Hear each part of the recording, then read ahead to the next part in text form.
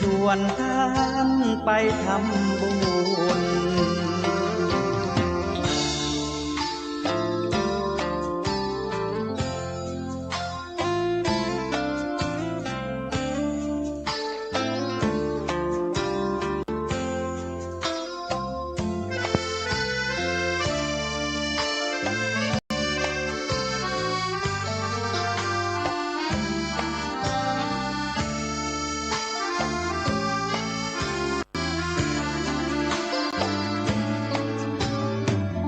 เชิญชวนทุกท่านเข้าวัดเข้าวารับศีลรับพรหลวงตาเสริมคุณค่าให้กับจิตใจกระทำความดีเรื่องนี้ไม่ต้องอายใครว่างจากการงานเมื่อใดเชิญชวนท่านไปทำบุญกระทำความดีเรื่องนี้ไม่ต้องอายใครฝากเพลงเชิญชวนหญิงชายอย่าอายเรื่องการทำบุญ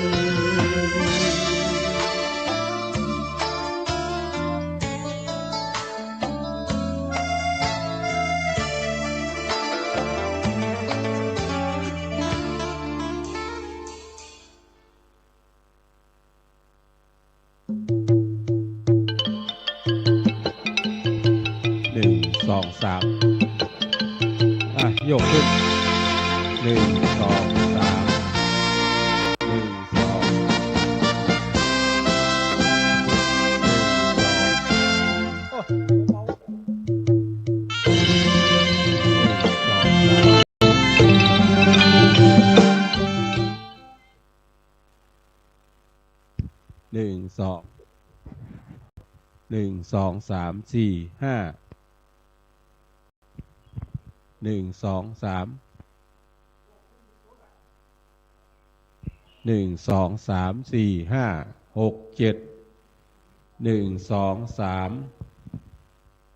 1 2ทดสอบ1 2 3 4 5 6 7ทำไมหอนวง1 2 3 4 5 6 7 8 9 10 1 2 3 4 1 2 3 4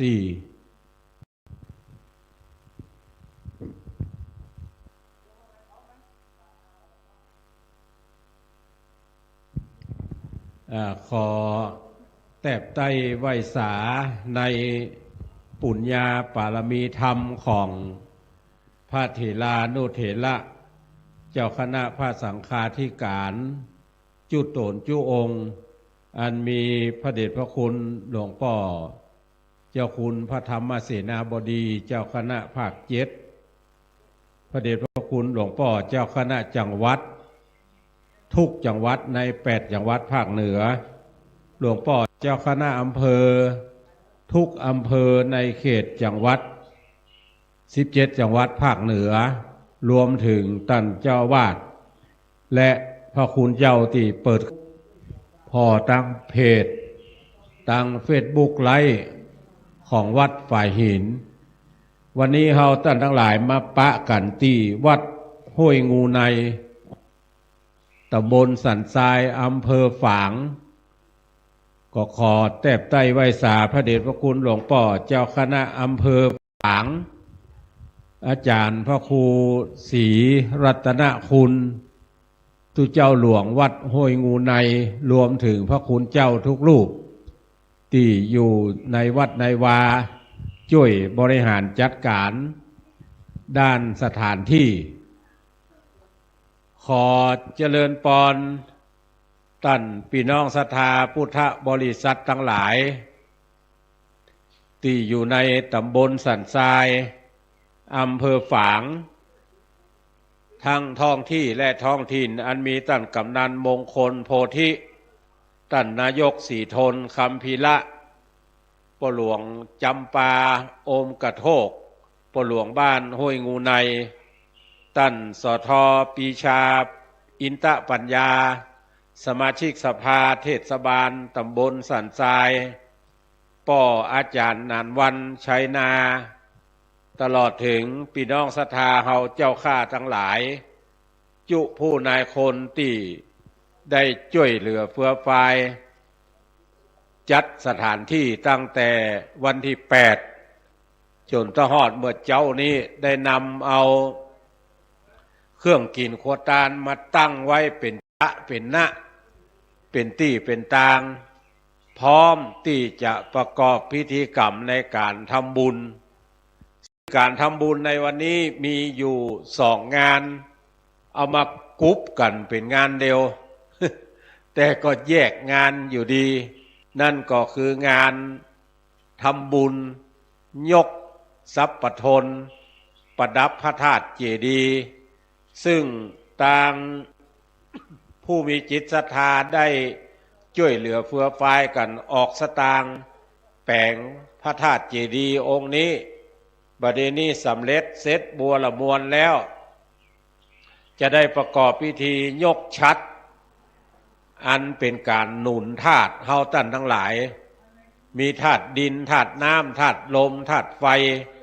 เขาจะได้ยกชัดขึ้นประดับเจดีย์ในวันนี้นอกจากนั้นเมื่อวันที่20ที่ผ่านมาเดือนแล้วเฮาท่านทั้งหลายปากันไปรอเตียนที่สถาบันธรรมาภิวัตรอำเภอแม่เมาะจังหวัดลำปางคณะพระนักจัดรายการคลื่นสีขาวอันมีท่านอาจารย์พระครูอภิวัฒนวิกรมรองเจ้าคณะอำเภอดอยหล่อจังหวัดเชียงใหม่เป็นประธานหลวงปู่หลวงป้อหลวงปี้หลวงน้าตลอดถึงสามเณรรวมถึงเจ้าหน้าที่ทุกฝ่ายที่เป็นผู้จัดรายการก็จึงได้มาจุ่มนุมกันที่วัดห้วยงูในเมื่อวันที่3ที่ผ่านมาว่าเฮาจะเอาเตียนติดหล่อแม่เมาะเอามาตานวัดในตำบลสันทรายอำเภอฝางนี่9 วัดด้วยกัน ก็ได้ได้จากกันวันนั้นก็จึงเป็นที่มาของการจะทำบุญในวันนี้การทำบุญตานเตียนภาษานั้นก็จะได้ตานวัดต่างๆนอกจากตำบลสันทรายแล้วก็ได้นิมนต์ตำบลแม่งอนซึ่งหลวงพ่อพระครูศีละสังวรประภัตเจ้าหลวงวัดพระธาตุดอยแก้วมีสมณศักดิ์เป็นที่ปรึกษาเจ้าคณะตำบลแม่งอนคณะสงฆ์หันว่าพระเดชพระคุณหลวงปู่มีผู้มีอายุพรรษาสูง80 กว่าพรรษาแล้วก็จึงจะได้อาราธนาหลวงปู่มาแผ่ปารมีธรรมที่วัดห้วยงูในวันนี้นอกจากนั้นก็นิมนต์ในตำบลสันทรายอันมีหลวงพ่อพระครูวิสิทธิ์บุญญาพรตุเจ้าหลวงวัดนันตารามเจ้าคณะตำบลสันทรายท่านพระครูพัฒนาสารโกศลตุเจ้าหลวงวัดต้นซ่านสามัคคีรองเจ้าคณะตำบลสันทรายนอกจากนั้นก็ได้นิมนต์ท่านอาจารย์พระครูวรานุวัฒน์วัดโสตยารามตุเจ้าหลวงวัดโสตยารามแล้วก็มีท่านพระครูบวรธรรมสุนทรวัดสุนทรารามเจ้าอาวาสวัดสุนทรารามอันดับ6ก็มีท่านอาจารย์พระครูศรีรัตนคุณตุเจ้าหลวงวัดโสภณารามวัดห้วยงูนายนี่อันดับ7ก็ได้อาราธนาท่านพระครูศรีสิทธิพิมลด็อกเตอร์วัดศรีบุญเรืองเจ้าวาดเจ้าสำนักเรียนวัดศรีบุญเรืองอันดับ8ได้นิมนต์ท่านอาจารย์พระสบุวุฒินันชัยอัฏฐยุตโตตุเจ้าหลวงวัดศรีถ้อยอันดับ เก้าได้นิมนต์ท่านพระปลัดพีระพงษ์ธีระวังโสเจ้าวาดวัดศรีมงคลอันดับ10ได้นิมนต์ท่านพระวิทยาวชิระวังโสวัดสันต้นดู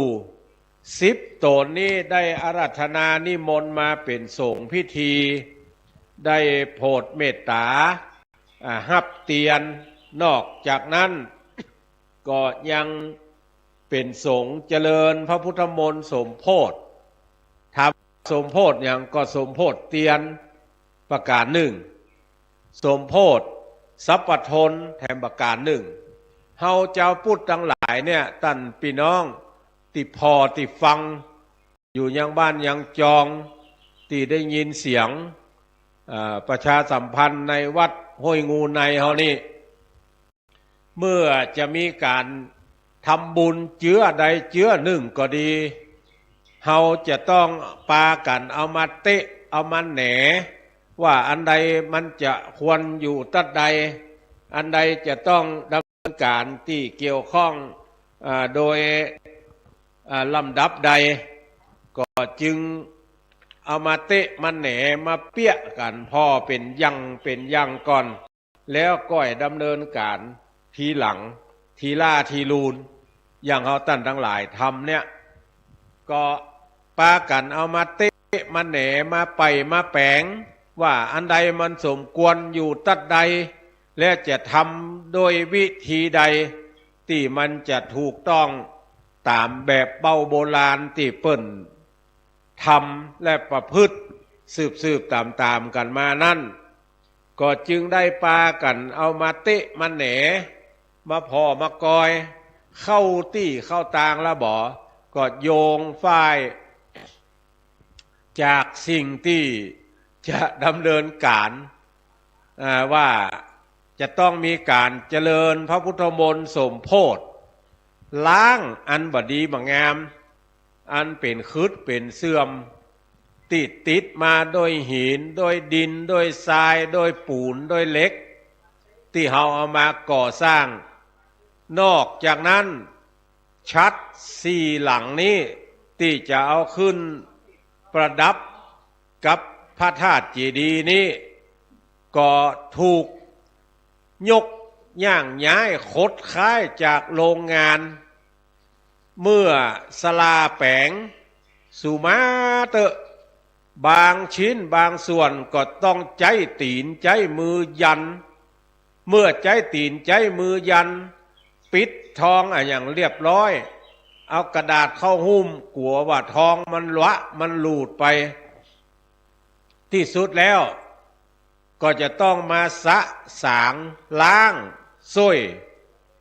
โดยการเจริญพระพุทธมนต์อันเป็นมนต์ที่พระพุทธเจ้าได้สั่งสอนเวนยสัตว์คนและเทวดาทั้งหลายดังนั้นเมื่อเอามาตั้งแล้วก็จะประกอบพิธีเจริญพระพุทธมนต์เพื่อความเป็นสิริมงคลส่วนหนึ่งเตียนตึง10 เล่มเนี่ยท่านทั้งหลายที่หล่อที่แม่เมาะขี้เพิงที่ท่านทั้งหลายเอาไปหล่อนะบ่ได้เอาทูลไว้บนหัวบ่ได้เอาสปายไว้ขี้ข้างเอาไว้ปืน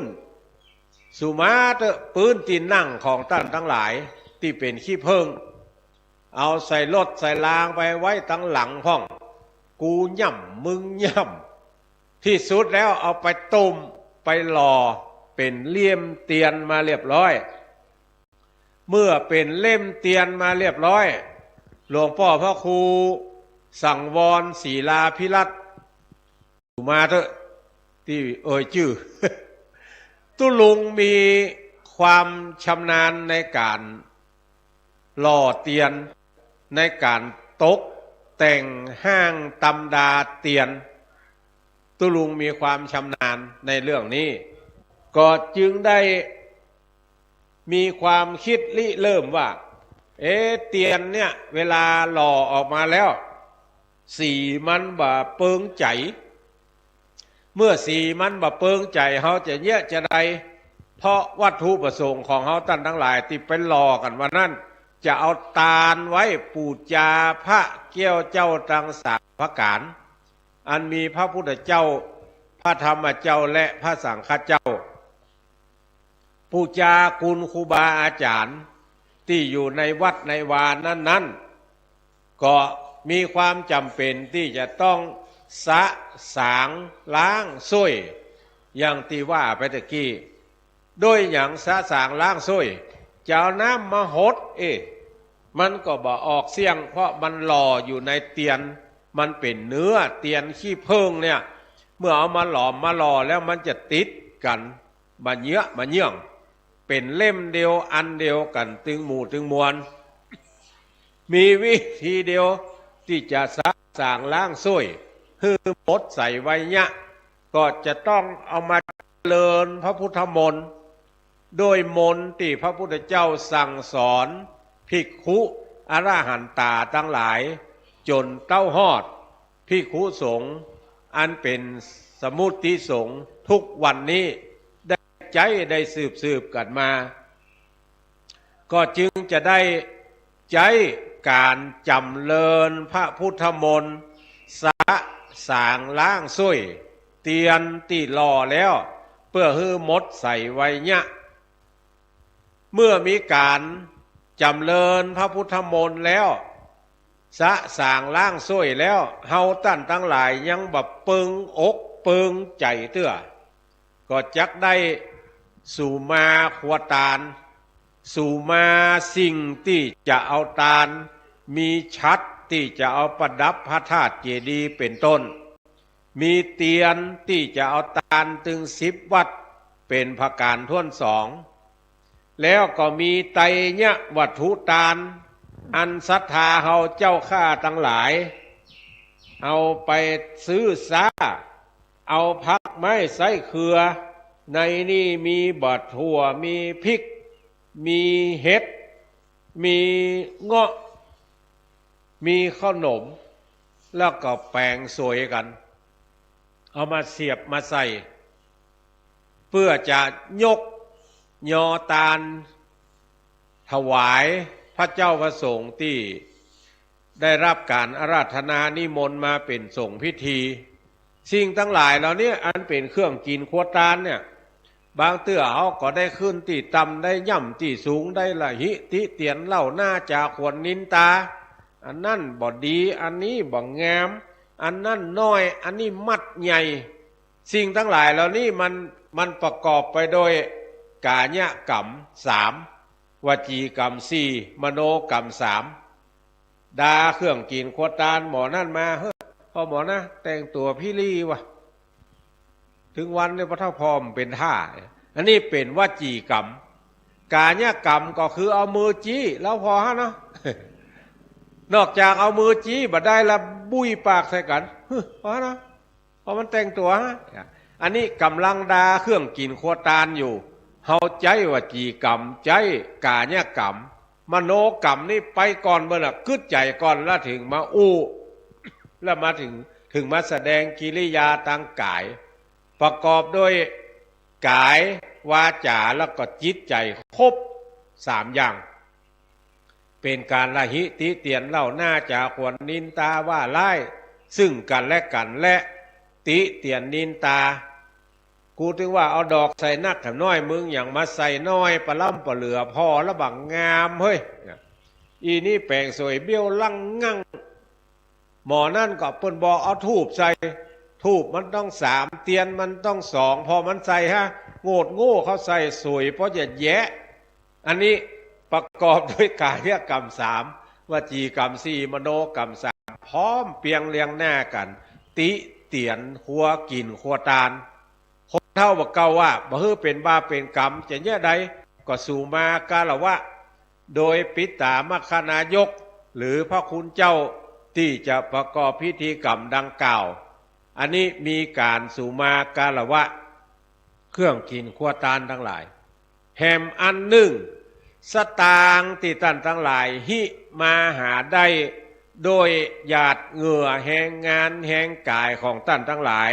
เอามาเปาะมาหอมกัน จะเอาตาลเป็นยอดตาลพระนักจัดรายการขึ้นสีขาวก็ได้ปากันอู้กันจ๋าได้ประชาสัมพันธ์เอาไว้ว่าไผจะเป็นเจ้าภาพยอดตาลก็แจ้งได้ตี้หลายๆตี้เอามาหอมวันนี้ก็ได้เอาออกมาก่อนก็ได้เป็นจำนวนปัจจัยที่จะถวายก็แต่ละชุดนั้น1,000 บาทแต่บ่ได้หมายความว่าจะตาล1,000 บาทอันนี้เป็นชุดปันใจหาพี่น้องที่สตางค์บ่เติงแต่ใครเป็นเจ้าภาพตัวเปิ้นมันบ่ถึงมันมีตะเอี้ยห้อยแยะใหญ่ตุนี่นะก็เลยหันใจกันแบ่งเป็นซอยย่อยออกมา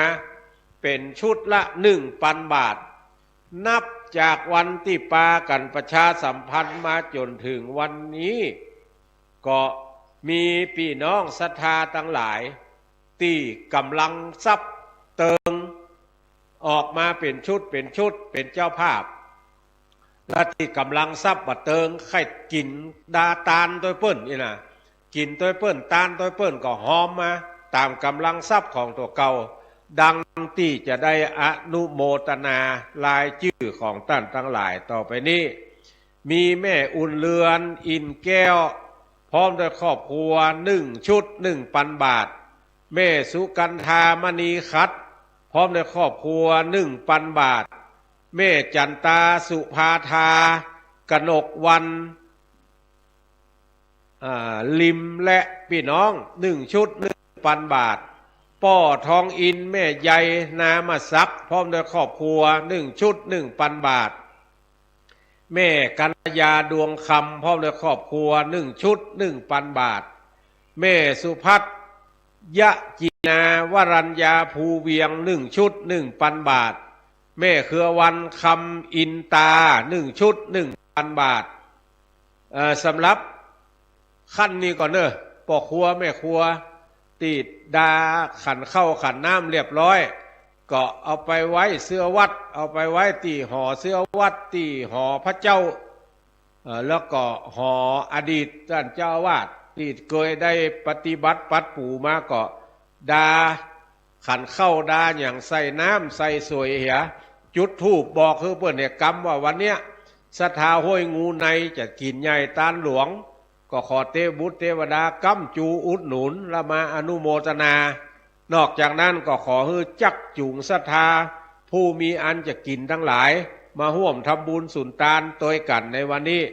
ไผ่ที่ได้ข้าวตอกดอกไม้ลำเตียนมาก็ใส่ได้เลยเนอะขันแก้วตั้ง3 ขันศีลขันน้ำตาล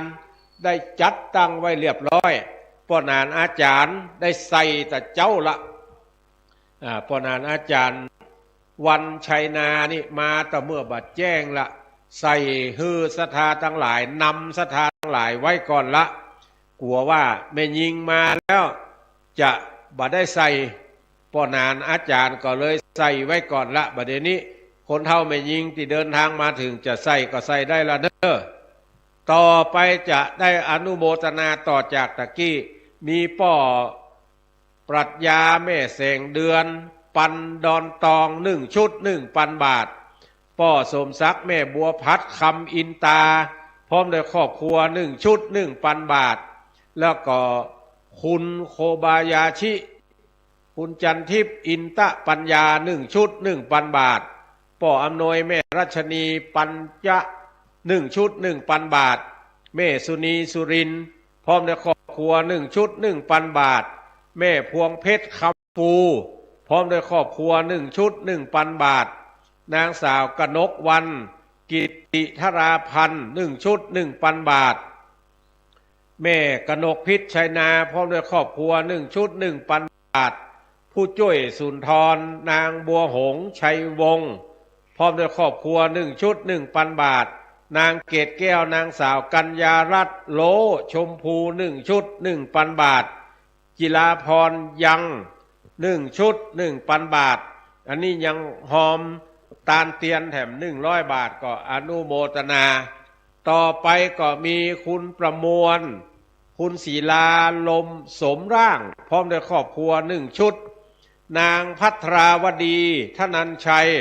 พร้อมด้วยครอบครัวแถม1 ชุดป่อปันแม่ทาอินตะปัญญาพร้อมด้วยครอบครัวแถม1 ชุดแล้วก็หอมทรัพย์ออมทรัพย์แม่บ้านออมทรัพย์แม่บ้านก็มีนางจันเพ็ญศรีราชแม่หลวงอัมพรอมกระโทกนางบัวจันทร์ซักเร็วพร้อมโดยลูกสมาชิกของกลุ่มออมทรัพย์แม่บ้านร่วมทำบุญมาแถม3 ชุดเป็นจำนวนชุดละ 1,000 บาทเป็นจำนวนเงินอยู่ 1,500 บาทอันนี้เป็นรายนามของเจ้าภาพเจ้าศรัทธาที่เป็นเจ้าภาพสำหรับไตรยทานนอกจากนั้นที่แจ้งผ่านอาตมาภาพก็มีแม่จงดีพ่อหมออินทรเชื้อกันทาจะเป็นเจ้าภาพตึงสังตึงยอด 1,500 บาทเพิ่นจะเอามาทานในวันนี้ก็อนุโมทนาในส่วนกุศลและเจตนาที่ท่านทั้งหลายร่วมกันบอกว่านักว่าน้อยร่วมกันทำบุญสุนทาน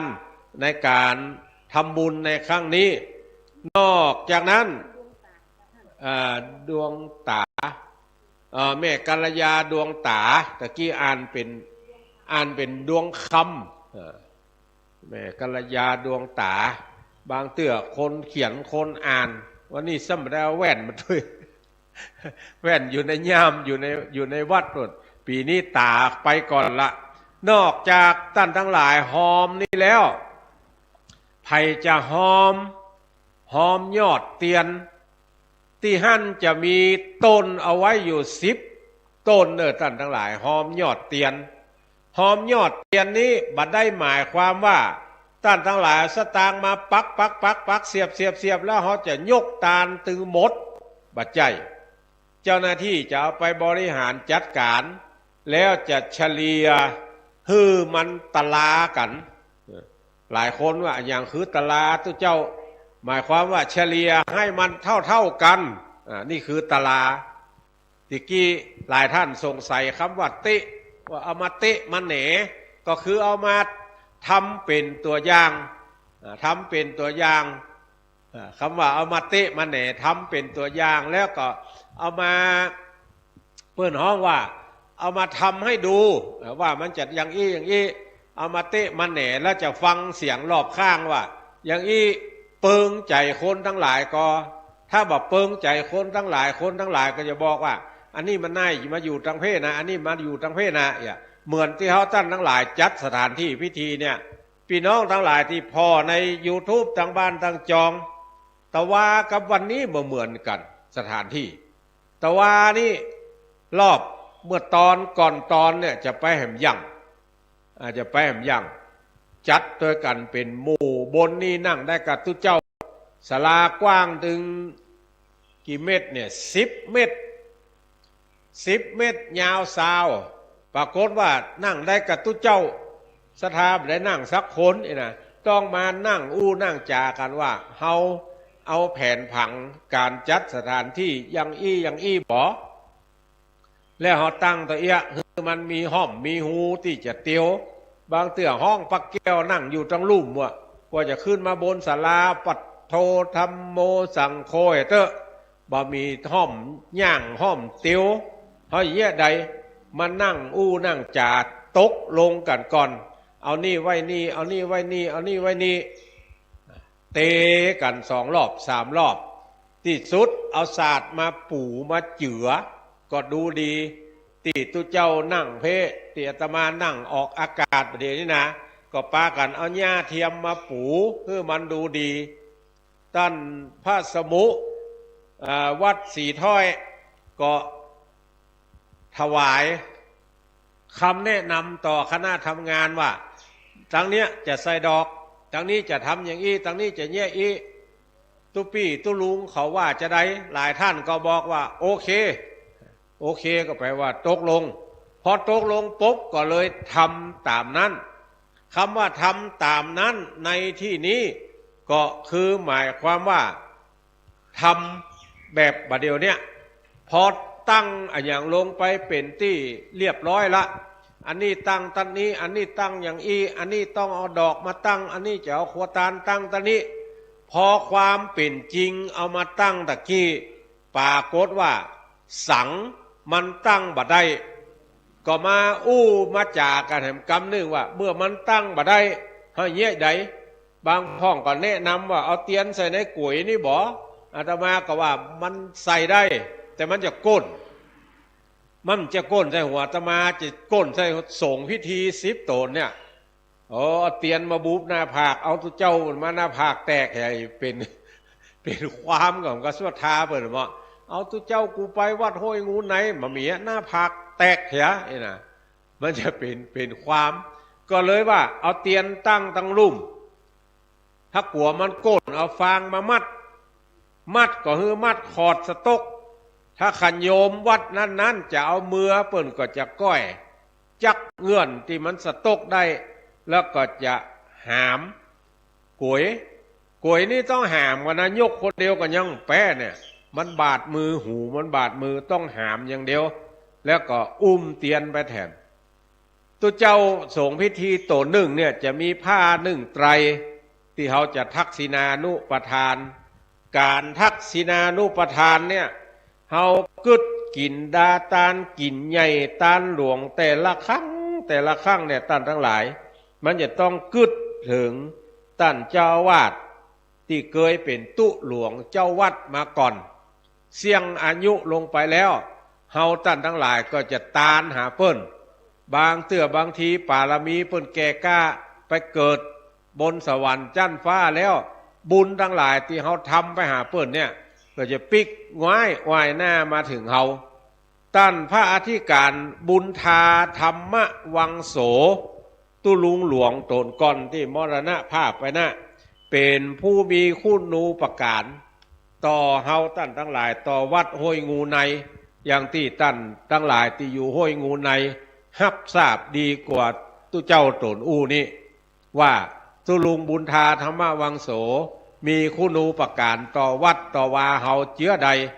กว่าจะได้มาเป็นวัดเป็นวาจะมันจะต้องผ่านมันอย่างมาพ่องมาจนถึงเจนหลวงพ่อพระครูศรีรัตนคุณมาเป็นตุเจ้าหลวงนี่กว่าจะมาเป็นอย่างนี้มันผ่านอย่างมาพ่องเฮาก็จะกึดกินดาตานหาเปิ้นเมื่อเปิ้นยังสมปานบักแก่ก้าตายไปแผ่หน้าไปอยู่ที่ไก่ที่ใกล้ที่ใดที่หนึ่งก็ดีนะบุญกุศลทั้งหลายเหล่านี้ก็จะไปปกยกย้ายขดค้ายออกจากที่ผานคือได้ไปฮับกินฮับตานที่เฮาท่านทั้งหลายทำบุญไปหาเปิ้นเนี่ยไปหลอดเมื่อเจ้าเป็นข้าวงายไปหลอดเมื่อควายเป็นข้าวตอนไปหลอดเมื่อยามตอนเป็นข้าวแรงเป็นข้าวเป็นแกงเป็นข้าวติบน้ำติบ10 ประการเป็นเสือศาสตร์อาสนายานะสะเปาคำลำผาเสดนำเอาเปิ้นไปเกิดที่ดีแถมนอกจากหลวงพ่อบุญทาธรรมวังโสแล้วอดีตวยาวัจกรวัดอดีตป่อจานวัดก่อนป่อนานวันชัยนาเนี่ยมีป่อจานวัดเป็น3-4 คนตั้งแต่เป็นอารามมาละบัดได้ตั้งเป็นผู้จานก็เอาน้อยเอาหนานมาช่วยกันท่านทั้งหลายเหล่านั้นเป็นผู้ที่มีคุณูปการต่อวัดกว่าจะได้อย่างถึงวันนี้จะต้องอาศัยปารมีธรรมท่านทั้งหลายเหล่านั้นช่วยกันเกาะกลุ่มลุมลาเหมือนดังโยมกนกคิดชัยนาปอดจานท่านสทป่อหลวงบัดเดี๋ยวนี้เกาะกลุ่มลุมลาศรัทธาทั้งหลายมากึดกินดาตานว่าขอหมอนี้ช่วยตั้งนี้ขอหมอนี้ช่วยตั้งนี้ชุดรักษาความปลอดภัยประจำหมู่บ้านเตียงห้องว่าชลบขึ้นตรงกับท่านกำนันแล้วก็ตั้งชุดพออย่างก็แหมอันหนึ่งที่ขึ้นตรงกับท่านนายกก็ได้ขอทั้ง2 ฝ่ายนี้ถึงอยู่ในท้องถิ่นอยู่ในท้องที่มาช่วยการช่วยงานด้านการจราจร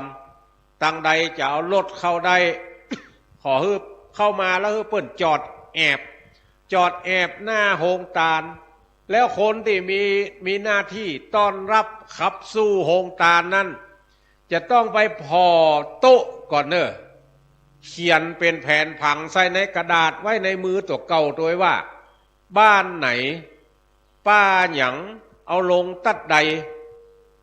เอาลงตัดใดบัญชีรายชื่อเจ้าภาพโฮงทานอยู่ที่ไผเอ่ยตุลุงเลินกะขอเอามาผมนี่กำเนาะจะได้ประชาสัมพันธ์ชุดหนึ่งว่ามีไผ่พ่อง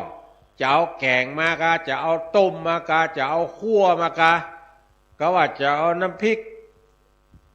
น้ำปูมากะจะเอาข้าวพัดมากะนะมันจะได้หู้จะได้ประชาสัมพันธ์กันเมื่อท่านทั้งหลายหู้แล้วว่าหมอนี่ลงตะนี้หมอนี่ลงตะนี้ก็ช่วยพ่อช่วยกอยช่วยพ่อช่วยกอยจำแล้วบอกคือเพิ่นอันนี้มาจากไหนหามาจากปุ้นปางปอยก็ต้องไปพอว่าปางปอยจะลงตัดใดคือเพิ่นเอารถมาจอดทีมนี่เนอะก็ช่วยเพิ่นขนลงบ่ใจวันละคือเพิ่นนะถ้าคือเพิ่นเอาลงคนเดียวนี่ตายละกูบ่มามซ้ำมาวัดห้วยงูไหนเอาไปก็กูขนลงก็กูไผ่เพราะบ่ช่วยพอบ่ได้มามาบไอ้นะดังนั้นต้องช่วยเพิ่นมีหน้าที่ช่วยเพิ่นขนลงเอาอย่างลงพุ่งบอกเนอะเดี๋ยวจะช่วยขนอันใดที่เพิ่นต้องการปลั๊กอันใดที่เพิ่นต้องการไฟที่จะเอาเสียบโน่นนั่นนี่ก็ช่วยบริการให้เพิ่นมันถึงจะได้ดีแล้วเอาครัวลงเรียบร้อยแนะนำให้เพิ่นเอารถไปจอดตังวันตกวัดแม่นกันเนาะวันตกเนาะเอาหูเหนือหูใต้เราจะคนบ้านนี้นะ ตังวันตกตังหน้าโฮงครัววะน่ะปะโทธรรมโบสังโฆตวะเตียวไปโฮงครัววันนี้ใดนี่เวลาเนี้ยกินนี่เอามาถึงวิหารมาถึงศาลาไปแกงบดีบูดก่อนนี่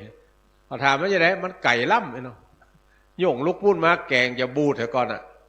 ดังนั้นเอารถไปจอดตังปุ้นแล้วตังใดที่จอดได้แถมซอยใดที่ใดกาโดยเฉพาะอย่างยิ่งพี่น้องศรัทธาที่อยู่ตังวันตกวัดเนี่ยวันนี้ขออนุเคราะห์วันหนึ่งเนอะขอเปิดประตูบ้านให้รถเข้าไปจอดพ่องเปิดประตูบ้านให้รถเข้าไปจอดคือรถเข้าไปจอดเรียบร้อยแล้วก็จะได้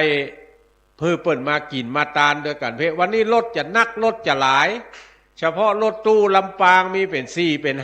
5แล้วก็ตั้งดอยหล่อแถมตั้งอื่นแถมตั้งเวียงปะเป้าแถมแล้วก็ตั้งวังเหนือแถมมันไม่ใช่เฉพาะกาเมืองฝางเขามันมาจากหลายที่หลายทางที่จะเอารถเอารางกันมานี่ตุเจ้าส่วนล่วงหน้าก็ล่วงหน้ามาก่อนแต่ว่ามาจัดสถานที่เพราะงานนี้ตั้งขึ้นสีขาวได้รับผิดชอบเต็มที่จะมาเกี่ยวข้องกับเรื่องตาลเตียนเนี่ยจะเอาตาลวัดใดก็อยู่ที่ตุเจ้าขึ้นสีขาวจะตาลเต้าใดจะตาลอย่างใดอยู่ที่ตุเจ้าขึ้นสีขาวกับพี่น้องศรัทธาที่เป็นมวลชนศรัทธาท่านทั้งหลายที่เอารถมาในวัดจะไปกึดใจยังกุเตื้อเนอะถามว่ากึดใจยังกุเตื้อกึดใจอย่างใดตุนะกึดใจยังกุเตื้อนั่นก็คือว่าจอดเนี่ยกำเดียวบ่ได้นะถ้า10 คนกำเดียวบ่ได้หมดนี่การจราจรติดขัดหมดเลยท่านทั้งหลายเสาะหาที่จอดที่เจ้าตั้งหลังศาลาพิธีนี่จอดได้เป็น10 กันเนอะเอาเข้ามาหลังศาลาพิธีเถอะศาลาหลังใต้กันเนาะ หูเหนือหูใต้ละศาลาหลังใต้ตั้งติดถนนเนี่ยท่านทั้งหลายเอามาจอดตั้งหลังนี่ได้เป็น20 กันบัดถ้ากลัวมันติดมันลมถ้ามันติดมันลมบึดจะขอคนที่มีกำลังวังชาช่วยกันยกตะกี้อู้ถึงต้นคาที่เอาตั้งไว้10 ต้นตั้งหน้านะอันนั้นเป็นยอดเตียนเนอะท่านทั้งหลายไผ่มาได้ไปรอโดยเพื่อนที่แม่เมาะที่สถาบันธรรมาภิวัตรวันนี้เขามาตาลโดยเพื่อนเอายอดมาปักบัดจำเป็นจะต้องปักถึง10 ต้นนะเพราะทุนเขาเตรียมมาน้อยก็ปักแค่ต้นเดียวก็ได้ละต้นใดก็ได้เหมือนกันหมด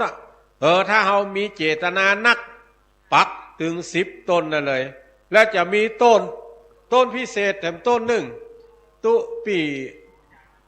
ตุปีอ่อยไปทางใดต้นเดี๋ยวมาตั้งกันกี่ต้นอย่างต้นพระป่าป่างปอยก็แม่เนาะแม่ต้นพระป่าป่างปอยแห่มต้นหนึ่งวันนี้นอกจากเขาจะตาลเตียนและตาลซับปะทนประดับพระธาตุเจดีย์แล้วคณะพระนักจัดรายการโดยท่านพระมหาสมชาติชาตะปัญโยวัดบรรพตสถิตตีอู้กับท่านทั้งหลายตั้งแต่ตีสามแผ่ว5 โมงแต่เจ้านะตึงบั่นย่างปากย่างคอตีสามถึง5 โมงอู้กับท่านทั้งหลายมาน่ะเปิ้นมีเจตนาที่จะตั้งต้นพระป่าก้อมพระป่าขี้เปียต้นหนึ่งเอาไปเป็นก้าบดินกีที่จะเอาไปก่อสร้างพระธาตุเจดีย์ที่วัดปางปอยนี่อยู่ตำบลอย่างตำบลแม่คะห่างจากเขานี่ไปแห่งบทโทธรรมโมสังโฆ4 โค 5 โคแล้วไม่ใช่ของใกล้ๆวัดปางปอยนี่อยู่ตำบลแม่คะเปิ้นก็กำลังสร้างธาตุเหมือนเฮาตั้นทั้งหลายเนี่ยแต่เฮาตั้นทั้งหลายห้วยงูในนี่เรียบร้อยละวันนี้จะยกซับปะทนขึ้นประดับแห่มกรรมก็จะยกชัดลวดปอยหลวงน้ำแล้วแต่ว่าเมื่อใดก็ให้ฟังแห่มกรรมหนึ่งท่านทั้งหลายประเด็นนี้วันนี้เรามาตาลซับปะทน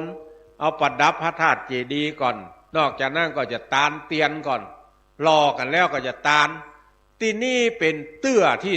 2ของการตาลเตียนอาตมาภาพม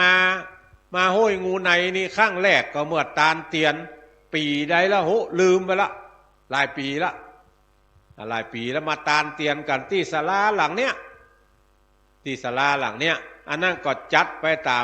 ามสภาวะตามสภาพการของตามบริบทของพื้นที่แต่วันเนี้ยจัดตามบริบทของพระนักจัดรายการแล้วก็ช่วยกันบริหารมันเป็นยะเป็นยังที่ท่านทั้งหลายหันเนี่ยกว่าจะได้ออกมาจะนะเถียงกันคอเป็นเอ็นเนอร์ท่านทั้งหลายเจ้าของซะน้อยบอกตุปีโยตุปีนุมบอกเจ้าของเครื่องเสียงว่าเอาลำโพงตั้งตะนี้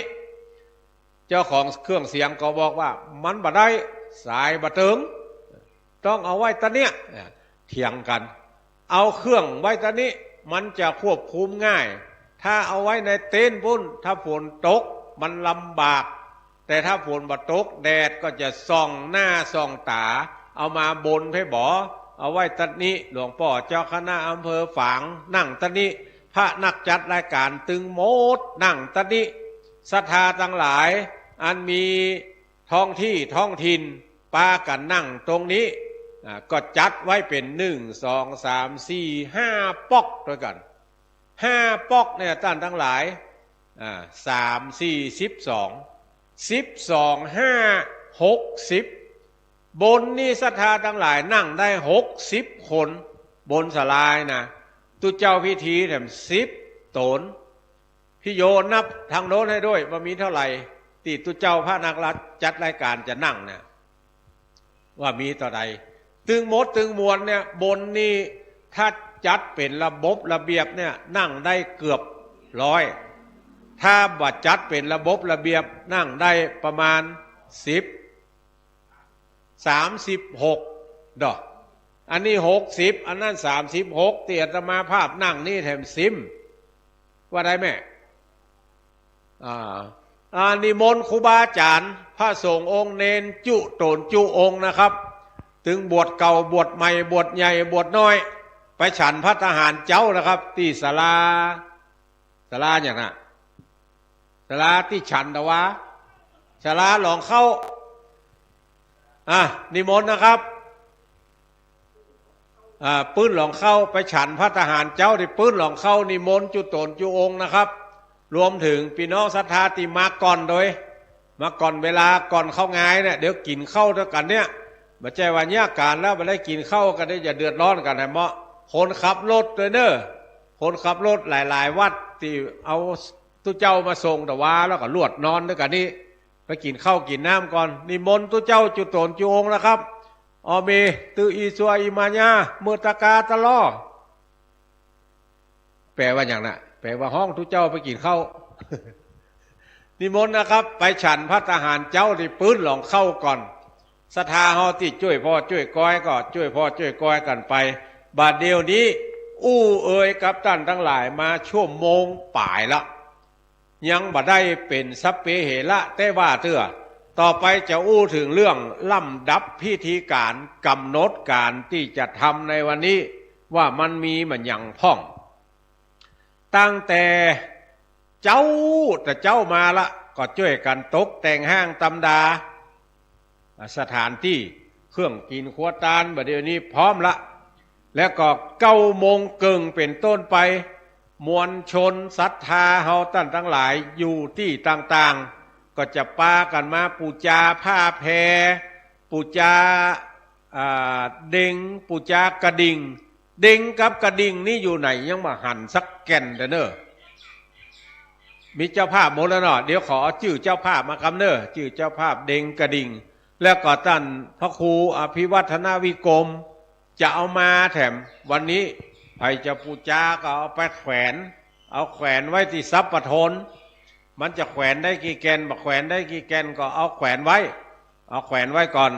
แล้วก็ตั้งศาลาโนยบัดเดี๋ยวนี้เข้าใจว่าศาลาโนยออกมาจากปุระละปูนละเพราะศาลาโนยอยู่ละปูนเป็นช่างสร้างพระธาตุนี่กับทีมงานจะเดินทางมาเอาห้อยตะใดเอาแขวนตะใดศาลาโนยจะบริหารจัดการ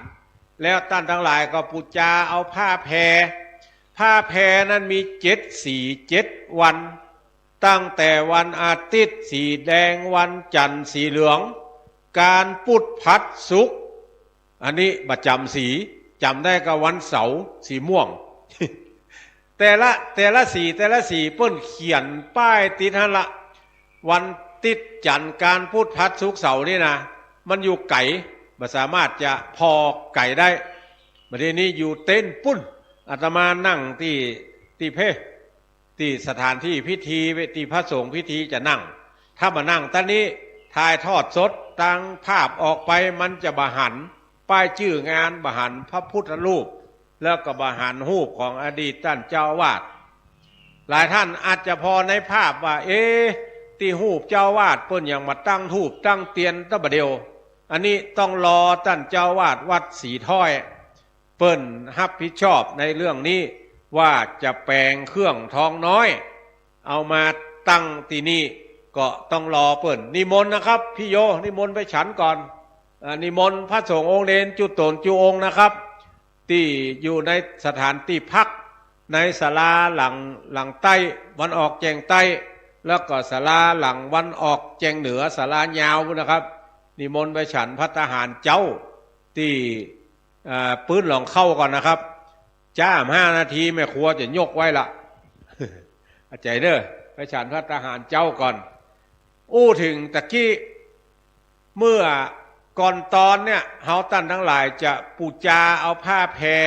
บาท่ามัดท่านทั้งหลายเอาสอดเข้าเต็มห้อมเต็มหูชัดนั่นน่ะไผเกิดวันหยังก็ปูจาอันเดียวถ้าเกิดบอกว่าตัวเก่าเกิดวันใดลืมไว้แล้วนะยอกถึง7 อันนั่นน่ะยอกถึง7 อันเพราะว่าอันเดียวชุดเดียวเนี่ยฮือท่านทั้งหลายปูจาอยู่20 บาทสตางค์ทั้งหลายเหล่านี้ที่ท่านทั้งหลายปูจาเนี่ยบ่เอาไปไหนก็จะเอามาดำเนินการจัดงานนี้ส่วนหนึ่งก็จะเอาเข้ากองทุนสร้างพระธาตุส่วนหนึ่งก็จะถวายไว้กับวัดท่านเจ้าวาดเอาไปพัฒนาเจ้าวาดแก่วัดปู่จานกรรมการเอาไปพัฒนาวัดสืบไปแถมดังนั้นก็ท่านทั้งหลายบริจาคเอาตามกำลังทรัพย์ของท่านทั้งหลายเด้อบ่ใจว่าตัวเก่ามาคนเดียวลูกหลานบ่ได้มา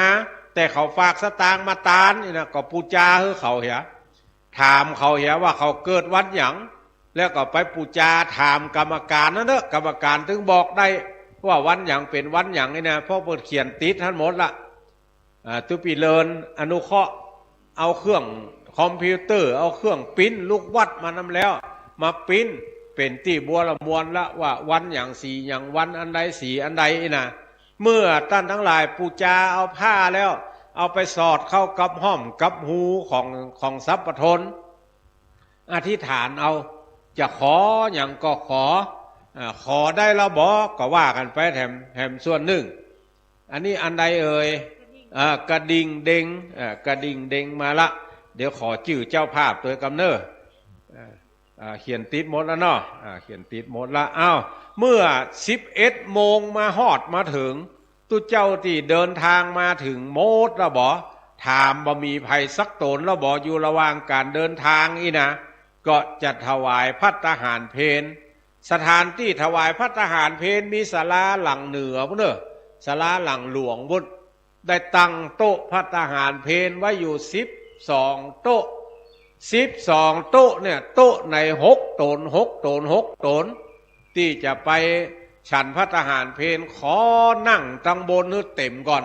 ไผอยู่ฝ่ายภัตตาหารบึดขอช่วยถวายคำแนะนำตู้เจ้าทั้งหลายว่านั่งตั้งบนฮึดเต็มก่อนเต็มเป็นโต๊ะไปถามว่าที่เหลือเนี่ยใดก็จะเชิญพี่น้องทั้งหลายที่เดินทางมาจากสถานที่ต่างๆได้ไปกินข้าวกินน้ำกันบนท่านส่วนหนึ่งแถมส่วนหนึ่งไผที่บ่ชอบไปนั่งเป็นจ๊ะเป็นนะชอบติวตัวกินตัวอันใดล้ำก็กินนักอันใดบ่ล้ำก็กินให้น้อยนะเหลือหน้าไปไหนก็อยู่ในถุงดำพ่องต้นไม้พ่องว่ากันไปตามนั้นก็ติวกินได้ศรัทธาท่านทั้งหลายก็เหมือนกันเปิงใจตั้งได้ชอบตั้งได้ถ้าเป็นพิธีก็ขึ้นทั้งศาลาถ้าเป็นพิธีก็ติวไปตามเต้นตั้งใต้วิหารนี่ตั้งใต้วิหารตั้งหน้าโฮงท่านเจ้าวาดนี่นั่นเขาตั้งโฮงทานไว้แล้วจะเลี้ยงเข้าป่าอาหารและเลี้ยงโรงทานท่านทั้งหลายโฮงทานนี่ขอฮื้อเปิดพร้อมเดียวกันยกเว้นน้ำชากาแฟนี่จะมีอยู่2-3 จุดกาแฟมีอยู่2-3 จุดแรกอยู่ทางวันออกแจ่งใต้เอาวิหารเป็นหลักเนอะทางวันออกแจ่งใต้หน้าศาลาหลังวันออกแจ่งใต้เนี่ยศาลาเก๋งตั้งข้างๆธาตุเนี่ยจะมีเต็นท์อยู่หันเต็นท์หนึ่งเต็นท์สีน้ำเงินอันนั้นเป็นกาแฟของศรัทธาวัดแม่ห้องไคจากอำเภอดอยสะเก็ดลำบัดลำก็ว่ากันไปลำก็กินนักบัดลำก็กินน้อยแต่ไผ่กินเกิน3 ก๊อกขึ้นไปก็ระวัง บัดจะลำละเขาน่าก็ระวังมันจะนอนบัดลับกันก็นี่เป็นจุดที่1จุดที่2ก็มีทั้งใต้วิหารมีแหมหลายที่หลายตางแล้วเต็นท์ตั้งหน้าวิหารอุโบสถเนี่ยถามว่ามันเป็นเต็นท์มันหยังตัดหั่นจะเป็นสถานที่ดาภัตตาหารเพลไผได้แกงได้พัดได้คั่วได้เจ้ามาเอาไปหั่นหมดเอาลงหั่นแล้วก็ตักอาหารใส่ถ้วยตักอยู่40 ถ้วยได้เอาไปไหนปลาล้ำบ่เหลือทุกเจ้าก็40 ถ้วยไหนถ้วยว่ะโต๊ะไหนก็2 ถ้วย20 20แล้วก็มันมีนักโต๊ะไหนฮะมี10 กว่าโต๊ะเกือบจะ20ก็โต๊ะไหน2 ถ้วย2 ถ้วยถ้ามันไก่กับล้ำพระเถระเพิ่นยื้อบ่เติงก็ใส่3เนี่ยอันนี้คือการบริหารจัดการเรื่องภัตตาหารเพลถวายภัตตาหารเพลพี่น้องศรัทธาทั้งหลายกินข้าวอิ่มหนำสำราญแล้วบ่ตานโดยการปักยอดเอาไปปางปอยส่วนหนึ่งปักยอดเตียนส่วนหนึ่งแล้วก็ปูจาผ้าแพรปูจากระดิ่งส่วนหนึ่งเนี่ยเรียบร้อยแล้วบ่เจ้าหน้าที่ก็จะจัดบริหารจัดการในด้านปัจจัยต่างๆรวมถึงปัจจัยที่ท่านทั้งหลายเป็นเจ้าภาพที่ได้กิตนาลายชื่อไปตะกี้เป็นสัตว์เป็นส่วนเตี้ยงเกิงโคศกจะห้องท่านทั้งหลายขึ้นมาในศาลานี่เด้อศรัทธาเขานั่งได้60คนตู้เจ้านั่งได้30 ป่าย ตุเจ้าพระนักจัดรายการนี่ถ้ามานั่งได้30 ปลายส่งพิธีแถมซิมถามว่าที่เหลือไปนั่งไหนปุ๊บเก้าอี้เต็นท์ตั้งลุ่มบนมีที่นั่งเปอเลอะเปอเต๋อคำว่าเปอเลอะเปอเต๋อในที่นี้หมายความว่าที่อยู่ในห่มในเต็นท์ศรัทธาห้วยงูในรวมถึงพี่น้องที่มาช่วยกันตั้งแต่ตะวาวันพลืนมาแล้วก็ตั้งโต๊ะตั้งมานั่งเก้าอี้แล้วก็โฮงทานมันจะบ่มีแล้วหรอโฮงทานเสี่ยงละเปิ้นเก็บครัวขึ้นรถโมดละบ่เขาก็ปรับสถานที่แถมไม่นั่งกันทั้งพุ่นก็ได้โอ้เขาแค่หันทีเฮ้ยเปิ้นเนี้ยจะได้พ่องไอ้นะมานั่งตั้งเต็นท์เพะโอ้เขาประสนใจอะเข้าก็อิ่มละตานอย่างไรก็จ้างทุกเจ้าด้วยนะก็จะนั่งไหนก็ได้นั่งทั้งพุ่นก็ได้ทั้งใดทั้งหนึ่งก็ได้ว่ากันไปตามนั้นดังนั้นก็ช่วยพอช่วยกอยโน่นในช่วงเตรียมการนี่นะพี่น้องที่มาร่วมทำบุญสุนทานพี่น้องที่มาขายลอตเตอรี่ขายหวยจะเอาจอดตัดใดจะเอาไว้ตัดใดก็ช่วยพอช่วยกอยกันตัวว่ารถจอดตัดใดได้รถจอดตัดใดบ่ได้ถ้า10 คนต่างคิดเหมือนกันหมดว่าจอดกำเดียวบ่ได้นะการจราจรติดขัดหมดละห้ามใจคำว่าจอดกำเดียวบ่ได้ต้องบริหารจัดการตัวเก่าที่มันบัดเติกบัดเคิงไผตัดใดที่มันเติกมันเคิงรถลาจะผ่านไปผ่านมาเนี่ยก็บักควรจะจอดที่จะจอดได้เนี่ยหลังเตียธรรมาภาพอยู่เนี่ยศาลาหลังเนี่ยจอดได้เป็น10กันเอาเข้ามาจอดตั้งในไว้ก่อนแล้วก็จอดตั้งนอกไอ้เรื่องออกมันมีปัญหาออกจังไดก็ได้คนเอาแก่บ่ไหวบ่เฟื้อรถบ่ไหวคนหนุ่มมีเปเลอะชลบก็มีตุ้เจ้าก็มีพระเนนก็มีที่จะมาช่วยกันตอนนี้พระเจ้าประสงค์ทำพัฒกิจแล้วก็พี่น้องศรัทธาคนขับรถพี่น้องศรัทธาที่มาก่อนคนคุมเครื่องเสียงไปกินข้าวก่อนเด้อไปกินข้าวก่อนก็เดี๋ยวก็มาว่ากันแถมตะกี้ถึงก่อนเตี้ยงนี่เตรียมการเตี้ยงเกิงขึ้นมาพร้อมกันบนศาลานี่พร้อมกันละบ่เสร็จสัตว์เรียบร้อยละบ่ไอ้นะหมู่ปูจาก็ปูจาไปหมู่จะปักยอดก็ปักไปแถมไอ้นะประธานในพิธีก็จะได้จุดเทียนจุดธูปปูจาพระแก้วเจ้าทั้ง3ประการหลังจากนั้นก็จะเกณฑ์ขันขอสมาทานเบญจศีลต่อประธานสงฆ์เกณฑ์ขันศีลแล้วจะได้เกณฑ์ขันตั้งต่อประธานสงฆ์แล้วแถมท่านหนึ่งก็จะได้จุดเตียนน้ำมนต์ที่ขันสาครแล้วตุเจ้าหรือปิตามคณายกก็จะได้นำกล่าวกรรมปูจาดอกไม้ธูปเทียนไหว้พระปจานาจารย์วันชัยนาก็จะได้นำหมอตันทั้งหลายสมาทานเบญจศีลขอเอาปานาอทินากาเมมุสาสุลาเว้นจากสิ่งถึง5อย่างนี้นำไปรักษาแล้วจะได้อาราธนาพระเจ้าพระสงฆ์พิธี10 รูปเจริญพระพุทธมนต์ย่อเพื่อสะสางล้างซ้วยอันบดีบางงามมันเป็นคืดเป็นเสื่อมติดมาโดยสัพพทนก็ดีติดมาโดยเครื่องกินครัวตานก็ดีติดมาโดยเตียนที่เขาจะตานก็ดีที่ว่าแต่เจ้าสะสางล้างซ้วยด้วยการสู่มากาละวะเครื่องกินครัวตานแล้วก็จะได้กล่าวนำกรรมถวายทรัพย์ปทนและเตียนซึ่งจะได้กล่าวคำถวายทรัพย์ปทนกับเตียนเนี่ยในเวลาเดียวกันพร้อมกันเมื่อกล่าวคำถวายเรียบร้อยแล้วบ่นี่นะก็จะได้นำท่านทั้งหลายที่เป็นเจ้าภาพประเคนที่เป็นเจ้าภาพเตียน10 ต้นเนี่ยตัวแทนของคลื่นสีขาวแต่ละจังหวัดเนี่ยเกณฑ์เตียนก่อนเกณฑ์เตียนละเสร็จสัตว์เรียบร้อยละบ่เจ้าภาพไตยตาลชุดละ500เนี่ยก็จะเกณฑ์เครื่องกินครัวตาลอันมีสามีพริกมีเห็ดหอมมีบะทั่วสีเสื้อ บะน้อยข้องป๋าขาดกับน้ำพริกแมงดากับบะเขือเจซ่า แล้วก็เงาะข้าวหนมยูโรทั้งหลายเหล่านี้เจ้าภาพจะเกณฑ์แล้วบอเจ้าภาพไตรยตาลยอดตาลติว่าชุดละ1,000น่ะเจ้าภาพจะเข้ามาเกณฑ์แถมรอบหนึ่งเกณฑ์ส่งพิธีแล้วหมดเขาจะเกณฑ์พระสงฆ์ที่มาร่วมพิธีอันมีพระเดชพระคุณหลวงพ่อเจ้าคณะอำเภอฝางเป็นต้นเป็นประธานแล้วก็พระเจ้าประสงค์แถมหลายวัดหลายวาที่จะเดินทางมาร่วมในวันนี้เกณฑ์กันเป็นตนไปเรียบร้อยแล้วบอตึงหมดแล้วบ่มีอย่างแล้วบอนี่นะเจ้าภาพเกณฑ์เสร็จสัดเรียบร้อย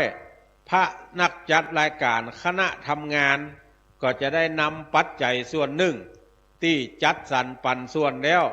เอาถวายท่านเจ้าวาดเอาไว้ใจพัฒนาวัดมอบเพื่อวิยาวัจกรปจานวัดกรรมการไปดำเนินการพัฒนาวัดแล้วก็คณะทำงานจะได้มอบปัจจัยสมทบกองทุนสร้างพระธาตุให้กับประธานกองทุนแล้วประธานในพิธีก็จะได้พบปะประชาชนคำว่าประธานในพิธีพบปะประชาชนนี้อาจจะเป็นท่านนายกศรีทนคำพิละอาจจะเป็นพ่อกำนันมงคลโพธิอาจจะเป็นพ่อหลวงจำปาอมกระโทกอาจจะเป็นสอทอปีชาอินตะปัญญาอาจจะเป็นพ่อนานวันชัยนาและหรือท่านอื่นๆที่จะได้เดินทางมาร่วมไผ่ที่มีตำแหน่งมียศมีศักดิ์ที่กล่าวมาเนี่ยก็จะได้ขอเปิ้นพบปะประชาชนวันนี้บ่ได้เจิญท่านนายอำเภอบ่ได้เจิญท่านสสมาร่วม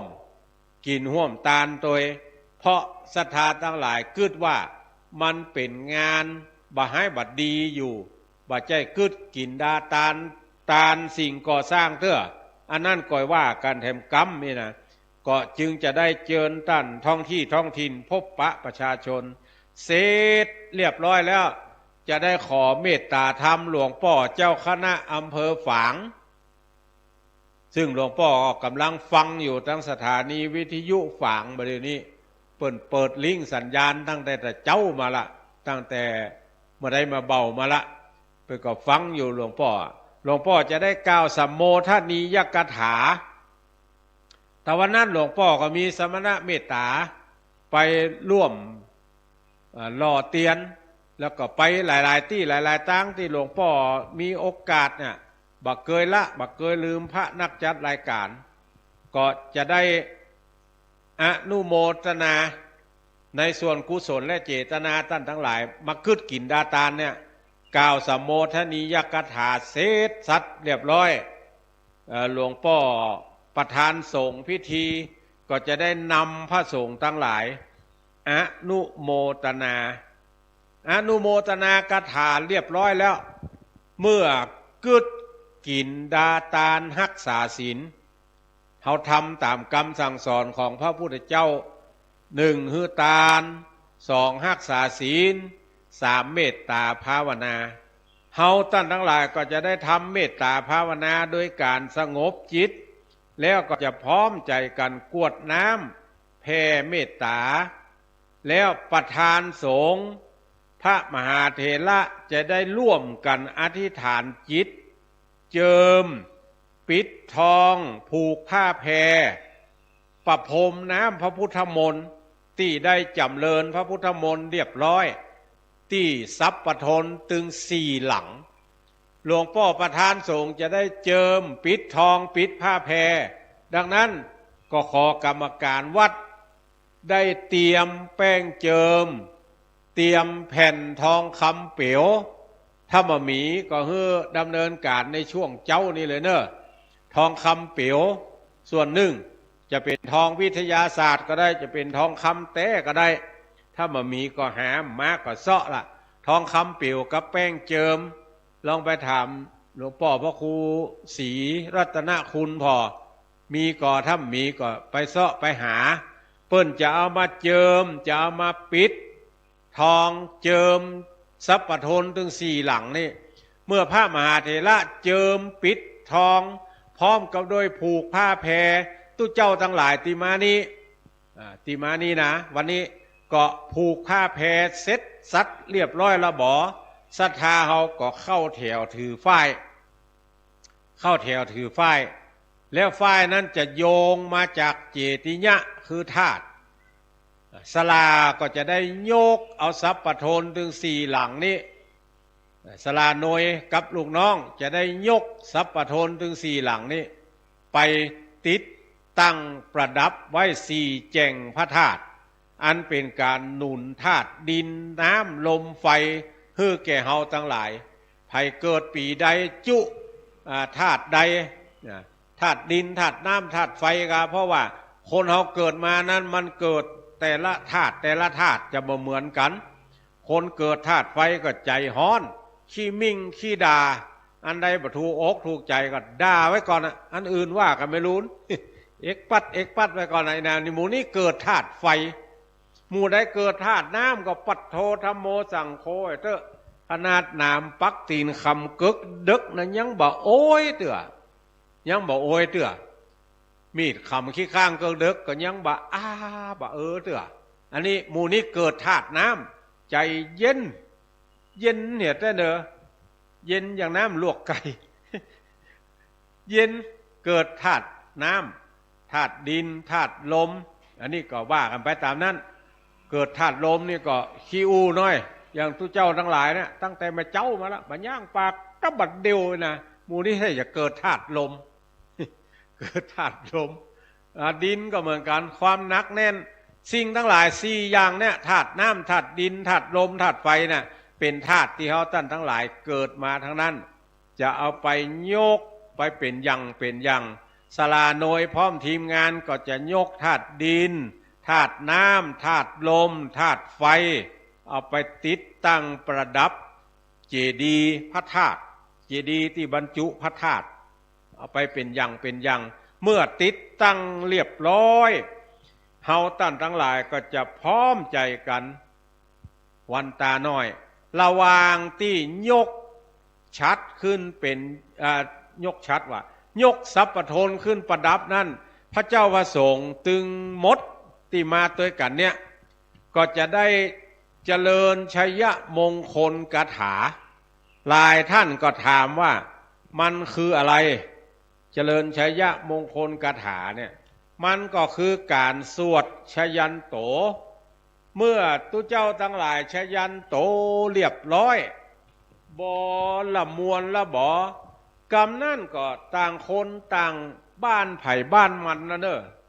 ไผ่บัดติดภารกิจอันใดอันหนึ่งก็ฮือปากันไปตาลผ้าป่าขี้เปียผ้าป่าก้อมที่วัดปางปอยตำบลแม่คะต่อไปแถมเขาจะไปตาลผ้าป่ากันที่หันตุลุงดอยตุลุงแดงตุลุงยองตุลุงยงตุลุงสมชาติตุลุงหลายๆตุลุงหลวงพ่อเจ้าคณะอำเภอถ้าบัดติดภารกิจไหนหลวงพ่อก็จะไปโตยเขาไปตาลผ้าป่าไปพอเปิ้นก่อสร้างเจดีย์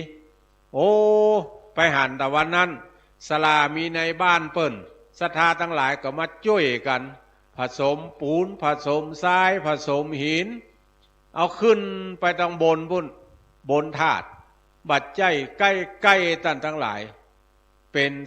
30-40 เมตรถ้ามาติ้วขึ้นนี่บัดตันกี่นะโอ้ศรัทธาปังปอยศาลาเก้าหัวปนดีเอาเสาสถานีวิทยุเก่าเอามาเป็นรางเอาเหล็ก3 หุ่นมาเชื่อมติดเสาวิทยุเอาต่อกันขึ้นไปเอานอนเป็น3 เหลี่ยมขึ้นไปเอาล้อมาใส่แล้วแปลงเหล็กออกตั้งข้างเอาปูนเข้าใส่ได้ภาคใน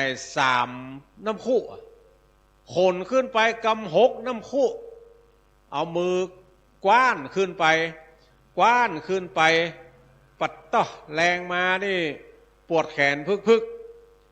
หลายท่านก็ไปแก้การปวดหลายท่านก็บอกว่าบักแก้มันพูดบักแก้นี่ต่อแถมว่ากันไปตามนั้นโอ้ได้2 วัน3 วัน4 วัน5 วันปากันไปประชุมนี่แล้วเมื่อวันที่3ก็ปากันไปยื้อไปใจพอเปิ้นตุลุงดอยก็บอกว่าอย่างมันต้องมอเตอร์อย่างเดียวมันถึงจะใจได้ก็เลยจวนตุลุงบุญตุลุงอ๋อยกับป้อนานมูลซึ่งเป็นศาลาเก่าปากันเอามอเตอร์มาติดแล้วก็ลองให้พอแนะวิธีใจว่าเวลาจะให้มอเตอร์เดินเนี่ยให้ย่ำตอนนี้ย่ำถ้ามันใกล้จะถึงปุระบ่อก็ให้ยกตีนแล้วบ่อก็ให้ห้ามให้เบรกยูอันนี้ไปใส่ตอนนี้มันอย่าไปกั้มกันแล้วก็มอเตอร์ก็จะหมุนไปเรื่อยๆแต่ว่าลอกที่เขาจักขึ้นไปนะสลิงที่จักขึ้นไปมันจะจุกแล้วก็หับเอาปูนตึง6 แก่นเนี่ยไปตั้งไว้ทางบนแล้วน้ำคู่เป่าใส่มา6 แก่นก็ปล่อยลงมาถ้ามันโวยลงไปก็ฮื้อยูห้ามยูเบรกตอนนี้ถ้ามันแบบโวยก็ปล่อยลงมาตามนั้นมาถึงลุ่มแล้วบ่เอาน้ำคู่แหม6 แก่นที่ใส่ปูนเรียบร้อยละเอาเข้าไปแตนน้ำคู่เก่าเอาน้ำคู่เก่าออกมาแล้วก็ย่ำตอนนี้มอเตอร์ก็จะหมุนแล้วก็จะเอาปูนขึ้นไปแถม6 แก่นเนี่ยจะเนอร์แต่การใจมอเตอร์ให้ระวังมือเป็นน้ำจะไปกำเบรกเกอร์ต้อง7 มือให้แห้งถึงไปกำเบรกเกอร์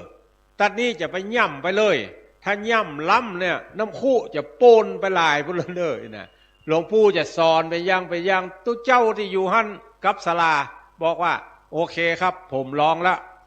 บักก้นบักตำในสักตี้เอาตามเนี้ยเนาะตู้หลวงปู่ก็เลยสวะบอกว่าอันเนี้ยให้ยืมใจเนอะจนกว่าธาตุจะแล้วเป็นสมณะเมตตาท่านทั้งหลายหลวงปู่ดอยเนี่ยหลวงปู่พ่อครูปฏิภาณธรรมทินเนี่ยประเดี๋ยวนี้ก็ฟังอยู่เนี่ยพออยู่ด้วยเนี่ยเปิ้นมีสมณะเมตตาได้ช่วยเหลือเพื่อฝ่ายหลายๆที่บอกว่าจะแปลงวิหารบอกว่าจะทำงานเกี่ยวกับการอนุรักษ์รักษาทรัพยากรสิ่งแวดล้อมธรรมชาติสิ่งแวดล้อมเนี่ยหลวงปู่ไปช่วยดอยม่อนใดบ่มีถังน้ำก็เอาถังน้ำขึ้นไป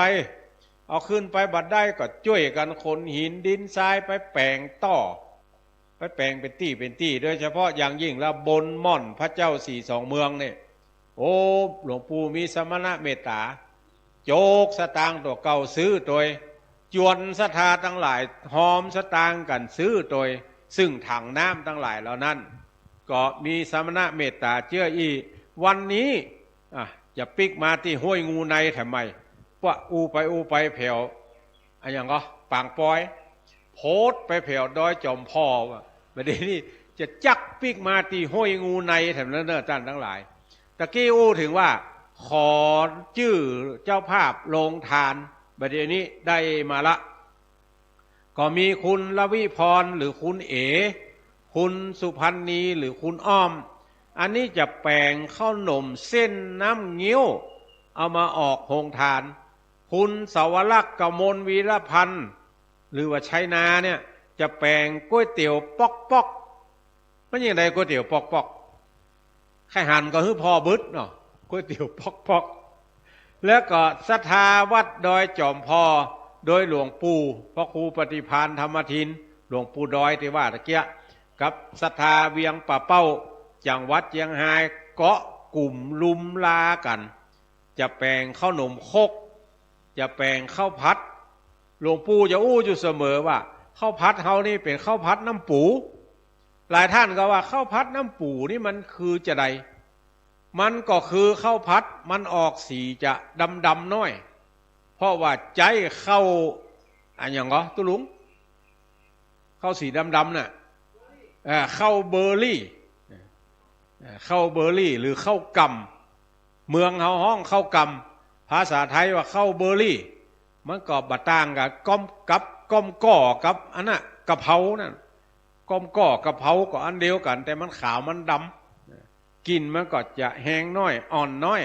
อันเดียวกันข้าวผัดน้ำปูก็คือจะข้าวเบอร์รี่มาผัดนอกจากนั้นก็มีท่านอาจารย์พระมหาสมชาติชาตะปัญโยและญาติโยมตั้งหลายตะกี้อาตมาภาพก็หอมไปละหอมเป็นเจ้าภาพก๋วยเตี๋ยวนอกจากเอากาแฟมาตั้งละก็ยังหอมเป็นเจ้าภาพก๋วยเตี๋ยวด้วยท่านมหาแถมก๋วยเตี๋ยวกาไก่ก๋วยเตี๋ยวกาไก่ลำปางคำว่ากาไก่นี่มาจากอย่างตุลุงถ้วยมันกะกาไก่เนี่ยก๋วยเตี๋ยวกาไก่นี่มันมาจากลำปางเนาะเพราะนั้นเป็นสัญลักษณ์ของลำปางจะเอาก๋วยเตี๋ยวกาไก่มานอกจากนั้นคณะที่5วัดพระพุทธบาทอุดมหรือน้ำบ่อสาวาพระเดชพระคุณหลวงพ่อพระครูจิตตาสุจิตานุรักษ์ด็อกเตอร์กับคณะศรัทธาตีนจองหองวัดน้ำบ่อสาวาเนี่ยก็จะเอาข้าวหนมเส้นมาเหมือนกันเอาข้าวหนมเส้นน้ำเงี้ยวมีน้ำยามีน้ำยาป่ามีถ้าจะใส่น้ำบาดาลก็มีเฮ้นะข้าวหนมจีนน้ำยานี่นอกจากนั้นก็วัดพระธาตุศรีมหาโพธิ์โปธารามวัดพระธาตุศรีมหาโพธิ์ตะโปธารามโอ้อย่างยาวได้ยาวอ่ะพระธาตุม่อนปินโอ้ตุลุงเจริญตุปีเลินพร้อมด้วยข้าญาติธรรมบ้านหัวฝายจะเอาส้มตำเอาข้าวหนมเส้นเอาข้าวเกียบกับข้าวเกียมตุลุงข้าวเกียมเนาะพอเขียนนี่ข้าวเกียมนี่แล้วก็ข้าวกั้นจิ้นดอกหลายอย่างเลย1 2 3 4ดอก4อย่างตุปีเลินจะเอามานอกจากเอาอาหารมาแล้วมานอนแฮมแก่มืดจ้อยนี่แถมตั้งวันที่8มาละเอกสารทั้งหลายทั้งปวงเนี่ยตุปีเลินเป็นผู้ดำเนินการป้ายโฮงทานกาอย่างกาเนี่ยแต่ครับความเมตตาอนุเคราะห์จากตุปีเลินอนุโมทนาตัวเนอเอาบุญด้วยกันบุญรักษา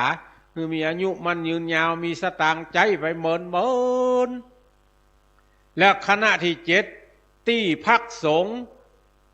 สถาบันธรรมาภิวัตรแม่เมาะลำปางโดยท่านอาจารย์สาธิตธีระปัญโยพร้อมด้วยคณะศรัทธาอันนี้จะแปลงข้าวเหนียวหมูทอดน้ำพริกตาแดงเอามาเป็นห่อเอามาออกโรงทานท่านตุลุงสาธิตฟังอยู่บึดจะไปลืมกันเด้อเอาเปี่ยไว้1 ห่ออย่าใส่ย่ามสปายขึ้นล่องอ่ะคณะที่8คณะสายบุญบันเทิงข้าวหนมทั่วแปบข้าวหนมบัดทั่วแปบเป็นจะได้บึดไปพอหน้าพอตามาเนอะคณะที่9คุณเกษรินสุภาพร้อมด้วยครอบครัวร้านเด่นชัยวัสดุก่อสร้างบ้านเด่นม่อนปินอันนี้จะเอาน้ำส้มเกล็ดหิมะเอามาออกโรงทานแล้วคณะที่10คุณเจ๊แดงสันทรายน้ำอ้อยสดตู้ปีเลินพิมพ์นี่เป็นน้ำอ้อนสดว่าเนี่ยใดน้ำอ้อนสดน้ำอ้อยสดคุณพี่เพนคณะที่11บ้านแม่มาวจะเอาน้ำดื่มมาคุณป้อณชนวัชระนาวีหรือป้อลุงหนานจันเปิ้นจะเอาไอศครีมเอาผัดไทยนี่ถ้าอู้กับคนเมืองหูเรื่องแล้วต้องบอกว่าก๋วยเตี๋ยวผัดก๋วยเตี๋ยวที่เปิ้นเอามาแปลงก๋วยเตี๋ยวนะแต่ก่อนมันเหลือละเปิ้นหมูไปเนี่ยใดก็เลยมาผัด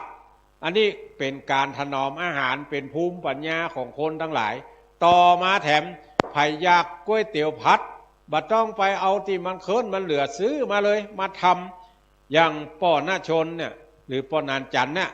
จะเอามาผัดเนี่ยเปิ้นเอาซื้อมาใหม่ๆมาผัดอนุโมทนากับป้อนานจันเนอและคณะที่13คุณแม่กัญญาดวงคำคุณวาสนาดวงคำพร้อมด้วยครอบครัวคุณคำพีสุขสันติวงศ์พร้อมด้วยครอบครัวจะเอาน้ำโอเลี้ยงน้ำชาเย็นเอามาเลี้ยงกันแถมและคณะที่14คุณพ่อแดงคุณแม่เจ้สุธรรมคุณบุญส่งคุณปิยะพรอินจักพร้อมด้วยลูกหลาน จะแปลงผัดกะเพราหมูทอดกระเทียมไก่ทอดกระเทียมไก่ทอดกระเทียมมันต้องเป็นกระเทียมทอดก่อนกันเนาะทุกพี่โยเนาะเอาหอมทอดก่อนแล้วเอาไก่ไปใส่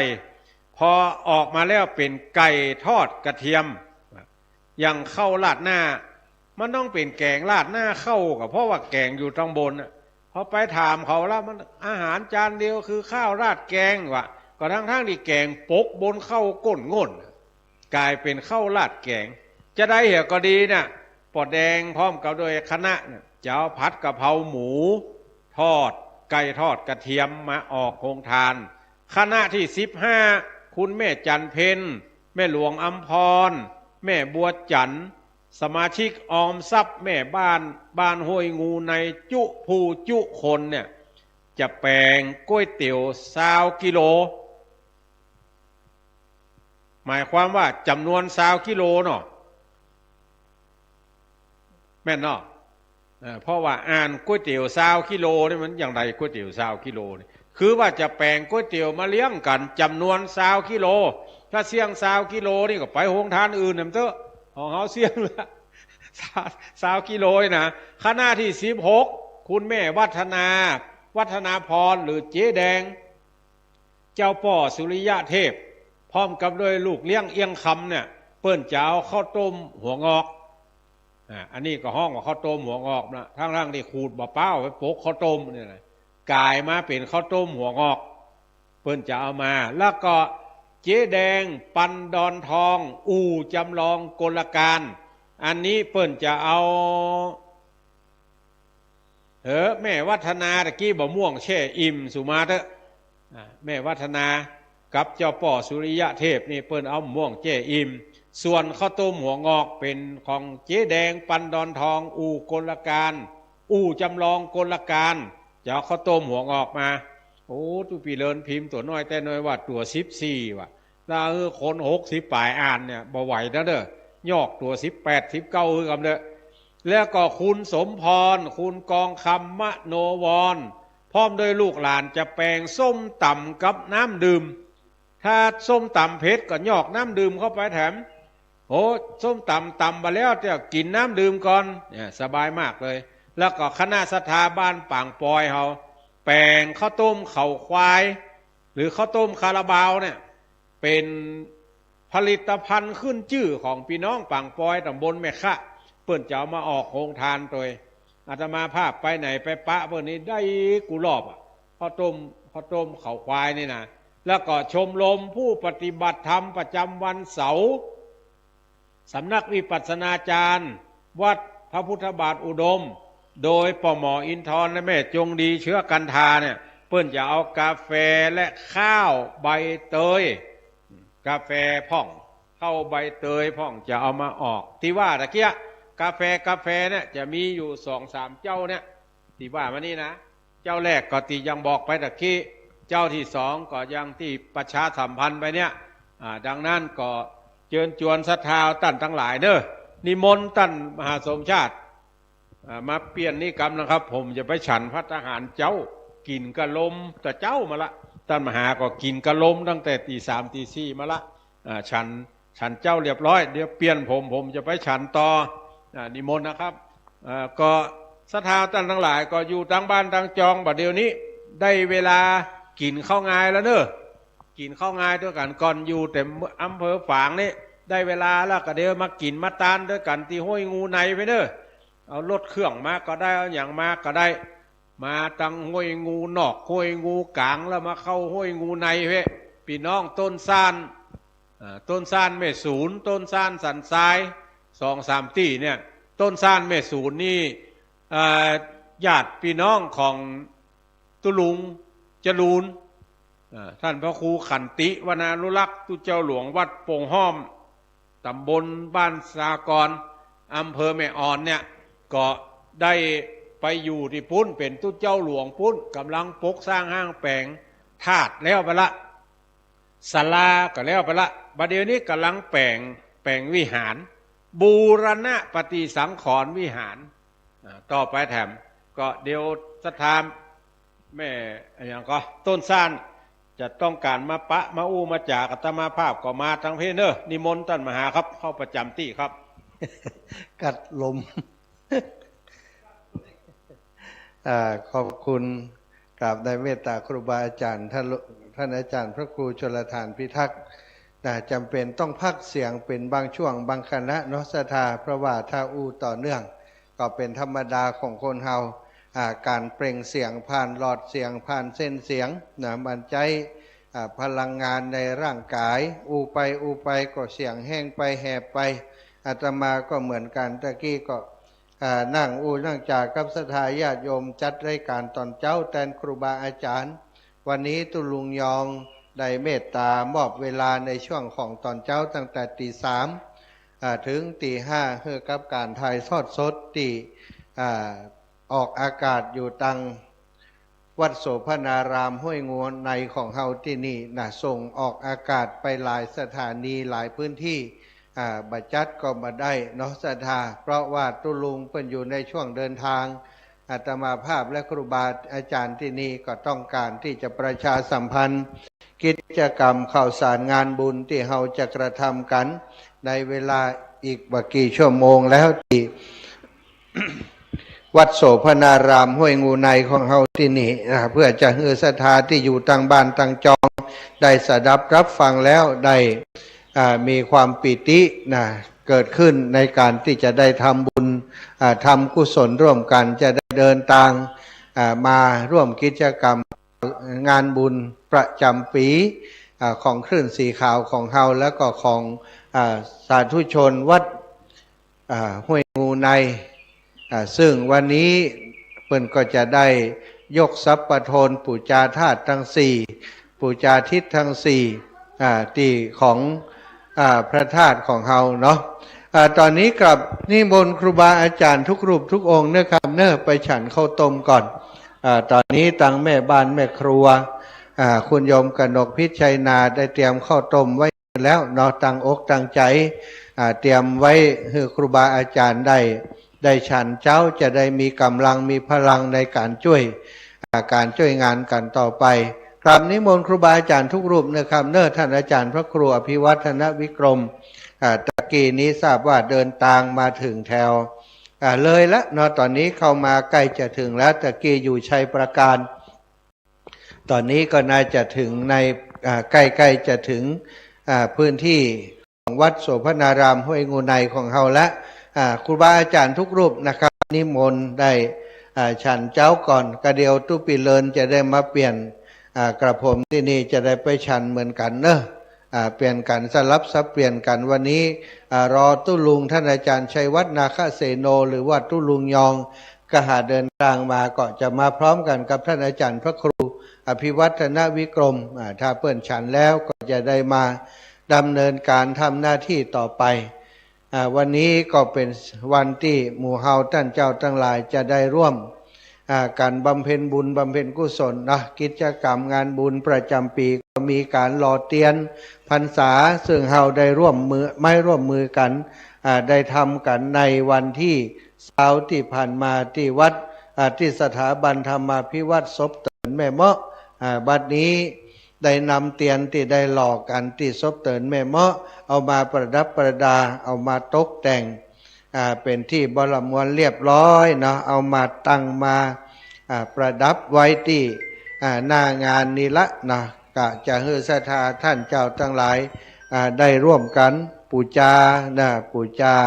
ตานด้วยกันเนอะเจริญปอนไม่มีที่เขาจะมาหักนั่นมาอยู่กับตู้เลินรถตู้เลินเขาไปเปิ้นว่าตู้เลินว่าออกไปแล้วเนอะออกมาแล้วกะออกไปแล้วแม่สักกรรมก็ถึงแล้วอยู่3 แยกเนี่ยคนขึ้นไปหนักนะคนมีหมอก2 กันก่อนเอาตู้ปีเจริญโทรหาแหมกรรมเด้อคนขับรถถึงไหนแล้วโทรมาตีแหละตอนนี้ตู้ปีเจริญกำลังโทรหาคนขับรถว่าถึงไหนเนอะเจ้าไว้สาธุเจ้าตั้งศรัทธาพี่น้องปังปอยรออยู่เนอะตุลุงอยู่ที่3 แยกที่ลุ่มวัดหันละเนาะก็ขอบคุณกับศรัทธาญาติโยมพี่น้องต่างปังปอยของเฮาวันนี้เตรียมอาหารลงทานเพื่อจะมาร่วมบุญลงทานกับ ศรัทธาพี่น้องบ้านห้วยงูในของเฮาโดยเฉพาะข้าวต้มข้าวควายของดีบ้านป่างปอยที่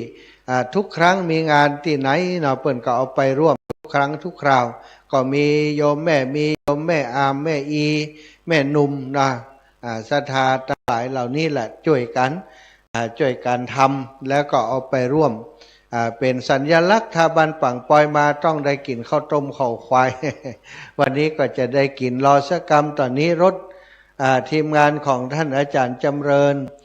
ตุปิเริญนะได้เฮือรถของวัดม่อนปินได้ไปฮับพี่น้องต่างป่างปอยแล้วก็อาจจะจ้าสักหน่อยตะกี้เปิ้นได้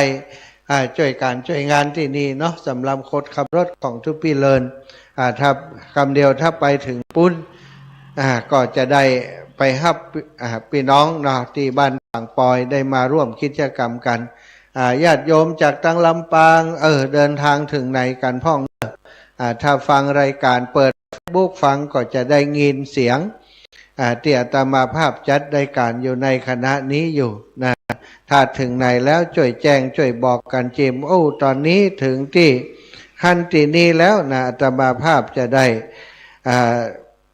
คำนวณเวลาถูกแล้วก็จะได้ฮู้ว่าตอนนี้ศรัทธาพี่น้องที่เดินทางกันนั้นมาถึงที่ไหนตั้งใดกันพ่องเนาะมีศรัทธาญาติโยมเปิ่นให้หอมมานะโอนปัจจัยเข้ามาแล้วก็แจ้งมาตั้งหลายมีหลายคนหลายท่านตะกี้เปิ่นก็บอกมาแม่ร่วมบุญยกชัด50ดินกี่50ตานเตียน100โอนไปละเจ้าอนุโมทนาบุญด้วยเจ้าแม่อยู่บ้านพระนอนขอนตาลขอนม่วงเนาะแม่ริมเจ้านะแม่จันเปงเนอะตะกี้โยมแม่ก็ได้โทรมาแจ้งแล้วเหมือนกันเนาะก็จะได้เอาปักก็จะได้ปักให้โยมแม่ต่อไปขอบคุณจันเปงเป็นอย่างสูงเนอะตอนนี้ศรัทธาญาติโยมนะที่เดินทางอยู่เดินทางถึงไหนกันแล้ว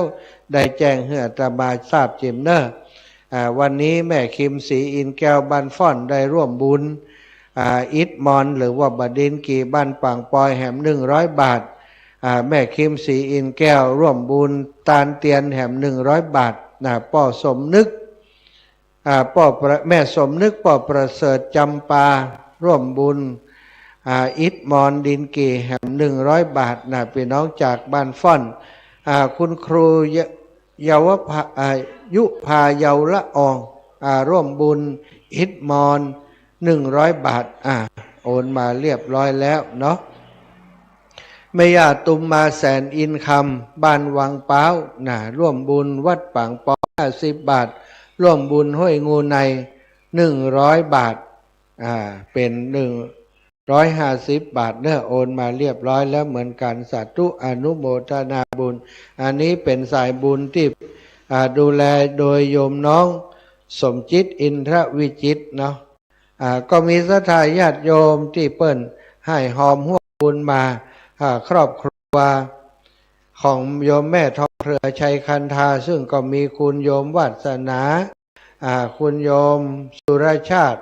อุปป้อนางสุรภานายคริสอัมพันธ์นางสาวธัญพัฒน์กิรตาพันกุลได้ร่วมบุญยอดรวมมา600 บาทเด้อสาธุอนุโมทนาบุญเป็นอย่างสูงเนาะก็ได้มีกิจกรรมยังครอบครัวของแม่ทองเครือนี้ก็ร่วมบุญมาตลอดอันนี้ครอบครัวของไผ่แหมนะเพิ่มเติมอันนี้ตั้งแต่หล่อเตียนมาแล้วเรียบร้อยไปแล้วมีศรัทธาญาติโยมหลวงพ่ออุดมพระครูอุดมสิริทัศน์ได้โทรมาหาเนาะตอนใดนี่บ่ได้รับสายตอนนี้หลวงพ่อถึงที่ไหนจ้าบอกว่าโทรตั้งแต่ตอนเจ้าดูกันไปรอบหนึ่งตอนนี้หลวงพ่อถึงไหนหลวงพ่อท่านพระครูอุดมสิริทัศน์เดินทางมาจากวัดท่าสมปล่อยวัดศรีภูมิมาอำเภอเมืองจังหวัดลำปางตำบลทุ่งฝาย อำเภอเมืองจังหวัดลำปางเนาะก็ได้ตั้งใจจะมาร่วมบุญฮื้อตันก็คงจัดตันอยู่ถ้าหลวงพ่อออกเดินทาง ตั้งแต่ตีห้าเกิงอย่างที่บอกเนาะขอบคุณโยมแม่บัวลอยสายเขียวนะได้ร่วมบุญมา100 บาทเนอะ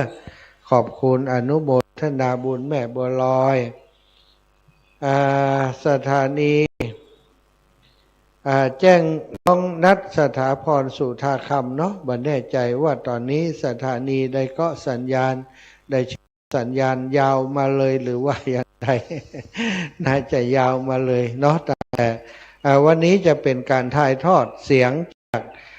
วัดโสภณารามห้วยงูในจนไปถึงเวลา จนไปถึงเวลาที่ตาลบุญเสร็จเรียบร้อยหมดเนอะศรัทธาฉะนั้นศรัทธาญาติโยมอยู่ตั้งบ้านตั้งจองสามารถติดตามรับฟังรายการได้ตลอดเนอะตั้งลำปางออกอากาศไปเนาะตั้งเชียงใหม่คลื่นสีขาวก็ได้เกาะสัญญาณออกไปหลายๆสถานีเนาะในจังหวัดเชียงใหม่ก็มีที่วัดฝายหินวัดฝายหินนี้ก็มาถ่ายทอดเสียงที่นี่เลยเนอะศรัทธาก็ถือว่าเป็นแม่ข่ายในการถ่ายทอดกิจกรรมทั้งภาพทั้งเสียงในวันนี้ของวัดฝายหินก็ขอกราบในเมตตาท่านอาจารย์พระครูสมุวิสุวัตวรกิจโจขอบคุณท่านอาจารย์เป็นอย่างสูงเป็นพระธุระในกิจกรรมของคลื่นสีขาวของเขามาโดยตลอดเนอะก็ได้ร่วมบุญร่วมกุศลกันโดยเนาะแม่อุไรวันอภิธัญญากรร่วมบุญถวายเตียนเก่าวัดเพื่อเจ้าถวายที่จังหวัดแป้เจ้าอันนี้กะจังไปจังหวัดแป้กะแม่อุไรวันไปแป้ปุลูนี่ขอบคุณสาธุบุญอนุโมทนาบุญกับศรัทธาทุกคนทุกท่านที่เดินทางถึงในที่ยังใดเนอะก็บอกกันจิมหรือว่าศรัทธาญาติโยมอีป่อยอีแม่ฟังรายการแล้วนึกอยากจะร่วมบุญร่วมกุศลกับพี่น้องคลื่นสีขาวของเฮาร่วมบุญตานเตียนก็ดีร่วมบุญยกทรัพย์ปทนปุจาธาตุทั้ง4ก็ดีหรือว่าจะร่วมบุญเป็นเจ้าภาพอิฐมอนบดินกีที่วัดปางปอยซึ่งวันนี้อาตมาภาพก็จะได้นำพระป่ากล่องน้อยๆเนาะตามกำลังศรัทธาที่ศรัทธาอีป่อยอีแม่เปิ้นได้ให้ออกมาแต่เจ้านี้ก็มีหลายคนหลายท่านได้ฟังรายการที่อาตมารายการตอนตี3ถึงตี5อาจารย์อีแม่ขอห้อมร่วมบุญบดินกีต้อยจิมเตอะนะได้แล้วเนาะก็จดชื่อเสียงเรียงนามตอนนี้ก็เอาซองเอาปัจจัยนั้นไปใส่ไปเสียบยอดสตังค์เรียบร้อยเอาสตังค์ไปเสียบยอดพระป่าฮื้อเรียบร้อยแล้วขอบคุณทุกคนที่ได้ร่วมบุญร่วมกุศลกับอาตมาภาพในครั้งนี้นะพระป่ากล่องนี้จะเป็นพระป่าที่เป็นกล่องน้อยๆเนาะเพราะว่าของครูบาอาจารย์คลื่นสีขาวทั้งหมดและพร้อมคณะศรัทธาทั้งหมดนั้นได้นัดหมายกันว่าจะเอาไปถวายในวันพุ่นสิ้นปีเนาะก่อนจะสิ้นปีประมาณเดือนธันวา27เดือนธันวาที่อูกันไว้ถ้าบ่ามีอย่างผิดพลาดหรือว่ามีงานอื่นที่สำคัญกว่ามาขั้นนะถ้าบ่มีงานอื่นสำคัญกว่ามาขั้นก็จะทำการทอดถวายพระป่าของคลื่นสีขาวที่วัดปางปอยในวันที่27เนอะศรัทธาแม่กาญจนาชัยลินมีอย่างเจ้าฮัลโหลครับกับไม่สาเจ้าว่าใดอันนี้แม่กาญจนาเนอะท่านมหาเจ้าก็เจ้าใจแล้วเจ้าแม่ขอร่วมบุญได้เนอะร่วมบุญอย่างร่วมบุญอย่างกันมั้งคุณมีอย่างนั้นแต่ท่านที่วัดต่างนี่เปิ่นตาลเตียนร่วมบุญตาลเตียนร่วมบุญทรัพย์เจ้าภาพทรัพย์ปทนร่วมบุญอันปางปอยนี่บดินกีที่เฮาประกาศอยู่นี่นะเจ้าเอาร่วมบุญที่ปางปอยนั่น2อย่างเลยอย่างละ50เลยเจ้าอย่างละ50ร่วมบุญปางปอย50ห้อยงู50เนาะเจ้าถ้วยงูนั่นมีอย่างของนะห้อย นี่มีตาลเตียนกับซับปะทนนี่แม่เจ้าซับปะโทนครับอันนี้แต่การเตียนอย่างละ50เลยเจ้าได้เจ้าแล้วก็อันนั้นปางปอยนั่นอย่างก็อิฐมอนหรือว่าดินกีเจ้าแบ่งเจ้าอะไรอย่างครับเจ้ามีละ2อย่าง3อย่างเจ้ามี2อย่างแหละมี2ตีเท่านั้น2ตีวันนี้นี่แฮมตีนั้นส่วนตัวเพราะเขาอาตมาภาพจะเอาผ้าป่าไปถวายเพิ่นก๋วยเตี๋ยวอีกก๋วยเตี๋ยวโรงทานเขาออกโรงทานก๋วยเตี๋ยวกาไก่ลำปางเจ้าเอาก๋วยเตี๋ยวแล้วก็เอามอนอย่างละ50เมื่อเจ้าตีวัดปางปอยนะเจ้าได้เลยเป็น200เจ้าเป็น200นะเจ้าจะไปหน้าเจ้าตันไปนาเนาะสาธุอนุโมทนาบุญครับอีแม่เด้อสาธุเจ้าศรัทธาญาติโยมทุกคนทุกท่านที่ห้อมให้หอมมาตั้งแต่เจ้ามาถึงตอนนี้เนี่ยหอมตึงบัดดินกี่หอมตึงตาลเตียนทุกคนทุกท่านอนุโมทนาบุญขอบคุณเป็นอย่างสูงฮับปอนเดอร์ชัยยาสิทธิธนังลาพังโสทิ้งภาคยังสุขังบุญกุศลศรัทธาท่านเจ้าโยมป่อโยมแม่ศรัทธาขึ้นสีข่าวเพื่อชาวประชาทุกคนทุกท่านได้ร่วมบุญถวายเตียนพรรษาที่วัดโสภณารามห้วยมูในได้โอนพระใจผ่านตั้งอาตมาร่วมบุญปะทนที่ประดิษฐานปูชาธาตุทั้ง4ดินน้ำลมไฟและปูชาทิศทั้ง4ที่พระธาตุเจดีย์พระธาตุของวัดโสภณารามตลอดถึงได้ร่วมบุญเป็นเจ้าภาพอิฐมอนเพื่อบูรณะปฏิสังขรณ์พระธาตุเจดีย์ที่วัดปางปอยทุกบุญทุกกุศลที่ศรัทธาญาติโยมได้โอนปัจจัยผ่านมาที่อาตมารวมถึงโรงทานก๋วยเตี๋ยวโดยซึ่งก็มีท่านอาจารย์พระครูชลทานพิทักษ์หลวงปู่พระครูอุดมศิริทัตน์และโยมแม่ปวารีอินสุวรรณคุณโยมกนกพิชัยนาศรัทธาสาธุชนทุกคนทุกท่านได้ร่วมบุญเป็นเจ้าภาพก๋วยเตี๋ยวกับอาตมาภาพกาไก่กับอาตมาภาพในคราวครั้งนี้ก็ขอพระอานิสงส์ผลบุญนี้ได้มาปกปักรักษาศรัทธาท่านเจ้าญาติโยมทั้งหลายให้ได้อยู่ดีมีสุขพยาธิอาพาธก็ดีข้อเกณฑ์เป็นภัยก็ดีความกังวลอันตรายในจิตในใจศรัทธาท่านเจ้าทั้งหลายด้วยบุญด้วยกุศลที่หมู่เฮาท่านเจ้าทั้งหลายได้กระทำปั้มเพ็งร่วมกันในคราวครั้งนี้จงขยัดปัดเป่าพยันอันตรายทั้งหลายทั้งมวลให้กลิ้งกาดออกจากตนจากตัวศรัทธาท่านเจ้าเหมือนน้ำที่กลิ้งกาดลงจากใบบัวใบบอนและจุงจังมีเตี้ยงแต่ดิลีสัพปีติโยวิวัชชันตุสัพพะโรโกนาสตุมาเตภวัตวันตรายโยสุขีทีอายุโกภวะอภิวาทนาสีริสานิจังวุธาปัจจายโนจัตตารโอธรรมาวัฏันติอายุวันโนสุขังพระลังศรัทธาสาธุมาแล้วตุลุงมาเปลี่ยนแล้วกินข้าวก่อนเนอะไม่ได้กินข้าวกันแต่ตุลุงอิ่มแล้วก็มาประจำตีก่อนได้คนเปลี่ยนละเปลี่ยนกันไปเปลี่ยนกันมาอาตมายังบ่ได้ฉันเจ้ากำจัดข้าวต้มจะเย็นคุณโยมกนกพิชัยนาว่าเดี๋ยวข้าวต้มจะเย็นท่านอาจารย์นะ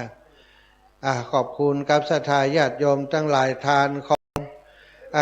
ของตึกคืออิฐทานของชีวิตคือการศึกษาทานของโบสถ์วิหารศาลาทานของพระเจ้าต่างๆก่อสร้างต่างๆทั้งหลายในวัดวาอารามศาสนานี้ศรัทธาก็มีอิฐเป็นสิ่งสำคัญอิฐก็คืออิฐมอนบดินกีนี่แหละซึ่ง ธาตุเจดีย์ของเฮาที่สร้างแต่งานขึ้นมานี้ก็ได้ก่อสร้างโดยวัสดุอุปกรณ์เหล่านี้ที่วัดปางปอยตอนนี้ขาดอิฐมอนที่เป็นวัสดุในการที่จะก่อสร้างพระธาตุก็เป็นจำนวนมากศรัทธาญาติโยม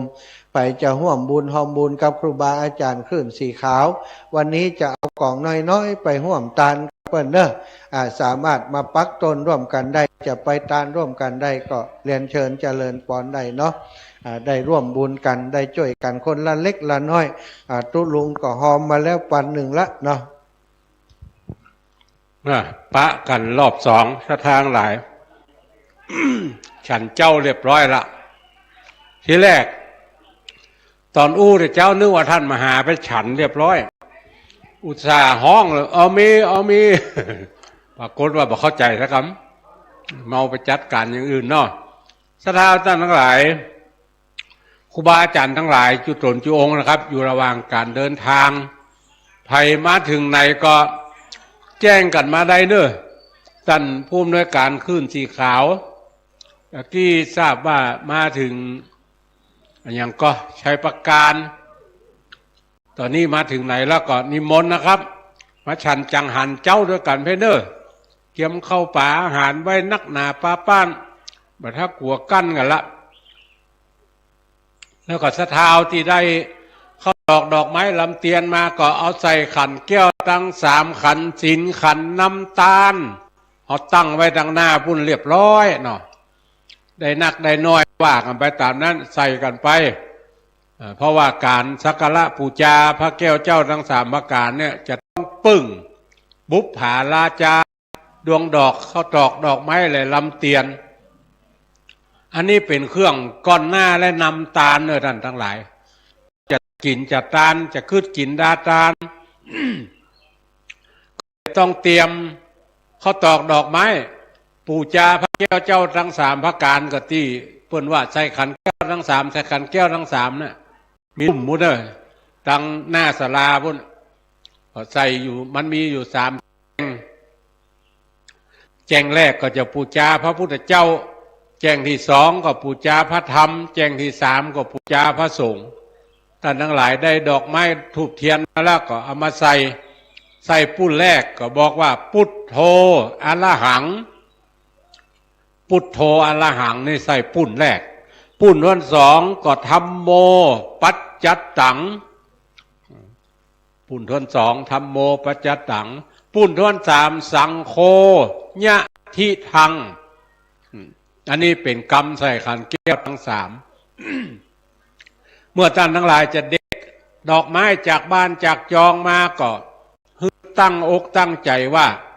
เฮาจะเด็ดดอกไม้ทั้งหลายแล้วเนี่ยไปปูชาพระแก้วเจ้าทั้ง3 ประการก็ต้องตั้งอกตั้งใจไม่ใช่ว่าไปเก็บตึงโขดตึงเกียรตินะ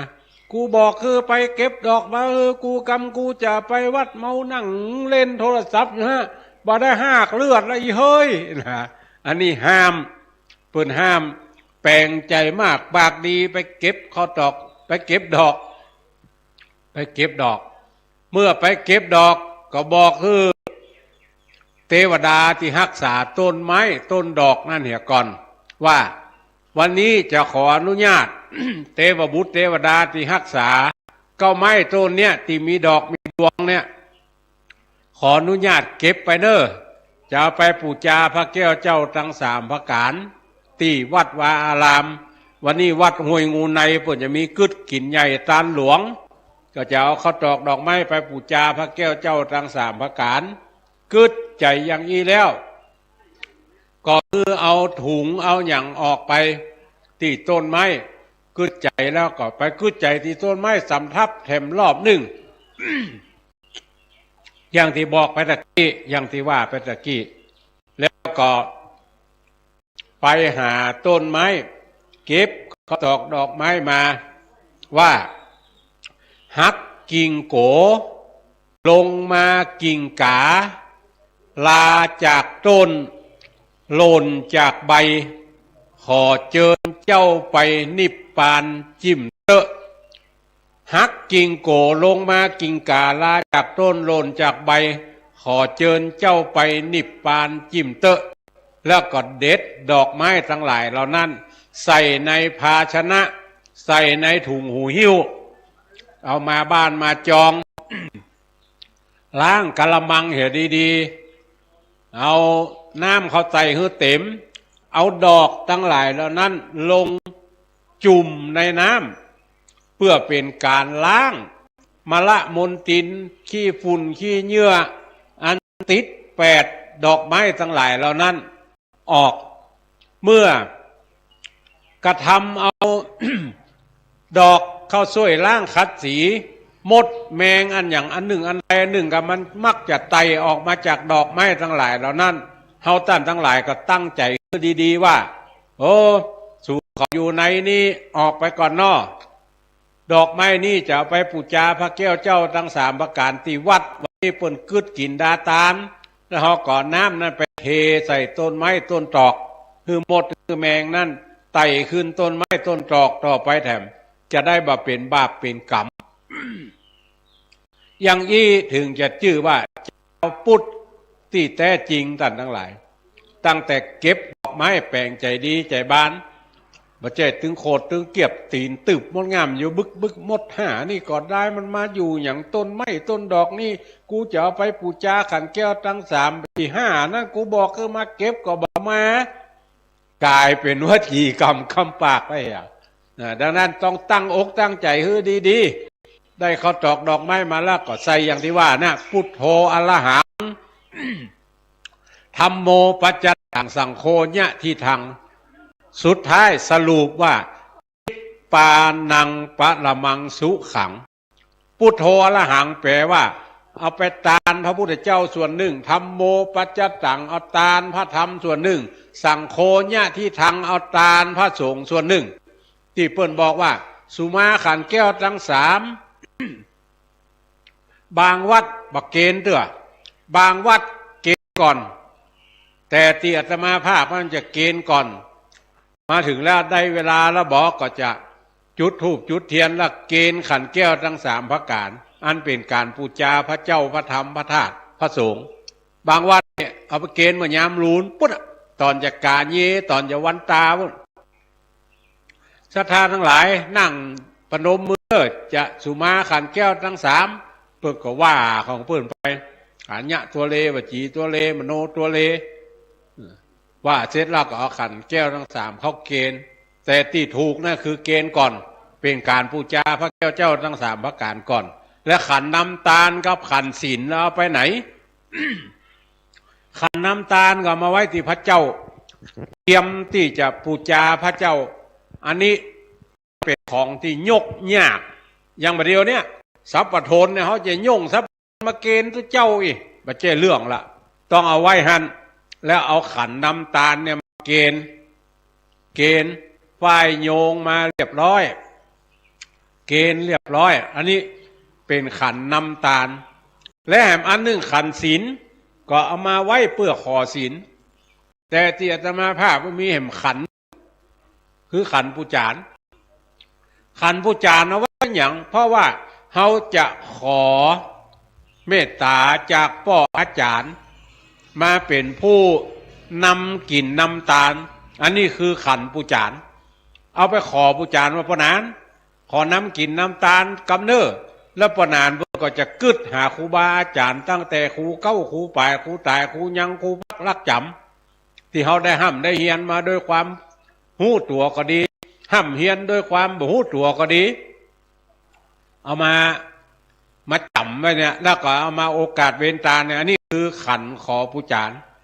นิมนต์นะครับพระสงฆ์พระอาจารย์รายการตุลุงยงตุลุงยองตุลุงสมหวังตุลุงในแหมติ่งนะน้องผักขาวนิมนต์นะครับนิมนต์ไปฉันจังหันเจ้าก่อนนิมนต์ไปฉันจังหันเจ้าคนขับรถเดี๋ยวรถมาจอดตั้งหิมถาดไปเนอะว่ายออกไปไม่รถมาจอดตั้งหิมถาดไปรถคณะทำงานเนี่ยจอดตั้งให้หมดถ้าเข้าหันลัดหันใดก็เข้าเลยรถคณะทำงานอยู่ตรงนี้หมดนิมนต์ไปฉันจังหันเจ้าก่อนนะครับอาจารย์พระครูศรีรัตนคุณก็อยู่หันรอแต่เจ้าล่ะชงกาแฟพอได้กินแล้วบะเดียวกาแฟ ไฟเข้าเตื้อว่ะชงกาแฟแต่เจ้าแล้วนะใครอยากกินกาแฟสดไปทางพื้นหลังเข้านะครับทีอินวันไปทางหน้าศาลาหลังหิมถาดด้วยตั้งไว้หลายที่หลายตังในศาลาก็มีศาลาหลังปุ้นก็มีต่อกาแฟถ้าต้องการกาแฟสดจะได้นี่ไปเก็บเอาคนเดียวติดต้นบุตรมาถึงก็โม่เลยเจอเนอร์พี่น้องศรัทธาทั้งหลายที่เดินทางมาถึงก่อนละตะกี้อู้ถึงใส่ขันดอกขันแก้วทั้ง3ขันศีลขันน้ำตาลเรียบร้อยแล้วก็ ท่านทั้งหลายเหลวพอทั้งข้างที่ท่านจะมีต้นคาอยู่10 ต้น ในคาจำนวน10 ต้นเนี่ยคือท่านทั้งหลายเอาสตางค์ใส่ไม่หีบแล้วเอาไปปักต้นใดก็ได้อะปักต้นใดก็ได้มีกำลังศรัทธานักปักกูต้นซ้ำดีมีกำลังศรัทธานักเลือกปักเอาเพราะกำลังเขามันนักเลือกปักเอาเราบอกคือท่านทั้งหลายไปปูจาเอาผ้าแพรพวกนี้เป็นสีตั้งแต่วันติดจันทร์การพุธพัดศุกร์เสาร์จำได้3 วันที่จำขึ้นใจคือวันติดสีแดงวันจันทร์สีเหลืองวันเสาร์สีม่วงนอกจากนั้นเป็นบ่ห้อยน้อยจ้ามะลืมสียังเป็นสียังมั่วมันจะอยู่ในหันหมดเนอะไปปูจาเอาโหมัดว่ามีกรรมการนะทุกเจ้าแล้วเนี่ยได้นี่นะก็คนเดียวขายคนเดียวกะมันเหมือนเนี่ยใดซื้อคนเดียวขายคนเดียวเอาสตางค์ใส่ในหีบและท่านทั้งหลายก็เอาผ้าแพรไปเนาะตามกำลังว่าเกิดวันอย่างก็เอาผ้าแพรสีนั้นได้ไปแล้วไปเนี่ยใดผ้าแพรก็เอาไปมัดเอาไปสอดในช่องในหูสัพปทนถึง4 หลังนั้นที่เขาจะยกขึ้นประดับพระธาตุแห่มบึดเมื่อตอนท่านทั้งหลายเติงก็ถ้าบัดเติงก็ขอโคนสูงจ้วยเอาผ้าแพรเข้าสอดในห้อมในช่องแล้วก็อธิษฐานจิตว่าขอคือบุญกินบุญทานที่เขามาทำที่วัดห้วยงูในอำเภอฝางเนี่ยเป็นบุญเป็นกุศลติดตนตัวเฮาท่านทั้งหลายไปกูเจนกูจาดคือโป้นที่ยากคือภาคที่ตุกคือได้ความสุขความเจริญในหน้าที่การงานต่อไปแถมเกิดอย่างอีแล้วอธิษฐานแล้วก็เอาผ้าแพรเขาสอดในหูหันเฮาเกิดวันติดลูกเขาเกิดวันเสาร์วันนี้ใดก็ไปปูจาวันเสาร์ชุด1ชุดไหนก็20 บาทเอาสตางค์จอมในหีบซื้อคนเดียวขายคนเดียวบริจาคคนเดียวเอาใส่ในหีบแล้วก็เอาผ้าแพรไปอธิษฐานส่วนทองคำเปียวแถมบึดก่อนรอเจ้าหน้าที่มานั่งตอนนี้เจ้าหน้าที่ยังกำลังอาบน้ำแต่งตัวหวีหัวตาแป้งกำลังคัดแข้งคัดขาอยู่ถ้าพร้อมแล้วก็จะมานั่งประจำหน้าที่เพราะแต่ว่านี้ได้อู้กันไว้แล้ว ว่าขอพายุตะใดก็ได้ดำเนินการในส่วนที่เกี่ยวข้องกับพี่น้องวัดห้วยงูในละวันนี้ก็จะทำบุญตาลเตียนด้วยกันนี้เนาะจะตาลเตียนตึงหมดกันอยู่10 วัดอันมีตั้งแต่วัดเฮานี่เป็นต้นไปวัดเฮานี่เป็นต้นไปจะตาลเตียนตาลแต่ละวัดตึงหมดกัน10 วัดนี่วัดไหนพ่องทุกเจ้าประกาศไปละรอบหลายท่านอาจจะไม่ได้เปิดเครื่องรับฟังก็มีวัดดอยแก้วหลวงพ่อครูศรีราชสังวรประภัตที่ปรึกษาเจ้าคณะตำบลแม่งอนแล้วก็ได้รับกาแฟหลวงพ่อพระครูวิสิตบุญญาพรเอากันเนี่ยแม่อาจารย์บิ๊กไปเด้อวัดนันตารามเจ้าคณะตำบลสันทรายแล้วก็อาจารย์พระครูพัฒนา3 โกศลวัดต้นซานสามัคคีรองเจ้าคณะตำบลสันทรายพระครูวรานุรักษ์วัดโสตยารามพระครูบวรธรรมสุนทรวัดสุนทรารามพระครูศรีรัตนคุณวัดเฮานี่วัดโสพนารามแล้วก็ท่านพระครูศรีสิทธิพิมลด็อกเตอร์วัดศรีบุญเรืองท่านพระสมุ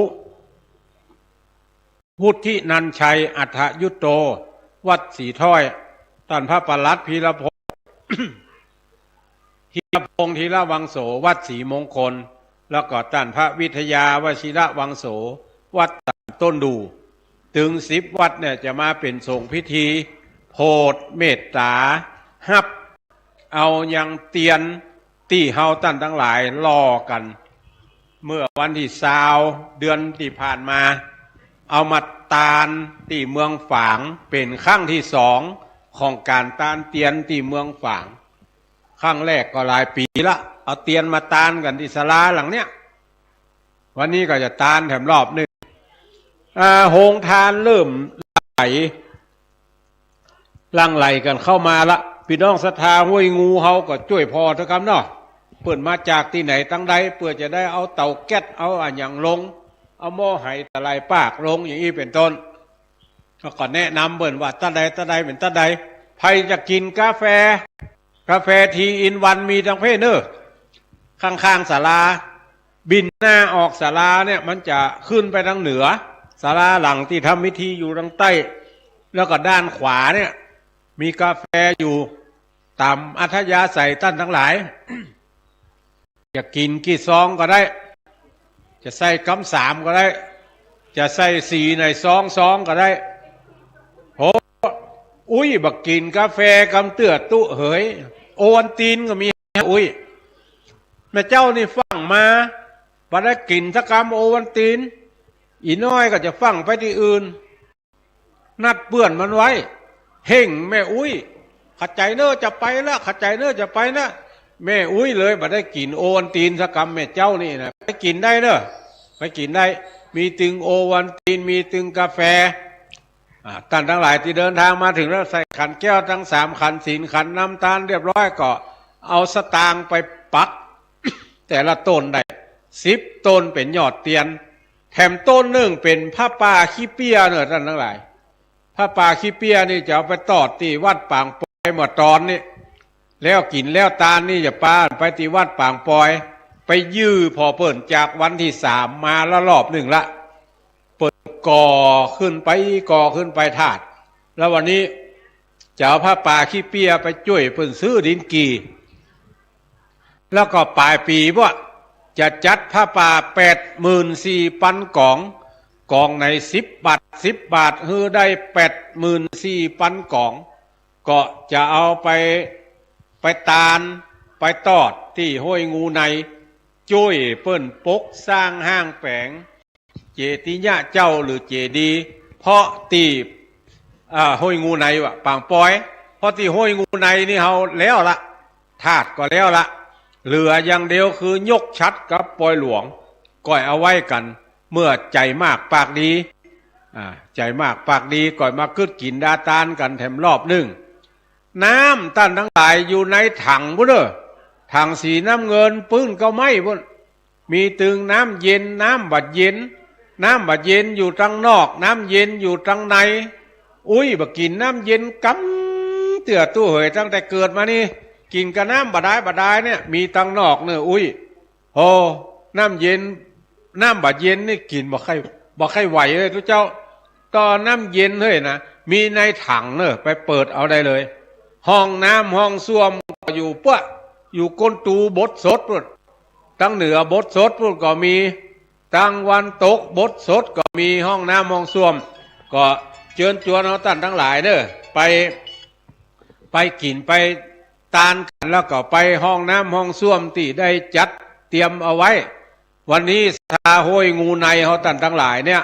ก็ได้มากึดกินดาตานจัดกันเป็นส่วนละท่านทั้งหลายที่ปักต้นคายอดเตียนเรียบร้อยละก็ไปปูจาเอาผ้าแพรเนอะ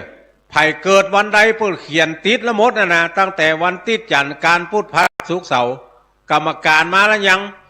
ถ้ามาเถื่อขอทุปีอ่อยดำเนินการส่วนผ้าแพรกันเนอะ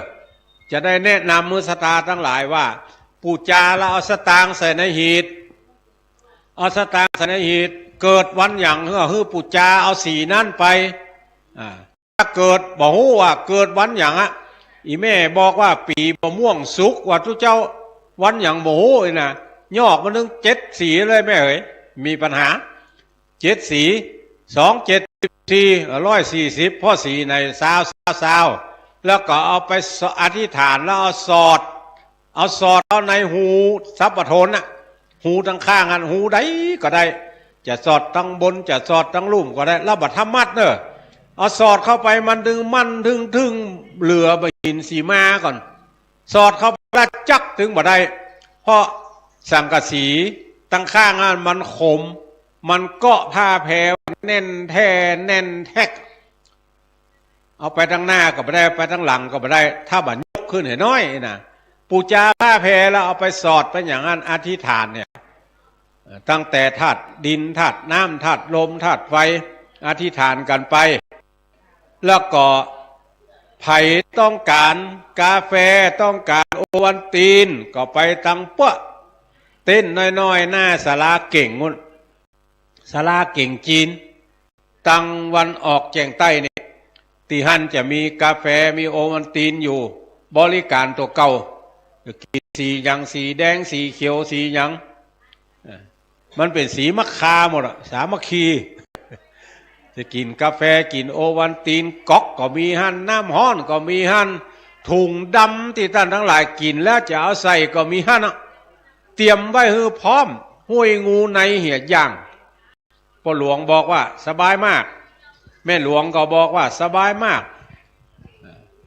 วายาวัจกรก็ว่าสบายมากคุณกนกพิษก็บอกสบายมากตุลุงศรีรัตนคุณก็บอกว่าสบายมากห้วยงูในเหี่ยย่างสบายไป7 อย่าง 8 อย่างก่อนบาดถ้ากลัวกั้นบาดถ้ากลัวอย่างสักอย่างมาห้วยงูละไส้ก็เต็มบุญก็ได้ไส้ก็เต็มบาดถ้ากลัวสักอย่างโหงทานก็เริ่มมากะละศรัทธาทั้งหลายก็ฮือจุ้ยพอจุ้ยกอยกันเนออันใดเป็นอันใดเฮาท่านทั้งหลายก็ลองจุ้ยกึดล่ำตำสร้างอันเป็นการร่วมด้วยช่วยกันงานนี้มันจะสำเร็จบ่ได้ถ้าบ่มีความสามัคคีกันโต๊ะโฮงทานตังใดตังหนึ่งบ่ปอหลวงช่วยพ่อช่วยกอยเด้อโต๊ะที่ว่างในศาลาหลังใหญ่วะตั้งมันออกแจงเหนือวะน่ะมีห้านแหนม4 โต๊ะก่อนติดกลางไว้ห้าน่ะเอาครัวลงเอาโต๊ะมาใจได้เลยโต๊ะก็เลอะที่จะเอาวางหั่นเอาตำนี่นะถ้ามันบ่ปอนะถ้ามันปอก็แล้วไปถ้ามันบ่ปอก็ช่วยบริหารจัดการกันช่วยบริหารจัดการกันด้วยกรรมในเต็นท์อาจจะมืดไปน้อยเนอะเพราะมันบดลาวหนาวห่อกึดกินดาตาลเนี่ยนั่นก็ช่วยพอช่วยกอยเด้อมาถึงแล้วได้ข้าวตอกดอกไม้มาก็ใส่ขันแก้วทั้ง3 ขันศีลขันน้ำตาลเรียบร้อยแล้วก็เอาสตางค์ไปแต่ละต้นต้นหน้านะเปิดเขียนไว้แล้วว่าผ้าป่าปางปอยอันนั้นจะเอาผ้าป่าขี้เปียไปตอดปางปอย10 ต้นนั้นท่านทั้งหลายมีกำลังทรัพย์ปักถึง10ก็ปักถึง10กำลังทรัพย์บ่ปอได้แค่3 ต้นก็ปัก3 ต้นปอแล้วก็ไปปูจาเอาผ้าแพรตังวันออกแจงใต้รถตู้กันแลกมาละบ่ฮู้ว่าเป็นพี่น้องตังใดช่วยพ่อช่วยกอยเนอะเปิ้นบ่ได้กินข้าวแต่ก็ปาไปหาข้าวต้มได้ถามเปิ้นว่าลูกจากตังใดมาอย่างตังใดแนะนำเปิ้นเอารถไปจอดตังใดอย่างตังใดนะช่วยพ่อช่วยกอยกันเนอะพี่น้องเฮาท่านทั้งหลายมาจากหลายที่หลายทางบ่ได้มาจากจังหวัดเดียวอำเภอเดียว8 จังหวัดภาคเหนือเนี่ยท่านทั้งหลายที่ฟังรายการนี้อยู่บางท่านก็เป็นผู้ป่วยติดเตียงบางพ่องก็เป็นผู้ป่วยติดบ้านบางพ่องบ่ป่วยอย่างสักอย่างลูกหลานมือไปไหน ลูกมากินข้าวไปห้องน้ำลูกห้องน้ำมาก็นั่งพอทีวีแล้วก็ไปนอนอย่างเงี้ยวนเวียนอยู่จะไปไหนลูกหลานก็เดือดนะก็นอนฟังกันอยู่นั่งฟังกันอยู่บางท่านตันสมัยน้อยก็ละอ่อนเปิดทีวีเปิด YouTube เพื่อพอจะได้หันอาตมาว่าหน้าเป็นอย่างใดอู้อย่างใดมันอย่างอู้บะจังบะยั่งนะมาแหมกันละขยับกันหน้าไปขยับไปก็เดียวกันหลังจะมามันจะมายากขยับไปแหมน้อยเปิ้นไปห้อมใดช่วยพอเนอะสถาบันเฮารถจะเริ่มไหลเข้ามาติ๊กละนักไปติ๊กคนจะนักจะหลายในวันนี้แล้วก็พ่อก้าแม่ขายที่จะเอาครัวมาก้ามาขายเป็นขาวชุดดำชุดแดงหรือขายอันอย่างก็เม้าใส่แขนแหวนใส่ก้อยสร้อยใส่คออย่างเนี้ยฮื้อพอฮื้อกอยตี้ตะคำเนอะช่วยกันเนาะ ท่านทั้งหลายก็ปึ้งงานก็ปึ้งท่านทั้งหลายตัดใดจอดได้ตัดใดขายได้ตัดใดจอดบ่ได้ตัดใดขายบ่ได้ท่านทั้งหลายหู้ดีเพราะว่าไปนักกว่าทุกเจ้าไปนักกว่าทุกเจ้าตัดใดควรจะยะใดก็ได้หู้ได้อ่านกันละตุลุงยองถ้าฉันภัตตาหารเรียบร้อยเข้าห้องน้ำห้องท่าเรียบร้อยนี่มนต์ตั้งนี้นะครับจะได้นั่งนั่งจ่ากันเพราะวันนี้ตี 3เป็นคิวของตุลุงยองเล่นสวะเฮกันทั้งเพหมดสวะเฮกันทั้งเพหมดจะได้ได้จ่าเดี๋ยวตุลุงยองไปนั่งพุ่นเลยเนาะท่านตะวันเอาไม้ไปเฮือไม้ลอยเฮือตุลุงยองทั้งพุ่นเลยจะได้ได้จ่าตุลุงนี่เป็นต้นยอดเตียน10 ต้นแล้วทั้งพุ่นปู่จาเอาผ้าสีประจำเกิดวันอย่างก็เอาเปิ้นเขียนที่ละเอาไปเป็นสีเด้อชุดละ20 บาทขันแก้วทั้ง3อยู่ตั้งหน้าเพนิมนต์ตุลุงไปห้องน้ำก่อนเดี๋ยวศึกษางานแล้วก็จะได้ได้จ่าได้ถูกพี่น้องเฮาตั้นทั้งหลายช่วยพอช่วยกอยด้วยเนาะรถจะจอดอย่างใดบ่จอดอย่างใดนะพอเท่ากันเด้อไผมาก่อนเข้ามานั่งตั้งในเพิ่นเนาะเข้ามานั่งตั้งในเพิ่นเด้อคำว่าตั้งในของอาตมาภาพนี่ก็คือตั้งวันออกที่มีทรัพย์ปทนอยู่เพี้ยอันนี้คือตั้งในที่ท่านทั้งหลายกำลังเตียวเข้ามานะอันนั้นตั้งนอกศรัทธาที่ลงรถตู้ประเดี๋ยวนี้มาจากไหนตั้งใดขอแนะนำห้องน้ำห้องส้วมมือเบิ่งกำเนิดห้องน้ำห้องส้วมอยู่ตั้งปุ้นบางเตื้อมาตี 3 ตี 4ละมาได้ล้างหน้าล้างตาก็มีไปล้างหน้าล้างตาอาบน้ำแต่งตัวหัวตาแป้งเขียนคิ้วตาปากอันอย่างฮื้อเรียบร้อยแล้วก็มาทำบุญสุนตากันเนาะไผ่ได้ข้าวตอกดอกไม้มาก็เอาใส่ในขันในพานเนอได้ปัจจัยมาเอามาหอมด้วยกันต้นแรกนั่นต้นที่มีป้ายติดนั่นอันนั้นเป็นผ้าป่าขี้เปียจะเอาไปตานป่างปอยเป็นก้าดินกี่ช่วยเปิ้นวันนี้ตอนบ่ายแล้วก็10 ต้นนั่นเป็นยอดเตียนได้มาตอนใดปักอย่างใดปักอย่างใดได้กูต้นบ่ได้กูต้นนั่นอยู่ที่ท่านทั้งหลายเนอะกำลังทรัพย์ของท่านทั้งหลายจะทำได้แล้วฮือท่านทั้งหลายไปปูจาเอาผ้าแพรเกิดวันใดฮือไปปูจาเอาผ้าแพรสีนั้นอีน้อยบ่อ้ายบ่ได้มามันเกิดวันเสาร์วันติดก็ปูจามันเนี่ยกำชุดไหนก็20 บาทได้แล้วเอาสตางค์ใส่ในหีบซื้อคนเดียวขายคนเดียวเอาสตางค์ใส่ในหีบแล้วก็เอาผ้าแพรไปนึ่งสีเอาไปแกะออกจากถุงพลาสติกถุงยางขอกรรมการเขาเอาอย่างไรเปิดห้องซ่าที่เอาใส่ขวดซ่าขยะเอาไปไว้หันสักอันเพื่อเปิ้นแกะถุงยางถุงพลาสติกมาเปิ้นจะได้ใส่ในหันมันจะได้บ่เหี้ยหายยาหยาดเอาถุงพลาสติกใส่หันแล้วก็เอาผ้าแพรไปสอดเข้าในหูเนี่ยแม่เนอะสอดเข้าในหูทรัพย์ปทนนั้นอันใดก็ได้ประเดี๋ยวนี้ทรัพย์ปทนมันมี4 หลังอันตู้จะให้อีแม่สอดอันใดนะอีแม่เปิ้งใจ4 หลังจะสอดถึง4 หลังก็ปูจา4 ชุดชุดไหนก็20 บาทจะลวดเพื่อบ่อ้ายมชุดนะป้อมันบ่ได้มาจะเอามชุดหน้านะก็ย่อไปเลย5 ชุด5 ชุดเพื่อถึงป้อมัน52ก็10ก็100พอดีเอาตังใส่ในหีบแล้วก็เปียสีวันเกิดไปได้เลยเนอะเอาไปอธิษฐานจิตสอดเข้าในหันและจะได้ดำเนินการในส่วนที่เกี่ยวข้องต่อไปแถมพระสงฆ์องค์ข้าเจ้าที่มาแล้วฉันภัตตาหารจังหันเจ้าเรียบร้อยใครต้องการรับกาแฟนะครับพระสงฆ์รูปใดต้องการรับกาแฟถ้าเป็นกาแฟสดท่านเจ้าวาดพระครูศรีรัตนคุณเป็นคนเสิร์ฟกาแฟคนชงกาแฟเป็นผู้ดิวเป็นผู้ดิบกาแฟนะครับเจ้านี้บริหารจัดการเพราะว่าเครื่องนั้นถึงเครื่องจ้างก็ตุลุงพระครูตัวเดียวอาตมาไปแวด2 เตื้อไปเนี้ยใดนี่นะแต่ก็แวดบ่ได้เนี้ยบ่จ้างต้องท่านอาจารย์พระครูศรีจะชงถ้าต้องการ3-in-1ก็ต้องการโอวันตีนก็อยู่ทั้งเพศนะครับศาลาเก่งเว้ยศาลาเก่งโรงทานของวัดแมวไข่มีกาแฟมีโอวันตีนเลี้ยงอยู่ถวายตัวเลี้ยงตัวท่านที่ไปห้องน้ำห้องส้วมมาแล้วเรียบร้อยแล้ว มาซ้อหาที่กินข้าวกินน้ำเนอะโยมกนกพิษชัยนากับโยมแม่อันอย่าลืมชื่อไหมฮะ เพิ่นกำลังต้อนรับขับสู้อยู่พี่น้องเด้อเนาะพี่น้องบ้านเฮาแม่หลวงท่านสทท่านผู้ช่วยบริหารจัดการแนะนำเหมือนกันเนอะเพราะเพิ่นไปจะคนบ้านนี้สักคนนะที่มาเนี่ยหลายท่านก่อนแนะนำเมื่อวันตัววิหารนั่นเป็นบทสดไปในตัวเนอะไผที่บ่ขึ้นบทสดก็อยู่ทั้งลุ่มไหวทั้งลุ่มสาวไผบ่ถือตัวเก่าจะขึ้นไปก็ขึ้นไปไหวพระเจ้าได้ไม่มีปัญหาใดๆทั้งสิ้นอยู่ที่ตัวบุคคลจะถือจะได้ตานะ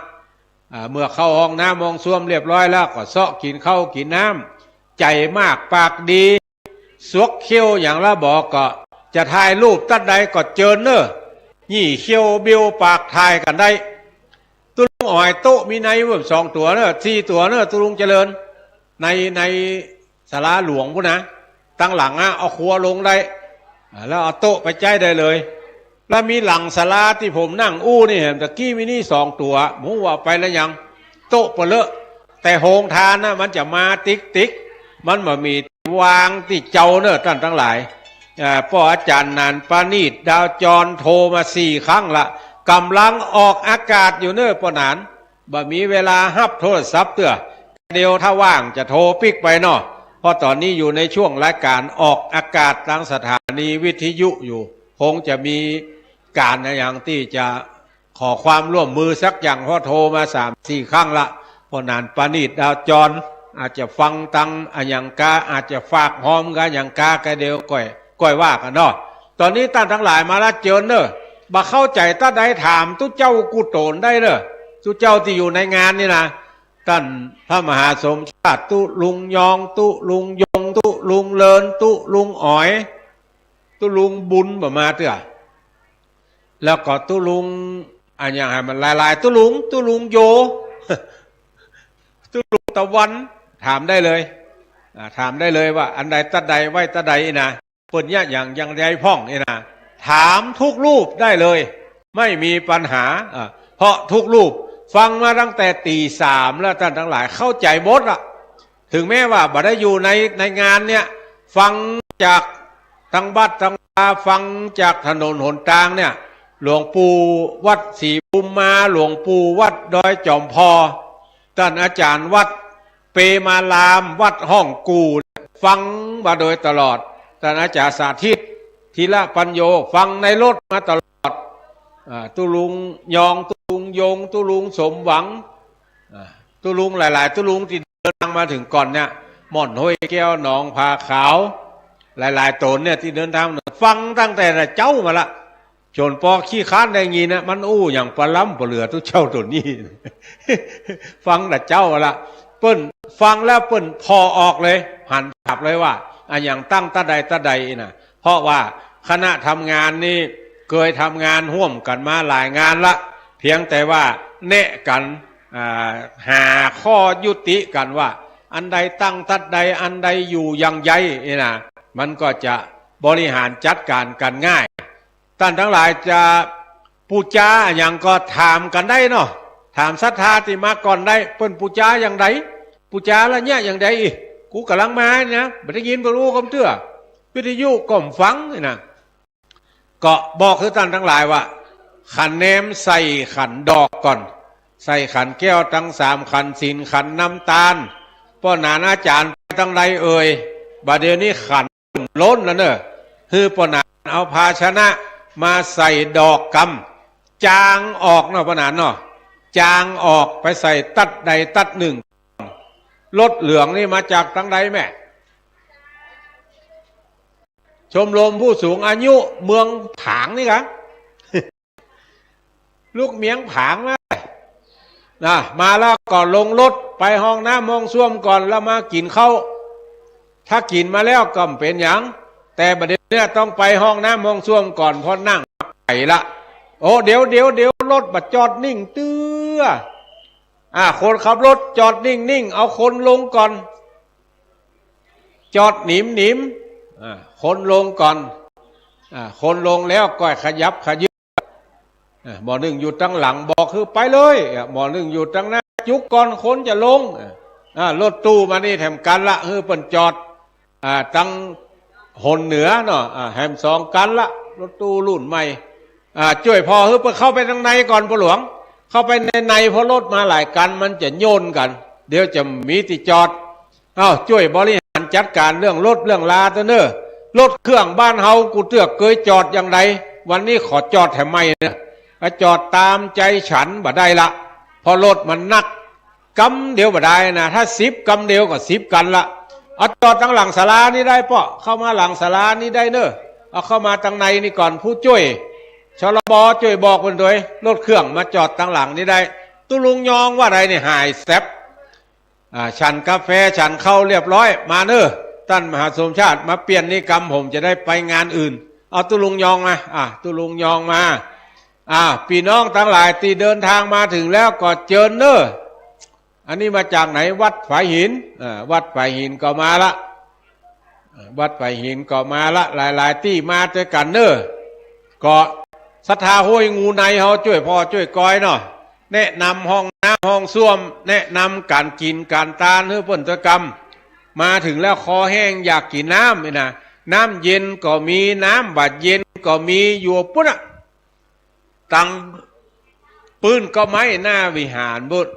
ท่านผู้อำนวยการสถานีวิทยุคลื่นสีขาวติวเอวติวใจพอกระเดียวนิมนต์ทางนี้นะครับ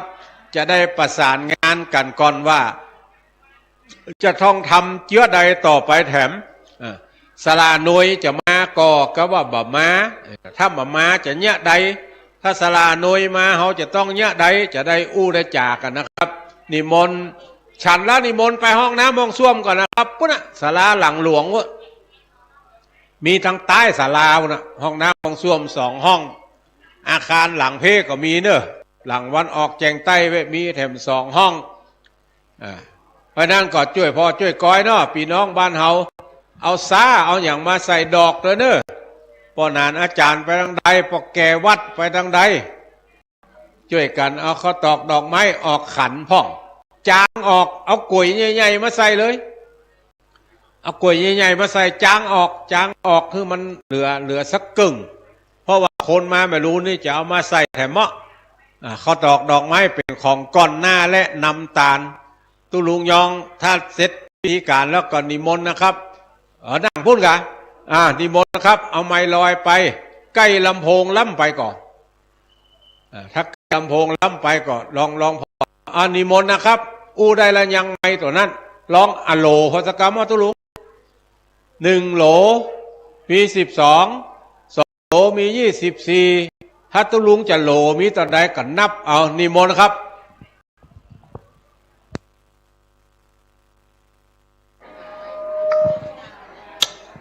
เช็ค1 2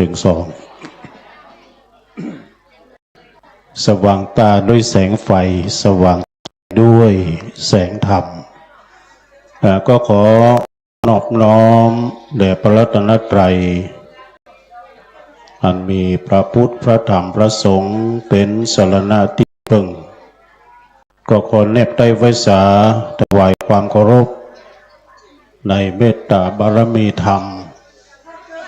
ครูบาอาจารย์นะครับเนอะเมตตาธรรมมาจากพระครูศรีรัตนคุณท่านเจ้าวาดวัดห้วยงูใน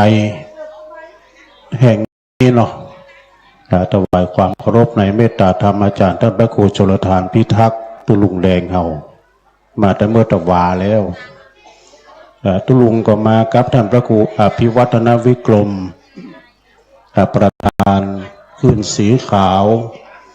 รองเจ้าคณะอำเภอดอยหล่อท่านพระมหาจุกแล้วก็ท่านอาจารย์ตุลุงน้อยว่าวัดเหล่ามนทาทิพย์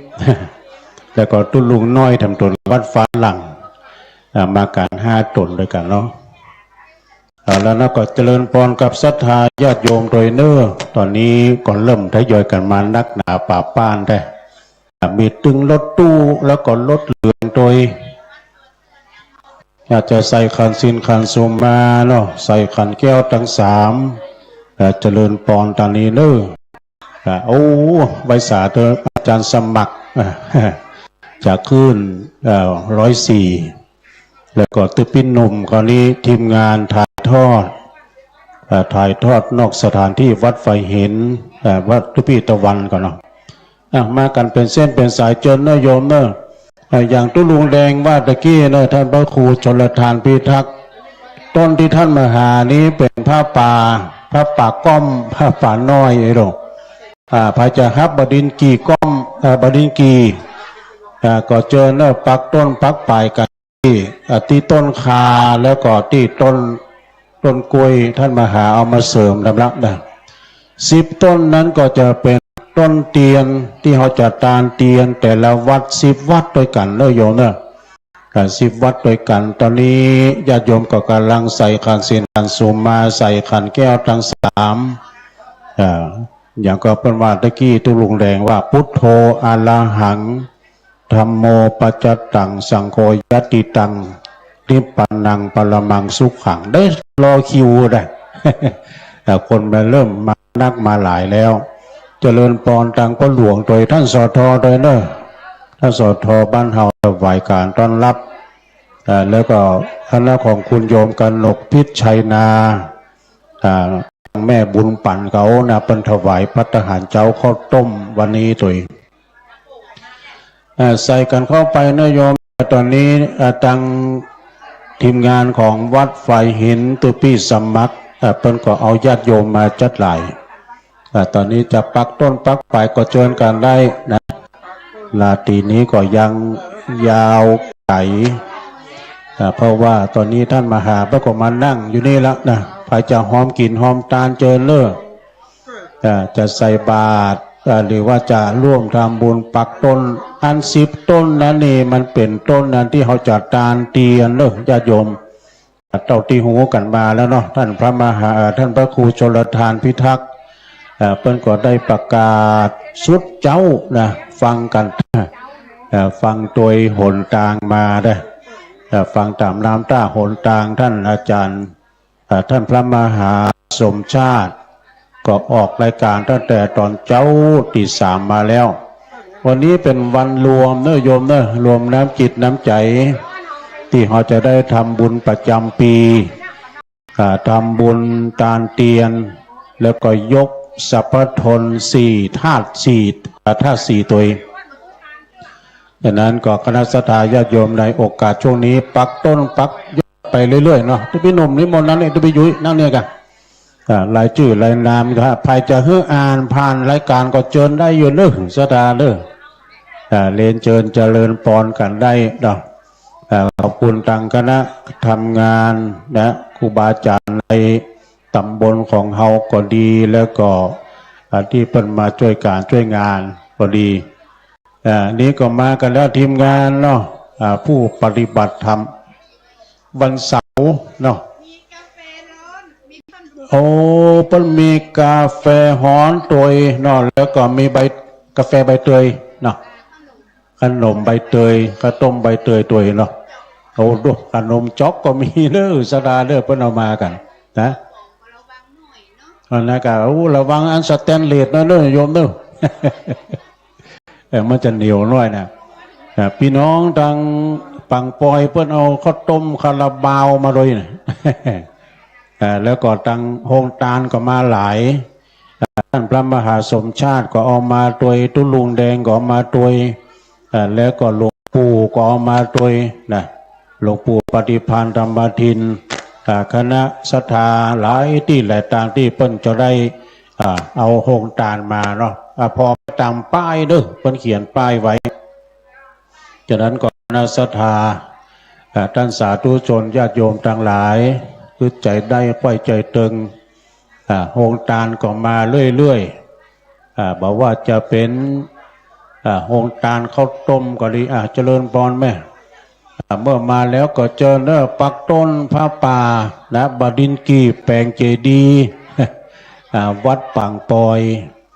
หรือว่าจะยกยอดชัดพระเจ้าหอมยอดชัดยกยอดชัดมาลดชื่อที่ตัวพี่หนุ่มนี่ได้เลยอันนี้ธาตุ4มีสัพพทนธาตุ4มาจดลายใหม่นามได้หรือว่ามีซองจะให้อ่านก็ได้เด้อโอ้อันนี้ก็มีศรัทธาโอ้อันนี้มีเพิ่มเติมเด้ออันใหม่มีพี่น้องร่วมทำบุญห้วยงูใน ป้ออินสายแม่สีรอนนี่นะป้ออินสายแม่สีรอนนะเอาที่ปักขั้นไหนปักต้นนั่นเลยนั่นแหละปักต้นกล้วยเลยแม่ดูถ้าจะหอมถามท่านมาหาก็ได้นะเอามีป้ออินสายแม่สีรอนพรหมคำทิพย์พร้อมด้วยครอบครัวลูกหลานมาจากแม่ห้องไคร้หมู่ที่8ตำบลแม่โป่งอำเภอดอยสะเก็ดฝากตุ้ลุงแดงมาด้วยร่วมทำบุญมาจำ100 บาทสาธุสาธุนางฟองคำสุยะอุทิศบุญกุศลพร้อมลูกหลานถวายปัจจัยการถวายเตียนพรรษา4 จังหวัดอีดุ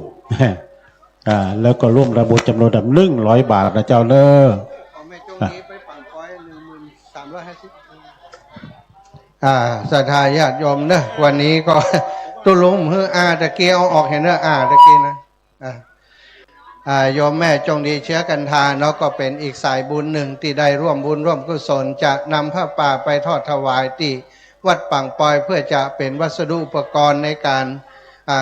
กับตังคณะกรรมการเพื่อนได้ซื้อบดินกี่อีแม่ไปตังมาได้ก็18ไผ่จะไปตัวแม่จงดีเตรียมตัวเนอะบดินนี้ได้10,000 ปลายแล้วนะ33,000กะอ๋อ13,000กับ500เพื่อวันถึง18ก็30,000 13,000กับ500เนอะขอบคุณครับโยมแม่โยมแม่ตุลุงเรียบร้อยแล้วนิมนต์นะคุณกะ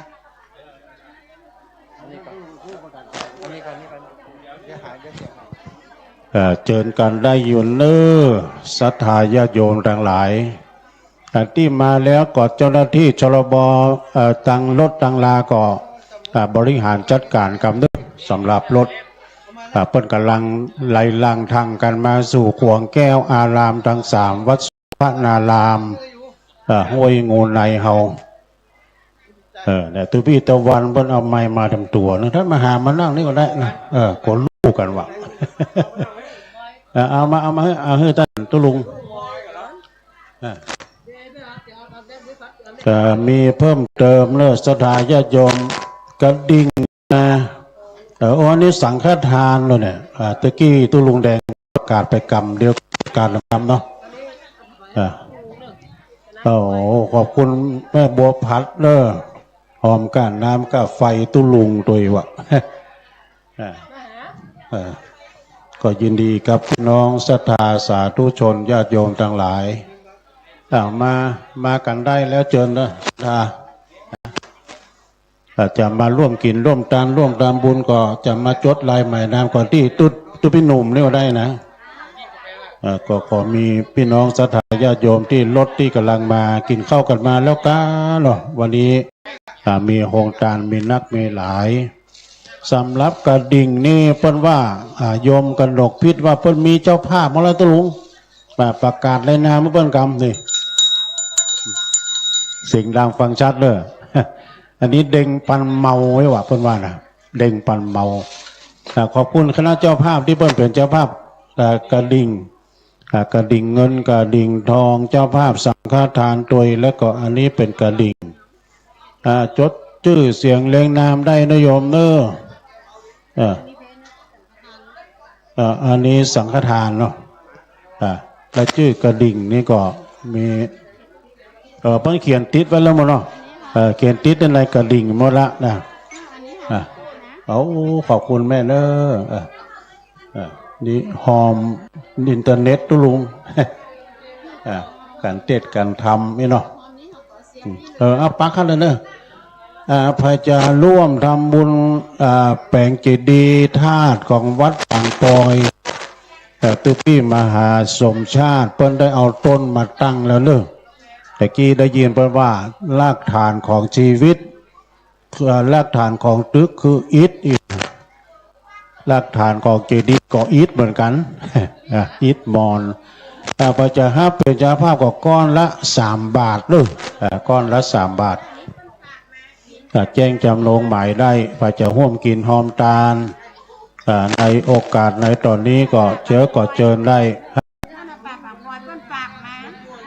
ฝากเอาหอมนั่นปักต้นกล้วยเลยไหมปักต้นกล้วยถ้าหอมปังปอยนะปังปอยปักต้นกล้วยแล้วก็ที่10 ต้นนั้นนี่ต้นเตียนแต่ละวัดเด้อศรัทธาเด้อต้นเตียนแต่ละวัดอันนี้อย่างหอมท่านเลยฮะที่เอาไปที่ท่านมหาเลยอันนี้หอมยอดชัดหรอกเอาไปพูดอะไรที่ท่านมหาแล้วแม่เนอะหอมหลอดเตียนท่านเลยเนี่ยที่ต้นนะแม่นหมดที่ท่านมหาเลยแจ้งจำลงหมายศรัทธากำลังทยอยกันมาพี่น้องที่จะร่วมกินหอมตาลก็มาการตั้งเพะบุญรักษากำจูอายุมั่นขวัญยืนมีจกมีใจเจริญปอนเจ้าจะ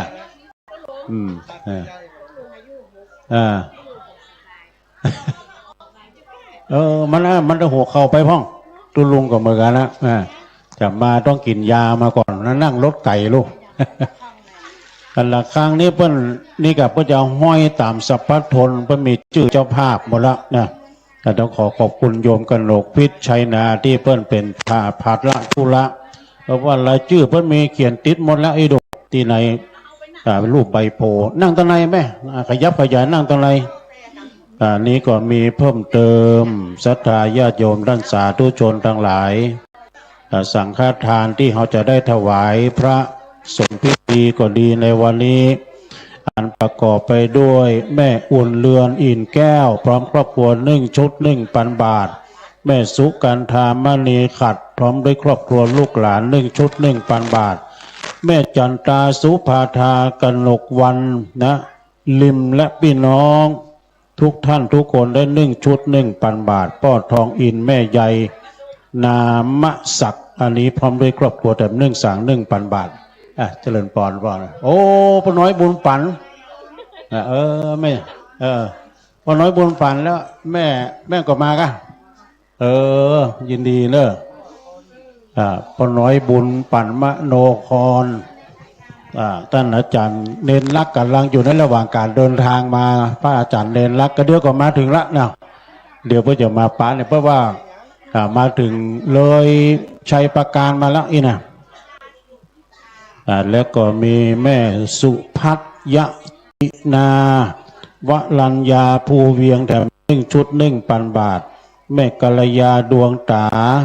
พร้อมครอบครัว1 ชุด 1,000 บาทสังฆทานพ่อปรัชญาแม่แสงเดือนปันดอนตอง1 ชุด 1,000 บาทพ่อสมศักดิ์แม่บัวพัดคำอินตาพร้อมลูกหลาน1 ชุด 1,000 บาทแล้วก็คุณโยบาฮาชิแล้วก็จันทิพย์อินตะปัญญาแถม1 ชุด 1,000 บาทแม่พ่ออำนวยแม่รัชนีปัญจะ1 ชุด 1,000 บาทแม่สุนีสุรินพร้อมครอบครัว1 ชุด 1,000 บาทเจ้าแล้วก็มีแม่พวงเพชรคำฟูครอบครัว1 ชุด 1,000 บาทนางสาวกนกวันกิติธราพันธ์1 ชุด 1,000 บาทแม่กนกพิษชัยนาและพร้อมครอบครัว1 ชุด 1,000 บาทท่านผู้ช่วยสุนทรแม่บัวหงชัยวงศ์พร้อมครอบครัว1 ชุด 1,000 บาทแม่นางเกศแก้วนางสาวกัญญาลัตน์โลชมพูแถม1 ชุด 1,000 บาทจิราพรและจิรพรยัง1 ชุดแล้วก็เตียนพรรษาแถม100 บาทเป็น1,000 กับ100 บาทแล้วมีมาเพิ่มเติมแถมอันนี้ก็เป็นสังฆทานเหมือนกันคุณประมวลคุณศรีลาสมร่างพร้อมครอบครัว1 ชุด 1,000 บาทนางพัทรวดี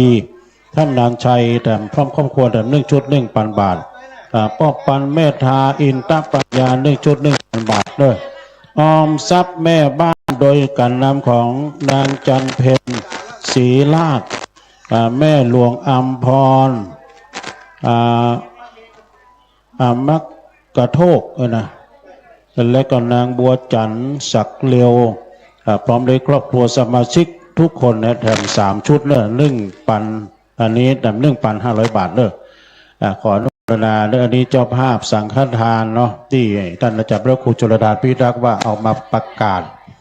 ให้พี่น้องศรัทธาได้รับรู้รับทราบ ย่างกายเข้ามาแล้วเจอเนิร์ดตอนนี้บางคนบ่ได้เคยมานะวัดห้วยงูในก็จะมีห้วยงูในห้วยงูนอกห้วยงูกลางที่เราผ่านมาเมื่อกี้นะแม่ก็จะมีเป็นห้วยนะแต่โรงเรียนนี่โรงเรียนห้วยงูกลาง มีมาเพิ่มเติมขอบคุณแม่นวลตาอินเจ้าอินตะเด้อแล้วก็แม่แม่ศูนย์น้อยนะดับ100 บาทอันนี้หอมยอดชัดเด้อจะหอมยอดชัดก็มาได้แล้วก็มีเพิ่มเติมพ่อทนก็ร่วมมาเต็ม20 บาทจันดาสิทธิฤทธิ์ทวานี้ก็มาจากบ้านต้นหนุนแถม50 บาทแล้วก็ไม่มีแม่4 วันพันลายห้วยงูกลางแถม100 บาทแม่เนตรดิชากันเนี่ยยอดคำแถม100 บาทแม่ประพันธ์สมมั่งแถม100 บาทเลิกอันนี้หอมยอดชัดเนาะเอามาแถมสตาญาติโยมจะหอมกินหอมตาลร่วมกินร่วมตาลปักยอดต้นผ้าป่าห้วยงูในอันนี้ต้นผ้าป่านี้เป็นต้นผ้าป่าของตาลอิฐบดินกีนะพระธาตุเจดีย์ของวัดปังปอยแล้วก็10 ต้นนั้นนี่ก็จะเป็นที่เราจะได้เอาตาลให้กับหัววัดต่างๆเตือบึดคณะกรรมการบริหารจัดการเพื่อก็จะจัดการไปตามที่ว่าแบ่งสรรปันส่วนแต่กี้ตุลุงแดงว่าเฮ้มันกันลากันเฮ้มันถลาเต้ากันนะฮะจะได้ญาติโยมทั้งหลายหอมธาตุมาได้เลยเจ้าประเจ้าหอมธาตุหอมเจดีย์นะก็มาการทางนี้เนาะสถานที่จะห่วมกินหอมตาลยังก็ได้นำมาทางนี้เลยเนอะจะหอมยอดชัดก็มาที่ท่านมหาดิดูว่าจะจดเอาลายใหม่เอาชื่อกันไล่อันนี้หอมยอดชัดกับยอดสัพพทนนี่ไหมสัพพทนยอดชัดยอดชัด120 บาทเนาะยอดชัดย่อแม่หยังแม่สมจิตสมจิตอุดมมังคารานนท์อุดมมังคารานนท์เปิ้น120 บาทยอมเชื่ออย่างก็เดี๋ยวอาจารย์จะเขียนไว้ให้เปิ้นก็ได้นายอุดมคำด้วงเอาเขียนใส่ซองให้อาจารย์เลยทำไมเขียนใส่ซองนี้เนอะว่าอันหอมอย่างตุ๊ปี้อ๋อยไปหาตุ๊ปี้เลินกันเด้อไปหาตุ๊ปี้เลินกันตุ๊ปี้อ๋อยประกาศได้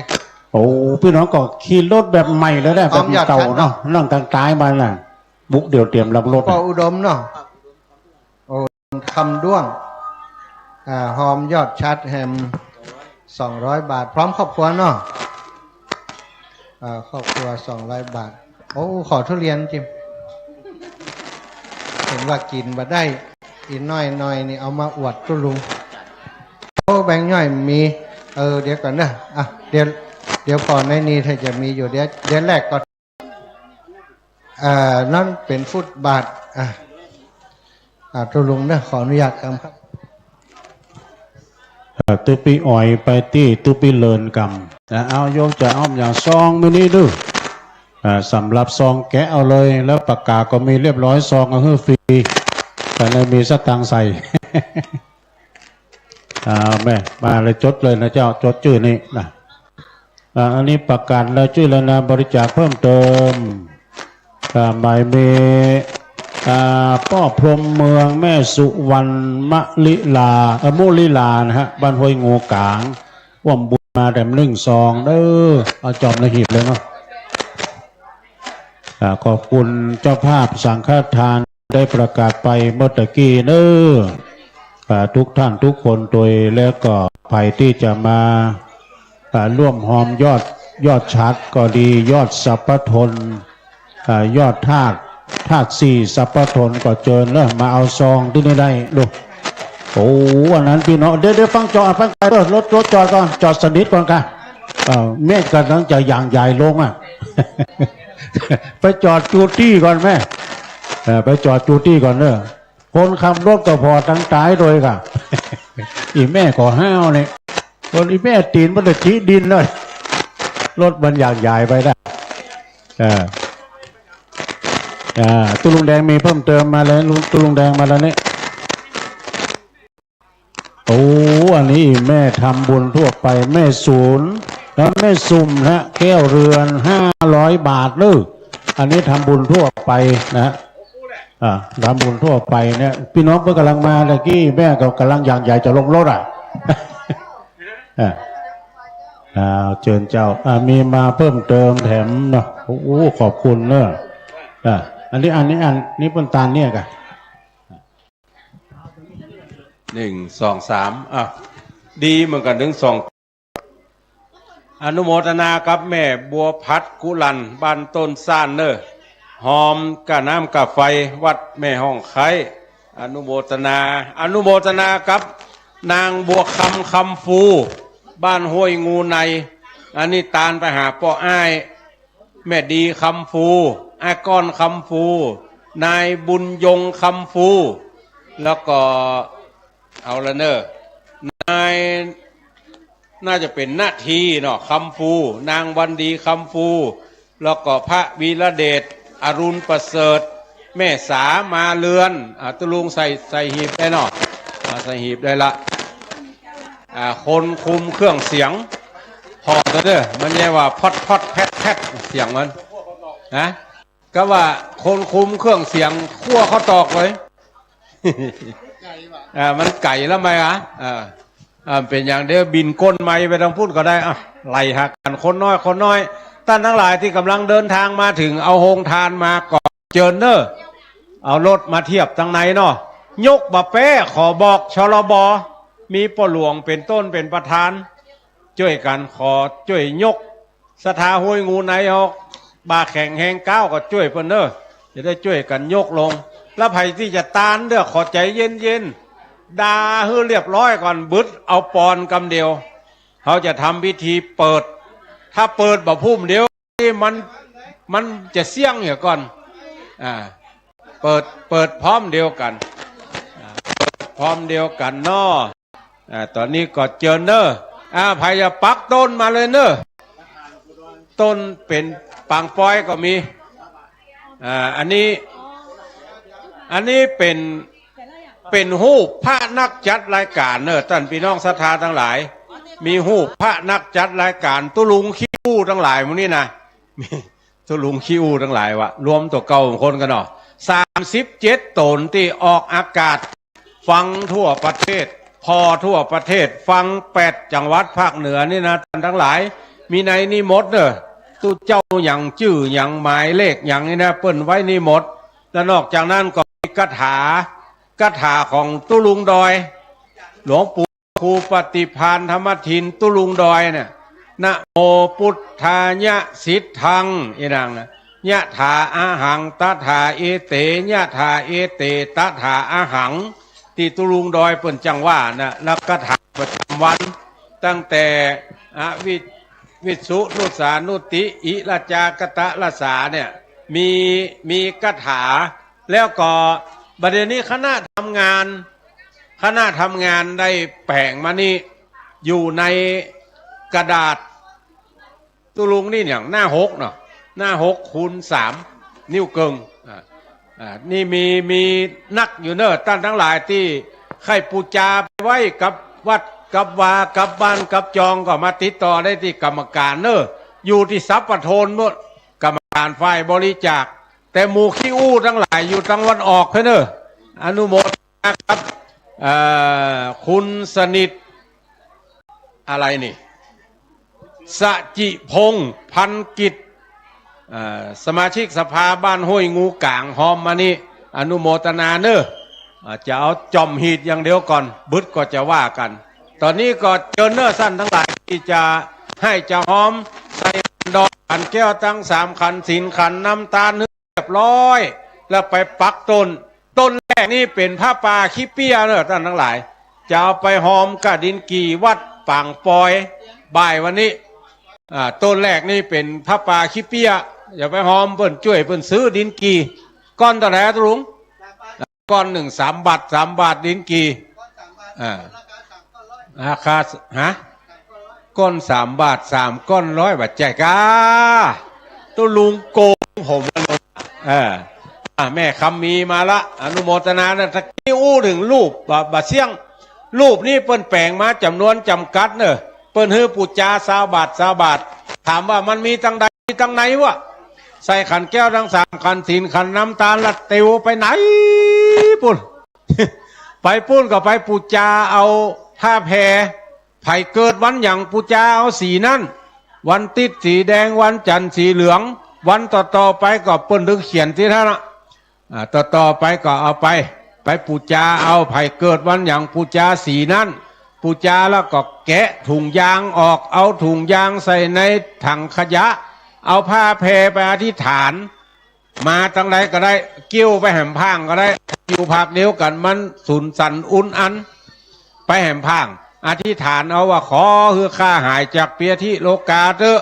เจ็บเข่าปวดเนื้อปวดตัวลูกโรคเก้าเบาหวานความดันไขมันเนื้อหายไปจากกาญะอินทรีย์ขอคือข้าอยู่ดีมีสุขหัวเข่าแข้งขาดีเปิ้นกินเนื้อได้กินเปิ้นตาเนื้อได้ตาโดยเปิ้นเตอะอีนะแล้วก็เ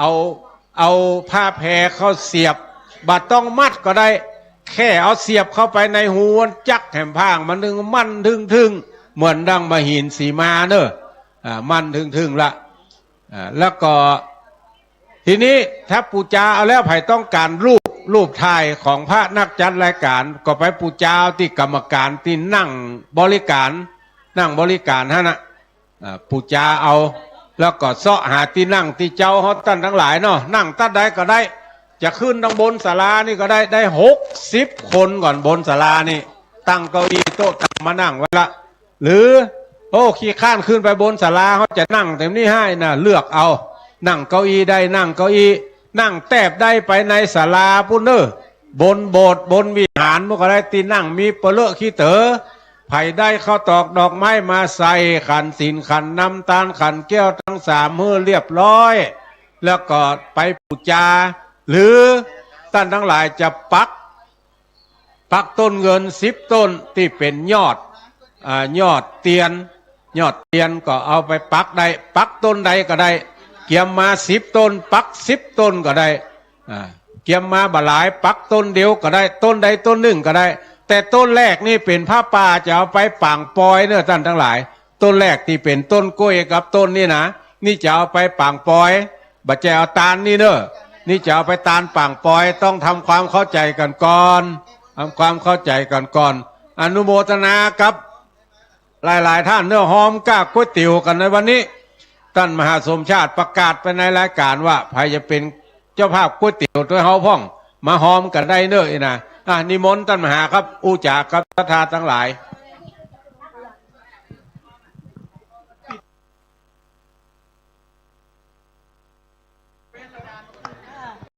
ศรัทธาพี่น้องบ้านร่องเคาะวังเหนือพุ่นเนอะเดินทางมาถึงแล้วเนาะพี่น้องบ้านร่องเคาะร่วมบุญโรงทานมา1-2แต่เฮิมหัวปั้นป่ายเพื่อนนับเดียวคือกำลังใจตัวเก่าไว้ก่อนโรงทานก๋วยเตี๋ยวตู้อีแม่อันนี้พี่น้องแม่ดีปวนปันบ้านปะคาโอหลองก็เหมือนกันเนาะมาด้วยกันเอาห่วมบุญที่นี่เรียบร้อยโยมแม่หยังโยมปีหยัง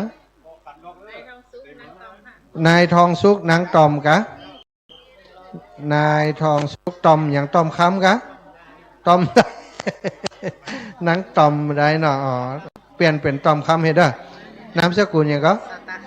ตาคำตาคำมีคำเสาไหนเสาตาคำเสาตาคำมีคำแล้วเนี่ยเท่าใด100กะ100 บาทอีกแปะใส่เลยก็ขอบคุณครับศรัทธาญาติโยมทั้งหลายเนอะตะกี้ที่นั่งอยู่ด้วยกันนี่ตุ้ลุงยองเพื่อศรัทธาญาติโยมที่หูจักกำจ้าแม่บัวพัดกุลันหูจักตุ้ลุงยองเลยกะ แม่บัวพัดกุลันนี่ศรัทธาญาติโยมไปที่ไหนนะลักกาแฟที่อันล้านตัวเก่ามาถวายตัวเจ้าลูกเปิ่นถูกได้ถ้ากาแฟหายนี่อีแมวเอาไปถวายตัวเจ้าอันนี้ก็เอาไม้มานะไปมันได้ก็เขตตัวเจ้าฉันกาแฟนะประจำเลยสาธุอีแม่ว่ายังไดยังก็ เจ้าอาวาสและท่านอาจารย์ใหญ่ถ้าอุ้มลังตอนรับแขกอยู่ปุ่นน่ะอีแม่ใจเอาอย่างถวายเปิ้นนี่กะฮะเขาปั่นป้อนเฮือก็เดียวเอาเฮือเปิ้นบ่มาสาธุแม่พลอยปิยะตระกูลบันตนพึงร่องข้อบ้านเฮานี่อีแม่ห้อมมายังฟ้อนไม้แยบๆนี่ฮะดินกีปังปอยแหลกเอาไปแหลกเอาไปแม่ก็เดี๋ยวก่อนแม่สมศรีสีที่กิจสิทธิกิจสิทธิกิจนะหนึ่งอันนี้หอมชัดต่อใดก็60จะเอาไปหอมปุ่น40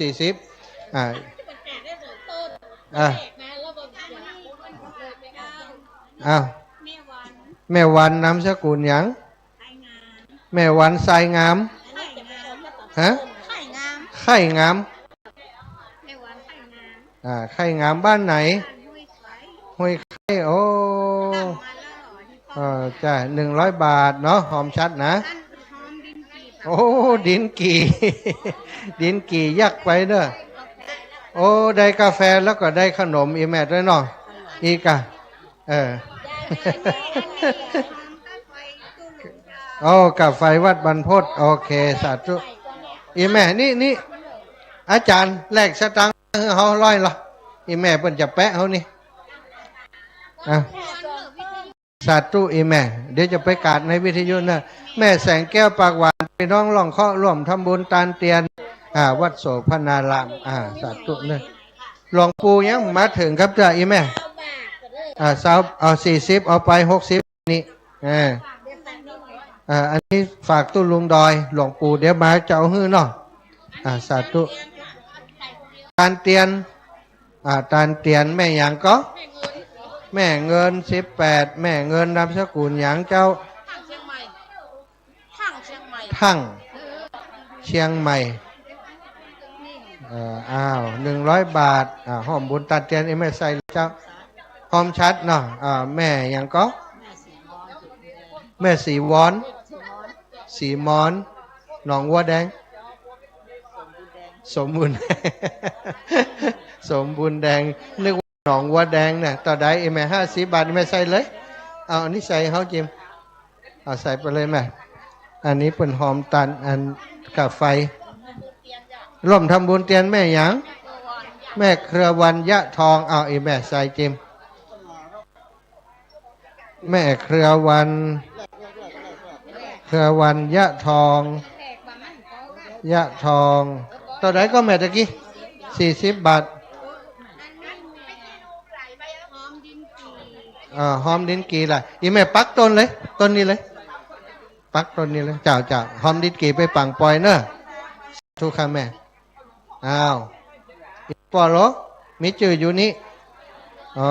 ดีแล้วป่อบุญชินแม่อำพันธ์วันชัยบ้านหลวงหมู่13หอมชัดมาแหม100 บาทพ่อบุญชินแม่อำพันธ์กันชัยเอาศรัทธาญาติโยมเด้อไผ่ที่เป็นคณะกรรมการหอมหันแหมสาวหอมไปแม่สาธุเป็น80เอาตังนี้รอหอมหยังก็กาดินกีเอาปักเขาจิมไปหันเลยไผ่หอมดินกีปักเลยเนอะปักต้นนี่เลยไปด้วยกันหมดพ่อบุญชินแม่อำพันธ์วันชัยปักต้นนี้แม่2 ต้นนี้สอนต้นนี้เป็นดินกีเนอะของบ้านบางปอยเปิ้นอันนี้วัดโสพนารามห้วยงูในเพื่อแผ่ผายย้ายบุญปั่นป้อนก่อนเนอะมาแม่ปั่นป้อนเลยถวายเข้าวัดเจ้าโอเคเข้าวัดอยู่เนอะสาธุชัยสิทธิดิลิจะในวันนี้แม่พลอยปิยะตระกูลบรรตนพึ่งลอกเคาะวังเหนือถวายปัจจัยร่วมบุญตลอดถึงได้นำต้นนำไม่เสียบสตังมาถวายที่วัด โสพนารามของเฮาที่นี่แม่ทองเพียรสวยสดบ้านร่องเคาะวังเหนือก็ร่วมบุญมาแหม1 ซองแม่มาลีผ่องใสบ้านร่องเคาะวังเหนือก็ร่วมบุญมาแหม1 ซองพร้อมกับอีแม่มตันกะ โยมแม่บัวเขยนิธิโรจนาบ้านร่องเคาะวังเหนือก็ร่วมบุญค่าน้ำกับไฟมาแหม1 ซองบัดนี้ตนตัวแห่งอาตมาภาพเป็นตัวแทนครูบาอาจารย์ได้ปฏิฆาหะรับเอาแล้วขออำนวยไว้ใจศรัทธาท่านเจ้าอยู่ดีมีสุขอายุมันขวัญยืนเด้อจัตตาโรธรรมาวัฏันติอายุวันโนสุขังพระลังบุญรักษาขอซองเปล่า1 ซองเอาได้เลยเอาจกเอาเด้ออีแม่ว่ายังไงตานเข้าเจ้าแม่ตานห้วยงูอันนี้เอาไปเอาอันนี้เอาไปเอาซองเอานั้นไปเลยอะไรแม่ลิ้นกี่เสียบนี่เลยเนอะตอนนี้ของลิ้นกี่เนอะเจ้าเอแม่ถวายเป็นตาอันนี้ศรัทธาคุณธงชัยมาคุณธงชัยมาแสงอาทิตย์อุทัยนะร่องเคาะวังเหนือร่วมบุญมาแหม1 ซองเนอะเจ้าห้วยงูใส่นี่แม่มูลรัศธาแม่มีชัยพิญโยภาสบางป่างปล่อยร่วมบุญวัดห้วยงูของเฮาแหม100 บาทเนอะซองอยู่นี่แม่เอาเลยหยิบเอาเลยโยมแม่อามกดคำป่างปล่อยก็ร่วมบุญมาแหม100 บาทอนุโมทนาบุญกับโยมแม่เนอะโยมแม่ยังแม่น้อยเชิญวันแม่น้อยเชิญวันเนาะเชิญวันพร้อมครอบครัวการน้ำกับไฟวัดนี้100 บาทสาธุอนุโมทนาบุญแม่ยังแม่อีน้ำจ้อย แม่อีน้ำจ้อยนะเจ้าแม่ห้อยงูในครับน้ำจ้อยหอมตัวใดใส่ไปเลยเจ้าอันนี้ไอ้ยังอันนี้แม่จะหอมผ้า เจ้าโอ้มาแล้วนักร้องอันนี้อย่าหอมผ้าจากไปทำบุญที่วัดบรรพตเนาะวัดหยางปางป้อยวัดบรรพตทิศอนุโมทนาบุญโยมแม่เนอะแม่พลอยปิยะตระกูลต้นพึ่งร่องเคาะอนุโมทนาบุญขอบคุณอีแม่อายุวันโนสุขังพลางนี่กันน้ำกับไฟเลย ขอคนมาช่วยเขียนนี่คนละอีแม่เขียนนี่กันตอนนี้พระเอกตัวน้อยมาแล้วเนอะเดินเลาะตรงนี้ก่อนมาเพ่ก่อนลูกมาเพ่พระเอกตัวน้อยน้องเจ้าขุนโชว์ตัวก็เดี๋ยวจะซอให้ฟังแม่เลี้ยงวันต้นพึ่งกับลังจกสตังอยู่น่ะโยมแม่บุญเรืองใจเงินเนี่ยปะกันมันเดี๋ยวน้องเจ้าขุนวันนี้น้องมิลินมาก่อนวันนี้มันจะมาครับโอ้อย่าเอาไผ่เป็นกลัวเอาแม่บุญเรืองบ่จังซอเก่าน่ะ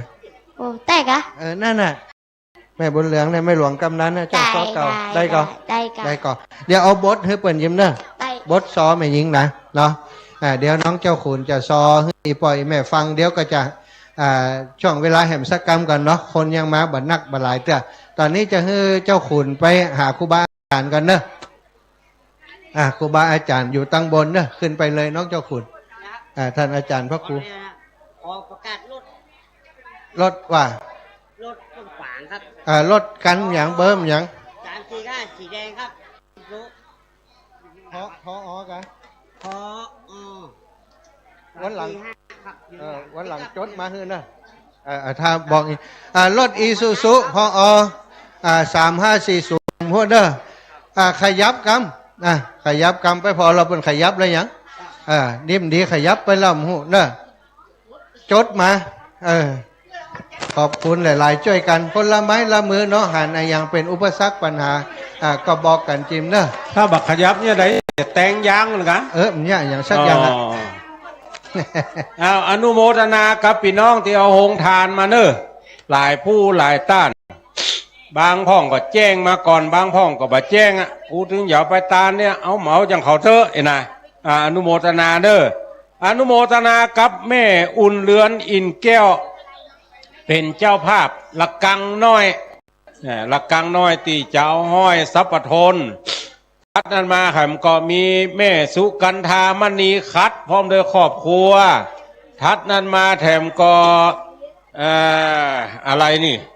นายสมชานางเกษรินสุภาทัดนั้นมาแถมแก่นนึ่งก็แม่จันทาอะไรนี่กาทองตรงจะแม่นเนาะของตู้เจ้าเขาเป็นยังนางพวงเพชรคำฟูแล้วก็มีอันนี้ชื่ออะไรแม่กัลยาดวงตาพร้อมด้วยครอบครัวเป็นเจ้าภาพหลักกังน้อยจะเอาไปห้อยทรัพย์ปทนแล้วก็มีอนุชาอังสุชาวารทีรุ่งนภาผาดทองพร้อมด้วยครอบครัวเป็นเจ้าภาพหลักกังน้อยเนาะแล้วก็แม่บุญปันตาเทียงกว่าตาเที่ยงเนี่ยอันยังก็หายไปหมดสระอีหุสระไอหุไม่เอกหัวนัทวุฒิศิลาพันธ์อาทิตยาวงคำอันนี้เป็นเจ้าภาพหลักกังน้อยห้อยทรัพย์ปทนสอทอปีชาอินตะปัญญาอนุโมทนาเตเนอร์แล้วก็มีเด็กหญิงอย่างนี้ตุลุงวีรันดาจงสุวรรณวัฒนาเป็นเจ้าภาพหลักกังน้อยเนาะแล้วก็ทัดนั้นมาหมายมีนายอัศวินสุริยาพร้อมด้วยครอบครัวแถมแก่นหนึ่งโอ้หลายแก่นด้วยกันด้วยนี่10 กว่าแก่นเพราะว่าทรัพย์ปทนแต่ละอันนั้นห้อยหลายอันเด็กชายชินพัฒน์สุภาแล้วก็มีไผ่แถมนี้แม่จันเพนสีทิทองร้านเพื่อนนักเรียนฝางเป็นเจ้าภาพเนาะแล้วก็เด็กชายกิตติพงษ์จงสุวรรณวัฒนาแถมแก่นหนึ่งแล้วก็ทัดนั้นมาหมายมีเด็กชายวีรวิทย์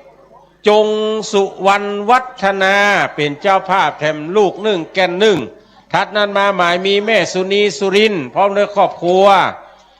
อ่านถูกบ่ถูกบ่เนอคนเขียนอยู่ที่คนอ่านอยู่ที่นริศราอินตะปัญญาพร้อมด้วยครอบครัวแถมแก่นหนึ่งเนาะแล้วก็ทัดนั้นมาหมายมีแม่แก้วศรีวิชัยพร้อมด้วยครอบครัวแล้วก็แม่ผินฤทธิ์แจ่มพร้อมด้วยครอบครัวอันนี้เป็นเจ้าภาพเด้งที่จะเอาห้อยทรัพย์ปทนอันนั้นแก่นน้อยแก่นใหญ่มีแม่ตุมมามโนวรแก่นหนึ่งเนาะทัดนั้นมาก็หมายมีหอมวันเกิดฮือที่ฮือแม่นี่เลยแม่จดกำเนาะแล้วก็นางจิราพรยังเป็นเจ้าภาพแถมแก่นหนึ่งแก่นใหญ่พี่น้องห้อยงูในเฮาละอ่อนที่เขียนหนังสือบุยขอเจิญตั้งนี้คนเนาะช่วยเขียนหนังสือนิกรรมเปิ้นมาหอมจะได้เขียนกันบุยแม่ใส่ซองเลยแล้วก็คุณกนกพิษชัยนาแถมแก่นหนึ่งเจ้าภาพเด้งเจ้าภาพหลักกังส่วนไทยจะเป็นเจ้าภาพหอมตัวเปิ้นก็ได้เนอะนายอัมพรนางสุธรรมด้วยครอบครัวแถมแก่นหนึ่งเป็นเจ้าภาพร่วมบุญด้วยเพิ่นก็ได้เฮาสตางค์บ่ถึงก็หอมด้วยกันจอมเอาใส่ตู้บริจาคอย่างเดียวเนาะแล้วก็มีพระสงกรานต์อุบาลีนางกันนายกับพระสงกรานต์อนุโมทนาตัวเนาะแม่เขียนชื่อใส่กำเนิดชื่ออย่างนายสุนทรนางบัวหงชัยวงศ์อันนี้เป็นเจ้าภาพหลักกังน้อยจะเอาไปห้อยทรัพย์ปทนนี่มีถึงหมดกันสี่ตัวด้วยกันตัวหนึ่งเขาจะเอาไว้วันออกแจงเหนือตัวหนึ่งเอาไว้วันออกแจงใต้ตัวหนึ่งเอาไว้วันตกแจงเหนือตัวหนึ่งเอาไว้วันตกแจงใต้เพื่อมันครบถึง4 ตัว4 ตัวนี้จะเป็นธาตุดินธาตุน้ำธาตุลมธาตุไฟดังที่ได้ชี้แจงให้ท่านทั้งหลายได้ฟังตั้งแต่ตาเจ้ามาละว่าอันใดจะปูจาอันใดนะได้ได้จ่าให้ท่านทั้งหลายได้ฟังเรียบร้อยตอนนี้ท่านทั้งหลายที่เดินทางมาถึงห้วยงูในแล้วก็เจิญเนอตามมัธยาศัยเนาะอนุโมทนากับเจ้าภาพ สำหรับไตยตาลอันมีแม่อุ่นเรือนอินแก้วแม่สุกันธามณีคัดแม่จันตาสุภากนกวันแล้วก็ป่อทองอินแม่ใยนามศักดิ์แม่กัลยาดวงตาและเจ้าอ่านเพิ่นเป็นดวงคำเปลี่ยนละดวงตาแม่สุภัทยจินาวรัญญาภูเวียงแม่เครือวันคำอินตาพ่อปัญญาแม่แสงเดือนปันดอนตองพ่อสมศักดิ์แม่บัวพัดคำอินตาคุณโคบายาชิจันทิพย์อินตะปัญญาพ่ออำนวยแม่รัชนีปัญจะแม่สุนีสุรินแม่พวงเพชรคำฟูนางสาวกนกวันกิติธราพันธ์แม่กนกพิชัยนาผู้ช่วยสุนทรนางบัวหงชัยวงศ์นางเกตแก้วนางสาวกัญญาลัตน์โลชมพูจิราพรยังคุณประมวลนางศรีลาสมล่างนางพัทราวดีธนัญชัยแม่ปันป้อปันแม่ทาอินตะปัญญาอันนี้ชุดละ1,000 บาท1,000 บาทเพิ่นเป็นเจ้าภาพแล้วก็มีกลุ่มออมทรัพย์แม่บ้านห้วยงูในโดยนางจันเพ็ญศรีราชแม่หลวงอัมพรอมกระโทกนางบัวจันศักเร็วพร้อมโดยลูกสมาชิก3 ชุดด้วยกัน 1,500 บาทอนุโมทนาเนอนอกจากนั้นก็เจ้าภาพสังฆทานว่าไปแล้วเนาะแล้วก็เจ้าภาพแถมหลายๆจะอยู่ด้วยกันนี่มดเนื้อตันทั้งหลายที่ให้หอมกันมานะเจ้าภาพโฮงทานก็มีติแจ้งมาก็มีคุณวริพรคุณสุพันนีอ้อมคุณเสาวรักษ์กมลวีรพันธ์วัดดอยจอมพอวัดบรรพตสถิตวัดพระบาทอุดมวัดพระธาตุศรีมหาโพธิ์ตโปธารามสำนักสงฆ์สถาบันธรรมาภิวัตร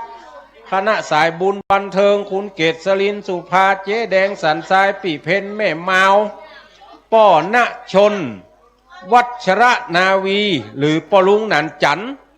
แล้วก็แม่กัลยาดวงคำคุณวาสนาดวงตา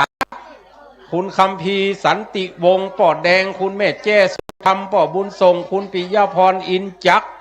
แม่จันเพ็ญแม่หลวงอัมพรแม่บัวจันแล้วก็สมาชิกกลุ่มออมทรัพย์บ้านห้วยงูในแถมแล้วก็แม่วัฒนาพรหรือว่าเจ๊แดงป้อ ตุลุงแดงมักใหม่ว่ะเจ้าพ่อสุริยะเทพถ้าบอกอู้มันมีไผอู้เนาะคนอื่นก็อู้ได้แต่ว่ามันบัดแจ้ง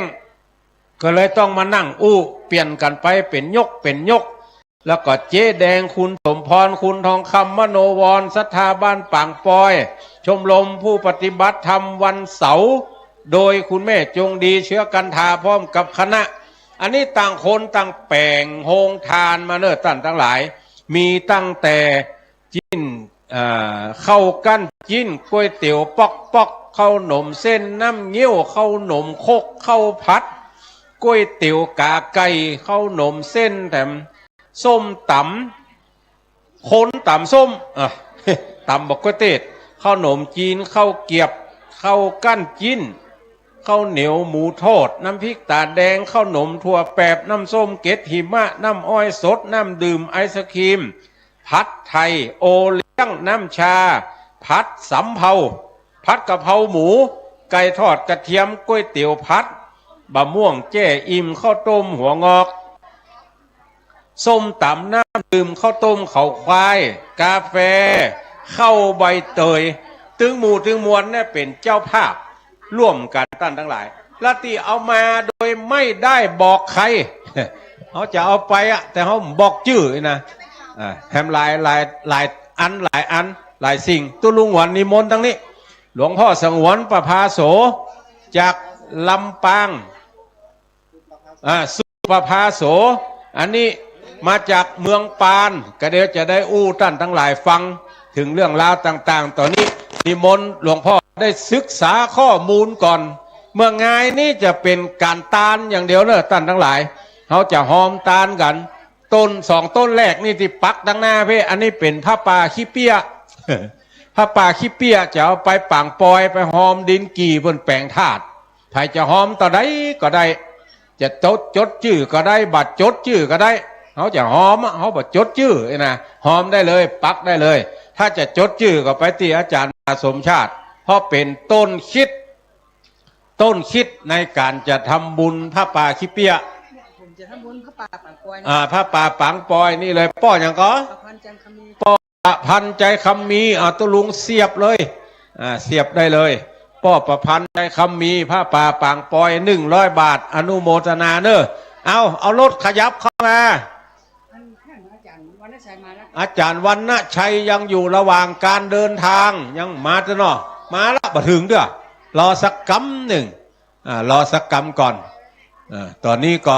ครูบาอาจารย์หลายตนหลายองค์ได้มีสมณะเมตตาเดินทางมาถึงละหลายตนหลายองค์ก็กำลังฉันบ่ได้ฉันมาเตื้อหลายตนหลายองค์ก็กำลังเข้ามาถ้าไผ่ลืมโทรศัพท์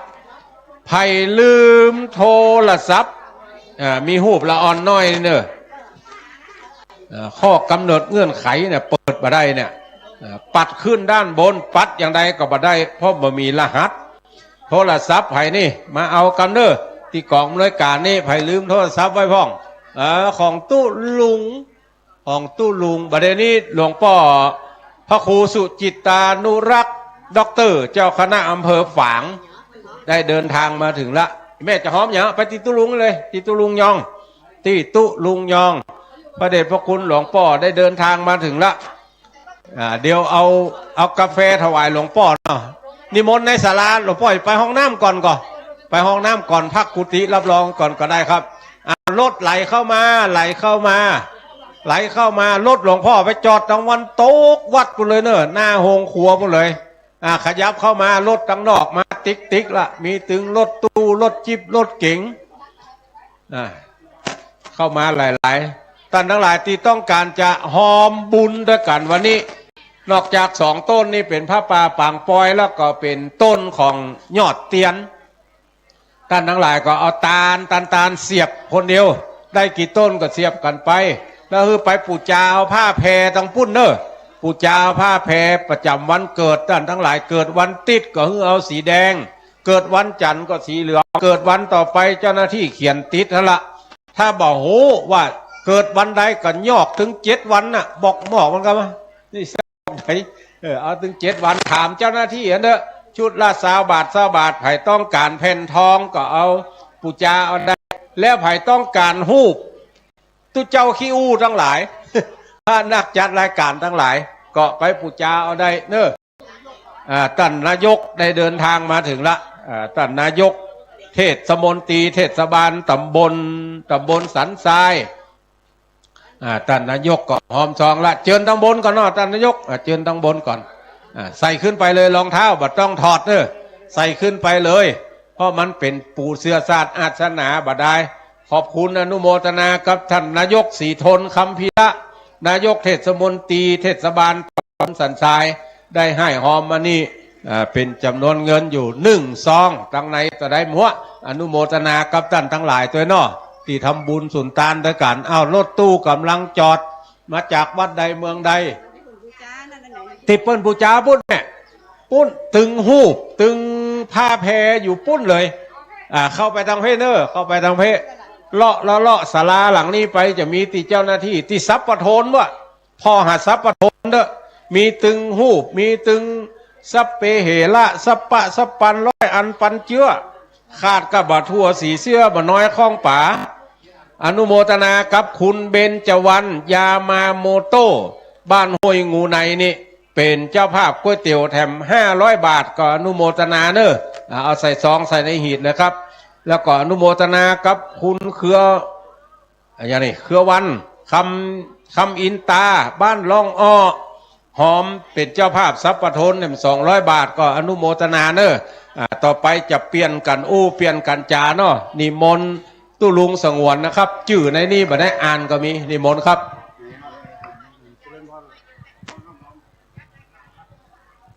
ขอกับคารวะมหาเถระพระเถระทุกรูปทุกองค์นะที่ได้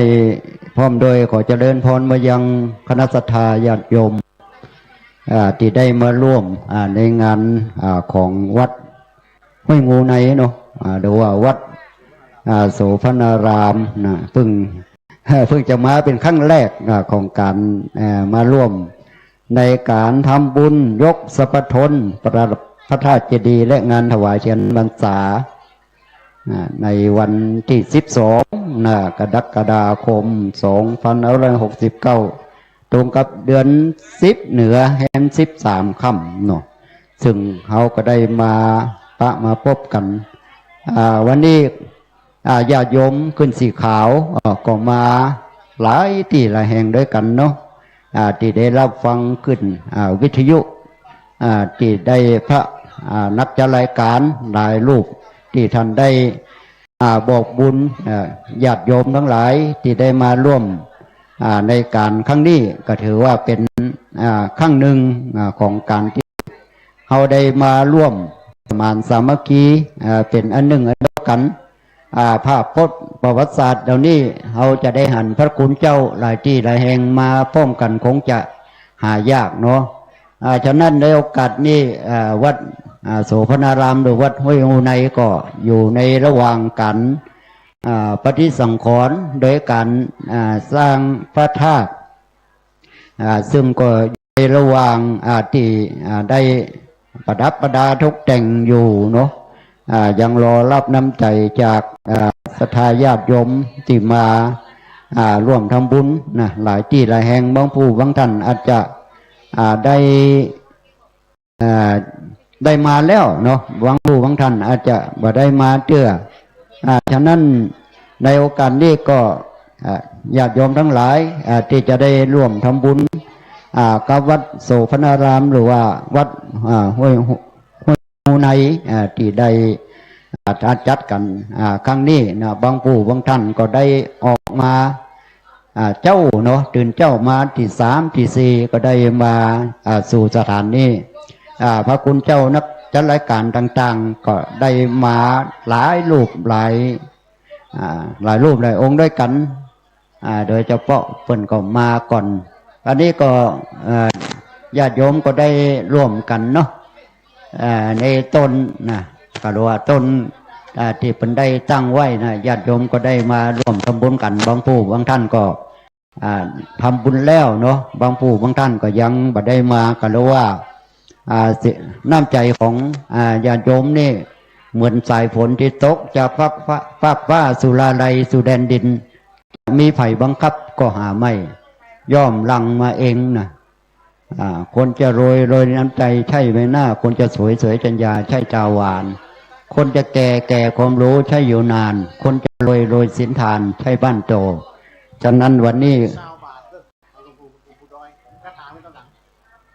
วันนี้มันก็มีเนาะเปิ่นได้จัดหลวงปู่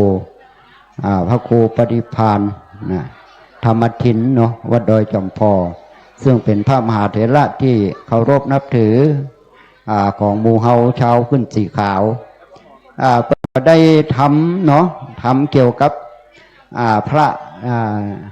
นักจัดรายการ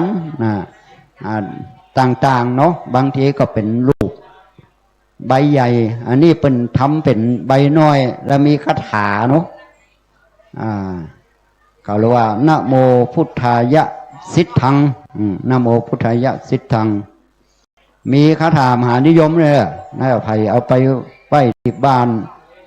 ก็ปูจาได้เนอะเขาเราปูจา20 บาทมีคาถาหลายอย่างมีวันอาทิตย์ก็สวด6 จบเนาะมีครบวันจันทร์สวด15 จบวันอังคาร8 จบวันพุธกลางวัน17 จบวันพุธกลางคืน12 จบวันพฤหัสสวด19 จบวันศุกร์21 จบวันเสาร์10 จบมันก็มีคาถานะอันนี้มันเป็นสิ่งล้ำค่ามากเลยนะถ้าใครเอาไปจาที่บ้านที่จองเนาะเอาไว้กับรถกับลาก็สามารถที่จะนี่ได้ว่าปูจาได้เนอะปูจาได้ใบละ20 บาทใบละ20 บาททเวนตีนี่ก็จะมีคาถาแล้วก็มีรายชื่อของพระนักจัดรายการด้วยเนอะฉะนั้น ญาติโยมที่ปูจาก็มาปูจาได้วันนี้แม่มาจากไหนเนาะลำปางเนาะเดี๋ยวเขียนชื่อล่ะเดี๋ยวเนี่ยครอบครัวของหนองยางลำปางเนาะนายสุภาพนางผ่องใสยุชมพูนายโชคชัยนางกันที่มาโชควัฒนทรัพย์เนาะนสนวพัฒน์ยุชมพูน้องเอิญนายพัทรศิลป์ปาสกุลนี่ก็ร่วมบริจาคเนาะในสองนะแล้วก็มีนายพุนศักดิ์เอกพินโยภาพนสวรรณศิริวงศ์พรหมสายเด็กชายภากินเอกพินโยภาพเด็กชายฐานภพเอกพินโยภาพเนี่ยขออนุโมทนาด้วยเนอต่อไปก็มีนายสุภสิทธิ์นางนภาวงศ์พรหมสายเด็กชายนัทพัฒน์วงศ์พรหมสายมาจากบ้านหนองยางเนาะจากลำปางเนาะแล้วก็มีนายสุวรรณนางสมศรีวงศ์พรหมสายนสจันทิพย์วงศ์พรหมสายบ้านหนองยางขออนุโมทนาสาธุเนอนางบุญธิราโยธานายณัฐพลนางปณิดาโยธานางคณินพัฒโยธาบ้านหนองยางก็ขอบ้านหนองยางก็ขออนุโมทนาสาธุเนอหากว่าท่านมีความปรารถนาสิ่งใดเป็นไปโดยชอบเราประกอบไปทำแล้วความมาปรารถนาของท่านส่วนเบ็ดผล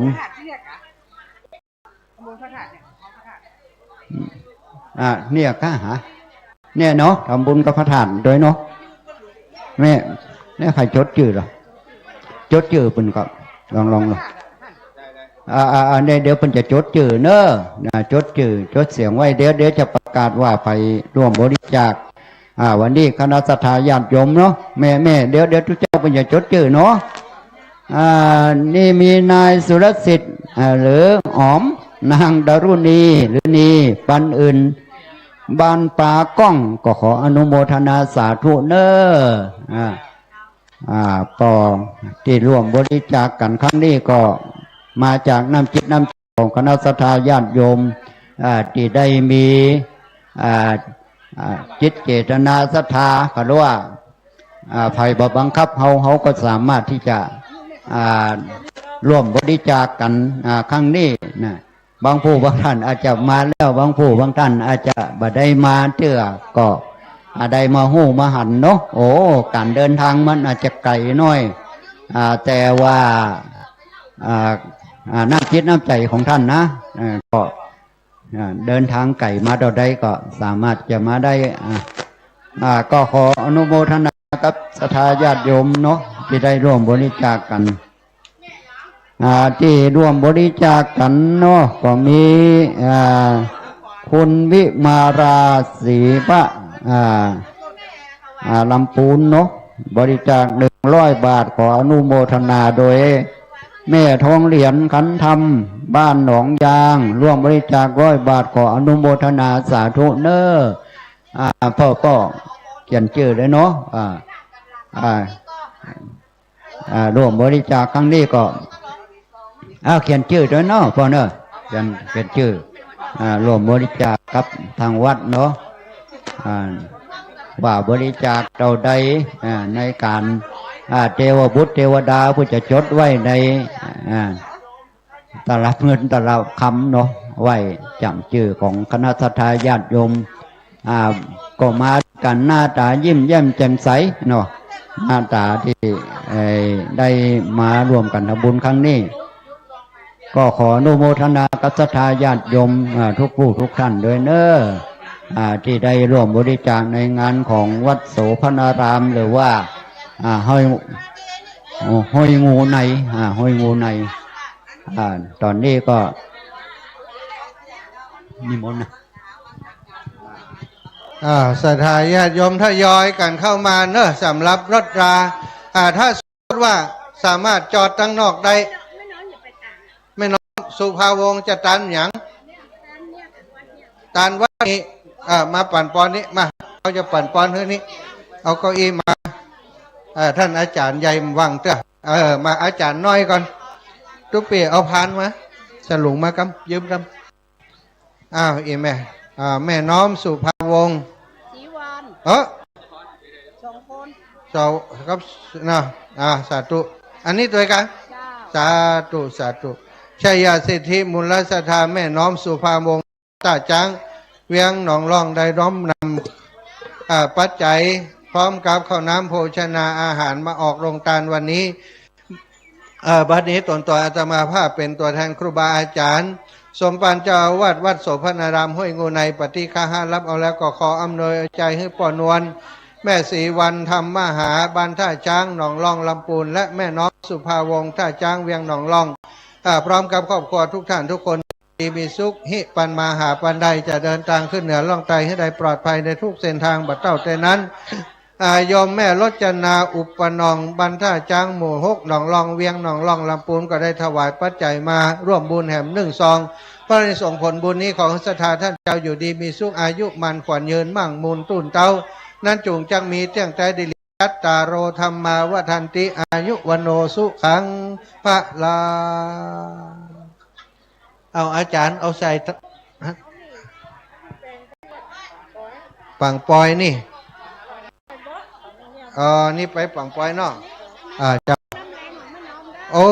นำผักนำแรงแม่น้องเอาอันนี้ไอ้อย่างนี่หน่วยอย่าง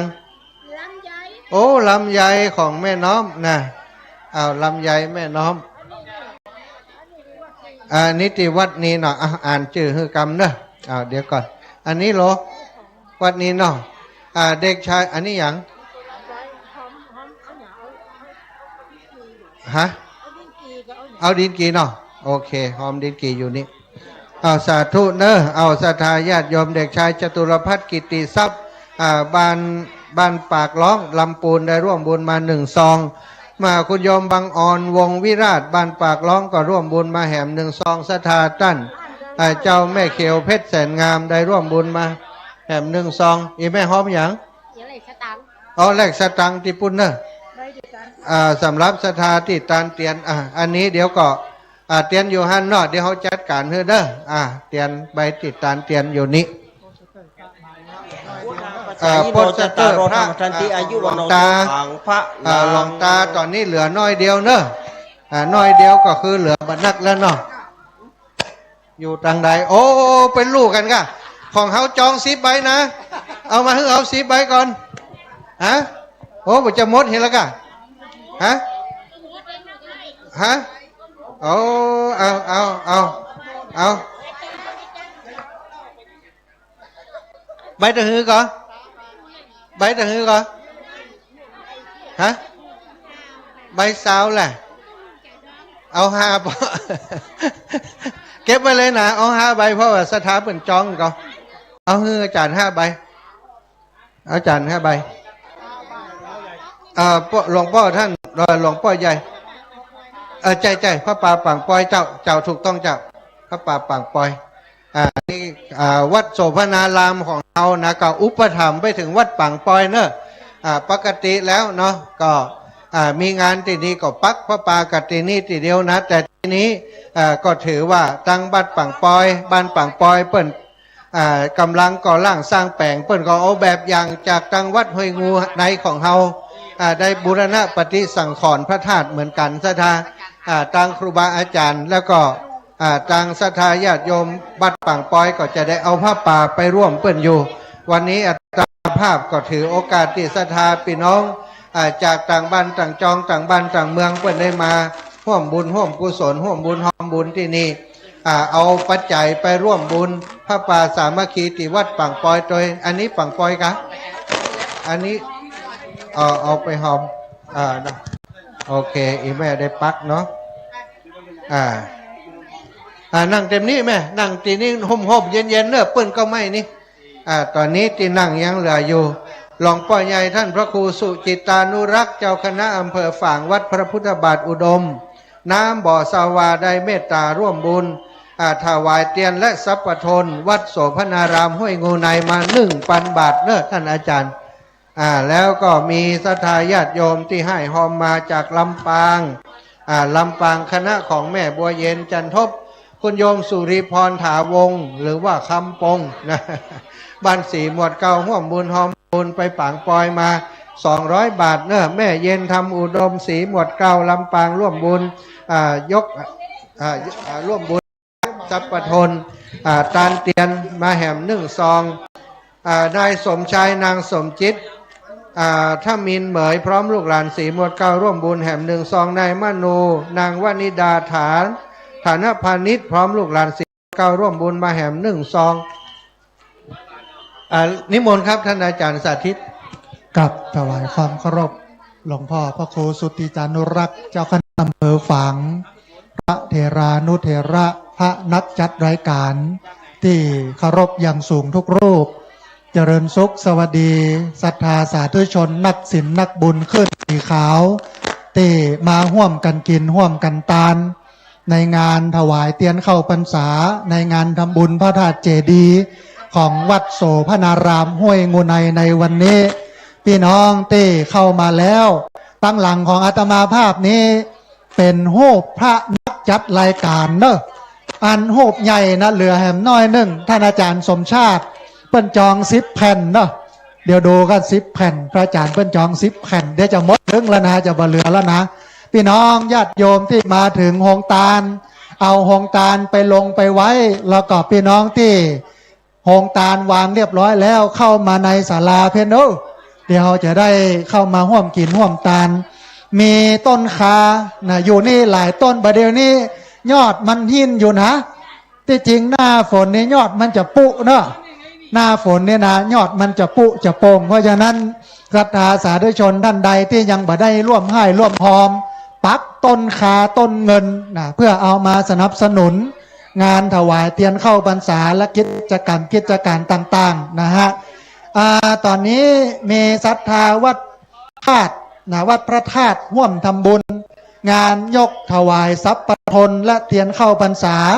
วัดโสพนารามห้วยงูในตำบลสันทรายอำเภอเมืองอำเภอฝางจังหวัดเชียงใหม่ตัวเนอะต้องกราบขอบพระคุณครูบาอาจารย์วัดพระธาตุรวมไปจนถึงศรัทธาพี่น้องที่เป็นศรัทธาวัดพระธาตุได้มาร่วมกินร่วมทานกันเดี๋ยวนี้พี่น้องจากเวียงป่าเป้าเจียงไฮ้หลวงปู่พระครูวัดพระธาตุได้นำศรัทธาสาธุชนมาหลวงปู่ดอยพระครูปฏิภาณธรรมทินเดินทางมาถึงแล้วเนอะโฮบหลวงปู่ตอนนี้เปิดจองยิ้มหมดแล้วนะเดี๋ยวนี้นะท่านใดที่ยังมาได้โฮบเตื้อก็เจริญพรพี่น้องมาทั้งเพเนอะมาร่วมให้ร่วมหอมสาธุอนุโมทนาบุญโยมแม่โอ้เป็นดีม่วนดีงานกันในวันนี้ฝนก็บตกนะวันนี้มันหมอกเย็นจือเพราะฉะนั้นพี่น้องญาติโยมที่เดินมาถึงแล้วเอาโฮงตาลมาเลี้ยงวางของที่โฮงตาลแล้วเข้ามาในศาลาตังเพนเด้อตอนนี้มีแม่สีทองพรหมเสนพร้อมลูกหลานจังหวัดลำปางนะมาห่วมทำห้วยงูในเนอะมีร้อยตำรวจโทยุทธชัยแม่นิตยาพักดีพี่น้องลำปางได้มาห่วมทำบุญกับศรัทธาห้วยงูในวัดโสพนารามตัวในวันนี้อนุโมทนาบุญโยมแม่2 คณะนี้เนอะนะฮะท่านใดที่จะให้จะหอมมาร่วมทำบุญปักต้นเงินต้นคาเรียนเชิญเจริญพรมาตังเพถ้าปักแล้วนั่งพักผ่อนเข้าห้องน้ำห้องใต้ห่วมกินห่วมตันประเดี๋ยวนี้มีชัดอยู่ทัดห้านเปิ้นจะเอามาไว้ที่พระธาตุเจดีย์พระธาตุเจดีย์ก็แปลงใหม่งามนะฮะใหญ่โตมโหฬารอลังการงานสร้างอันนี้เป็นปารมีของพี่น้องขึ้นสีขาวเฮาวันนี้พระเดชพระคุณหลวงพ่อพระโคสุติตานุรักษ์วัดพระบาทอุดมเจ้าคณะอำเภอฝางท่านได้มาเป็นประธานรอหมู่เฮาอยู่แล้วตั้งแต่เจ้าพระเถรานุเถระพระนักจัดรายการก็เดินตามกันมาก้อยๆกันมาพ่องมาถึงแล้วพ่องกำลังเดินตามพี่น้องญาติโยมที่เอาหงตาลมาเลี้ยงเอาของวางเรียบร้อยแล้วมาตังเพเนอะมากินมาตานกันตังเพอันนี้โยมแม่ห่วมทำบุญเนาะอนุโมทนาบุญกับแม่บัวพัดกุลันได้มาห่วมตาลห่อหอมก้าน้ำก้าไฟอนุโมทนาบุญกับโยมแม่นะฮะมีศรัทธาญาติโยมที่มาห่วมกินห่วมตานกันนะฮะ ท่านใดที่ยังบ่ได้ปักต้นคาปกติเนี่ยหน้าฝนนี่หญ้าจะขึ้นเขียวเลือนเงินเนาะอันนี้ยังโล่งอยู่นะเนี่ยยังปักบ่นักเจ้าเนาะท่านใดที่ยังบ่ได้ปักเตื้อบ่ได้มาร่วมทำบุญเตื้ออันมีเตื้อเดียวนะถ้าจ้านี่จะหมดเวลาแล้วเนาะเพราะฉะนั้นญาติโยมสาธุชนทั้งหลายวันนี้วัดโสภารามห้วยงูในตำบลสันทรายอำเภอฝางจังหวัดเชียงใหม่เป็นวัดที่ผู้คนได้มาร่วมทำบุญเพื่อนบอกว่าอันอารามงามดีวัดที่มาร่วมทำบุญเนี่ยมันเป็นวัดที่ผู้คนได้มาร่วมกันนะครับเพราะฉะนั้นวันนี้เฮามาร่วมบุญร่วมกุศลสร้างความดีความงามวันนี้แม่จงดีเป็นนั้นคนถวายน้ำปานะด้วยเจ้าพระสงฆ์โลกต้องอนุโมทนาบุญกับแม่จงดีเนาะพี่น้องเมืองฝางนะฮะท่านใดที่จะร่วมให้ร่วมหอมแล้วก็มาร่วมเอาหูกเหลือนักก็ป้าเหลือ6 ใบบดายเนาะหูกพระสงฆ์นักจัดรายการพร้อมรายชื่อเฮาได้ยินก็เสียงบ่ได้หันหน้าหันตากันนี้เฮามีโปสเตอร์มี6 ใบบดายนะใกล้จะหมดจะแล้วนะไผ่ท่านใดที่ยังบ่ได้ปูจาเนอะมาเพชรแล้วก็ท่านใดที่ยังบ่ได้ปักต้นคานะก็ทยอยกันมาปักมาร่วมทำบุญกันเนอะในกิจกรรมการถวายเทียนเข้าพรรษานะในการนั้นยกทรัพย์ปทนปูจาธาตุ4นะฮะดินน้ำลมไฟไม่ใช่ธรรมดาวันนี้ครบใครที่สุขภาพดีนะเดินบ่ค่อยไหวเจ็บเก้าเมาหัวอย่ามาเพะมาปูจาธาตุทั้ง4ดินน้ำลมไฟสุขภาพมันจะได้แข็งแรงอายุจะได้มั่นขวัญได้ยืนพี่น้องมานะฮะมาร่วมกันเพนเนอร์อันญาติโยมท่านใดมาละนะมาปักต้นขาเพนเนอร์น้องน้อยตัวแม่ไปหลกนะตัวอีแม่ได้จะปัดกันนะอันญาติโยมที่เอาหงตาลมาเลี้ยงก็ไปเอาของไปวางไว้ที่หงตาลเนอะหลังจากนั้นก็มานั่งรอนะฮะหงตาลมีหลายหงตาลไผ่มีรายชื่อหงตาลม่องเอามาเพนเนอะจะได้ประกาศบอกกล่าวกันแล้วก็รายชื่อคนร่วมกินร่วมตาลนะฮะจะได้อู้เอ่ยบอกกล่าวกันพี่น้องที่มาร่วมกินร่วมตาลวันนี้เรามาร่วมกันที่วัดโสภานารามห้วยงูในนะอำเภอฝางมาร่วมกินร่วมตาลกันพระสงฆ์องค์สังฆเจ้าครูบาอาจารย์ก็ทยอยกันมาวันนี้มีญาติโยมที่เอาโฮงตาลมาออกเนาะมีคุณรวิพรคุณสุพันนีคุณโยมสาวลักษณ์กมลวิระพันธ์วัดพระธาตุจอมพอโดยหลวงพ่อพระครูปฏิภาณธรรมทินหลวงปู่ดอยศรัทธาเวียงป่าเป้าเชียงไฮ้มีพระมหาสมชาติชาตะปัญโยมีวัดพระบาทอุดมน้ำบ่อสาวบาโดยหลวงพ่อพระโคสุจิตานุรักษ์และคณะศรัทธามีพระธาตุศรีมหาโพธิ์โปธารามพระธาตุม่อนปิ่นโดยตุปี้เรินพร้อมคณะศรัทธาบ้านหัวฝายที่พักสงฆ์สถาบันธรรมาภิวัตรอาตมาภาพพระสาธิตธิระปัญโยแม่เมาะลำปางมีศรัทธาสายบุญบันเทิงนี่ชื่อเป็นม่วนสายบุญบันเทิงดีว่าถ้าจะม่วนมีคนโยมเกษรินสุภาพร้อมครอบครัวร้านเด่นชัยวัสดุก่อสร้างบ้านเด่นชัยม่อนปินมีเจ๊แดงสันทรายมีคุณโยมเพนบ้านแม่มาวมีคุณป้อณชนวัชระนารีป้อนานจันพร้อมครอบครัวมีแม่กัลยาดวงตาคุณวัฒนาดวงตายะถาวาริวหาปุราปาริปุเรนติสากรังเอวะเมวะอิโตทินังเปตันนามุกปฏิคุณบุญทรงคุณปิยพรอินทจักรมีแม่จันพรแม่จันเพนแม่หลวงอัมพรแม่บัวจันสมาชิกอมทรัพย์แม่บ้านทุกคนแล้วก็มีแม่วัฒนาพรเจ๊แดงเจ้าป่อสุริยเทพมีเจ๊แดงปันดอนทองอู่จำลองกลการมีคนสมพรกองคำมโนวรมีคณะศรัทธาบ้านฝั่งปอยชมรมผู้ปฏิบัติธรรมบรรษา สำนักวิปัสสนาวัดพระบาทอุดมโดยแม่จงดีพร้อมคณะมีวัดแม่ห้องไคร้มีวัดปากตางเจริญมีแม่ยุพินธรรมชัยมีคุณแม่วิจิตตาคุณนักษาพร้อมลูกหลานอันนี้เป็นเจ้าภาพที่เอาโครงการมาเลี้ยงหมู่เฮานะฮะอันยังมีเจ้าภาพสังฆทานชุดละ 1,000 บาทกดจัดหลายชุดนะเดี๋ยวก็อ่านรายชื่อเพราะฉะนั้นศรัทธาสาธุชนท่านใดที่ยังบ่ได้มาร่วมกันปักต้นคาต้นเงินอ่านปูจาธาตุทั้งสี่ดินน้ำลมไฟถวายพระธาตุเนอะพี่น้องมาตังเพนะมาร่วมบุญกันอีแม่สาธุเจริญพรอนุโมทนามาทำบุญกั้นน้ำก้าไฟนะสาธุโยมแม่ศรัทธาพี่น้องญาติโยมที่มาร่วมกันกินกันตาลเสร็จแล้วมาถึงแล้วเข้ามาทางในเพเนอร์ที่ยังว่างอยู่นะฮะหล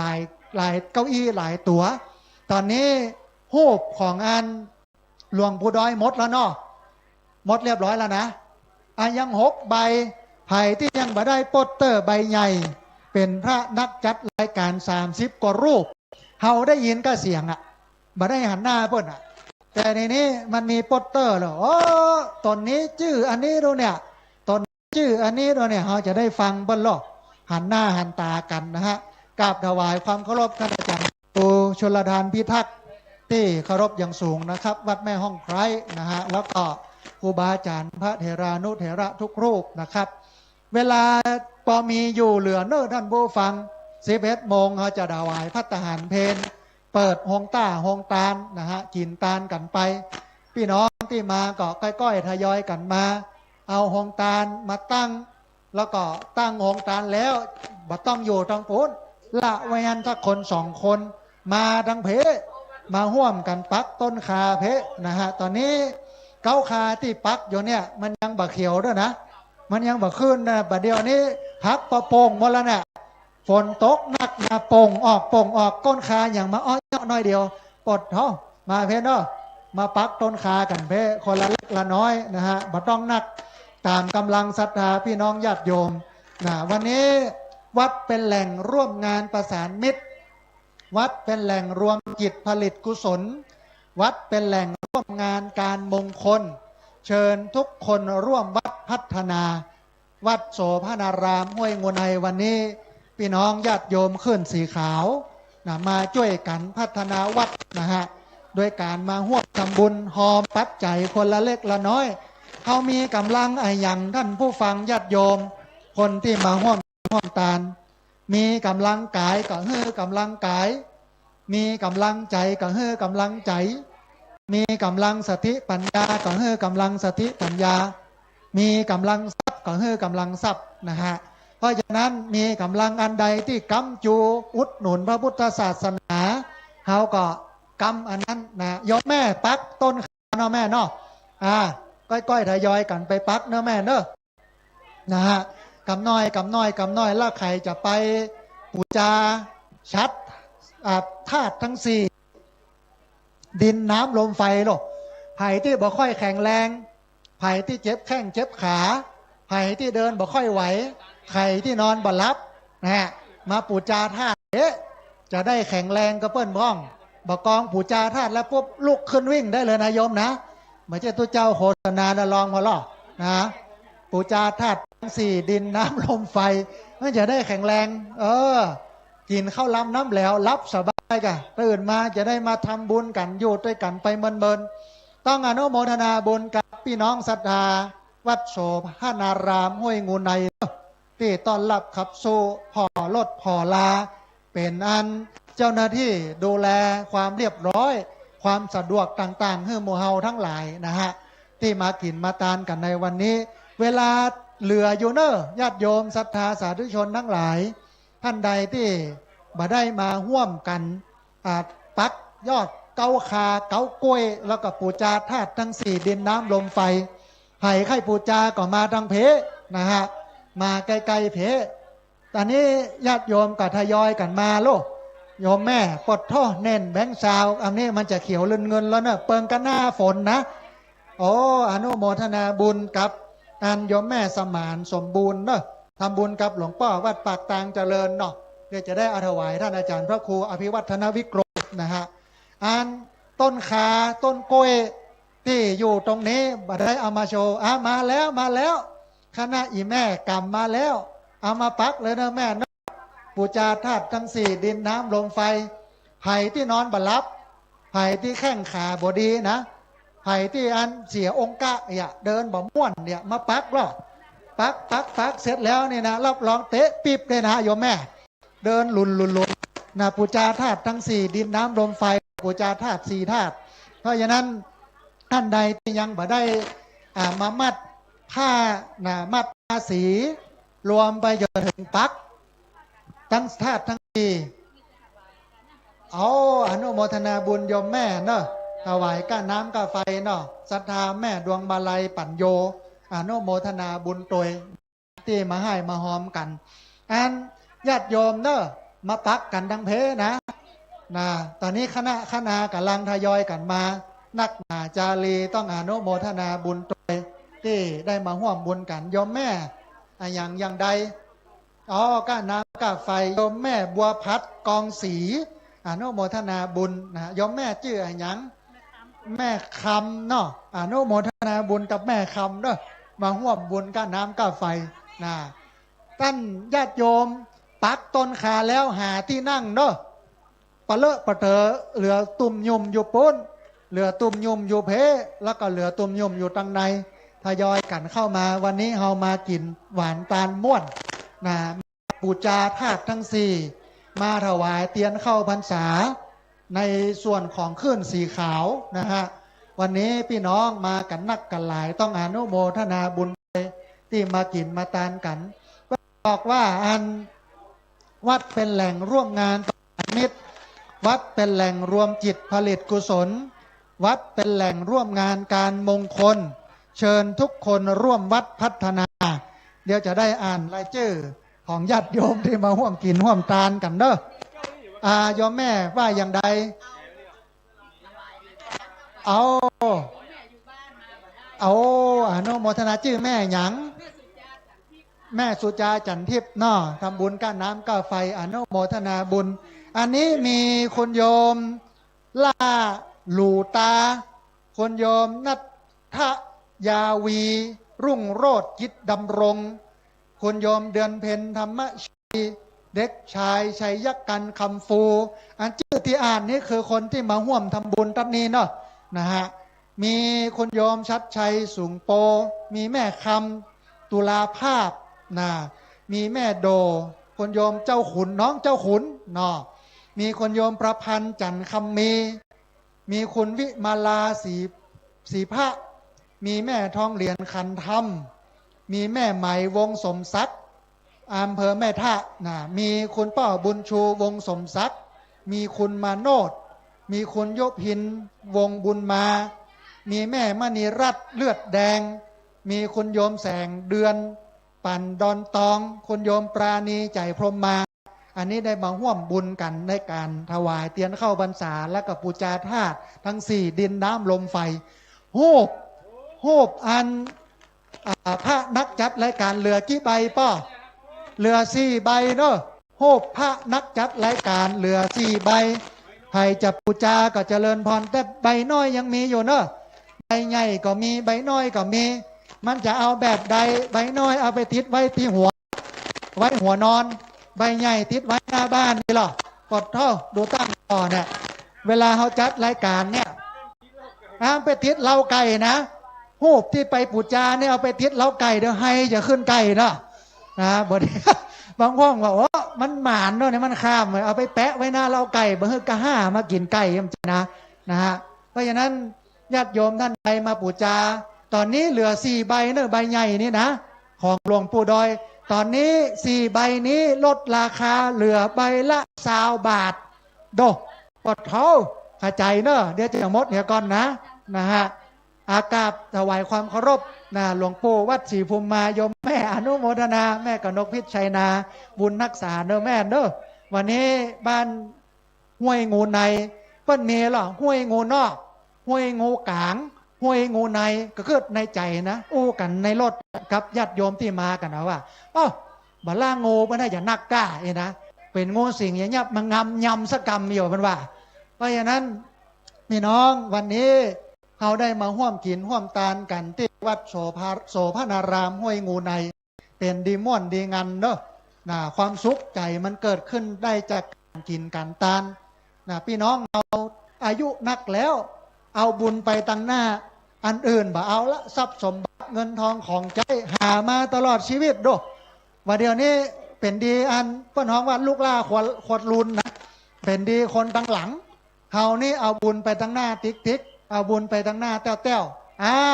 ไผ่ที่ยังบ่มีเก้าอี้นั่งมาแล้วเก้าอี้ดูตั้งคำนี้นะเต็มที่เจิญเนอะเจิญได้มานั่งกันนะฮะพี่น้องที่บ่มีที่นั่งนะไปอันที่โฮงตาลมาทั้งเพกห้องเนอร์เก้าอี้มาแล้วเจิญนั่งกันเดี๋ยวป้อโนดไปถ่ายรูปโฮงตาลให้พระอาจารย์กำนึงเดี๋ยวคนที่เปิ้นหอมโฮงตาลเปิ้นบ่หารูป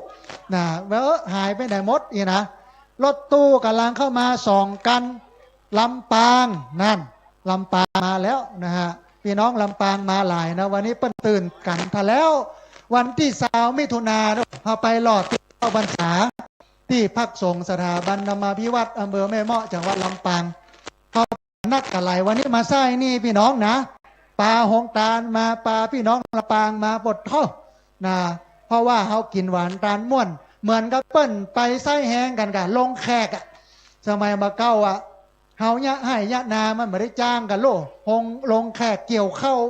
ลงแขกปลูกเข้าอย่าวันนี้ก็มาลงแขกทำบุญกันพ่องพี่น้องขึ้นสีขาวนี่มีอย่างนักนอกจากบุญนะฮะเอาเนอะพี่น้องที่กำลังเข้ามาอยู่ที่ไหนตั้งใดก็เจิญมาห่วมทำบุญกันทั้งเพตอนนี้เอาละเริ่มเขียวลุ้นเงินขึ้นมาเลยเฮ้ยต้นขานะเดี๋ยวนี้เริ่มเขียวลุ้นเงินมาพ่องมีแดงแซมพ่องนั่นมันก็งามเนี่ยเจ็บไปเพื่อมันเขียวอย่างเดียวนะถ้าเขียวอย่างเดียวนี่มันหมองามหรอกเอาสีแดงเข้าแซมพ่องเอาสีเทาเข้าแซมพ่องเอาสีม่วงเข้าแซมพ่องกันมันจะได้งามเลยเนี่ยนะฮะเพราะฉะนั้นญาติโยมที่มาปักต้นคา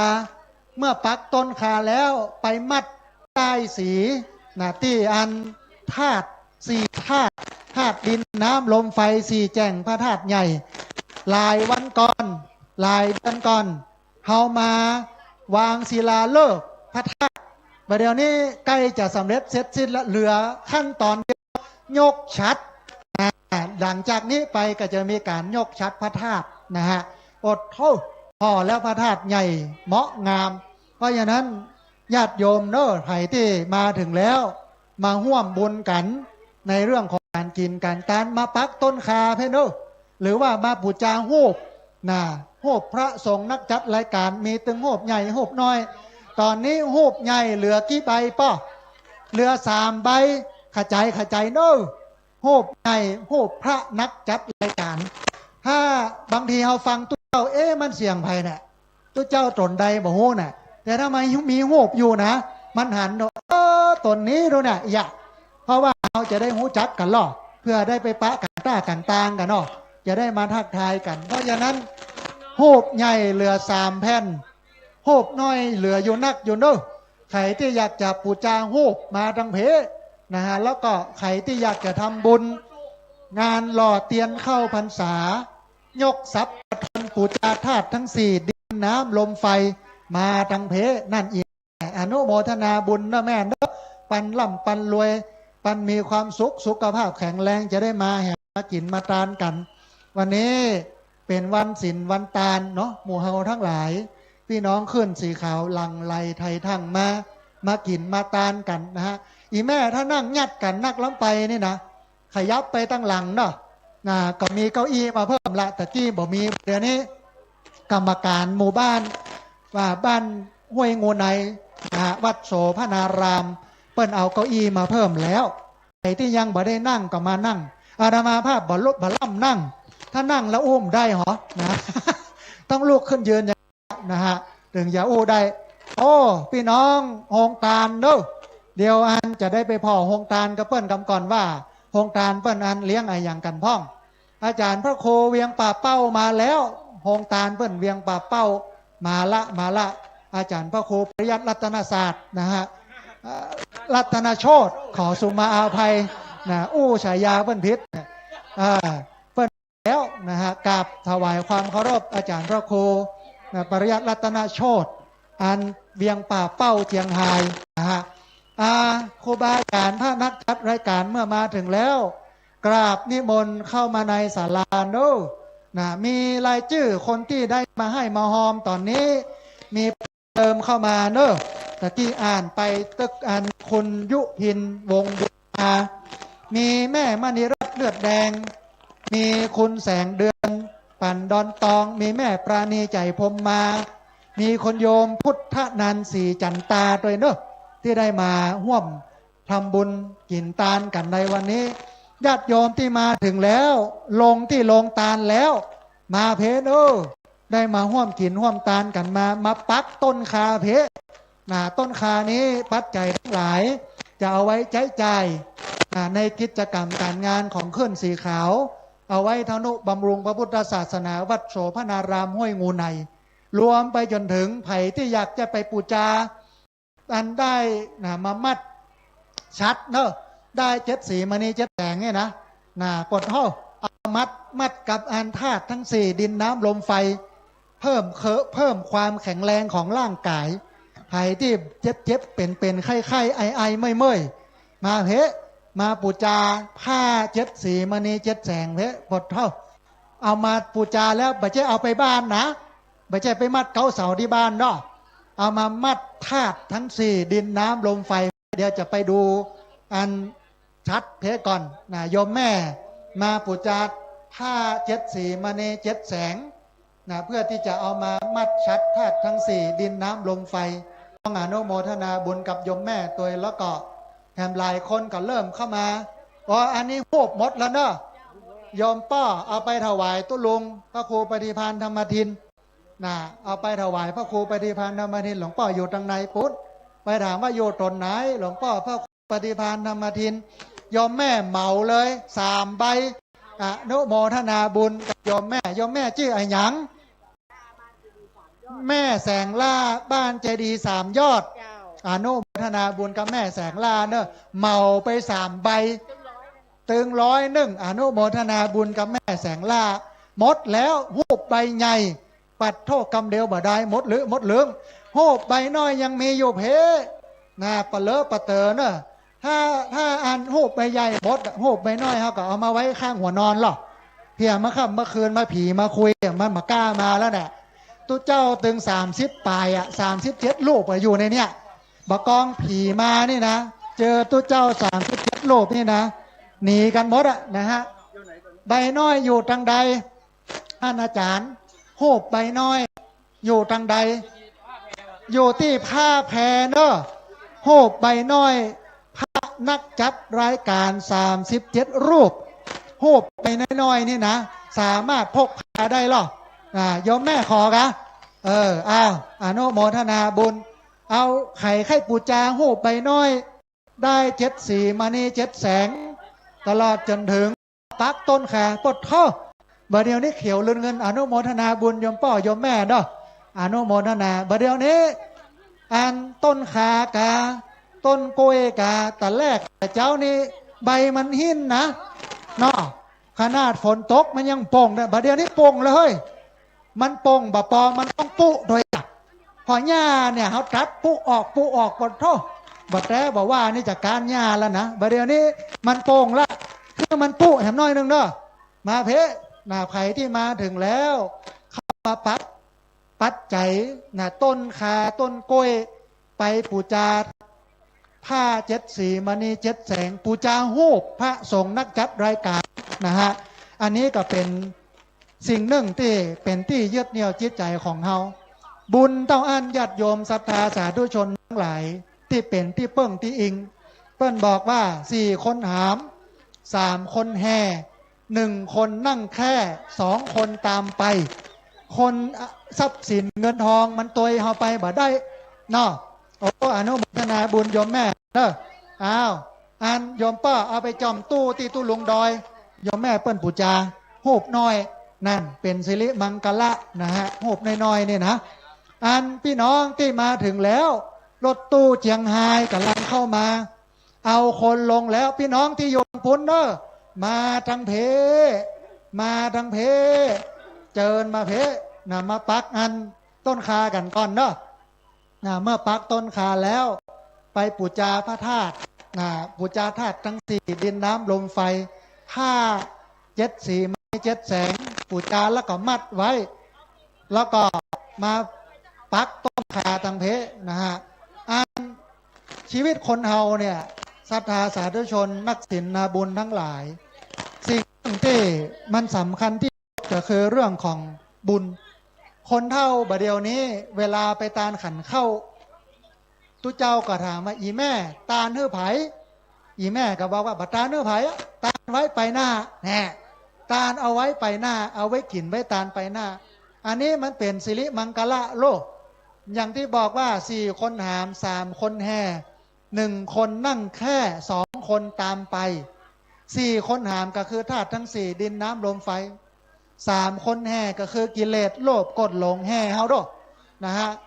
1 คนนั่งแค่คือตัวเฮา2 คนตามไปสิ่งที่ติดตัวเฮาไปได้ที่สุดคือบาปและบุญนะสิ่งที่ติดตัวเฮาไปได้ที่สุดคือบาปและบุญมันเป็นสิ่งที่สำคัญนะ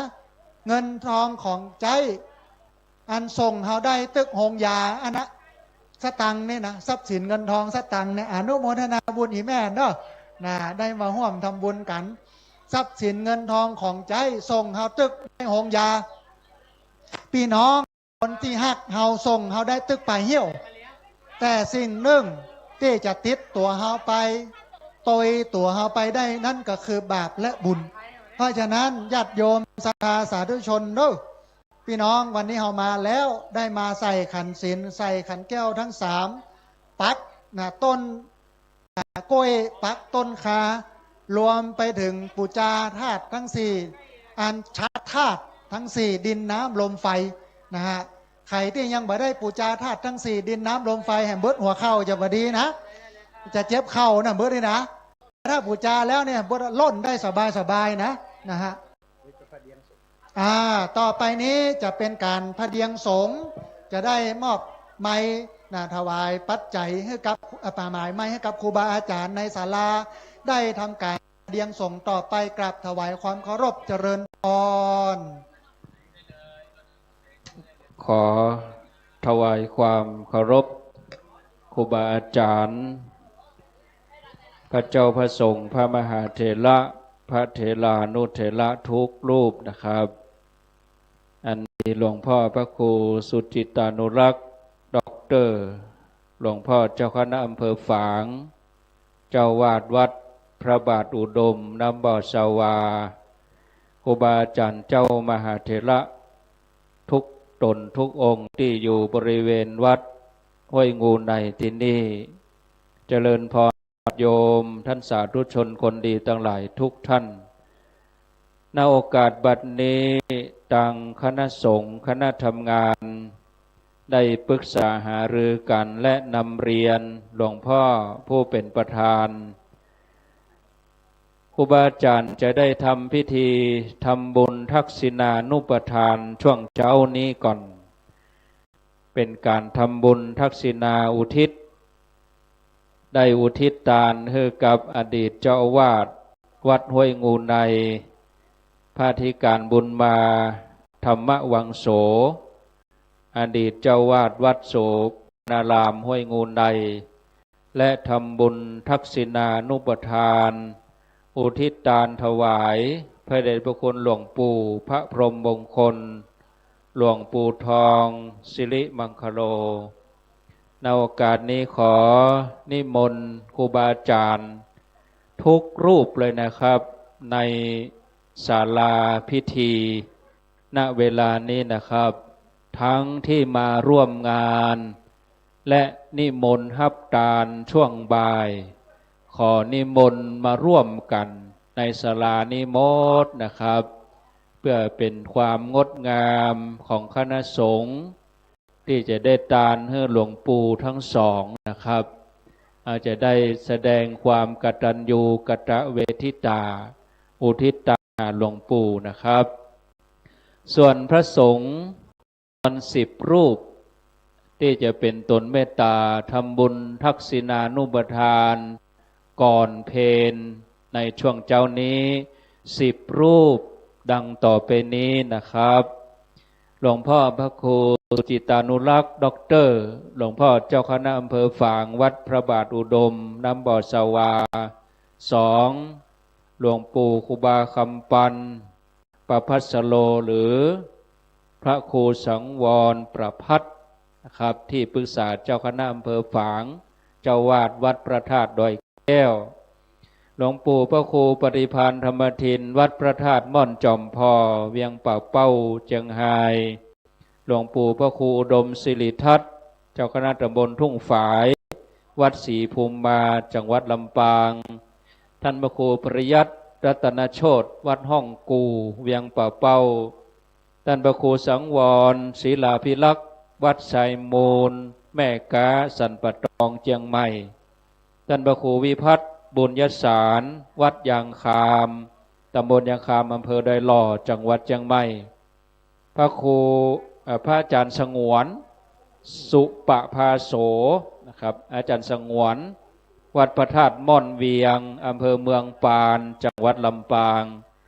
พระอธิการบรรพตจันทธรรมโมวัดเหล่ามนทาทิพย์พระครูสังฆรักษ์ธนอาจรัตนสิริวัดหริกาลามสันมณะละปูนนะครับจำนวน10 รูปที่ได้กล่าวนามขอนิมนต์เป็นตนเมตตาได้นั่งเทียบที่อาจสงเก้าอี้ณเวลานี้นะครับแล้วก็เจริญพรเชิญญาติโยมทั้งหลายได้ประจำที่อาจจะได้มีการทำบุญทักษิณานุปทานทานให้ครูบาอาจารย์ก่อนที่จะทานถวายประกอบพิธีนั้นก็จะนิมนต์ครูบาอาจารย์ที่นั่งถึง10นี่นะครับตัวแทน3-4 รูปตั้งหน้ามีหลวงพ่อเจ้าคณะอำเภอฝางเป็นต้นหลวงพ่อที่ปรึกษาและครูบาอาจารย์ได้ฮื้อธรรมะกับศรัทธานะครับที่เฮามาวันนี้นอกจากจะได้บุญแล้วเฮาก็จะได้ธรรมะได้สติปัญญานะครับเป็นการทานที่แปลกจากทุกที่ได้ยินพระสงฆ์สวดมนต์พระสงฆ์เจริญพุทธมนต์แต่ว่ามาที่ห้วยงูในที่นี่เฮาก็จะได้ยินธรรมะจากครูบาอาจารย์นะครับ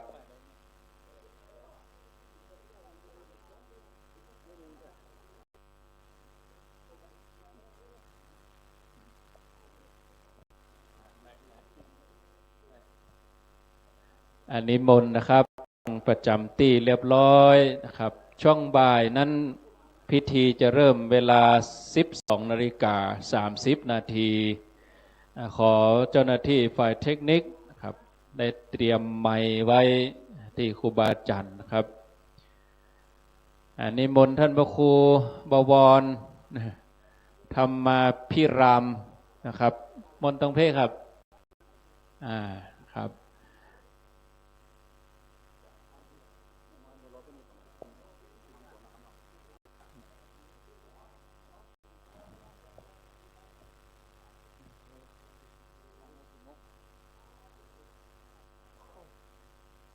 นั่นแหละผมทำเวลาขนาดนักเมื่อทุกอย่างพร้อมแล้วก่อนที่จะมีการจุดธูปเทียนบูชารัตนตรัยเราทั้งหลายจะได้ฟังธรรมะฟังสาระจากครูบาอาจารย์ขอนิมนต์4 ตน 4 รูปนะครับคือธรรมะกับศรัทธาญาติโยมเพื่อความเรียบร้อยของศรัทธาตัวเองเป็นการได้ฮือศรัทธาได้ขยับขยายเข้าตี้แล้วก็โรงทานช่วงเวลานี้ยังบ่ต้องเปิดเตื้อเนาะรอพิธีทำบุญในเสลาแล้วหมดเฮาก้อยไปที่โรงทานตอนนี้ขอความกรุณาเจ้าภาพโรงทานบอกว่าอาหารบอกว่าน้ำเพื่อหยุดบริการ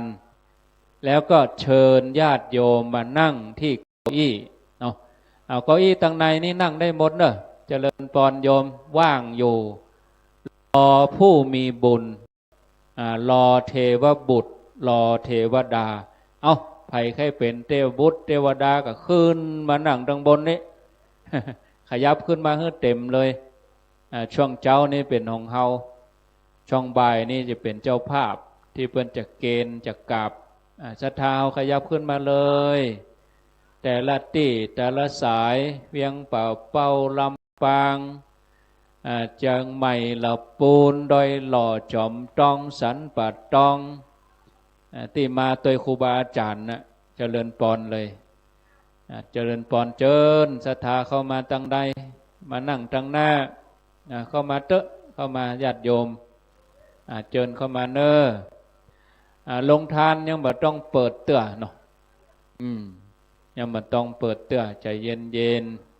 ศรัทธาขึ้นมาเฮือเต็มขึ้นมาเลยถ้ำเต็มก็บ่เริ่มนะเหมือนเขาจะฉายหนังนะกะ เก้าอี้เต็ม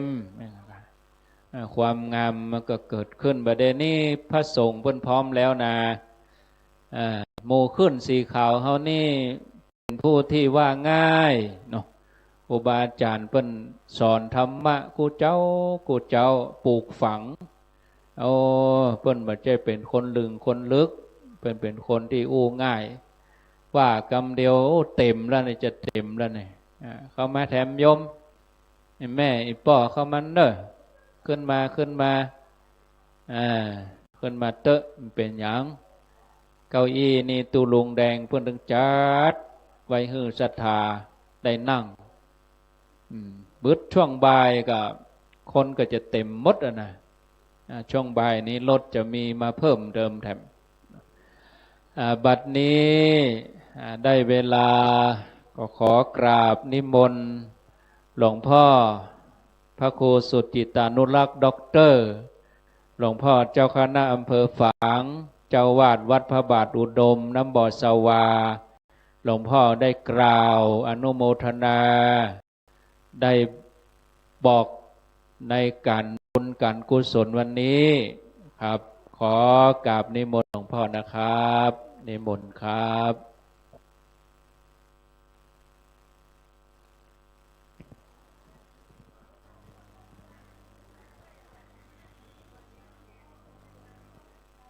ขอกราบพระพุทธพระธรรมพระสงฆ์รัตนะแก้วสามประการอันเป็นตีเปิ้งของบุคคลเราชาวพุทธทั้งหลายโอกาสนี้ขอแสดงความชื่นชมยินดีกับพระเถรานุเถระทุกรูปที่เดินทางมาจากทุกสารทิศในโซนภาคเหนือเจริญพรญาติโยมสาธุชนทั้งหลายทุกคนโดยเฉพาะอย่างยิ่งที่เป็นเจ้าภาพก็คือวัดโสพนารามอุไนโดยการนำของคุณกนกพิษชัยนาบ้านห้วยงูในพร้อมโดยศรัทธาญาติโยมอุบาสกอุบาสิกาทุกท่านวันนี้เป็นวันที่เราขึ้นสีขาวและศรัทธาผู้ใจบุญทั้งหลายได้มาร่วมประจุมจุ่มนุมกันเพื่อได้มาประกอบพิธีทำบุญนั่นก็มีสองสถานทำบุญส่วนหนึ่งเรียกว่าถวายทานเทียนพรรษาแด่สังฆประสงค์วัดวาอารามต่างๆที่จะได้นำไปจุดบูชาในวันพระวันศีลในเทศกาลเข้าพรรษาทำบุญประการที่สองก็คือการได้ยกยอเอาทรัพย์ปทนซึ่งเป็นสัญลักษณ์ของความร่มเย็นเป็นจ้องหลวงอยู่ในรอบทิศสี่ทิศของเจดีย์ทีแรกเจดีย์องค์นี้ก็จะได้ยกยอดชัดยอดเจดีย์แต่ว่าเจ้าภาพที่เป็นประธานก็ยังบ่ใครพร้อมดีก็จะมีแหมทานหนึ่งเตื้อหนึ่งทีนี้เรามาร่วมกันทำบุญทรัพย์ปทนก่อนแล้วก็จะได้นิมนต์ตัวเจ้าประสงค์ได้เจริญพระพุทธมนต์ตมาภาพเดินทางมาถึงดีอกดีใจหันศรัทธาญาติโยมทั่วไปแล้วก็ได้เดินรอบดูโรงทานเต็นท์ต่างๆที่มีความพร้อม มีโรงทานน้ำโรงทานอาหารโรงทานขนมนมเนยต่างๆที่ได้ทำมาร่วมเป็นโรงทานญาติโยมเขาก็ไปช่วยกันรับ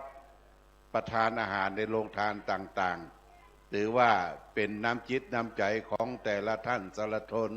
เราชาวพุทธทั้งหลายที่ได้ร่วมกันในวันนี้โอกาสนี้ก็จะมีการทำบุญก่อนจะทำบุญใหญ่นั้นเราก็ต้องระลึกถึงบุพการีบุคคลที่ได้เคยอุปการะเรามาก่อนยกตัวอย่างเช่นอดีตท่านเจ้าวาดท่านอธิการบุญมาวัดโสพนารามเจ้าวาดเคยตั้งรักปักฐานสร้างวัดวาอารามมาก่อนมีกินมีทางก็นึกถึงบุพการีเจ้าวาดจะนี่จะทำบุญให้เจ้าวาดทักษิณานุปทานแอมรูปหนึ่งนั้นสำคัญคือหลวงปู่พระพรหมมงคลลึงปู่ทองวัดพระธาตุสีจำจองอันนี้เป็นเก้าของการวิปัสสนากรรมฐานตอนที่หลวงปู่มีชีวิตอยู่นั้นเปิ้นได้เป็นผู้นำปฏิบัติธรรมกรรมฐานที่วัดพระธาตุสีจอมทองหรือสาขาหรือไปที่วัดอื่นหลวงปู่เคยเดินทางไปทุกสารทิศถ้าได้นิมนต์เราจะทำบุญทักษิณานุปทานก่อนอุทิศส่วนกุศลคือแก่บุพการีชนมีพ่อมีแม่มีครูบาอาจารย์ตลอดถึงสรรพสัตว์ทั้งหลายที่เราได้ร่วม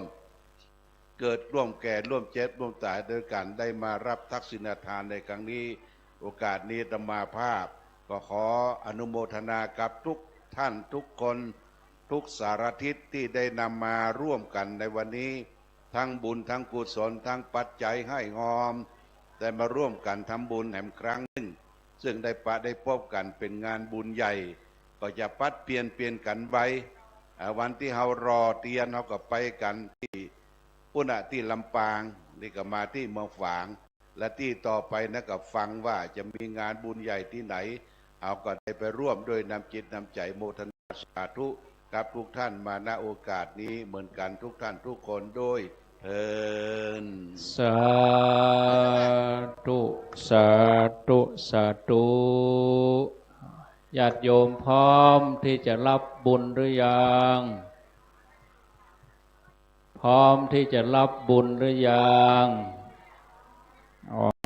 ถ้าพร้อมแล้วก็วางทุกอย่าง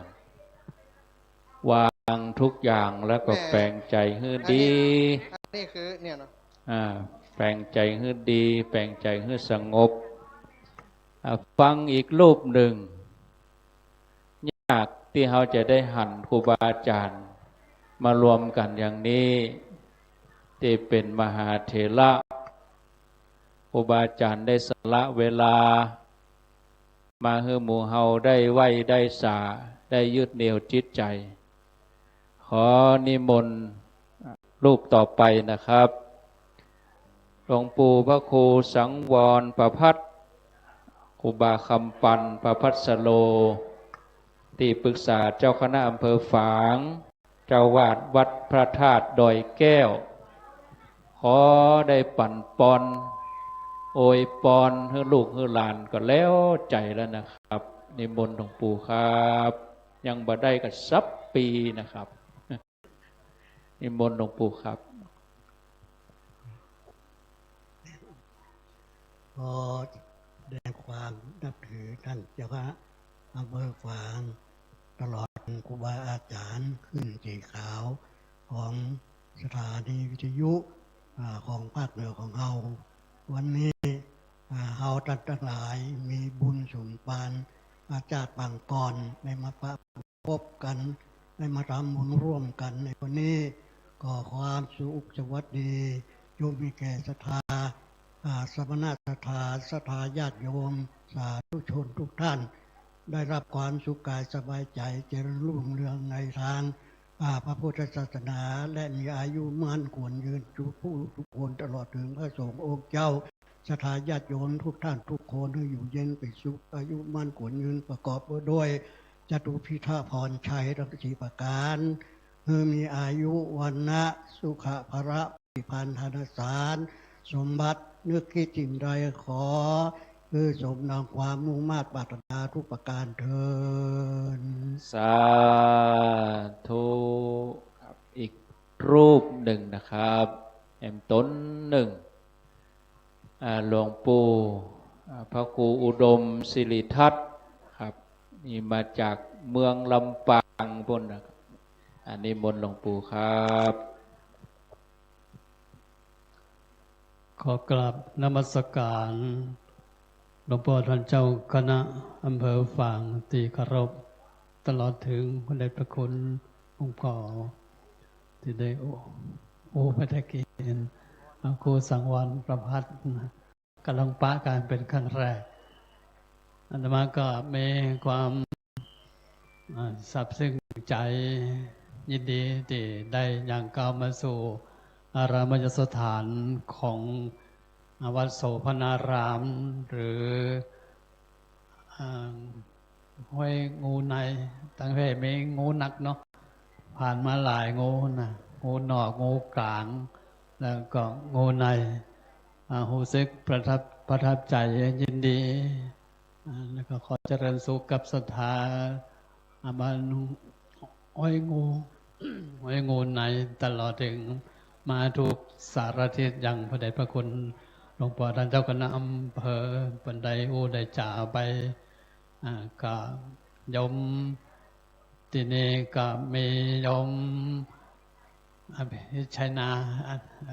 อันนั้นสกุลเป็นนั้นเปิดเกินไปที่วัดศรีภูมานะสมปล่อยที่ลำปางแล้วก็มีหลายท่านที่เคยไปตรงนั้นก็ขออนุโมทนาสาธุจะได้ก็ขอทุกผู้ทุกท่านที่ได้มีโอกาสมาถึงตรงนี้มารับส่วนที่เป็นบุญเป็นกุศลเป็นคุณงามความดีที่จะเป็นตบะปัจจัยหนุนนำคือเราได้มีความสุขความเจริญโดยเฉพาะก็ปอนอันประเสริฐสีประการคืออายุวันนะสุขภละ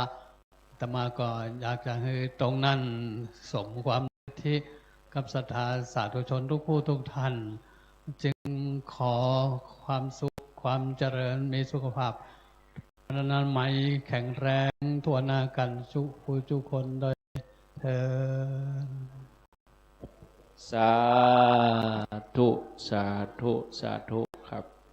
กราบขอบพระคุณหลวงปู่ครับอีกตนหนึ่งสุดท้ายแล้วเราก็จะได้เริ่มประกอบพิธีการทำพิธีนั้นก็จุดธูปเทียนบูชาพระรัตนตรัยแล้วก็จุดเทียนธูปบูชาณรูปถ่ายหลวงปู่ทั้งสองเสร็จแล้วนิมนต์ครูบาอาจารย์ได้สวดมาติกาถวายพรพระจากนั้นญาติโยมก็ทอดผ้าบางสุกุลพระสงฆ์พิจารณาก็เป็นเสร็จพิธีช่วงที่นี้ก็พระเจ้าหน้าที่ท่านมหาสมชาติก็เตรียมเครื่องทยทานไปตัวเตรียมอย่างไปตัวมาเป็นอย่างเป็นการขั้นเวลาศรัทธาเจตนาตกที่จะตานแล้วครับนิมนต์ครับหลวงปู่พระครูปฏิภาณธรรมทินเจ้าวาดวัดพระธาตุม่อนจอมพอวัดอรัญญวิเวกคีรีเวียงป่าเป้าครับนิมนต์หลวงปู่ได้กล่าวครับคณะศรัทธาขอกราบนิมนต์ครับ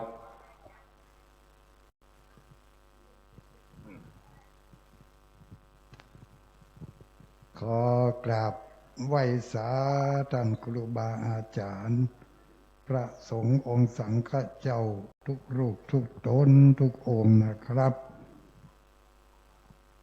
เดี๋ยวเอานี่ออกก่อนเสียงมันบลอขอถวายความเคารพนะครับท่านพระครูท่านพระคุณเจ้าครูบาอาจารย์ทุกรูปทุกตนทุกองค์วันนี้เป็นวันมงคลของหมู่เฮาทั้งหลายที่มีโอกาสได้มาร่วมกันทำบุญวันนี้เป็นทำบุญหลายอย่างอยู่เนอะเป็นเรียกว่า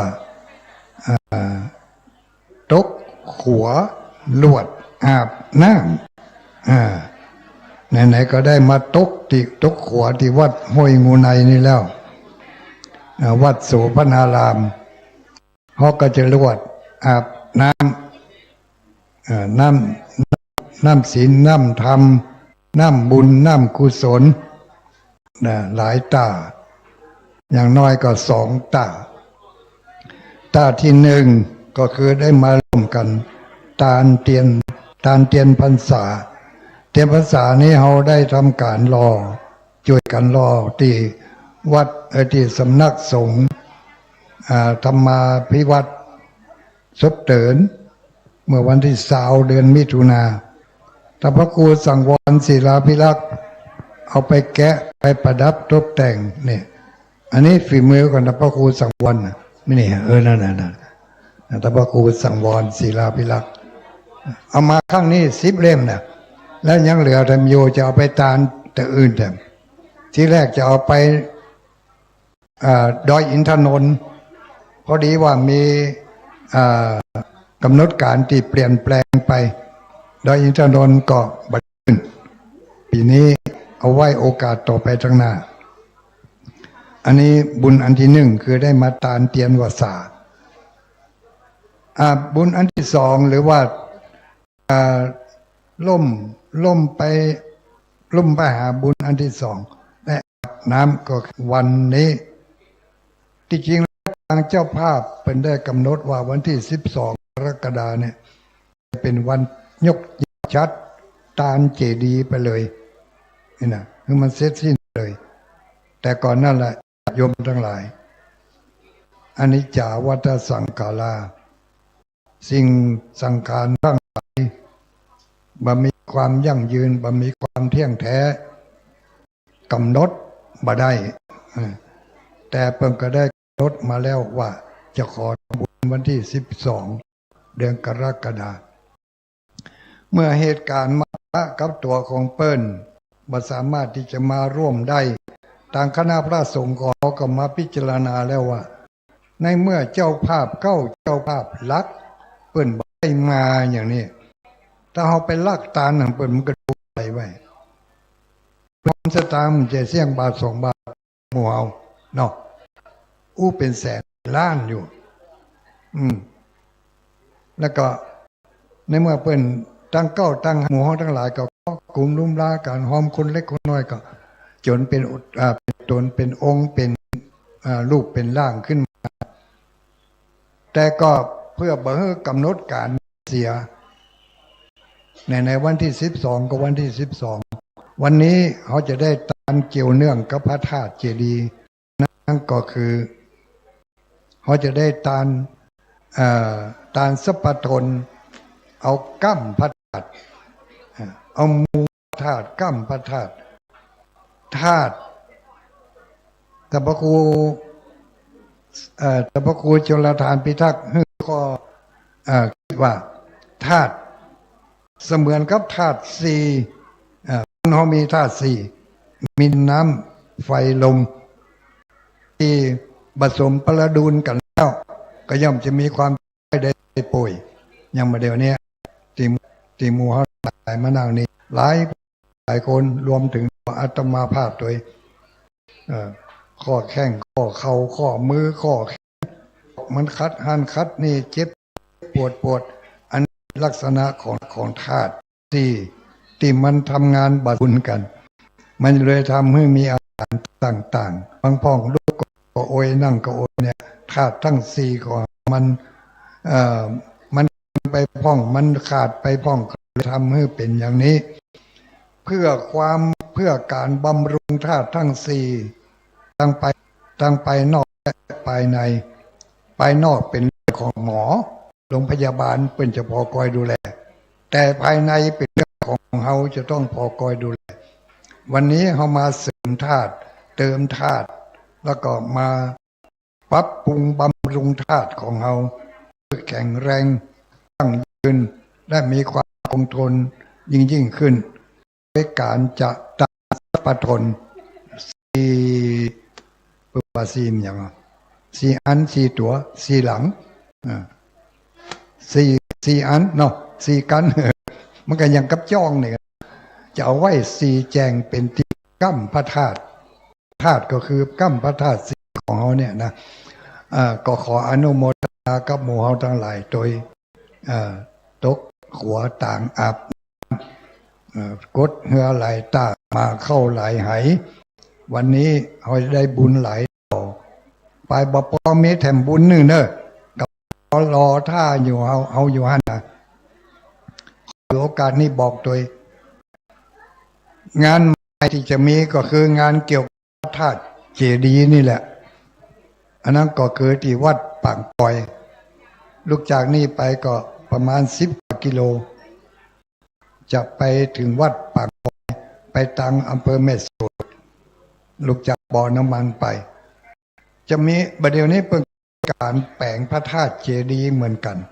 คณะศรัทธาเพิ่งก่อก้อยทุที่ทุมเตรียมหอมกันไปแต่ว่าอยากจะให้พระธาตุนี้มีความมั่นคงและก็ยั่งยืนเสร็จให้มันสำเร็จเสร็จสิ้นไปโดยเร็วเป็นที่ไหว้สักการะบูชาก็อยากจะเชิญชวนหมู่ศรัทธาหมู่เฮาทั้งหลายช่วยกันให้กันหอมช่วยกันบริจาคตามกำลังศรัทธาเอาดินกี่คนละก้อนปูนคนละแก่นก็ได้กำเดียวถ้าหาว่าเสร็จงานตามเตียนตามอย่างเสร็จแล้วเขาจะพากันไปยื้อพอนะไปมีเวลาลดกันพอที่จะไปได้ก็ขอเชิญไปพอสถานที่ที่จริงที่เขาจะได้ช่วยกันทนุบำรุงพระพุทธศาสนาในลักษณะของธาตุเจดีย์ในโอกาสต่อไปก็ขอบพระคุณพระเดชพระคุณท่านครูอาจารย์พระสงฆ์สังฆเจ้าโดยเฉพาะอย่างยิ่งพระเดชพระคุณพระครูสุจิตานุรักษ์ด็อกเตอร์คณะอำเภอฝางเป็นเก้าเป็นกันเป็นประธานเป็นกำลังใจให้แก่พระสงฆ์สามเณรและคณะศรัทธาญาติโยมทุกหมู่ทุกเหล่าที่ได้มาร่วมกันทำบุญในครั้งก็ดีในครั้งก่อนก็ดีและจะมีไปตั้งหน้าก็ดีก็ขอเพิ่งบุญญาบารมีของท่านพระคุณขอบพระคุณท่านครูบาอาจารย์พระสงฆ์สังฆเจ้าทุกติยุตองค์ที่2นี้อายุ87 87 ปีกับแถม6 เดือนแก่กว่าองค์ที่ทัดมาก็คือท่านพระครูอุดมสิทธิทัตวัดศรีภูมิมาอำเภอฝางอำเภอเมืองจังหวัดลำปางไก่อันนี้ก็อายุ79 ปีอาตมาภาพตุลุงดอยก็อายุก็79 ปีก็ขออนุโมทนากับทุกท่านต่อไปพิธีทางพุทธศาสนาจะได้เริ่มขอนิมนต์ครับสาธุสาธุสาธุลำดับนี้จะเป็นการประกอบพิธีจุดธูปเทียนบูชาพระรัตนตรัยและจุดธูปเทียนหน้ารูปถ่ายหลวงปู่ทั้งสองอดีตเจ้าวาดวัดโสพนารามห้วยงูในและจุดธูปเทียนบูชาหน้ารูปถ่ายพระเดชพระคุณหลวงปู่พระพรหมมงคลหลวงปู่ทองสิริมังคโลขอนิมนต์ท่านพระครูศรีรัตนคุณเจ้าวาดโสพนารามห้วยงูในได้จุดธูปเทียนบูชารัตนตรัยขอนิมนต์ครับ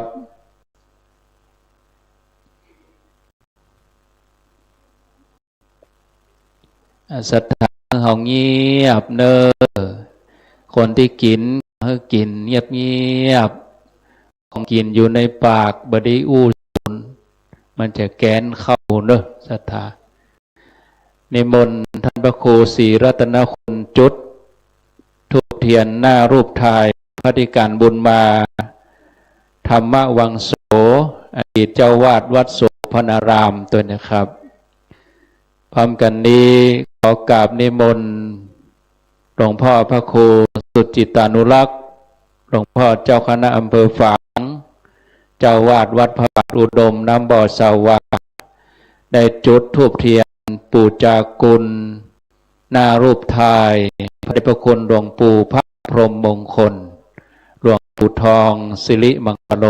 กราบนิมนต์ครับหลวงปู่ทองได้ให้แนวทางการปฏิบัติธรรมครับหลวงพ่อพระครูสุทธิตานุรักษ์จนได้ตั้งสำนักปฏิบัติธรรมประจำจังหวัดเชียงใหม่นำศรัทธาปฏิบัติกรรมฐานตามแนวสติปัฏฐานสี่ที่หลวงปู่ได้มอบคือเอามาเผยแผ่ในพื้นที่อำเภอฝางแม่อายและชัยปราการญาติโยมสนใจปฏิบัติธรรมก็ทุกวันเสาร์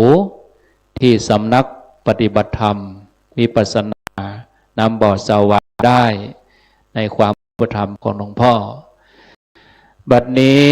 ทุกอย่างพร้อมแล้วเชิญทุกท่านได้ตั้งใจไหว้พระเราจะยังไม่สมทานศีลเราไหว้พระเสร็จพระสงฆ์ทั้งนั้นจะได้สวดมาติกาและถวายพรพระญาติโยมทอดผ้าบางสกุลเสร็จพิธีตั้งอกตั้งใจอาตมาจะขึ้นต้นและจะปิดไมค์ญาติโยมเงียบเสียงทั้งหมดและเปล่งเสียงให้ดังเฉพาะไหว้พระอย่างเดียวงดเล่าขวัญงดนินทางดอูจางดถามเลขหวยสวดมนต์อย่างเดียวนะอิมินาสกาเลนะ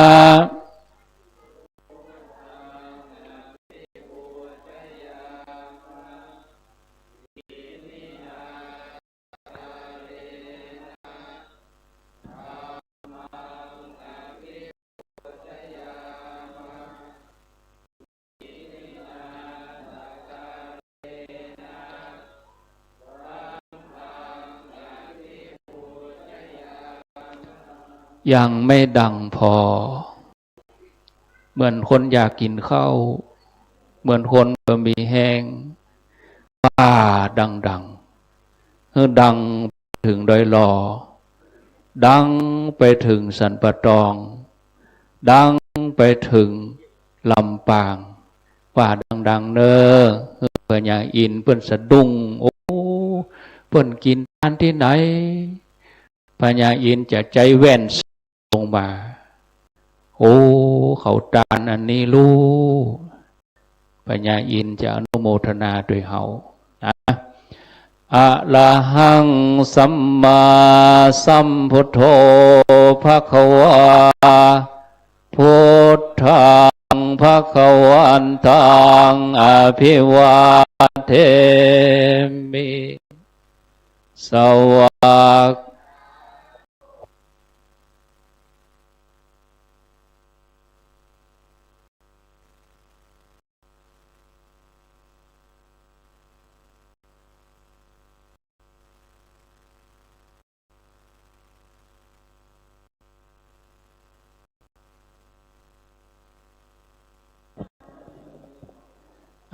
โมทนาทุกท่านเบเดนี้พุทธเทวดาพญาอินทราจดชื่อไว้แล้วอุ้ยนั้นอุ้ยนี่นางนั้นนางนี้ได้กินได้ทานต่อไปตั้งใจเนอขณะที่ประสงค์สวดมาติกาศรัทธารับตาแผ่เมตตาครูบาอาจารย์เจ้าแผ่เมตตาญาติพี่น้องของเรานิมนต์ครับนะโมตัสสะภะคะวะโตอะระหะโตสัมมาสัมพุทธัสสะนะโมตัสสะภะคะวะโตอะระหะโตสัมมาสัมพุทธัสสะนะโมตัสสะภะคะวะโตอะระหะโตสัมมาสัมพุทธัสสะกุศลธัมมาอังกุศลธรรมะอัมภยากตาธรรมะสุขายเวทนายาสัมปโยตธรรมะ ขายาเวทนายาสัมปโยตาธรรมาสุกายเวทนายาสัมปโยตาธรรมาเวปากาธรรมาเวปากาธรรมะธรรมาวาเวปากานาเวปากาธรรมะธรรมาอุปาทินโนปาทาดานิยาธรรมาอาอุปาเทนโนปาทานิยาธรรมาอาโนปาเทนปาทานิยาธรรมาสังเกเลตาสังเกเลเสกาธรรมาอาสังเกเลนสังเกเลเสกาธรรมาสังเกเลนสังเกเลเสกาธรรมาสเวตากาสเวจาลาธรรมาอาเวตากาเวจาตาธรรมาอาเวตากาเวจาลาธรรมาเปสากาตาธรรมาสุภาสาคากาตาธรรมาโอเปกาสาคาตาธรรมันสัตเนนาปะคาตาภาธัมมัมภาวนายาปะคาตาภาธัมมันวาทัสสะเนนานามาวนายาปะคาตัมภาธัมมาทัสสะเนนามทานตัมภาเหตุกามัมภาวานายาปะคานภาเหตุกาธัมมาเนวาทัสสะเนนานามาวนายามตาปะเหตุกาธัมมาปัจจายาคาเมโนธัมมาปัจจายาคาเมโนธัมมาเนวาจายาคาเมโนนาปัจจายังเมโนธัมมาเสกาธัมมาอาเสกาธัมมาปะเสกานาเสกาธัมมาปะเรตาธัมมามาคากาธัมมาปะมานาธัมมาปะเรตาลามานาธัมมาคากาตาลามานาธัมมาอาปะมานาลามานาธัมมาเนนามาเจมาธัมมา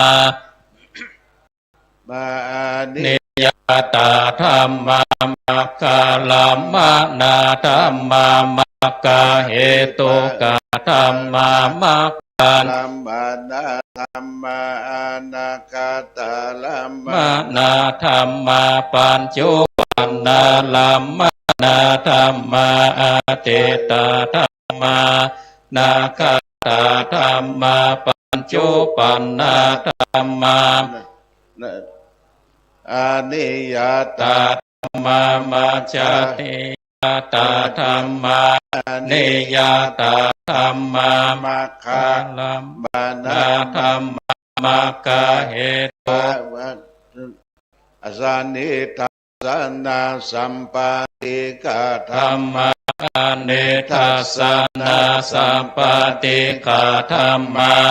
เนทัสสนาปฏิกาธัมมา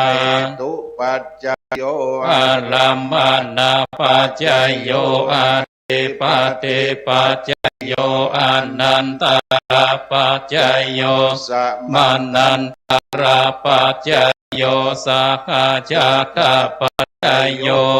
ยามันยามปัจจโยเนสยปัจจโยอุปาเนสยปัจจโย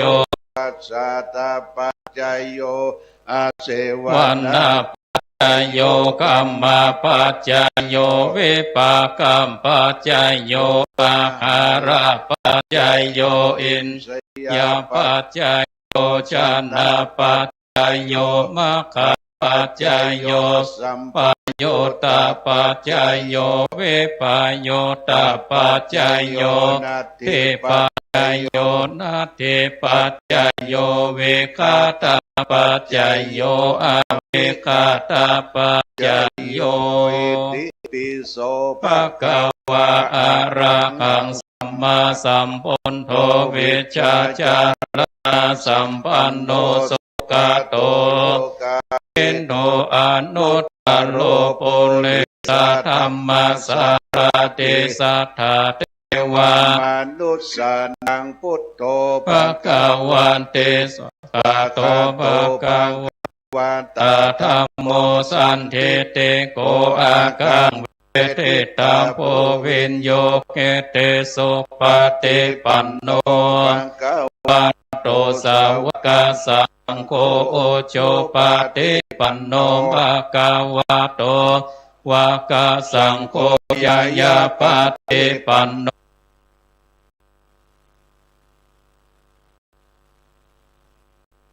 ภะคะวะโตสาวกสังโฆเมเจปฏิปันโน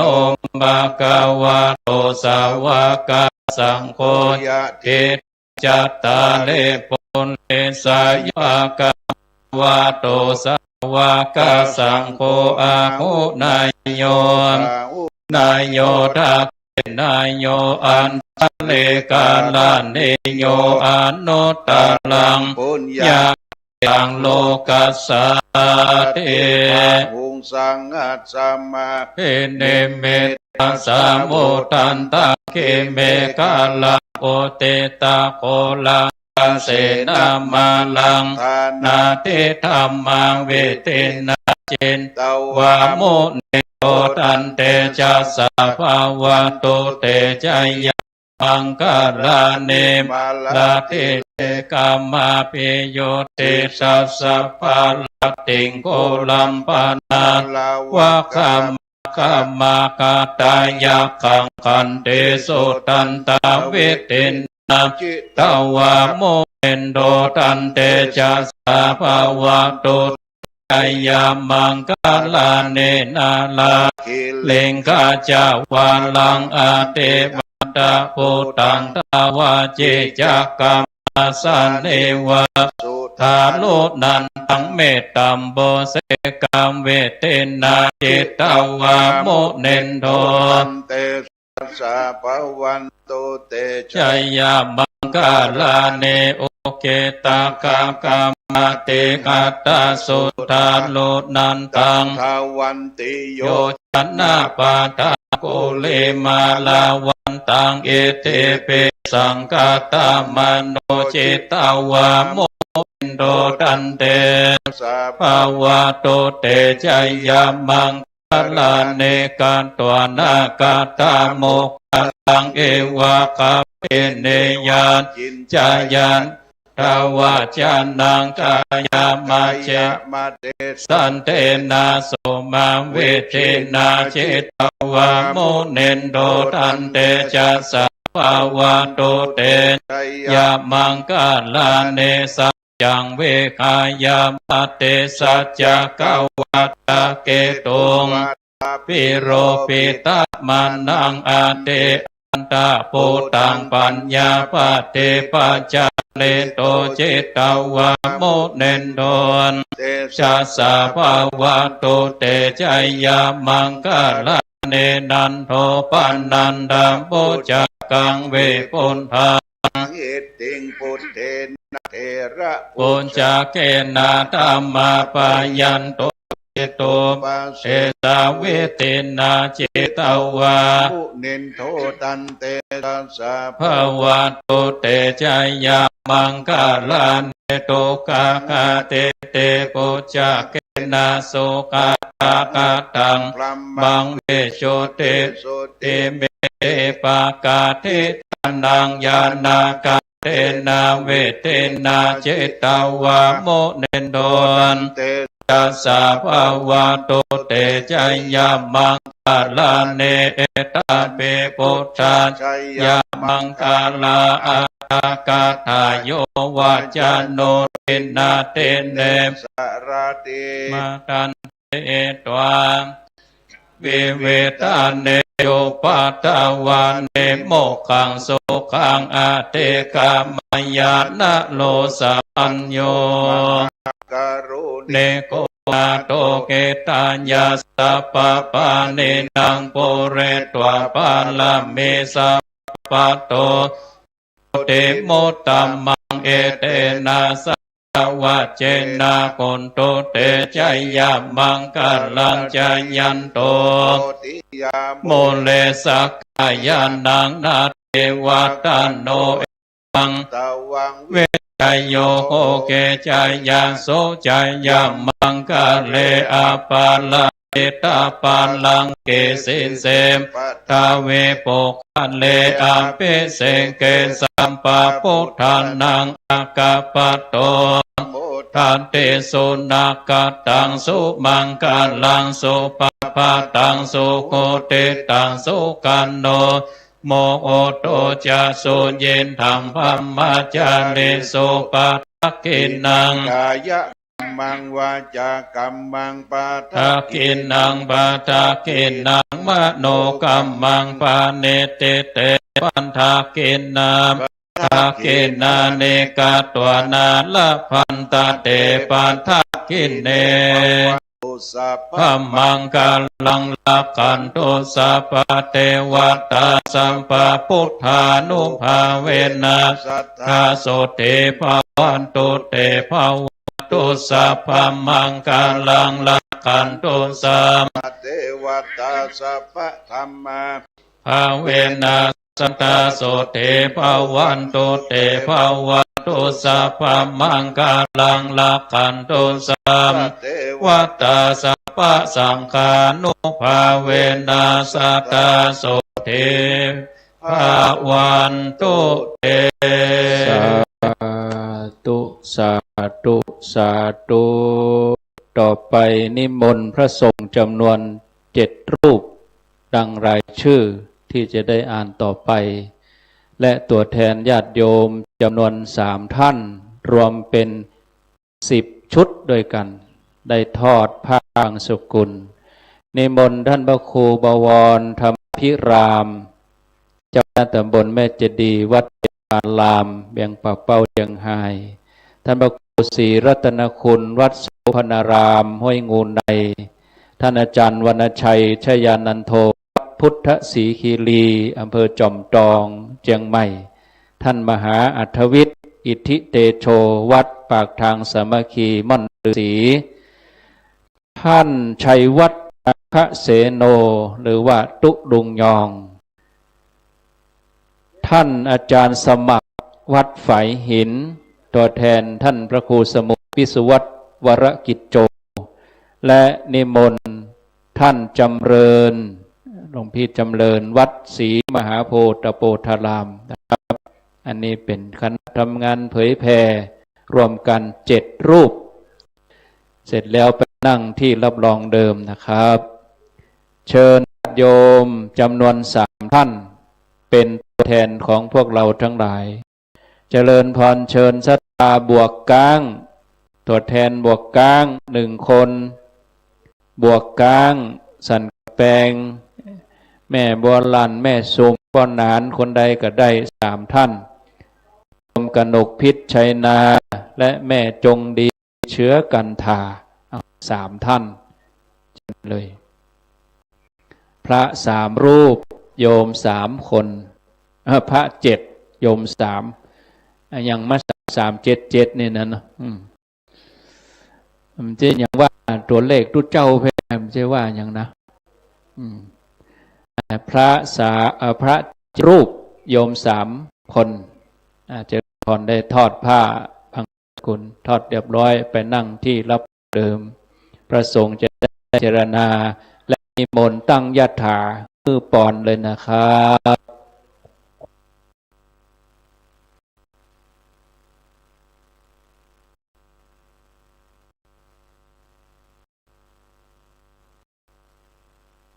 สังขาราอุปาทวายธรรมิโนอุปาชิตวานิโรสันติเตสังโอปะตโมสุโข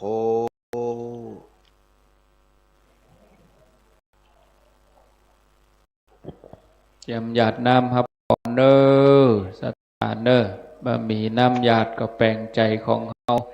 เหมือนน้ำที่ไหลลงไป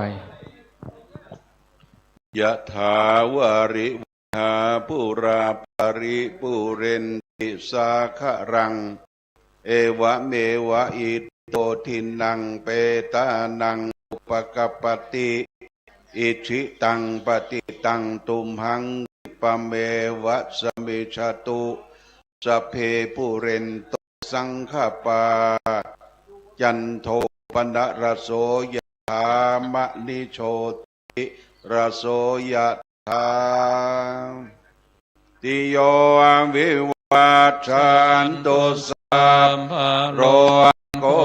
วินาสันตุมาเตวันตุอันตรายโยสุขีอายุโกภวสัพพิติโยวิวัชชันตุสัมภโรโกวินาสันตุมาเตภวัตุตรายโยสุขีติคาโยโกภวสัมพิติโยวิวัชชันตุสัมภโรโกวินาสันตุมาเตภวัตุตรายโยสุขีติ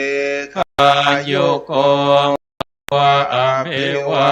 ทนาเสเลสเนจังวุฒานปัจจายโนจัตตารโอธรรมา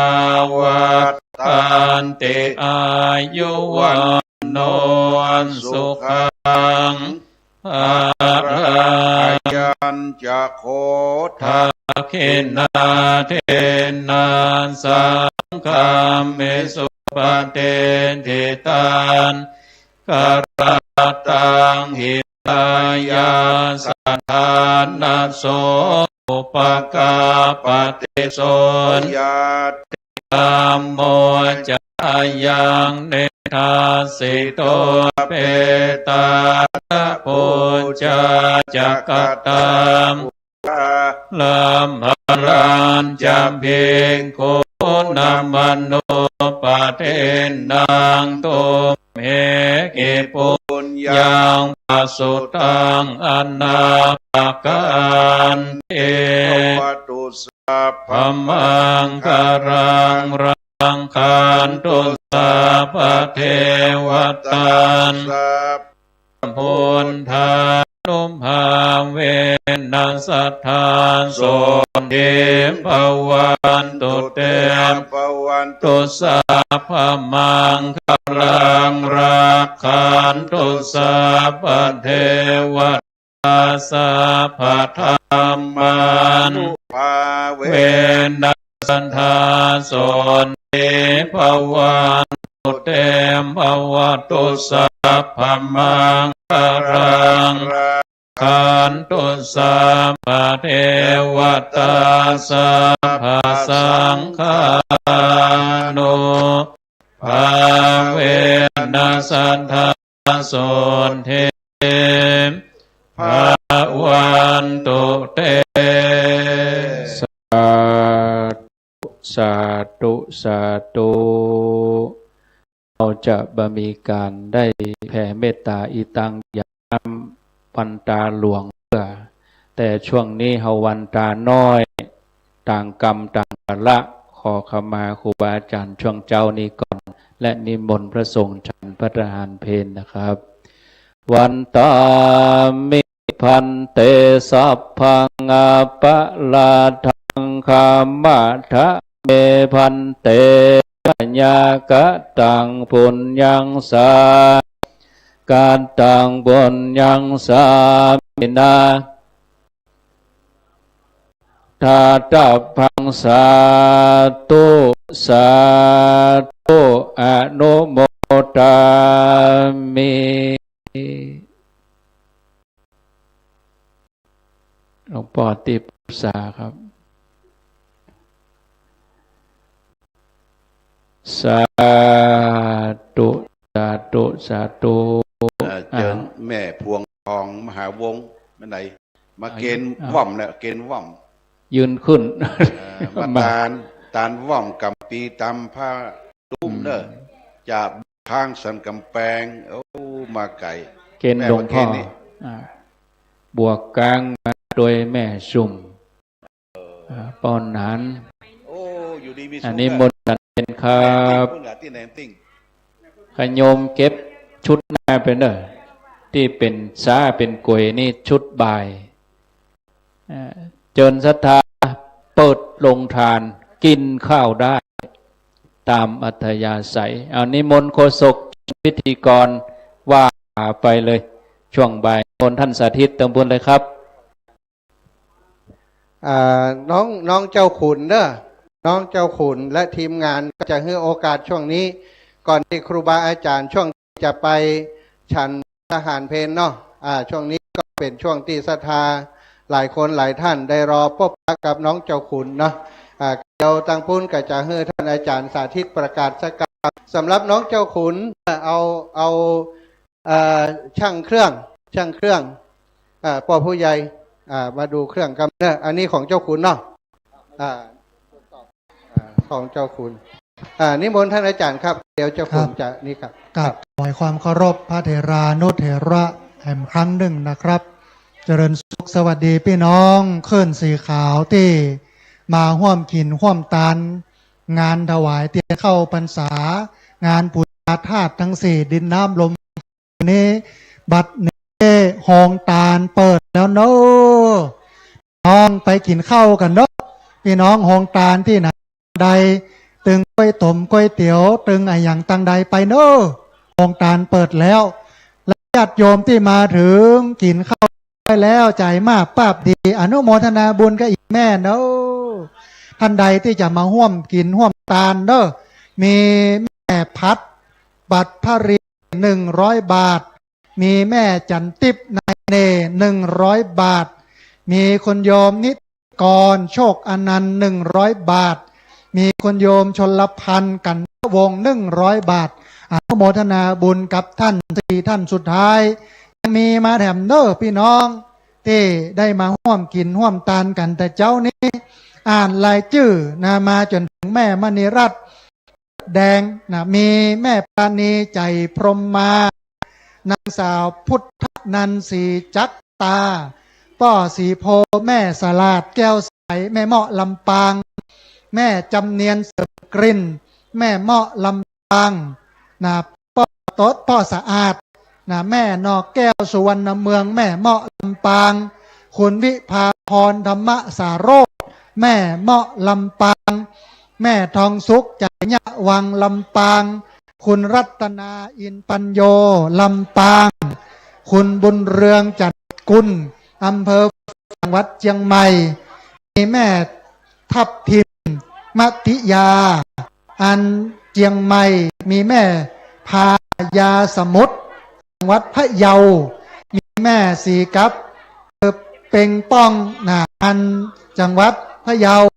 มีแม่พัดบรรพดีต้องอนุโมทนาบุญกับญาติโยม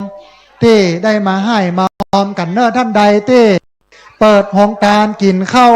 ใจมากป้าปีแล้วยังบ่ได้ตาลเตื้อมาทางเพนโนพี่น้องมาปักต้นขาปักต้นกล้วยคือมันปุมันเป็นเจ้านี้ยอดมันหินนะพ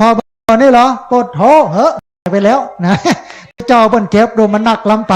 เพราะฉะนั้นไผ่ที่ยังไม่ได้มาปักยอดต้นกล้วยปักยอดอันไม้ขวดตาลเนาะต้นคาแล้วก็ไปปูจาได้7 สีมณี7 แสงหรอที่โพนไปปูจาเนอะมามัดท่า4ดนน้ำดินน้ำลมไฟหลวงพ่อพระครูปฏิภาณนำยินเปิ้นบอกว่าถ้าไผ่บ่ได้ปูจาธาตุทั้ง4ดินน้ำลมไฟธาตุดินดับจะเจ็บเรานั่นธาตุน้ำดับจะหิวกระหายธาตุไฟนักไฟจะฮ้อนยงนี่นะเพราะฉะนั้นพี่น้องอนุโมทนาบุญกับแม่เจิญปักเลยใครที่จะปักต้นกล้วยปักต้นคารวมไปจนถึงปูจาธาตุทั้ง4ดินน้ำลมไฟไปตั้งปุนด้วยนะฮะ อ่านลูกศิษย์พระอาจารย์สาธิตเนอพี่น้องที่อยู่ลงตาลป้อสีโพแก้วสายนะป้อสีโพแก้วสายโยมป้อสีโพแก้วสายนะได้ยินแล้วมาเพกำเนอโยมป้อสีโพแก้วสายมาเพนะฮะใครที่จับปูจาอยากจะทำบุญเนอะนะคนทำบุญกะอ่านกระดิ่งกะอ่านปูจาพูดเนาะปูจาพูดเลยมานี่กับจดตัวนี้ถ้าอย่างงั้นจดชื่อนะโยมเนอะป้อสีโพแก้วสายไปดูห้องตามาสักหน่อยพระฉันก๋วยเตี๋ยวก็ได้บ่ยากอ่านพี่น้องตอนนี้ห้องตาเปิดแล้วนะไปพอห้องตาปลดท่อตัวลุงดอยพ่อครูปฏิภาณนำมาดินเปิ้นเอาข้าวจี่ว่ะใส่น้ำพริกตาแดงเนี่ยพอถ้ามันเหมาะกันแล้วนะข้าวจี่กับน้ำพริกตาแดงมีขนมมีไอติมตะกุนเนอมีตึงก๋วยเตี๋ยวมหาสมชาติมีตัวลุงดอยเนาะแล้วก็พี่น้องญาติโยมแห่มหลายผู้หลายคนอีแม่จดนะจดเลยเดี๋ยวพระอาจารย์จะอ่านจะใส่ตู้บริจาคก็ได้จะไปปักต้นกล้วยจะไปปักต้นคาจะไปปูจากระดิ่งจะไปปูจาผ้า7 สีมี7 แสงเอามามัดชัดธาตุทั้ง4ดินน้ำลมไฟมาทั้งพี่น้องหมู่เฮาไผ่ที่มาได้ปูจาผ้า7 สีมานี่แสงมัดธาตุทั้ง4จะเจ็บหัวเข่านะถ้ามัดแล้วบ่เจ็บจะได้คำนี้นะนั่นต้มข้าวน้ำปูตัวตอนนี้นะขอกราบนิมนต์ครูบาอาจารย์ทุกรูปเลยครับนิมนต์ฉันพระทหารเพลสำหรับพื้นที่ตรงนี้ขออนุญาตเป็นเวลาให้กับน้องเจ้าขุนสักคำหน่อยเพราะว่ากระเดียวจะเดินทางกลับอยู่ก็ตอนนี้สำหรับเพลงซอน้องเจ้าขุนปรากฏว่าเครื่องแอมของเรามีที่ใส่แผ่น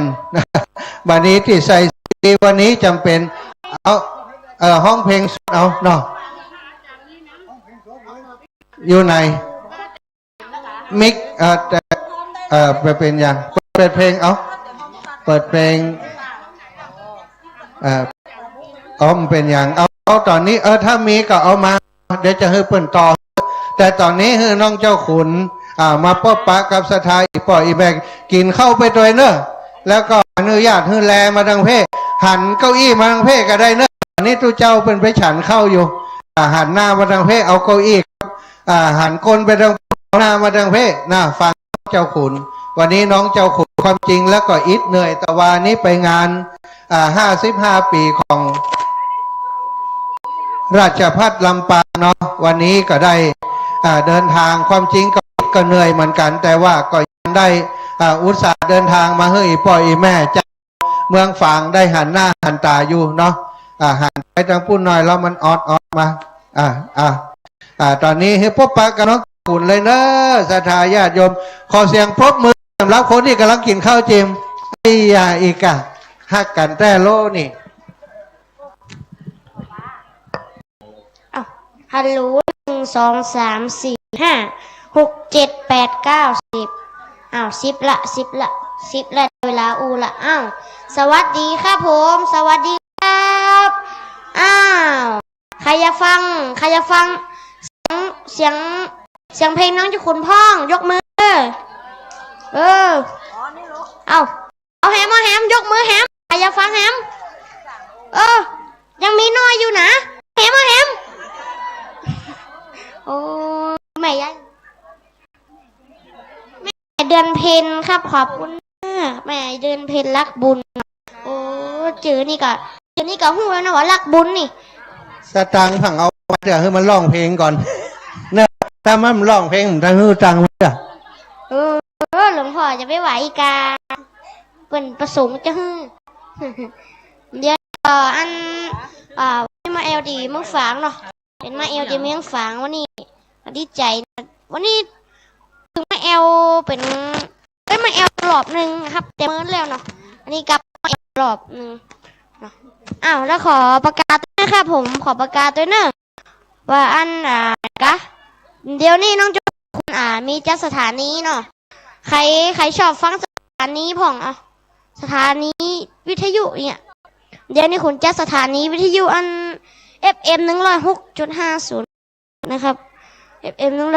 106.50เมกะเฮิรตซ์น้องขุนจัดทุกวันเสาร์อาทิตย์9 โมงถึงเที่ยงเนาะฟังได้นะครับเดี๋ยวนี้ก็มาฟังเสียงเพลงเพราะๆของน้องเจ้าขุนกันเนอะอ้าวโอ้ขอบคุณครับอ๋อขอบคุณแม่ดาเนอะมาปั่น20 บาทโอ้ครับโอ้50 บาทอุเลนพิษมาได้ตะกี้เดี๋ยวนี้รอเครื่องเสียงก่อนเนาะเดี๋ยวนี้กันไปก่อนเนาะใครหิวข้าวพ้องเดี๋ยวนี้ใครหิวข้าวพ้องนี่ใครหิวข้าวพ้องลงทานเดี๋ยวนี้เปิดแล้วเดี๋ยวนี้ลงทานนี่สามารถเอาของกินได้เลยเนอะมีหลายอย่างมีจมขนมจีนโอ้หลายอย่างเนาะก็สามารถไปยิบกินโอ้ขอบคุณนะใบแดงมาแต่ไก่สวัสดีครับขอบคุณนะครับโอ้แม่ยายเดินมาแต่ไก่สวัสดีครับขอบคุณนะครับเดี๋ยวนี้เครื่องเสียง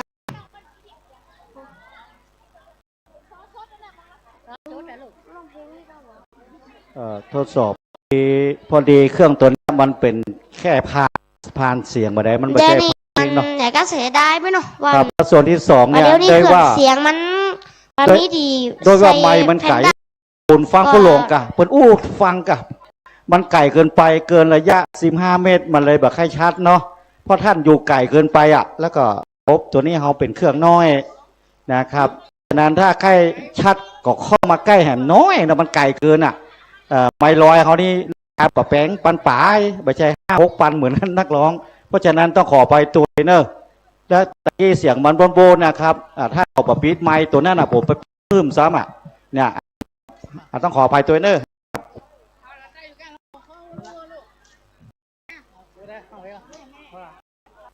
เทส1 2 3ตะกี้มีการขยับเปลี่ยนสักหน่อยเนอร์ก็นั่งกินเข้าไปหน่อฟังเสียงน้องเจ้าขุนไปหน่อครับผมเดี๋ยวนี้ก็จะห้องเพลง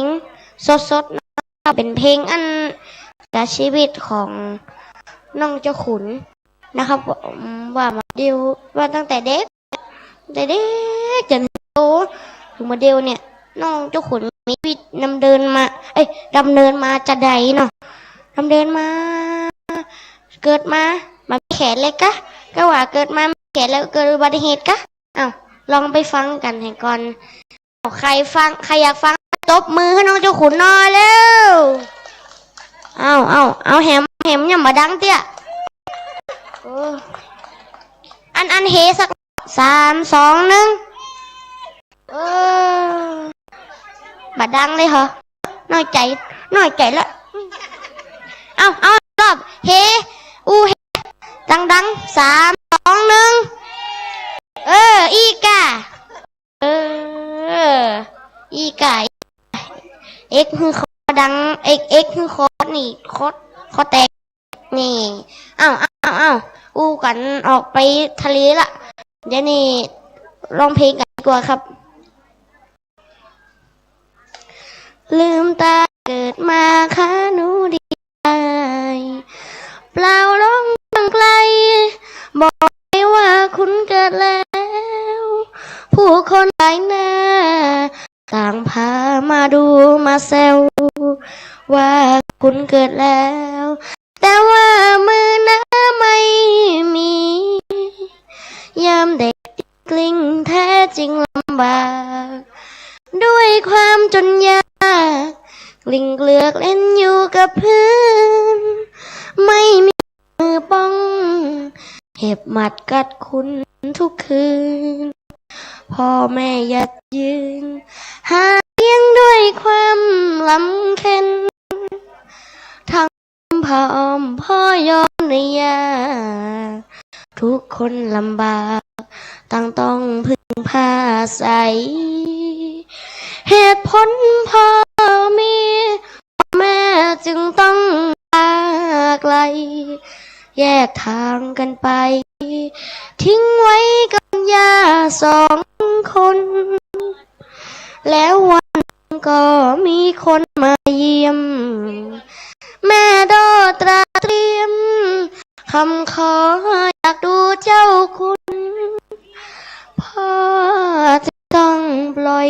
ชมรมข้อมูล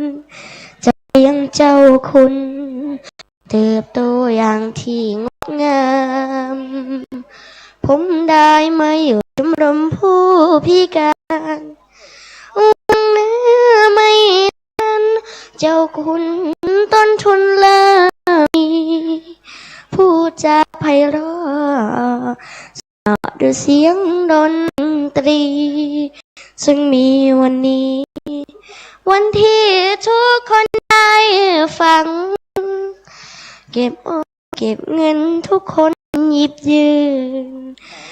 แต่คุณส่งคืนช่วยเหลือคนพิการมากมายช่วยแม่คุณย่าสร้างสุขคุณย่าผ่อนคลายแสนมีความหมายเจ้าคุณได้กตัญญู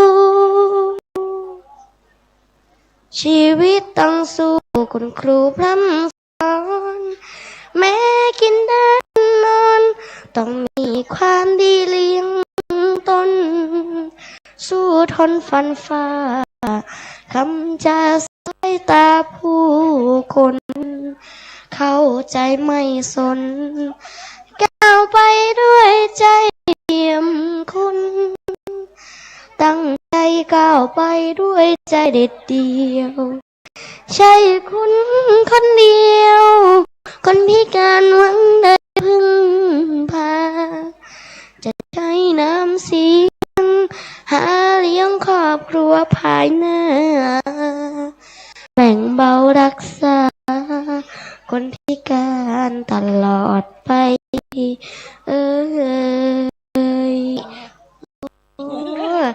เขาหน้าหนาไม่ติเสียแฟนนี่เพราะวันนี้ปุ๊บเป็น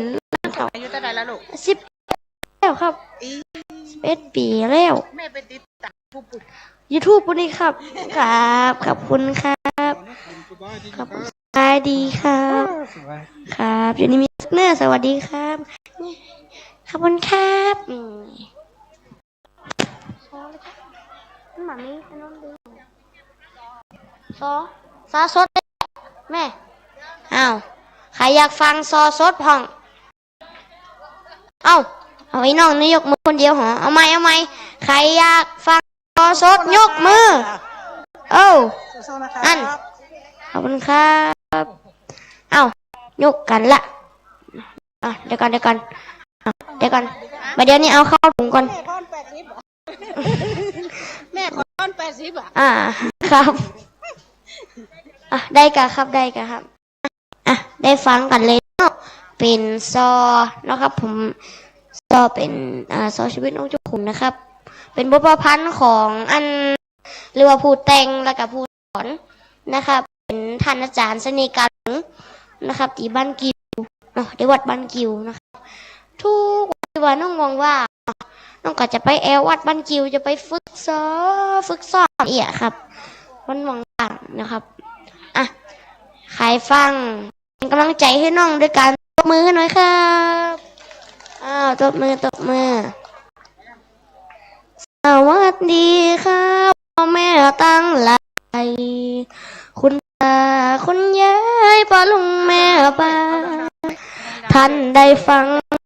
คำสอนลูกและจะเล่าว่าชีวิตฟังขอกราบแทบเท้าตั้งหน้าตั้งหลังเอาหัวก้มวางเต้นมือสองข้างแขนลูกบ่มีลำบากเจนลำเกิดมาพิการกำนั้นติดตัวปะฮือมองมัวลำบากกันเอาตีนสองข้างช่วยเหลือตัวนั้นล้างหน้าแปรงฟันกินข้าวกินนมเป็นวิบากทุกยากตัวผมเกิดมาผมมันบอกครบทวนบ่ตามกระบวนมันกับพี่น้อง กินข้าวกินแกงสักแกงสองตีนใจจับอาใจกินอาบน้ำซักผ้าขาดแขนขาดเมื่อลำบากแต่ว่าตัวลูกลาเกิดมาพิการรุ่นพี่รุ่นน้องเล่นกันสนุกม่วนเงินผมนั่นนั่งให้พิบากันได้ของผมบาหูกำใดชาติใดมาตีมาถือขาดแขนขาดมือบ่มีสักข้าง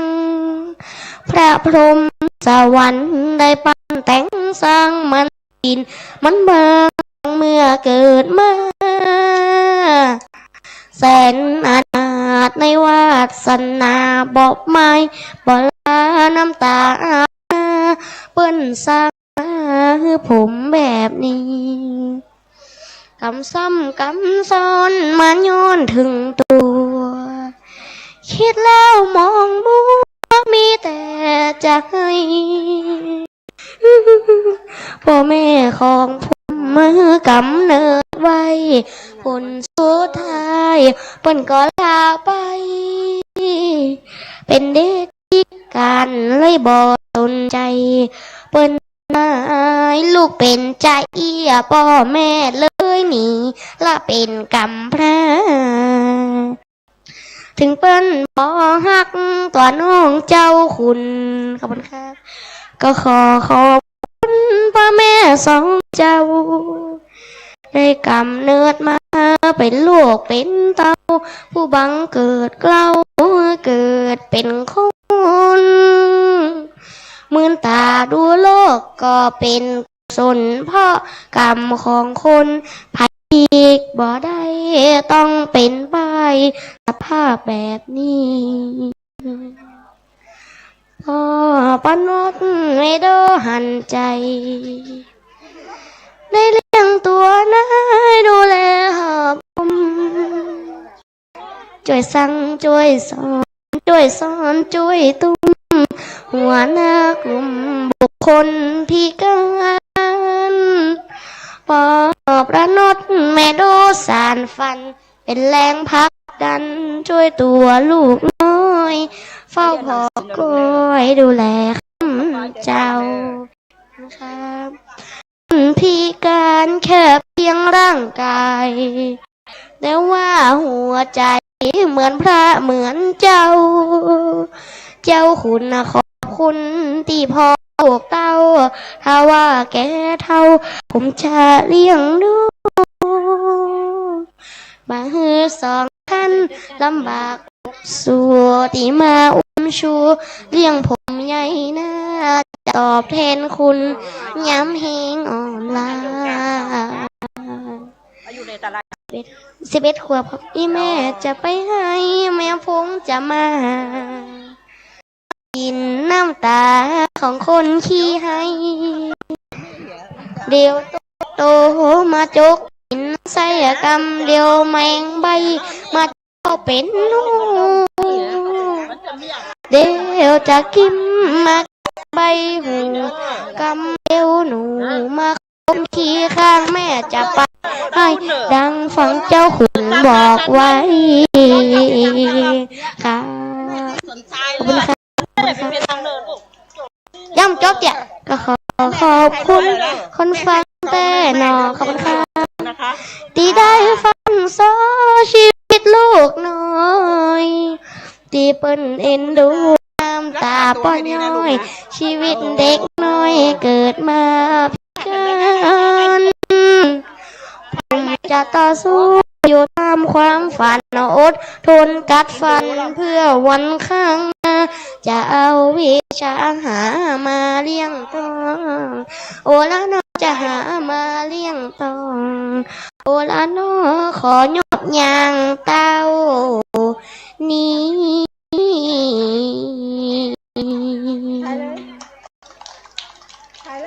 ขอบคุณครับโอ้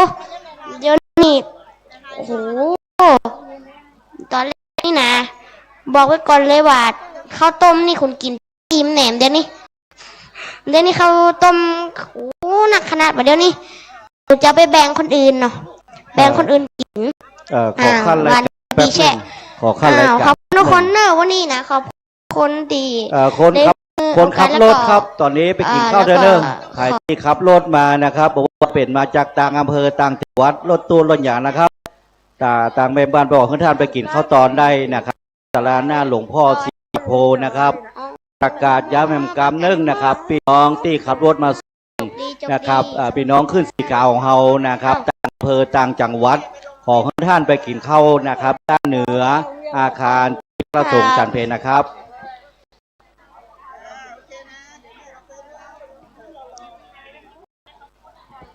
ต่อเลยขอขั้นรายการตะกี้แป๊บนึงขอบคุณนี่พ่อแม่ทุกคนทุกท่านเนอะที่คือทุกบาททุกสตางค์ครับคุณครับให้ทุกบาททุกสตางค์กับน้องเจ้าขุนนะครับผมจะเอาไปใจคือตังค์นี่เป็นสิ่งที่มีประโยชน์นะครับก็จะไปซื้อแบ่งซื้อทุกวันนี้นะครับผมทุกเดือนเนาะจริงๆน้องเจ้าขุนก็จะมาเอาข้าวสารนะครับผมก็จะเรียกแม่เดือนหนึ่งเขาจะมาเอาข้าวสารนะครับผมก็จะเงินตีหาได้เนี่ยครับเอาไปซื้อข้าวสารให้แม่เนาะให้แม่มาเดือนละครั้งแล้วเอาไปจ่ายแบ่งซื้อข้าวสารหันแห้งคือผู้พิการที่อยู่ในละแวกนั่นในตำบล8 ตำบลนะครับในบ้านเนี่ยมี8 ตำบลเนาะก็จะก็เอาไปเพื่อคนพิการ8 ตำบล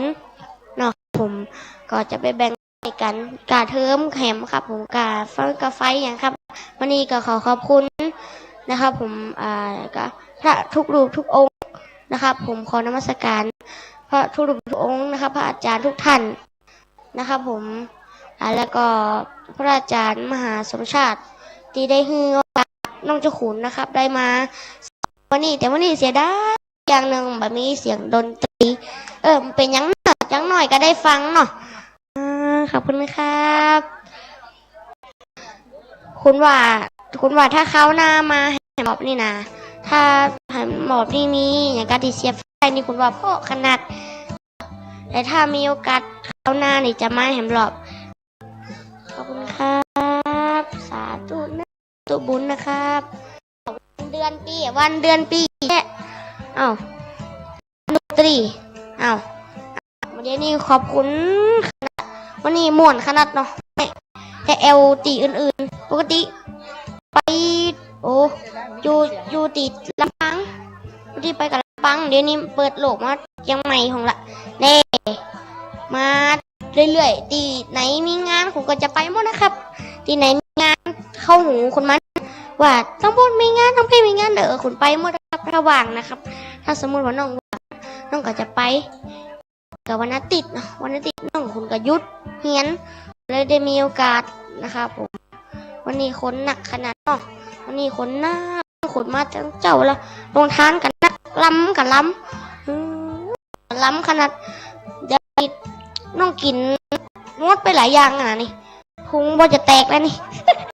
ขอบคุณครับสาธุครับผมแม่ก็สุขภาพแข็งแรงด้วยเนอะเดี๋ยวนี้ก็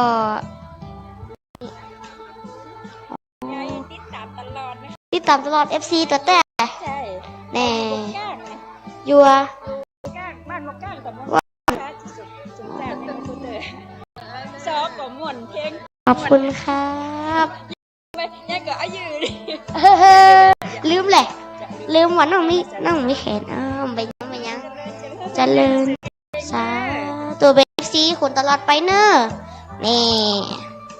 เอาครับวันนี้นะเจ้าขุนก็ขอขอบคุณทุกคนแถมรอบครับผมวันนี้ก็ได้โชว์แสดงความสามารถเนาะการร้องเพลงและการซ้อ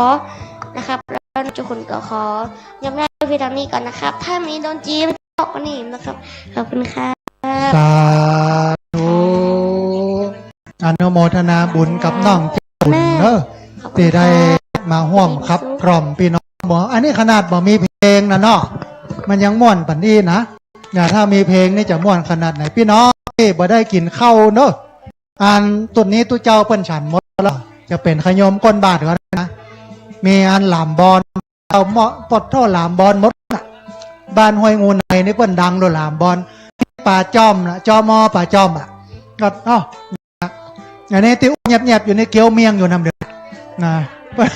ปิ้นเอาเมียงมาถวายเลยกิมพอนะฮะน้องญาติโยมเนอะใครที่มาได้กินข้าวกินปลากินปานตันม่วนเนาะวันนี้เอามาร่วมงานบุญใหญ่บ้านงูในวัดโสพนารามบนสันทรายอำเภอฝางจังหวัดเชียงใหม่โดยมีหลวงพ่อเจ้าพระวัดอุดมพระครูจิตตานุรักษ์ด็อกเตอร์เป็นประธานสงฆ์แล้วก็มีครูบาอาจารย์พระนักจัดรายการหลายจังหวัดเดินทางมาคือกำลังใจแล้วก็มาร่วมกินร่วมทานกันในวันนี้อัน 2-3 เดือนที่แล้วมาร่วมงานวางศิลาฤกษ์พระธาตุบอกกองมาบ่เดียวนี้เสร็จแล้วอ่ะนะฮะโอ้บุญเปิ่นกำบุญจูนะเป็นดีม่วนโมทนาบุญกับพี่น้องวัดโสพนารามคำนี้ภายยังบ่ได้ไปปูจาอันได้74มณี7แสงนะพุนะอยู่ทางหลังพุนเด้อไปปูจามาแล้วนะพี่น้องลำปางเด้ออันนี้อุ้พี่น้องลำปางก่อนจะเกี่ยงกันแวบๆหลายผู้หลายคน พี่น้องลำปางท่านใดที่บ่ได้ปูจาได้74มณี7แสงมัดธาตุทั้ง4ดินน้ำลมไฟ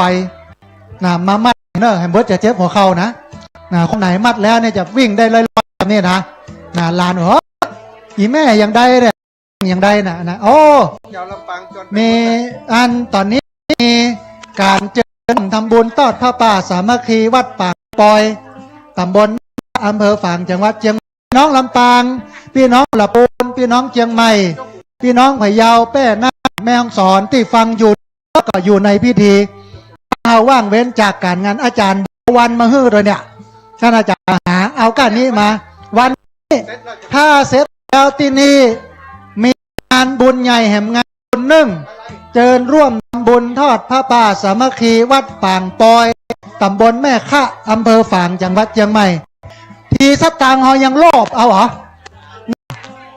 ใครได้ก็เอาแหมสตังค์มาติ๊กๆแบงค์ซาวอันนี้แบงค์ร้อยแบงค์500อย่าบอกกองบุญเนี่ยอย่าตั้งลูกกันเนาะเอาแหมเอาซ้อนกันหรอบุญซ้อนบุญน่ะมันหลายหนานะดูมันดีนะบุญคำบุญจูเพราะฉะนั้นท่านใดที่ว่างเว้นจากภารกิจการงานจะไปฟังไปไหนเตื้อเสร็จแล้ว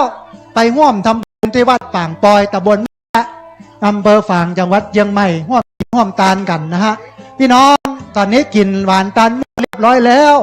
ก็เข้ามาในปลามเป็นเมนูพี่น้องท่านออกโฮงตาลเข้าเก็บครัวได้แล้วตอนนี้นะมดลึงนะอันที่ยังมีอยู่ฟังเอาไปเก็บแคมเนอร์ห่อให้พี่ตาลนะเดี๋ยวนี้นะปกติเขาไปงานต่างๆเนี่ยงานศพงานชาติบอกน้ำห่อนะอย่าที่นี่ห่อแคมเนอร์เอาไปไปกินที่บ้านเพราะฉะนั้น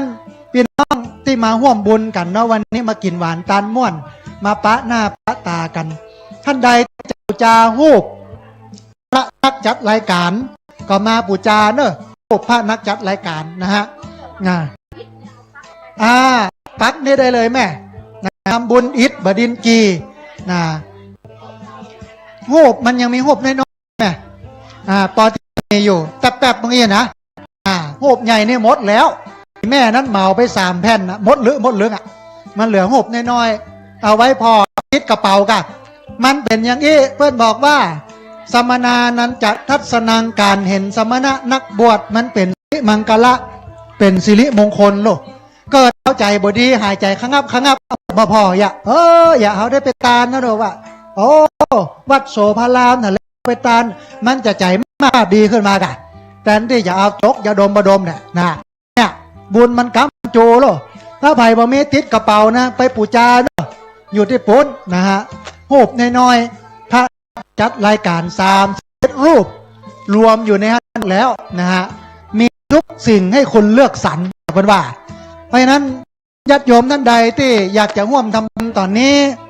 มีโยมที่มาร่วมทำบุญกันหลายผู้หลายคนเนาะอ่านชื่อมาเนาะมีแม่สุมนามณีเล็กเนาะ100 บาทนางสาวกาญชิตาคำอินตาพร้อมครอบครัว100 บาทนางสาวพัท ชลกรพงศ์100 บาทอันคุณโยมโตยานิตยาขออภัย3 ล้านปลดนามสกุลจัดเหมาะ3 ล้านดีกว่านะคุณโยมนิตยา3 ล้าน100 บาทตาเปียกนะยายหนูสีทอง40อนุโมทนาบุญกับโยมที่ได้มาร่วมให้ร่วมหอมกันเดี๋ยวในตอนบ่ายหลังจากเขากินเข้าใจมากป้าดีเข้าห้องน้ำห้องต้าอู้เอ่ยกันแล้วบางห้องมาไหนรูปได้ปะกันเมินน่ะเนาะก็ได้มาอู้กันปะกันเด็กหลังจากนั้นเราจะได้เริ่มพิธีในภาคบ่ายในการกินการตานก็เป็นที่ของหมู่เฮาทั้งหลายวันนี้เป็นที่ดีใจเนาะกับพี่น้อง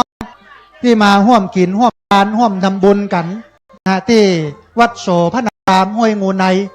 ตำบลสันทรายอำเภอฝางจังหวัดเชียงใหม่หันนั้นครูบาอาจารย์พระนักจัดรายการหลายรุ่นประจำวัดมานอนก่อนโยมก่อนนะ3 วันน่ะมาเตรียมการเตรียมงานอย่างท่านอาจารย์พระครูชลทานพิทักษ์เปิ้นก็มาก่อนแล้วเลยนะนี่คือมันเหมือนทหารนะเปิ้นมีชุดล่วงหน้าหรอก่อนน่ะชุดตัวคนโดยมามาจุดมาหอมกันเดี๋ยวถ้าใครท่านใดที่ว่างเว้นจากภารกิจการงานเสร็จงานนี้แล้วเขาก็แวะไปเนื้อวัดพระธาตุปางปอยนะตำบลอันที่ฝั่งของเขาเนี่ยใกล้ๆกันเนี่ยไปกินไปตานด้วยกันพี่น้องนะฮะอันหงตาลท่านใดที่เป็นหงตาลน้ำดื่มเนาะมาเพื่อพระอาจารย์สักแก้วแล้วค่อยจิ้มเนี่ยนะ จิ้มหงตาลน้ำนะเดี๋ยวเนี่ยเอามาสักแก้วหัวเด้อเดี๋ยวกำนึงเปิ้นจะเคลียร์ไม้ลอยอันมีไม้สำรองบ้างก็ป่ะมีก็ไปสายกันมีที่ไหนโยพ้นกันเดี๋ยวไปนะทุกเจ้านี่น้ำบ่อบ่ต้องเอาคันไดมานะเอาไม้มาล่อเดี๋ยวขึ้นนะ พี่น้องญาติโยมกินข้าวกินน้ำล้างไม้มือเสร็จเรียบร้อยแล้วเข้ามาทางในเพนเนอร์มานั่งผ่อนใจมากปั๊บยืนต้นไม้ต้นตอกในเต็นท์ในศาลาหลังจากนั้นเราจะได้มาร่วมทำบุญกันท่านใดที่ยังบ่ได้ปักต้นคานะบ่ได้ปักกล้วยนะอีแม่เนี่ยปักแล้วเนี่ยปลดแอมน้อยจะได้เป็นแม่เลี้ยงนะโมนี่นะโอ้อนุโมทนาบุญนั่นมาปักหลายรอบแล้วเนี่ยอันก็ไผ่ที่ยังบ่ได้ปักต้นคาไผ่ที่ยังบ่ได้ปูจาผ้า7 มณี7 แสงเนอะไผ่ที่ยังบ่ได้ปูจาละครั้งนะไปปูจาเนอะทำบุญด้วยกันให้หอมด้วยกันพี่น้องทำบุญไว้เตอะมันจะหลายจักได้สบายต่อไปไปหน้าเอาละเนี่ยอย่าไปหาไม้อยู่ทางพ้นก่อนไม้นี่มันจะเบื่อใจแล้วนะฮะเอาก็อู้ม่วนอู้งานกันไปภาษาพี่น้องหมู่เฮาที่ไม่มาปะกันเมินนะมันก็มาปะกันเตื้อนึ่งมันเป็นสิ่งที่เป็นหมู่เฮาเพราะฉะนั้นญาติโยมเนอะไถ่ท่านที่กินข้าวกินน้ำแล้วล้างไม้ล้างมือนะเข้ามาในศาลาเนอะเอามาพอขวดตาลเบิ้ลนี่กะก็มีแผวเงาะวันน่ะมีหลายอย่างนะมาละไม้อยู่เพะนะฮะเดี๋ยวเปิ้นจะเคลียร์ไม้ใช้ไม้สายนี่นะฮะ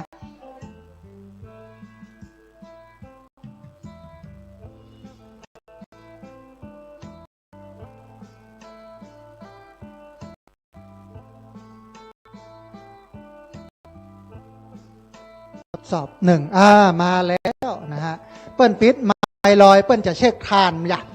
ย่าพลังมันอย่าหมดเจ้าบ่หมดเด้อนะฮะพี่น้องญาติโยมเนอะไผ่ที่จะมาร่วมทำบุญถวายเตียนเข้าพรรษาตอนนี้เตียนที่ตั้งอยู่บนศาลาเพมีอยู่หลายเล่มนะท่านญาติโยมที่จะกินจะตานเตียนด้วยกันบ่ต้องมาข้างในเอาไปปักเอาต้นกล้วยปักเอาต้นคาแล้วก็ไปบูชาผ้าแล้วก็บูชาละครังเนอะมาให้พร้อมกันดังเพอันหลายคนที่มากินมาตานยังบ่ได้หอมกันด้วยนะท่านใดที่ยังบ่ได้หอมก็มาหอมมีที่โต๊ะอำนวยการหน้าหันนะฮะเขากินเขาทานที่นี่แล้วเขาก็จะไปทานที่วัดปางปอยแห่งกำนึ่งมีพร้อมเดียวกันนะฮะวันเดียวมี2 งานเขาได้บุญ2 ต่อนะยิงปืนนัดเดียวนก2 ตัวมันก็หมายว่าทำบุญมาทำบุญที่เดียวได้ทำ2 ที่มาภาพกระตึงบอกญาติโยมศรัทธาสาธุชนไหนแล้วว่า เฮาเป็นคนที่ถ้าเปิ้นมีสตังค์เฮาก็เก็บหมดอะเอาแบงค์10แบงค์100แบงค์500แบงค์1,000 3 รอบ4 รอบเอาหมดแต่บอกกองบุญเนี่ยมันมีซ้อน2เนาะมีอยู่2ที่วันนี้นะฮะที่วัดโสภณารามกับอันวัดป่างปอยเพราะฉะนั้นเสร็จจากนี้แล้วเฮาแวะไปสักหน่อยนึงวัดป่างปอยไปร่วมกินร่วมทานกับเปิ้นที่เปิ้นทานที่วัดป่างปอยหั่นนะฮะอันญาติโยมดูแลสถานที่เนอะขึ้นมาจัดมาพอมากอยสถานที่ตังบนเพ่นเนอะนะฮะในการถวายเตียนเข้าพรรษาเดียวสักกำหนึ่งให้พี่น้อง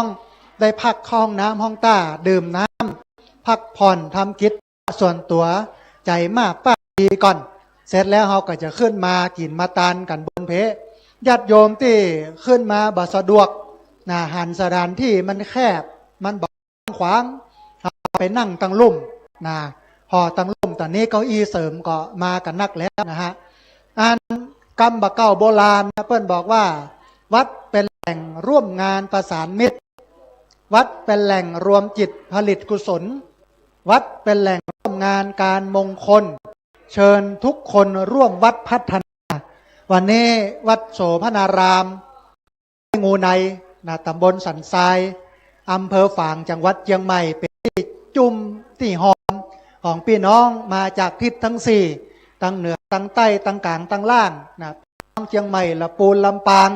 แป้น่านพะเยาเชียงแม่ฮ่องสอนโดยการมีสถานีวิทยุคลื่นสีขาวเป็นเครื่องเชื่อมประสานให้หมู่เฮาได้มาปะกันมากินมาตานกันในวันนี้นะฮะอันที่เฮาหอมกันนะบอกว่าจะเป็นการปักต้นคาก็ดีบอกว่าจะเป็นการหอมในตู้บริจาคก็ดีส่วนหนึ่งเนี่ยเฮาจะไปอุปถัมภ์บำรุงสถานีวิทยุนะโดยเฉพาะอำเภอฝางเนี่ยนะสถานีวิทยุอำเภอฝางเนี่ยอันมันลุมาหลายวันเสียงมันบ่ค่อยออกญาติโยมก็เลยบ่ได้ฟังนะของพี่น้องในอำเภอฝางเนี่ยพี่น้องฝางพี่น้องชัยปราการพี่น้องแม่อายนะอนุโมทนากับป้อหอมหลักคังกับเตียนพรรษาเนาะนะอนุโมทนาบุญกับอันโยมป้อเนอะที่มาห้อมทิศเตียนพรรษากับอันห่วมบุญหลักคังเดี๋ยวบุญหลักคังจะอยู่ตรงเพนะฮะห่วมเตรียมเผาพรรษาอยู่เพนะอันพี่เนนใส่ตู้บริจาคเตียนพรรษาอันนี้เอาไปเฮือที่หลักคังปุ๊บแน่ปอดท่อเปิ้นตั้งโต๊ะอยู่หันบ่หอมมาหอมดังเพนะอนุโมตู้ที่อาจารย์อยู่นั่นเนอะตู้บริจาคกันนะเสร็จแล้วอันนี้ไปที่หลักคังหันเลยจอมที่หันเลยที่สลุงหันนะอนุโมทนาบุญเนอะกับโยมที่มาให้มาหอมกันท่านใดที่บ่ให้บ่หอมนะแฮมเบิร์ตจะบัลลับนะมันมีนิทานเรื่องเล่าเป็นชาดกโลกในพระไตรปิฎกธรรมบทปฐกถาธรรมปฐกถาธรรมบทมันมีครอบครัว2 คนผัวเมียเป็นคนตุกคนยากบ่มีสตังค์มีผ้าตุ้มผืนเดียวมีผ้าตุ้มอยู่1 ผืนเวลาสามีออกไปตั้งนอกก็เอาตุ้มผืนนั้นไปต้องรอสามีปิกมาภรรยาถึงจะเอาผ้าตุ้มมาตุ้มแล้วเตียวออกไปอย่างเงี้ย2 คนนี้มีผ้าตุ้มผืนเดียวผ้าตัวขี้งานะกะบ้านเฮาตุ้มไปตุ้มมา2 ไป 2 คนก็ไม่ได้มีผืนเดียวแล้วอินเดียปดโธมันหนาวทีนี้สามีเปิ้นหูข่าวว่าที่วัดเชตวันเปิ้นมีการเทศน์หรอพระพุทธเจ้าเปิ้นไปเทศแสดงธรรมที่หั่นก็เลยบอกภรรยาว่าสูข้าจะไปฟังเทศนะขอผ้าตุ้มข้าได้ก่อนนะภรรยาก็บอกได้กับพี่เอาไปเลยอย่าสามีมันก็ตุ้มออกบ้านมาหรอพระตัวขี้งาไปที่วัดเชตวันไปนั่งฟังธรรมพุทธเจ้าก็เทศสอนสั่งเนาะสอนเรื่องศีลเรื่องการกินการต้านการปล่อยวางอย่าทีนี้สามีของภรรยาคนนั้นเกิดศรัทธาเฮ้ยตอนผู้ฟังใครตานพาตุ้มเฮือกับพระพุทธเจ้ากึดแล้วแถมกึดแล้วกึดแถมผ่านไป1 ชั่วโมงผ่านไปยังบัดตานเตื้อแต่ใจนี่นุกนะใครตานผ่านไปแหมกำ1กับนุกบอกกองชั่วโมงที่3เพ่กะใจได้เอาก็เอาวะอย่าตานผ้าตุ้ม ผ้าตวบขี้งาพับเสร็จแล้วเอาไปเกณฑ์แต่เจ้าพระเจ้าหับผ้าตวบขี้งาปุ๊บปั่นศีลปั่นปอนสปีติโยไอ้หนุ่มคนนั้นก็เดินปิดบ้านตัวเปล่าแล้วไปอู้กับภรรยาว่าน้องอ้ายนี่นะวันนี้ไปฟังเทศมันทาเฮ้ยเอาพัดตวบขี้งาที่เฮาตุ้มไปมาเนี่ยตาลฮือกับพระพุทธเจ้าไปแล้วภรรยาได้ยินดังนั้นแทนที่จะด่าเนาะถ้าเป็นบ้านเฮาเนี่ยหูชาละกะสามีนะจะไปตานอย่างมีผ้าผืนเดียวนะเดี๋ยวยาวหนังมานุ่งแต่ภรรยาป่าก็โอ้อนุโมทนาบุญตัวในไอเนอร์เป็นบุญเป็นกุศลได้ก็หากันมาเอานออย่าบอกกองเรื่องนี้พี่น้องชาวบ้านเปิดอู้กันหรอเล่าขวัญกันอะอันปู่นั้นนะมันตุ้มันจนมันบอกมีผ้านะมีผ้าตวบขี้งาผืนเดียวแล้วมันก็ไปถวายเพื่อพระพุทธเจ้าอ่ะกระเตียวตัวเปล่าปิกบ้าน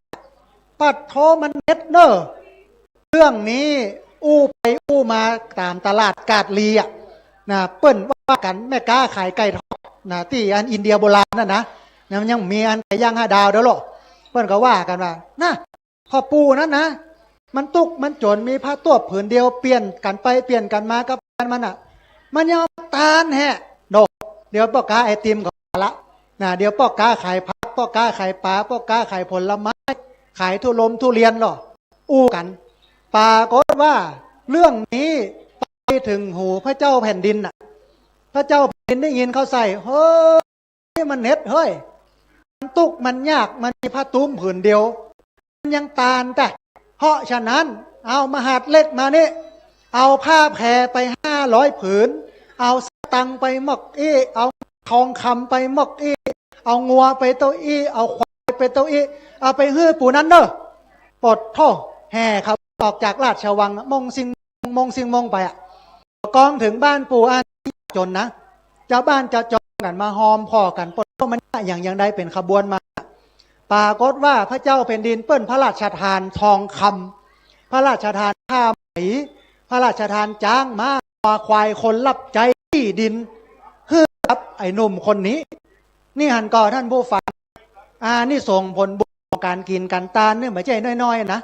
ขนาดตาลที่งาผืนเดียวนี่ส่งยังได้แผ่วทองคำวะยังแผ่วให้นาป่าตางวะนั้นพี่น้องท่านใดที่ยังบ่ได้ร่วมทำบุญเนาะมาร่วมทำบุญเนาะมาปักต้นคามาปักเก้ากล้วยมาปูจาพระ7 สีมณี7 แสงมาปูจากระดิ่งเอาห้อยดังนิ่งๆน้องๆม่วนในวัดในวามาให้มาหอมกันพี่น้องท่านใดที่ให้หอมแล้วได้ยินได้ฟังว่าวัดปางปอยเบิร์ดมีงานแถมเขากับไปแวะไปที่วัดปางปอยเนอะไปร่วมกินร่วมตานกันที่วัดปางปอยอันนี้เป็นสิ่งหนึ่งที่ชาวพุทธเราควรทำอย่างน้อยญาติโยมที่มากินมาตานเนี่ยอายุนักแล้วมีโยมแม่หลายคนเวลาไปตานขันเข้าโยมแม่ก็บอกว่าเจ้าก็ถามนะว่าอีแม่ตานไปฮื้อไผ่ขันเนี่ยอีแม่ก็บอกว่าบัดตานฮื้อไผ่อย่างไรก็ตานไปไว้ไปหน้ากะตานไว้กินไปหน้าเพราะอะไรอย่างต้องอันน่ะที่ติดตัวเอาไปโลกอย่างที่อามาภาพได้ว่าแต่เจ้า4 คนหาม 3 คนแห่1 คนนั่งแค่2 คนตามไปสตังส่งเฮาได้ตึกหงยานะมีเป็นล้านเป็นหมื่นเนี่ยส่งเฮาตึกหงยานะญาติพี่น้องส่งเฮาตึกเมนนะ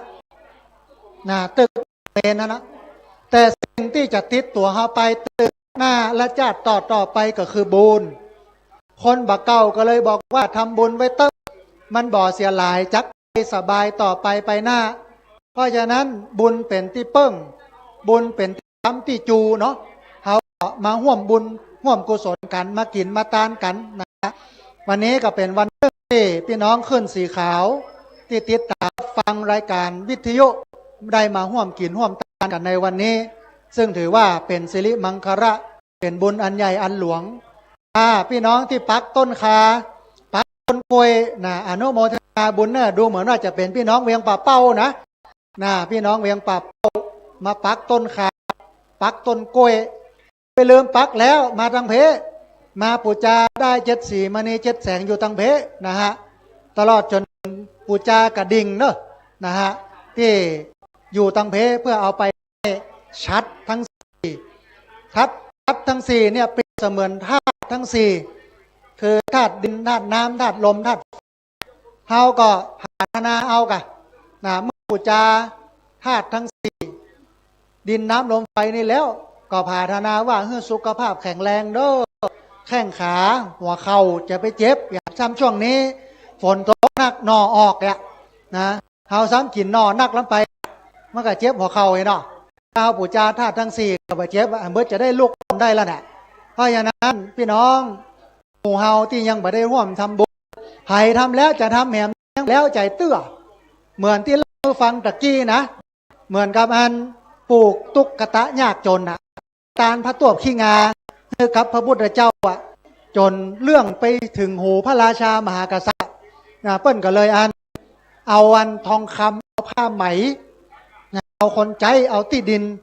มอบให้กับปลูกตุ๊กตาคนยากคนจนนั้นเนี่ยนี่คือพลาอานิสงส์ผลบุญโลกที่เกิดการกินการตานของหมู่เฮาหลายนะฮะพี่น้องที่กินข้าวเรียบร้อยแล้วล้างตีนล้างมือมานั่งพักตั้งเพลนเนอะในศาลาก็มีที่ว่างปะเลอะปะเต๋อแล้วก็ตั้งลุ่มที่มีเต็นท์ต่างๆแล้วก็ศาลาตูบหลองเข้าพวกนะปดท่อที่อยู่ตูบหลองเข้านั่งกันม่วนทั้งพุทธนะฮะพี่น้องท่านใดที่ได้ตานก็มาตานตลอดจนถึงจะห่วมน้ำก้าไฟถวายกำลังใจครูบาอาจารย์ท่านรายการก็มาเนอะเปิ้นอยู่กันนี่แล้วนะฮะถ้าบัตรตานตอนนี้เดียวแห่งบึ้มันจะยุ่งหยาบนะงานจะหลายอย่างมันจะยุ่งหลายอย่างนิมนต์พระอาจารย์นะมาทับตานครับเจ้าวาดนิมนต์เจ้าวาดนะครับหลวงพ่อเจ้าวาดวัดสมณารามนะห้วยงูในนะครับกับนิมนต์เข้ามาในศาลาเพเดอร์ท่านพระอาจารย์สมัครนะครับซึ่งเป็นตัวแทนของวัดไฟหินอำเภอเมืองเชียงใหม่ได้มาตานทำบุญร่วมกุศลกับหมู่เฮาทั้งหลายนะฮะขอบอกขอบใจพี่น้องหงตาลเด้อที่เอาหงตาลมาออกอย่างที่ยังบัดแล้วบาเสี่ยงไปไล่ยัดใส่ถุงบ่เด้อนะปกติเนี่ยบ้านศพเด้อนะเพิ่นนึงบอกว่า3 คน 6ใส่ข้าว3 คน 9ใส่แกงเนี่ยนะแต่วันนี้เนี่ยปกได้เลยเต็มที่จะไม่ให้มันเหลือนะฮะเอามากินมาตานกันทั้งเพพี่น้องหมู่เฮาน้ำที่เหลืออยู่เนาะถวายครูบาอาจารย์เนอะหันเปิ้นคั้นน้ำอ้อยตั้งหลังวะนะเอามาถวายครูบาอาจารย์ทั้งเพก็มีเพราะฉะนั้นขอกราบนิมนต์ครูบาอาจารย์พระนักจัดรายการญาติโยมที่มาร่วมกินร่วมตานกันในวันนี้โดยเฉพาะการถวายเตียนเข้าพรรษาการนั้นยกทรัพย์ปทนปูจาทั้ง4ดินน้ำลมไฟของวัดโสรามห้วยงูในตำบลสันทรายอำเภอฝางจังหวัดเชียงใหม่ก็ใกล้จะถึงเวลาที่เราจะได้ร่วมกันกินร่วมกันตานแล้วนะฮะเพราะฉะนั้นพี่น้องญาติโยมที่เข้าห้องน้ำทำกิจธุระส่วนตัวที่เรียบร้อยแล้วถ้าภาษาเมืองก็จะว่าใจมากป้าบดีนะเสร็จแล้วก็เข้ามาในศาลาเพื่อนเนอะตังในเพยังเปาว่างแล้วก็ในเต็นท์พอที่จะมีเหลืออยู่ตะกี้พี่น้องกรรมการหมู่บ้านกรรมการวัดเปิ้นก็ไปเอาเก้าอี้มาเพิ่มให้พี่น้องหมู่เฮาที่มากินมาตาน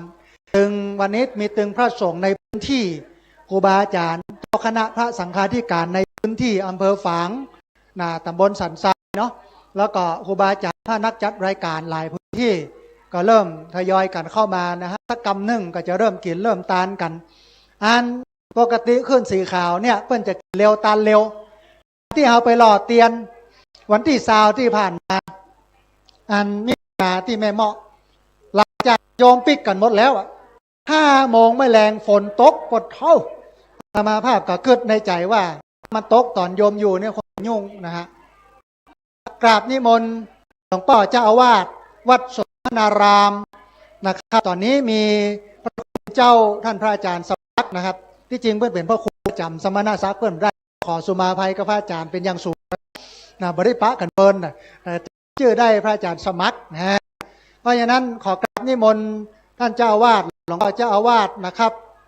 โสพนารามห้วยงูในนะครับมาฮับกินฮับตาลน้องศรัทธาวัดฝ่ายหิน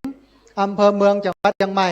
ตอนนี้ท่านพระอาจารย์มารออยู่นี่แล้วนะครับขอกราบนิมนต์พระอาจารย์เข้ามาได้นะครับนะฮะก็ญาติโยมที่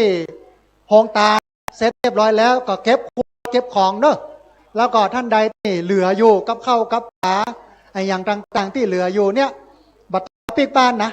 เอาแจกเนอะนะฮะเอาแจกกันยอมป้ออย่างใดอนุโมทนาบุญป้อวิรัตแม่สายพินคำทิพย์บ้านทองฝายเราบ้านโฮงหลับปูนมาห่วงบุญกับอาตมาภาพไอโอมาก็ได้ซองกระเปิ้ลอนุโมทนาบุญยอมป้อเนอะอันนี้มาแล้วหลวงพ่อเจ้าวาดมาละนะฮะหลวงพ่อผู้เป็นประธานในพิธีท่านอาจารย์พระครูนะฮะสุจิตานุรักษ์หลวงพ่อดร.เจ้าคณะอำเภอฝางจังหวัดเชียงใหม่ซึ่งเป็นอาจารย์ใหญ่นะดูแลปกครองคณะสงฆ์อำเภอฝางมากันครับหลวงพ่อเจ้าอาวาสวัดโสภารามกำลังเดินตามเข้ามาในศาลาขอกราบนิมนต์หลวงพ่อนะครับความเคารพกับหลวงพ่อเป็นอย่างสูงนะครับกราบนิมนต์หลวงพ่อเข้าไปตังในแล้วก็เดี๋ยวศรัทธาพี่น้องวัดฝ่ายหินจังหวัดเชียงใหม่จะได้ร่วมตานกันนะฮะพี่น้องญาติโยมที่อยู่ตังนอกเด้อพอดูเก้าอี้มันตั้งกันโละกันลึกไงนะเข้ามาตังในเพื่อนเด้อหลังจากที่เขากินเขาตานแล้วเขาก็แวะไปนะทำวัดหนึ่งเพื่อนกำลังกินกำลังตานกันในวันนี้นะฮะแต่ที่ท่านอาจารย์สมชาติมหาสมชาติเพื่อนเอาใบทำบุญมาให้พอเพราะฉะนั้นทำบุญ2 ที่นะฮะจะได้ถวายไม้นะให้ครูบาอาจารย์พระนักราชการรูปอื่นๆเนาะได้เอ่ยกันนะฮะกราบนิมนต์ท่านอาจารย์พระครูชลทานพิทักษ์นะกำลังจดอยู่ทางพุทธนะฮะก็จะได้ได้เอ่ยกันตลอดถึงท่านอาจารย์พระครูอภิวัฒนวิกรมนะวัดปากตางเจริญได้รอเชียงใหม่ซึ่งเป็นผู้อำนวยการสถานีวิทยุคลื่นสีขาวนะฮะอาจจะได้ห้องพี่น้องญาติโยมที่มาร่วมกินร่วมทานกันวันนี้อากาศแบบปอฮอนะหมอกมันอึกจื้อนี่นะปอจุ่มปอเย็นปอสบายกันอยู่ก็เป็นสิ่งที่ถือว่าเป็นสิริมงคลเนาะฝนบึดก็จะลงแล้วกันเรากินเฮาตานเสร็จแล้วปุ๊บเฮาปิกไปวัดถึงเกิ่งตางหรือว่าถึงวัดแล้วฝนมันก็จะลงมากันสุดๆซัดๆนะฮะตอนนี้ก็เป็นที่ม่วนที่งานของโมเฮาทั้งหลายนะมันทำเมื่อเฮานั้นจุ่มเย็นสบายก็เลยบาลำบากนะบาลำบากในเรื่องของการกินการตานนะฮะครูบาอาจารย์พระนักจัดรายการนะครับเมื่อได้ยินเสียงนี้แล้วขอกราบนิมนต์ขึ้นมาบนศาลาตั้งนั้นนะครับเดี๋ยวทำหนึ่งถ้าพร้อมเพียงกันแล้วก็จะได้ร่วมทำบุญกินตานนะฮะตลอดจนถึงญาติโยมที่อยู่ทางนอกทางป้างทำกิจธุระส่วนตัวห้องน้ำห้องต้ากินน้ำกินนองใจมากป้าบดีแล้วมานั่งในเต็นท์ในศาลาเตรียมพร้อมนะฮะมากินมาตานกันเดี๋ยวเราจะได้ร่วมกันทำบุญถวายเทียนพรรษาแล้วก็ยกชัดยกทรัพย์ปทนปูชาธาตุทั้ง4นะธาตุดินธาตุน้ำธาตุลมธาตุไฟนะอันนี้ก็เป็นบุญที่เรามาญะกันในวันนี้มันไม่ใช่เรื่องธรรมดาญาติโยมวันนี้สอนสองบุญหนึ่งคือบุญการถวายเทียนเข้าพรรษาบุญหนึ่งเป็นบุญทรัพย์ปทนปูชาธาตุ4มันไม่ใช่ธรรมดาเวลาเราไปญะบุญกูเตื้อมันเตื้อเดียวหรอกอันนี้มันสอนเนี่ยทำบุญเตื้อเดียวได้บุญต่อเหมือนยิงปืนนัดเดียวได้นก2 ตัวแน่ถือว่าเป็นสิริมังคละใจญะของโมเฮาทั้งหลายนะฮะต้องอนุโมทนาบุญขอบคุณคณะกรรมการวัดพนารามห้วยงูในกรรมการหมู่บ้านที่ช่วยกันพ่อกอยดูอำนวยความสะดวกกับพระสงฆ์รายการแล้วก็ญาติโยมที่มาร่วมกินร่วมตานไก่ร่วมตานท่านใดที่มาได้ร่วมกันกินกันตานได้ให้ได้หอมเตื้อไปที่ของอำนวยการเนอะที่พระครูชลทานพิทักษ์อยู่ตรงนั้นสามารถที่จะไปร่วมทำบุญกันได้นะฮะตอนนี้จะได้กราบนิมนต์ เจ้าคณะพระกรรมาธิการที่อยู่ในเขตหมู่นี้นะครับได้ขึ้นมาการถวายพรรษาในพิธีถวายเทียนเข้าพรรษาวัดโสนารามห้วยไงตำบลสันทรายอำเภอฝางจังหวัดเชียงใหม่นะครับรายชื่อรายนามของครูบาอาจารย์พระสงฆ์นะครับมีดังต่อไปนี้ 1. พระครูศรีละสังวรประภัตรพระธาตุดอยแก้วรูปที่ 2พระครูวิสิทธิ์ปุญญาพรนันทารามเจ้าคณะตำบลสันทรายรูปที่ 3พระครูพัฒนสารโกศล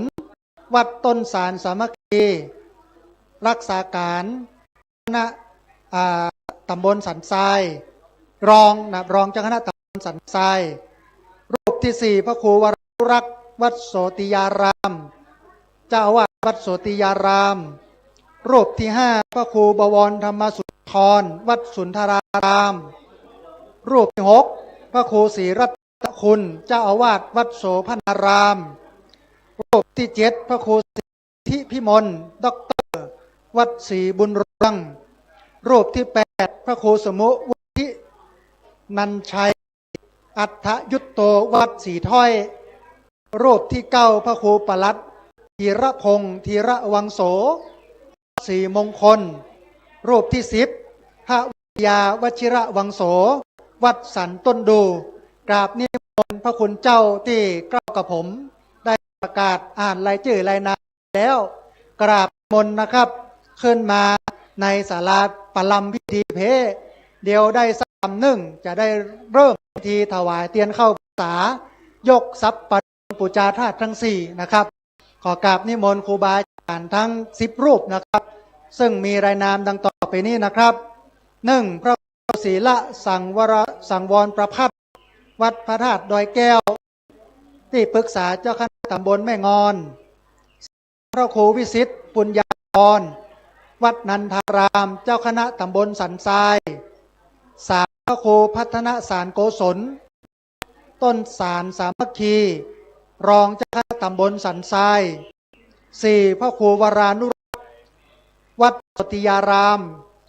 5. พระครูบวรธรรมสุนทรวัดสุนทราราม 6. พระครูศรีรัตนคุณวัดโสภณาราม 7. พระครูศรีสิทธิพิมลด็อกเตอร์วัดศรีบุญเรือง 8. พระครูสมุวุฒินันชัยอัฏฐยุตโตวัดศรีถ้อย 9. พระปลัดพีรพงษ์ธีระวังโสวัดศรีมงคล 10. พระวิทยาวชิระวังโสวัดสันต้นดูนะครับกราบนิมนต์ครูบาอาจารย์พระเถรานุเถระที่กระผมได้ประกาศได้อ่านรายชื่อรายนาม10รูปได้เข้ามาที่ศาลานะครับเดี๋ยวสักกำหนึ่งพี่น้องญาติโยมขึ้นสีขาวพักผ่อนหย่อนใจมากป้าบดีแล้วก็จะได้เริ่มพิธีในการถวายเทียนเข้าพรรษาในการถวายเข้าพรรษาแล้วก็สัพพทนบูชาธาตุทั้ง4นะครับพี่น้องญาติโยมที่กินข้าวเรียบร้อยแล้วล้างไม้ล้างมือกินน้ำขับป้าบดีแล้วเชิญเข้ามาในศาลาเนอะวันนี้ที่วัดโสภณารามเป็นดีม่วนกันนะบุญพี่น้องขึ้นสีขาวเวลาไปกินไปตานที่มันก็อย่างเงี้ย1เรียบง่าย2ประหยัด3เกิดประโยชน์นะเมื่อหลวงพ่อวัดชลประทานรังสิริตหลวงพ่อปัญญาเพื่อนว่าไว้ว่าเวลาเขาแปลงวัดเวลาจัดการจัดงานน่าจะต้องเรียบง่ายจะต้องประหยัดจะต้องเป็นประโยชน์บางห้องเนี่ยเอาวัดเป็นเอาศาสนาเป็นบ่อนโยมปดเท่าเอาวัดเป็นบาเอาศาสนาเป็นบ่อนก็เลยเนี่ยยุ่งหยาบเพราะฉะนั้นวันนี้ที่นี่เนี่ยเป็นแหล่งร่วมงานประสานมิตรวัดเป็นแหล่งจิตผลิตกุศลวัดเป็นแหล่งร่วมงานการมงคลเชิญทุกคนร่วมวัดพัฒนานะฮะเอาเนอพี่น้องเนอที่มากินมาตานหาที่นั่งกันเป็นที่เรียบร้อยใกล้จะถึงเวลาที่เราจะกินจะตานกันแล้วแล้วก็ขอกราบนิมนต์ครูบาอาจารย์ทั้ง10รูปที่กระผมได้ประกาศรายชื่อรายนามไป ได้ขึ้นมาในศาลาแล้วก็นั่งยังที่นั่งที่จัดไว้เป็นที่เรียบร้อยขอกราบนิมนต์ครูบาอาจารย์นะครับนะฮะที่ได้อ่านรายชื่อรายนามไปญาติโยมที่อยู่ทางนอกยังมีที่โรงตาลเนาะสุสั้นวุ่นวายกันอยู่เก็บข้าวเก็บครัวแล้วบอเข้ามาทางในเนอะต่อกินแล้วล่ะต่อไปได้จัดตาลเปิ้นว่าตึงตาลมาด้วยกัน ตอนนี้กินแล้วนะฮะตะกี้ไปกินอันลามบอลปดเท่าเหมาะขนาดนะฮะอันแถมหลายอย่างที่พี่น้องออกโฮงตาลเอามาเลี้ยงกันแล้วก็เจ้าภาพพี่น้องห้วยงูในนะจัดไว้เลี้ยงนะเป็นเรียบร้อยแล้วนะฮะเพราะฉะนั้นศรัทธาสาธุชนทั้งหลายเรียนเชิญเจริญพรเข้ามาในศาลาหาที่ล้างไม้ล้างมือไผ่ที่บ่มีน้ำยุกน้ำยาเดี๋ยวเพิ่นจะหยาดน้ำหมายตาลนะมาเตรียมกันเนอะในพิธีในการกินการตาลนะฮะเดี๋ยวจะหยาดน้ำหมายตาลทำบุญใหญ่บุญหลวงนะในการนั้นถวายเทียนเข้าพรรษาในการยกทรัพย์ปฐมบูชาธาตุทั้งสี่ดินน้ำลมไฟตะกี้อู้ค้างไว้ญาติโยมท่านใดที่ยังไม่ได้ไปบูชา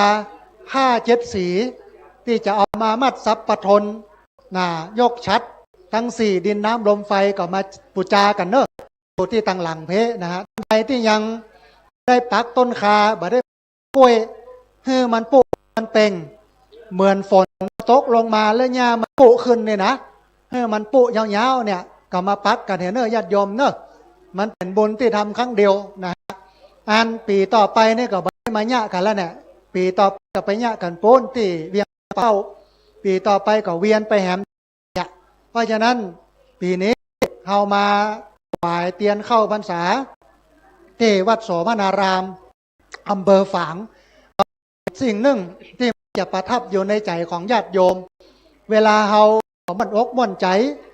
นะแล้วเราก็กึดเติงหาบุญที่เรามาทำนี้โอ้กินไปตาลที่วัดโสมนารามแล้วมันม่วนอกม่วนใจสบายอกสบายใจได้กินได้ตาลได้ปะปีปะน้องขึ้นสีขาวแล้วไปปะกันที่แม่เมาะอันนี้ก็มาปะกันที่นี่นะแล้วก็สักกรรมหนึ่งกินตาลเรียบร้อยแล้วจะไปปะกันแหมวัดนึงนะผู้ฟังมันยังมีการกินกันตาลซ้อนกันอยู่นะฮะที่วัดที่อำเภอฝางเนี่ยแหมวัดหนึ่งตำบลแม่คะนะวัดอย่างก็ครับหาวัดปางปอยนะห่วมกินห่วมตาลกับวัดปางปอยเนอะหลังจากเซตนี้แล้วนะฮะก็ไปที่วัดปางปอยไปกินไปตาลกันครูบาอาจารย์พระเถรานุเถระนะครับ10 รูปซึ่งมีพระครูศรีสังวรพัฒวัดพัดดอยแก้วที่ปรึกษาเจ้าคณะตำบลแม่งอนพระครูวิสิทธิ์ปุญญาภรณ์วัดนันทารามเจ้าคณะตำบลสันทรายพระครูพัฒนสารโกศลวัดต้นสารสามัคคีต้นสารสามัคคีเจ้าคณะตำบลสันทรายพระครูวรานุรักษ์วัดโสติยารามพระครูบวรธรรมสุนทรวัดสุนทรารามพระครูศรีรัตนคุณวัดโสภณารามพระครูศรีสิทธิพิมลด็อกเตอร์วัดศรีบุญเรืองพระสมุทรวุฒินันชัยอัฏฐยุตโตวัดศรีถ้อยพระปลัดธีรพงษ์ธีระวังโสวัดศรีมงคลพระวิทยาวชิระวังต้นดูกราบนิมนต์พระเถรานุเถระทั้ง10 รูปได้เข้ามาในศาลานะครับเด้อตอนนี้ญาติโยมได้มานั่งรอกันบางส่วนแล้วนะครับแถมสักประมาณ10 นาทีเราจะได้กินได้ตาลกันเนอะพี่น้องญาติโยมที่นั่งรอแล้วยังบอกมีน้ำหยาดนี่นะเตรียมเหี่ยก่อนเนอะเวลาเปิ้นยะถาอย่าไปเสาะหาขวดคาดไปเสาะกันมาเหี่ยก่อนเตรียมหยาดน้ำหมายตาลไว้เตรียมการกินการตาลในงานทำบุญในวันนี้มันก็เป็นสิ่งหนึ่งที่หมู่เฮาขึ้นสีขาวเฮาได้มาปะกันมันได้มาเจอกันบ่อยๆคนโบราณเปิ้นตึงบอกว่าทำบุญไว้เตอะมันบอกเสียหลายจักไปสบายต่อไปหน้าบุญนั้นมันเป็นเครื่องทำให้จิตใจสุขสงบร่มเย็นท่ามกลางความเปลี่ยนแปลงของสังคมจึงวัน นี้น้ำมันก็แปลงข้าวก็แปลงอาหารก็แปลงอย่างแปลงล่าตามล่าเนี่ยกาดเนี่ยพอยังไปเหี่ยวบักปิ้งแม่กาขายกับแม่กาอย่างเดียวน้ำเดียวเนี่ยเฮือใจเฮาเย็นอย่างที่เฮามากินมากันในวันนี้นะฮะพี่น้องเนอที่ฟังอยู่เนอเข้ามาตั้งในเพเนอพอที่จะมีที่ว่างอยู่แล้วก็ที่เต็นท์จนถึงที่ศาลาแล้วก็เก้าอี้สีชมพูที่จัดไว้กลางควงของวัดโสภณารามไปนั่งได้เลยนะโยมเนอะบัดใจมีไว้ให้ไผ่นะมีไว้ให้หมู่เฮาเนี่ยเอาไว้ไปนั่งนะแล้วใครที่ยังบ่ได้ร่วมให้ร่วมหอมร่วมทำบุญกันเตื้อก็มาตั้งเพมาร่วมทำบุญกันอย่างที่เล่าให้ฟังแต่ที่กะตายทุกขตะยากจนมีตัวขี้งาผืนเดียวเวลาออกจากบ้านก็เอาตุ้มไปตัวมาบ้านภรรยาแฟนจะไปก็เอาไปสลับกันไปบอกกองไปฟังเสร็จเรียบร้อยแล้วศรัทธาในคำสอนของพระพุทธเจ้าก็เลยตาลพระตัวขี้งาปรากฏว่าที่เล่าที่ลือของพี่น้องชาวบ้านว่าปู่นั้นมันยากจนตุกยากขัดนักมีพระตัวขี้งาผืนเดียวใส่สลับซับเปลี่ยนกันกับแฟนมันยังเอามาตาลอยู่นะแม่กาโอกาสเนี่ยไปเล่ากันหรอขายปลากันเล่าขายเป็ดขายไก่ขายพักขายไม้ผลไม้กันเล่ากันปรากฏว่าเรื่องราวนี้ไปถึงพระราชามหากษัตริย์โลกเปิ้นดินเปิ้นศรัทธาพระราชทานผ้าไหมพระราชทานที่ดินพระราชทานเงินคำนะฮะทีนี้จะได้อ่านรายเจ้าภาพสังฆทานชุดละ1,000 บาทนะครับมีอยู่หลายชุดเด้อมีแม่อุ่นเรือนอินแก้วพร้อมครอบครัว1 ชุดมีคุณแม่สุกันทามณีคัดพร้อมครอบครัว1 ชุดมีแม่ตาสุภาธากนกวันลิมและพี่น้อง1 ชุดมีป้อทองอินแม่ใยนามศักดิ์จำนวน1 ชุดมีแม่กัลยาดวงตาพร้อมครอบครัว1 ชุดมีแม่สุพัฒยะจินาวรัญญาภูเวียง1 ชุดมีแม่เครือวันคำอินตา1 ชุดมีป้อปรัชญาแม่แสงเดือนปันดอนตอง1 ชุดมีป้อสมศักดิ์แม่บัวพัดคำอินตาจำนวน1 ชุด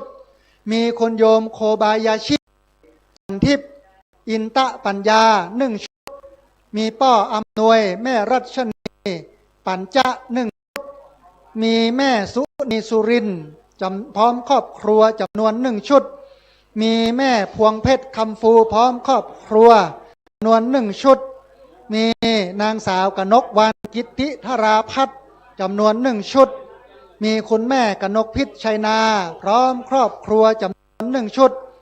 มีผู้ทรคุณโยมบัวหงชัยวงศ์จำนวน1 ชุดมีคุณโยมเกตแก้วคุณโยมปัญญารัตน์โลชมพูจำนวน1 ชุดมีคุณโยมจิราพรยัง1 ชุดและกระเตียนเข้าพรรษาจำนวน100 บาทยังมีแถมเนอพี่น้องที่เป็นเจ้าภาพถวายปัจจัยเจ้าพระสงฆ์ในโอกาสทำบุญถวายเตียนเข้าพรรษาปูชาธาตุทั้ง4มีคุณประมวลคุณโยมศีลาสมร่างพร้อมครัวจำนวน1 ชุดมีคุณโยมพัทรวดีท่านนันชีพร้อมครอบครัวจำนวน1 ชุดมีป้อปันแม่ทาอินตะปัญญาพร้อมครอบครัวจำนวน1 ชุดมีกลุ่มออมทรัพย์แม่บ้านโดยคุณโยมจันเพนศรีราชมีแม่หลวงอภรอมโทกอมกโทกมีคุณโยมบัวจันซักเร็วพร้อมลูกหลานสมาชิกทุกคน3 ชุดจำนวน 1,500 บาทญาติโยมที่อ่านรายชื่อไปตะกี้นะสุมาเตอะผิดถูกเนาะเพราะว่าคนอ่านบ่ได้เขียนคนเขียนได้อ่านเข้ามาในศาลาเพเนอที่อ่านรายชื่อส่วนพี่น้องร่วมกินร่วมทานหาที่นั่งตามสบายมีปริเตอร์ลำดับต่อไปจะได้กราบนิมนต์ท่านอาจารย์พระครูอภิวัฒนวิกรมรองคณะ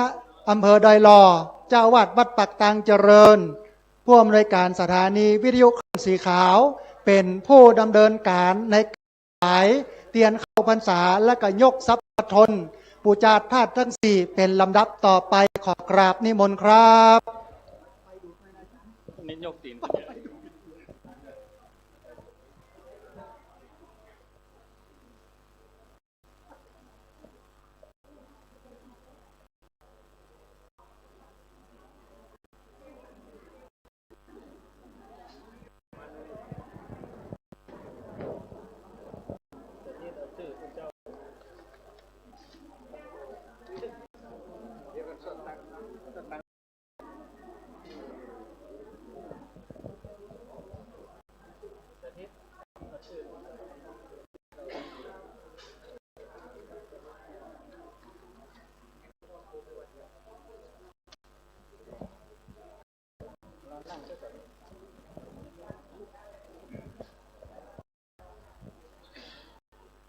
ขอถวายความเคารพ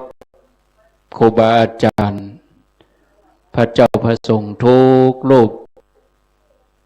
อันไม่มี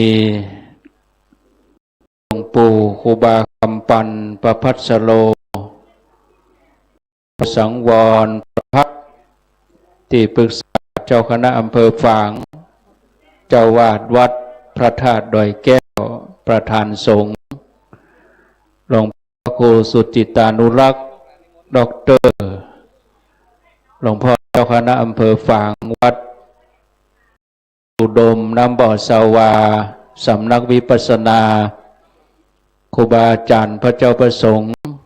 ในตำบลสันทรายมีท่านเจ้าคณะตำบลเป็นต้นขอกราบนิมนต์นะครับจำนวน10 รูปท่านพระครูวิสิตปุญญาพรวัดนันทารามจะได้นำครูบาอาจารย์เจริญพุทธมนต์เบื้องต้นนั้นก็จะมีการจุดธูปเทียนบูชาพระรัตนตรัยพระสมทานศีลพระสงฆ์เจริญพระพุทธมนต์พอสมควรแก่เวลา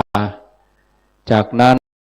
พอนานก็จะได้กล่าวคำสุมาควตารเล็กน้อยเพื่อจะน้อมยอมใจศรัทธาตามแบบเบ้าประเพณีโบราณของเฮาตอนนี้ทุกอย่างพร้อมแล้วก็จะได้เริ่มพิธีกับผมอาตมาภาพขออนุญาตครูบาอาจารย์และศรัทธาญาติโยมได้ดำเนินการเป็นพิธีกรดำเนินพิธีการเพื่อให้งานนี้ได้สำเร็จพร้อมกับท่านพระครูชลทานพิทักษ์เจ้าวาดวัดแม่ห้องไค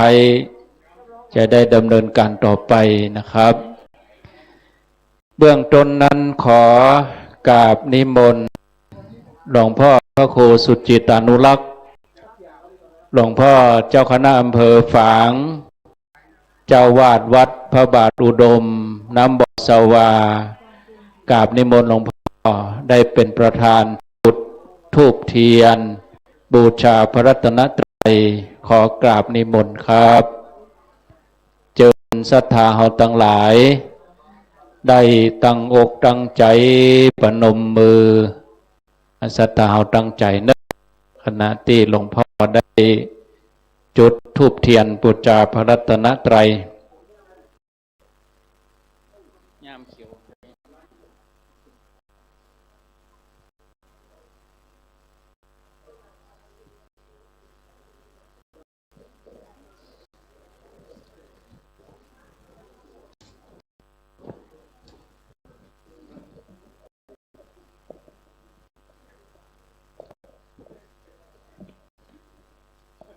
ขอเจริญพรเชิญท่านนายกศรีทนคำพีระนายกเทศมนตรีเทศบาลตำบลสันทรายได้ประเคนขันศีลที่ประธานสงฆ์ขอเจริญพรเชิญ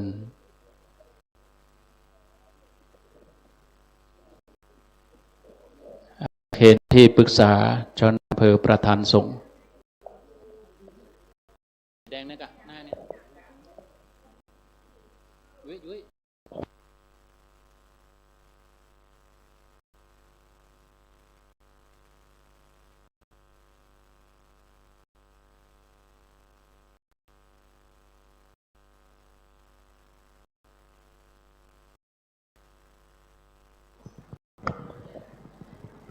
ขอเชิญคุณกนกพิชยาได้จุดเทียนขันสาครที่ตำบลที่ประธานสงฆ์เชิญทุกท่านได้ตั้งอกตั้งใจไหว้พระสมทานศีลเข้าสู่พิธีการพระสงฆ์ทั้งนั้นจะได้เจริญพระพุทธมนต์สมโภชต้นเทียนและสัพพทนต่อไปตั้งอกตั้งใจไหว้พระพร้อมเนอ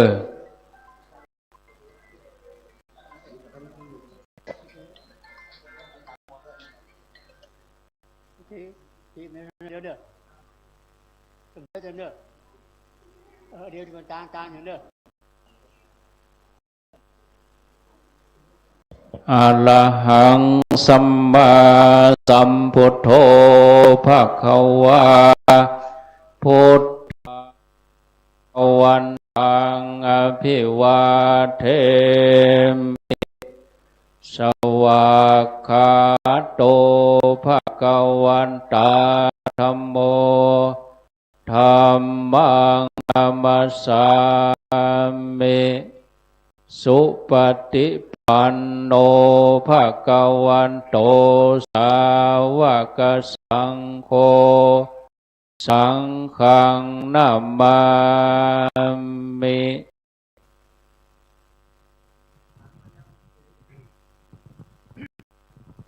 สาธุมะยังพันเตติสารันเนนะจาปัญจสีลันยาจามาทุติยมปีมะยังพันเตสารันเนนะจาปัญจสีลันยาจามาตาติยมปีมะยังพันเตติสารันเนสาปัญจสีลันยาจามา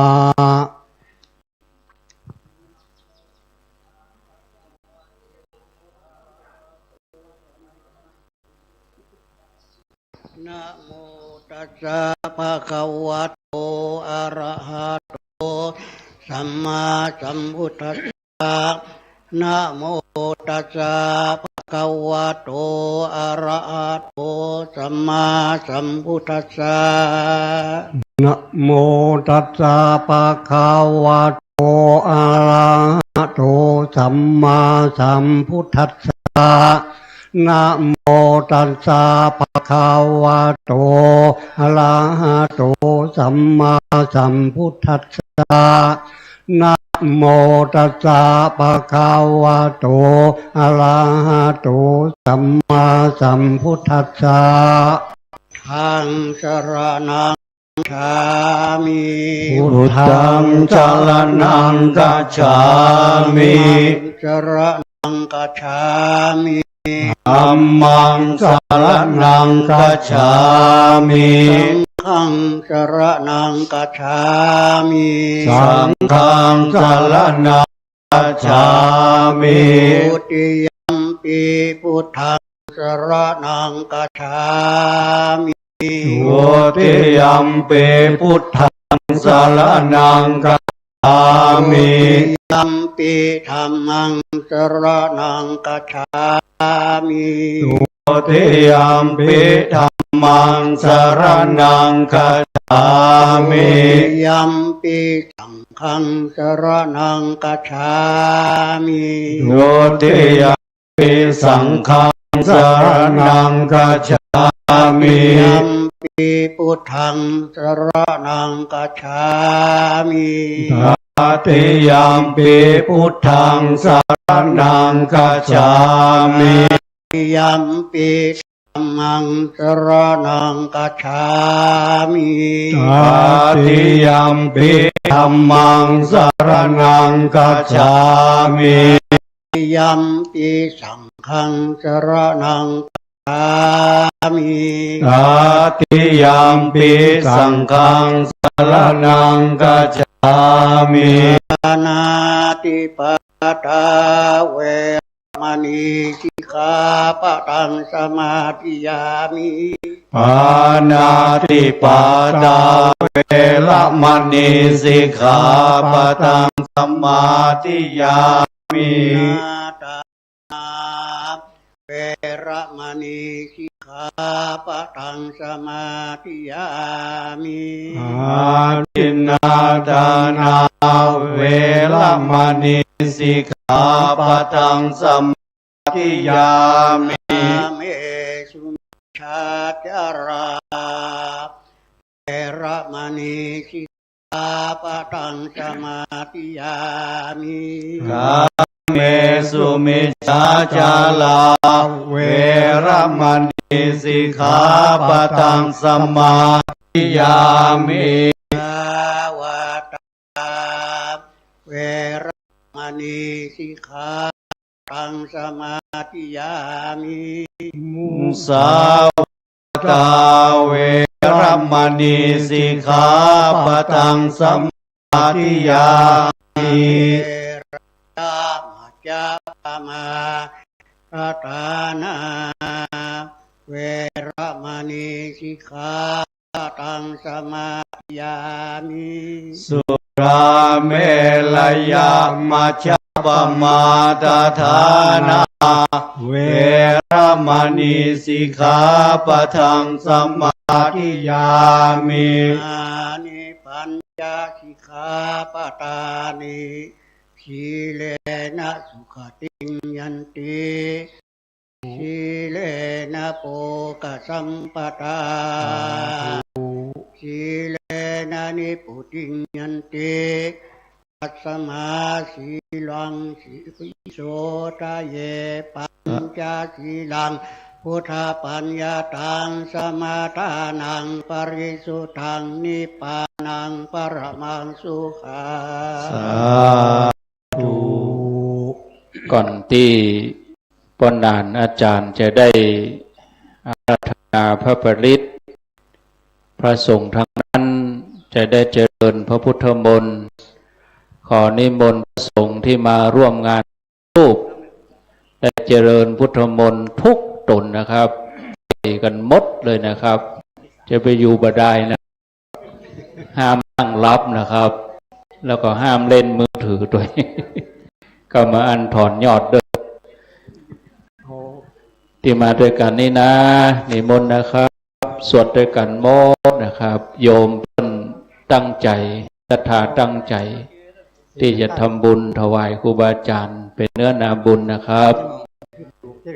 พอนานจะได้อาราธนาพระปริตรก่อนที่จะได้อาราธนาพระปริตรนั้นพอนานได้ประเคนการตั้งครูบาอาจารย์เป็นการตั้งลำนึกถึงครูบาอาจารย์คุณพระพุทธพระธรรมพระสงฆ์คุณศีลธรรมกรรมฐานอาราธนาคุณทั้งหลายถึงโมดถึงมวลนั้นเป็นที่ยึดเหนี่ยวจิตใจของพระเจ้าพระสงฆ์โดยแล้วก็เป็นที่ยึดเหนี่ยวจิตใจของศรัทธาญาติโยมตัวหมู่ศรัทธาทั้งหลายพระสงฆ์เพิ่นเจริญพุทธมนต์ตั้งนะโมสามจบแล้วเพิ่งจะได้เจริญบทพุทธังสรณังทุติยัมปิตติยัมปิถ้าหมู่เฮาปวดมือเขาก็เอามือลงแล้วมาวางที่หน้าตักทำสมาธิตัววันนี้ฟ้าฝนอากาศก็เป็นใจฝนก็บ่ตกแดดก็บ่ออกอันนั้นให้หมู่เฮาแป้งใจให้มันตอมดีๆเนอะจะไปยุ่งอย่างอื่นมาวางไว้ตั้งใจแต่บุญก็จะสำเร็จจะเกิดได้จากใจของเฮาทุกท่านทุกคนณบัดนี้วิปฏิปฏิภายาสัพพสัมปติสิทธิยาสัพพกาวินาศายาอริตังบุตัมมังคลังวิปฏิปฏิภายาสัพพสัมปติสิทธิยาสัพพพยาวินาศายาอริ ริตังพุทธมังคลังปฏิภาหายาสัพพะสัมปติสิทธิยาสัพพะโรควินาศยาปริตังพุทธมังคลังภริตัวนาเมตังสมเมตตาพะทานตาอวิคิตาจิตาปริตังพนันตุสักเคกะเมจารูเปคิริสิรตเตจันตริเคมาเนทีเประเทจักขาเมตรุวนะหะเนเคหะวัตุเคเตภูมาจายันตุเทวาชราธราวิสเมยาคันทัพพนาคาติทันตาสเกยังมุนิวราวจนะสาทาโวเมสุนันตุธรรมสวนากาโลอายามพทันตาธรรมสวนากาโลอายามพทันตามาสวนากาโลอายามพทันตา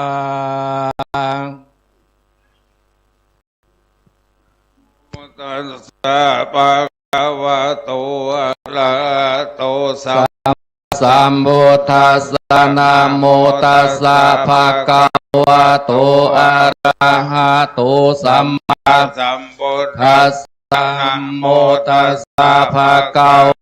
โตอะระหะโตสัมมาสัมพุทธัสสะ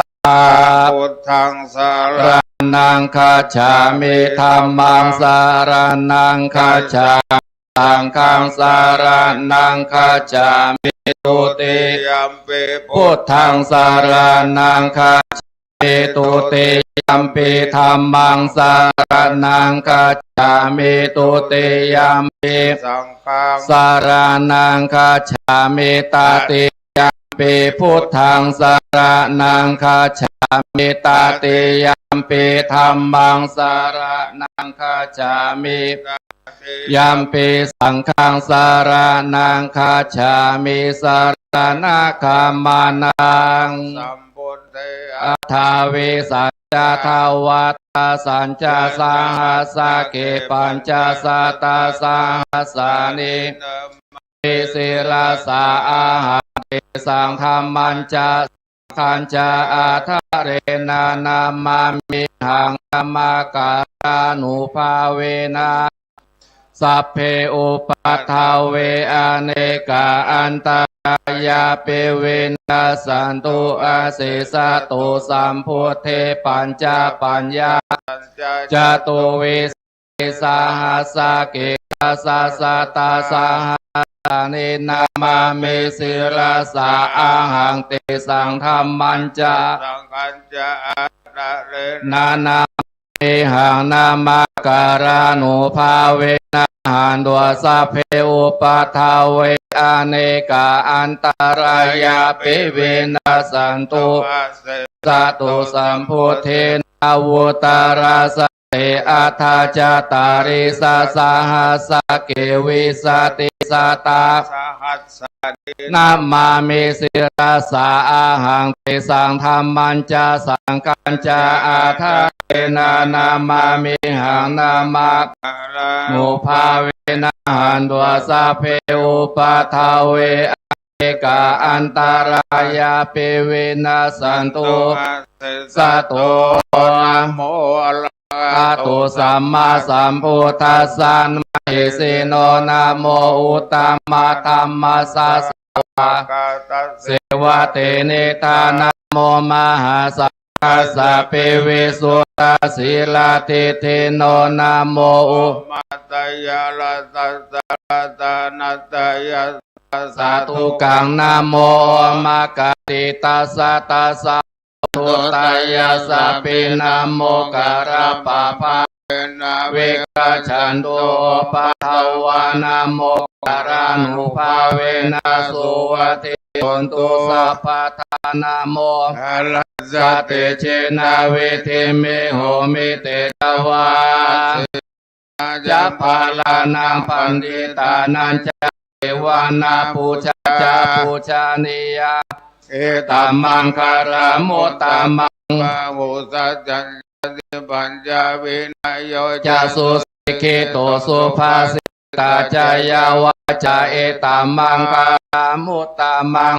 ตาปิโตทานังพุทธทาราสังฆาหุอนาคุลาจะกัมมันตาเอตัมมังคารามุตตัมมังทานันจะธรรมจาริยาจายตกานันจะสังฆโหวัจานิกานิเอตัมมังคารามุตตัมมังอารติวิรติปามาจาปานาญาโมอาปามาโทจะธรรมสุเอตัมมังคารามุตตัมมังคาราโวจานิวาโตจะสังทิจากาตายุตากาเลนะธรรมสวานังเอตัมมังคารามุตตัมมังจะโสวาจะสัตตาสัมมานานันจะทัสสะนังกาเลนะธรรมจากาจาเอตัมมังคารามุตตัมมังตุปุจะพรหมจาริยาจาอาริยทัสสะนารัสสะนิพพานาจาเจกิริยาจาเอตัมมังคารามุตตัมมังพุทธัสสะโลกาธาเมหิจิตังยสานัมปติอสุกังเขมังเอตัมมังคารามุตตัมมังเอตติสานิกาวานาสัพพะธรรมปาราจิตาสัพพะตาสุติงตันเดสัมมังคารามุตตัมมันติมหามังคาลาสุตากินจิวิตังอิตาวาหุราสักเคสุวายังรัตานังปานิตานาโนอาทิตาถาคาเตนะอิตัมเบพุเทระตานังปานิตังเอเตนะสัจเจนะเทโหตุขายาวิราคังอามาตังปานิตังยาดัสสะสักกายมุนิสัมมาอิโตนะนาธรรมเมนะสัมมาทิกินจิอิตัมปิธัมเมปานิตังเอเตนะสัจเจนะโสวะเตโห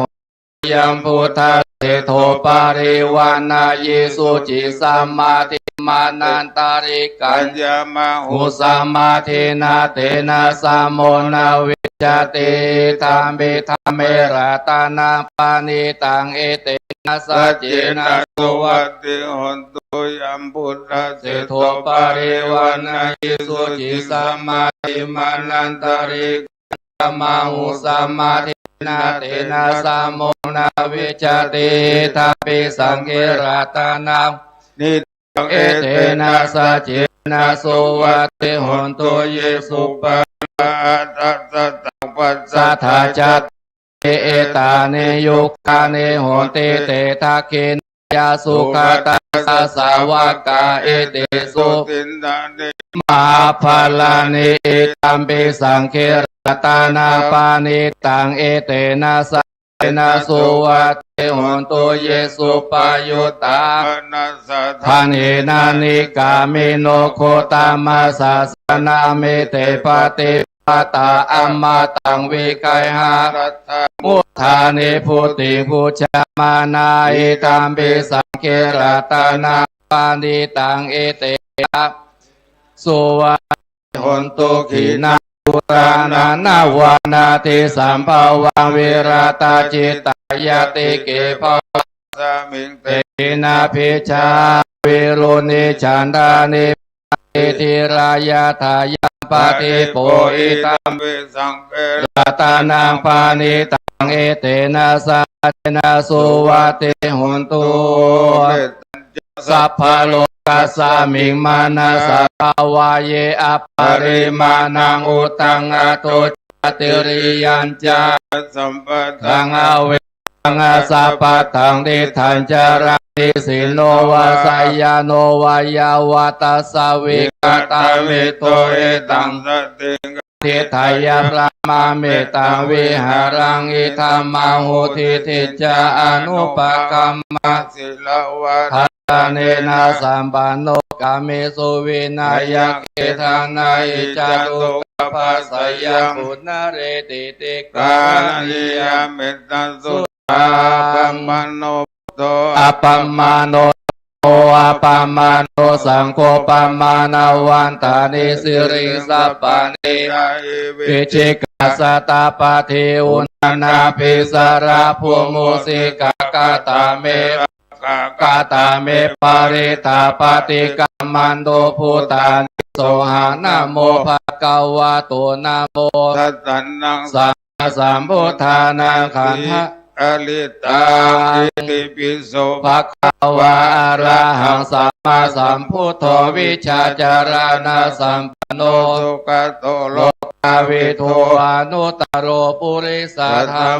สารติสัทธาเทวมนุสสานังพุทโธภะคะวะติสวะกะโตภะคะวะตาธัมโมสันทิฏฐิโกอากาลิโกเอหิปัสสิโก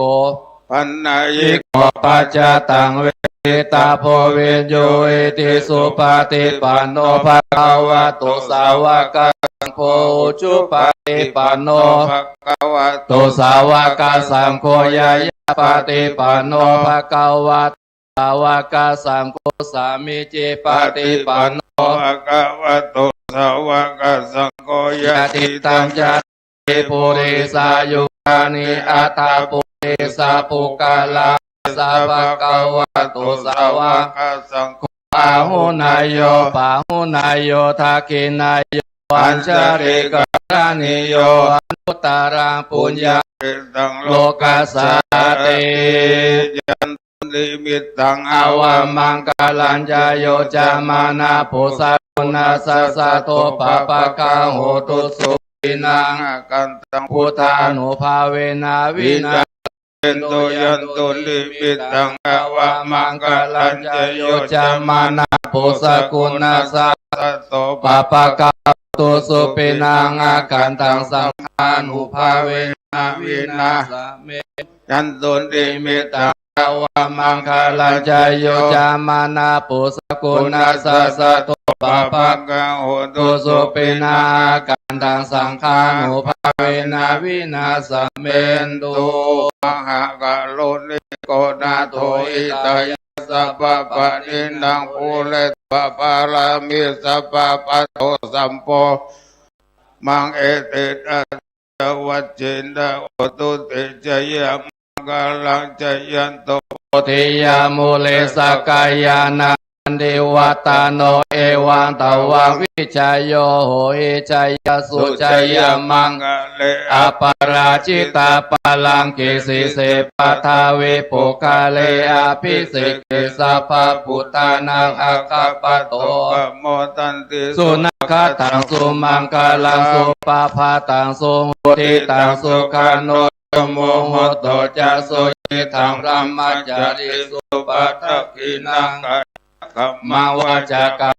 ปาทากินังปาทากินังมโนกัมมังปณิติเตปาทากินาอิกัตวันอลาปันตเตปัตตะคิเตอัตตะลัตตะสุขิตาวิรุณหพุทธสาสะเนอโรกาสุขิตาโหทัสสะสัพเพยติปิสกัตตะพุทธรัตตังโอสัทธังอุตตมังวรังหิตังเทวามนุสสังพุทธเตเจนะโสตินานัสสันตุปัตตวาสัพเพทุกขาอุปสัมเมนตุเตสักกัตวสัพรัตนังโอสัทธังอุตตมังบัลลังปริอุปัสสมานังธัมมติเจนะโสตินานัสสันตุปัตตวาสัพเพทุกขาอุปสัมเมนตุเตสักกัตวสังฆรัตนังโอสัทธังอุตตมังวรังอาหุนายังปายังสังฆาเตนะโสตินานัสสันตุปัตตวาโลกาวุปสัมเมนตุเตติอุนัสสะวิจัยโยธัมโมโลเกอะตโรสัพพสัตตาหิตถายะตังตวังกันหาเทวะเตปริวะเจ อเนอามานุสีปวะเกภายาเกนาเควิเสเตอากาลมาลเน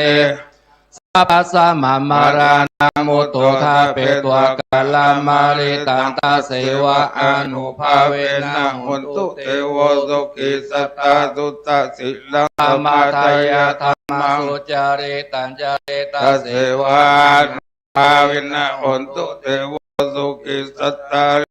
ตังยินติตังปุจังตารานังวาจานังปะเรสังเทสานังสุตตัสสะอายุปวัตติ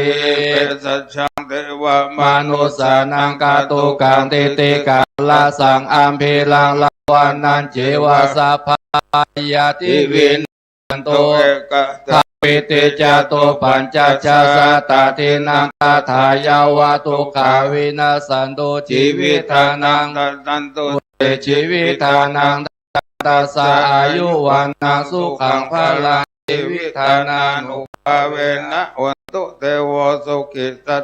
ชีวิตานันจโยทัตตวาโอสัตตังอุตตมะพลังสิสาลิลังทุกขังอาเสติเพสัจจานามุตตมะตัสสะปะการายกายานังนิจยาลายานังปุญญานิปัลโลสามิปาติตาโหนติปานินังอิวินาชีวิตเนนะตุมากังกิงภาวิสติทิขายุกาสัตตาโหนตุสุขิตาโหนตุสัพพตาโยโสตตาติสัพพจังสีลาวันเตสุตาเทสุนาทานังวารังตัวชีวิตานังมหาพลังเอวังมาหิติกาเอสยาติทังปุญญาสัมปทาตาสัมมาติลาภสังสันติปันติตากาตาปุญญาตาติวิจโยนิติโตสิลิติติมาติเตโชชัยสิติมาหิติมหาคุณาบาลิมิตาปุญญาติการาสสะปันลายานิวารณาสัมมัทสัพพะคะวะโตอะระหะโตสัมมาสัมพุทธัสสะวะติสัมมาปุริสารนานุภาเวนะอาสิตายานุภายัญจนาเวนะอัทุตตระสัตตมะลานุภาเวนะจัพพันนารังสียานุภาเวนะเอตุมาลานุภาเวนะทัสสะปารามิตานุภาเวนะทัสสะอุปปารามิตานุภาเวนะทัสสะปารามัตถปารามิตานุภาเวนะศีลสัมมาทิปัญญานุภาเวนะพุทธานุภาเวนะธรรมานุภาเวนะสังฆานุภาเวนะจานุภาเวนะอิตานุภาเวนะพลานุภาเวนะยยะธรรมานุภาเวนะจตุราสิติสัสสะธรรมกันตานุภาเวนะวะโลกุตระธรรมภาเวนะทางเกกานุภาเวนะอัตตะมาสัมมาปฏิญานุภาเวนะลาภิญญานุภาเวนะจตุสัจจยานานุภาเวนะสัพพลายานานุภาเวนะสัพพัญญุตายานุภาเวนะเมตตากรุณาโมทิตาอุเบกขานุภาเวนะสัพพปาริตานุภาเวนะรัตนาตายาสารนานุภาเวนะตุยังสัพพโลกาสุกุปะทวะตุกาโทมานาสุปายาสาวินาสันตุสัพพะอันตรายาเปวินาสันตุสัพพะสังกัปปะตุยังสามิจันตุติกายุกะตุยังโหตุสัตตวัสสะชีเวนะสัมังคิโกโหตุสัพพะทาอากาสะปะภะนาภูมิคังคมหาสมุทธารักกะเทวทัสสะตุมเบอนุลักขันโอจยาสนากตาพุทธเจตวามาลังสวะอานังยะตุสัจจังมาตังละตังเยเปเวโสนาลาสะภาตังการาทายโยทาทาวิสตินายกะตาเพปติทิตาไมหังมัตตะเกเตมุนิสลาสิเสปติติโตไมหังพุทโธโมทะวิโรจเนสังโฆปฏิทิโตไมหังอุเลสะภาคุณาทาหาเยเม โรโตสาลิปุตโตจะทักขิเนโกนัญโยปิติภาสามิงโมคันลาโนวามาเกทักขิเลสวาเนไมหังสุงอานันทาลาหุลากาสาปุจามหานาโออุปสุวามาโสตะเกสันติปิติภาสามิงสุริโยวาปาภกโรนิสิโนติสัมปันโนโสปิโตโมเนปุงกาวกุมาลกาสาโพเทโรมาหิสิจิตาวัฏกุโสไมหังวัฏเนนิจังปาริทาสิกุณกาโลปุณโนอาคุลิมาโลจะโอบาลิอันทาสิวาลีเมปัญจมหาเทรานาลาเตติลากามามาสิสาสิมหาเทราจินาวันตาชาลันตาศิลาเตเชนะอังคาเกสุสันติตารตานาภูราโตอาสิตะกินเนเมตาตุตะกังทัจจกังอาศิวาเมอังคุลิมาลากังขันธาปริตัญจอาตานาติยสุตะกังอากาเสสัตนังอาติเสสะปะราสันติตาชินานังภาลาสัญโยเตธรรมปัลลาลังกาเตวัสสะโตเมสักกะเจนะสัมมาสัมพุทธปัญจเรวตาปิตาทิสัจจตาไอราชตุปะภาวะอาเสสะนายังยันตัวอนันตกุณาเตตสัจฉินาปัญชลามาจัมวิหารันตังมาหิตาเตสัทธาปาริตุมังสะเพเตวังหาสัพพะเจวะเมระโสละโคโสละโคพุทธานุภาเวนะจิตุปะทาวุธรรมานุภาเวนะจิตาริสังโฆสังฆานุภาเวนะจิตารายโยจารามิธรรมานุภาวะปาลิโตติจายาสลาปนาลสะคาธานิติตาตุขะปัตตาจานิทุกขพยาปัตตาจานิพยาโสกปัตตาจานิโสกาตุสัพเพปิปะดินโนเอตาวาตาจาอัมเหหิสัมภะตังปุญญาสัมปะตังสัพเพเทวานุโมทันตุสัพพะสัมปติสิทธิยาทัทานุสัทธายาสิรัง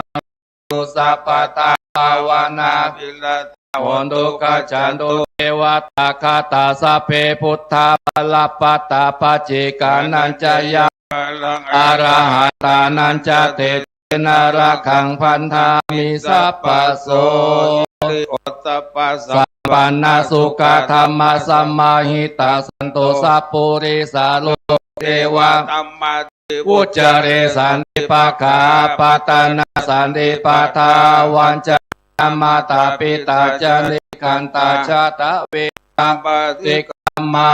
สุโขปุรานังอุปโตสุขาสัทธรรมเทสนาสุขาสังกัสสะสามัคคีสัมมัคคานังโคคติโยเทโทชาเนตัสสะมิเยโกตาปฏิจายโนลานาสัมปันโตเสโทเทวามนุเสทิวาตาปฏิอาทิจุรติมาปฏิจันติมาคติโยตาปฏิชายตาปฏิพระมโนตาพมโหระทังพุทโธตาปฏิสาโลกยาปลามาลาภาสันตุถิปรมาทานาวิสาสะปลามายาติลิปานังปรมังสุขังสาธุสาธุสาธุพระสงฆ์ทั้งนั้นจำนวน10 วัด10 รูปด้วยกันได้เป็นตนเมตตาครูบาอาจารย์ได้เจริญพุทธมนต์จบไปตอนนี้ไปจะเป็นการได้สุมาควตารและโอกาสเวนตาลพร้อมกับกล่าวคำถวายเทียนพรรษาและสัพพโทนเป็นตานในพระพุทธศาสนาขอกราบนิมนต์ท่านพระครูชลทานพิทักษ์เจ้าวาดวัดแม่ของไคอำเภอดอยสะเก็ดจังหวัดเชียงใหม่ได้เป็นตนเมตตาในการกล่าวคำโอกาสสุมาควตารเวนตาลและนำศรัทธาทั้งหลายกล่าวคำถวายบัดนี้นิมนต์ครับ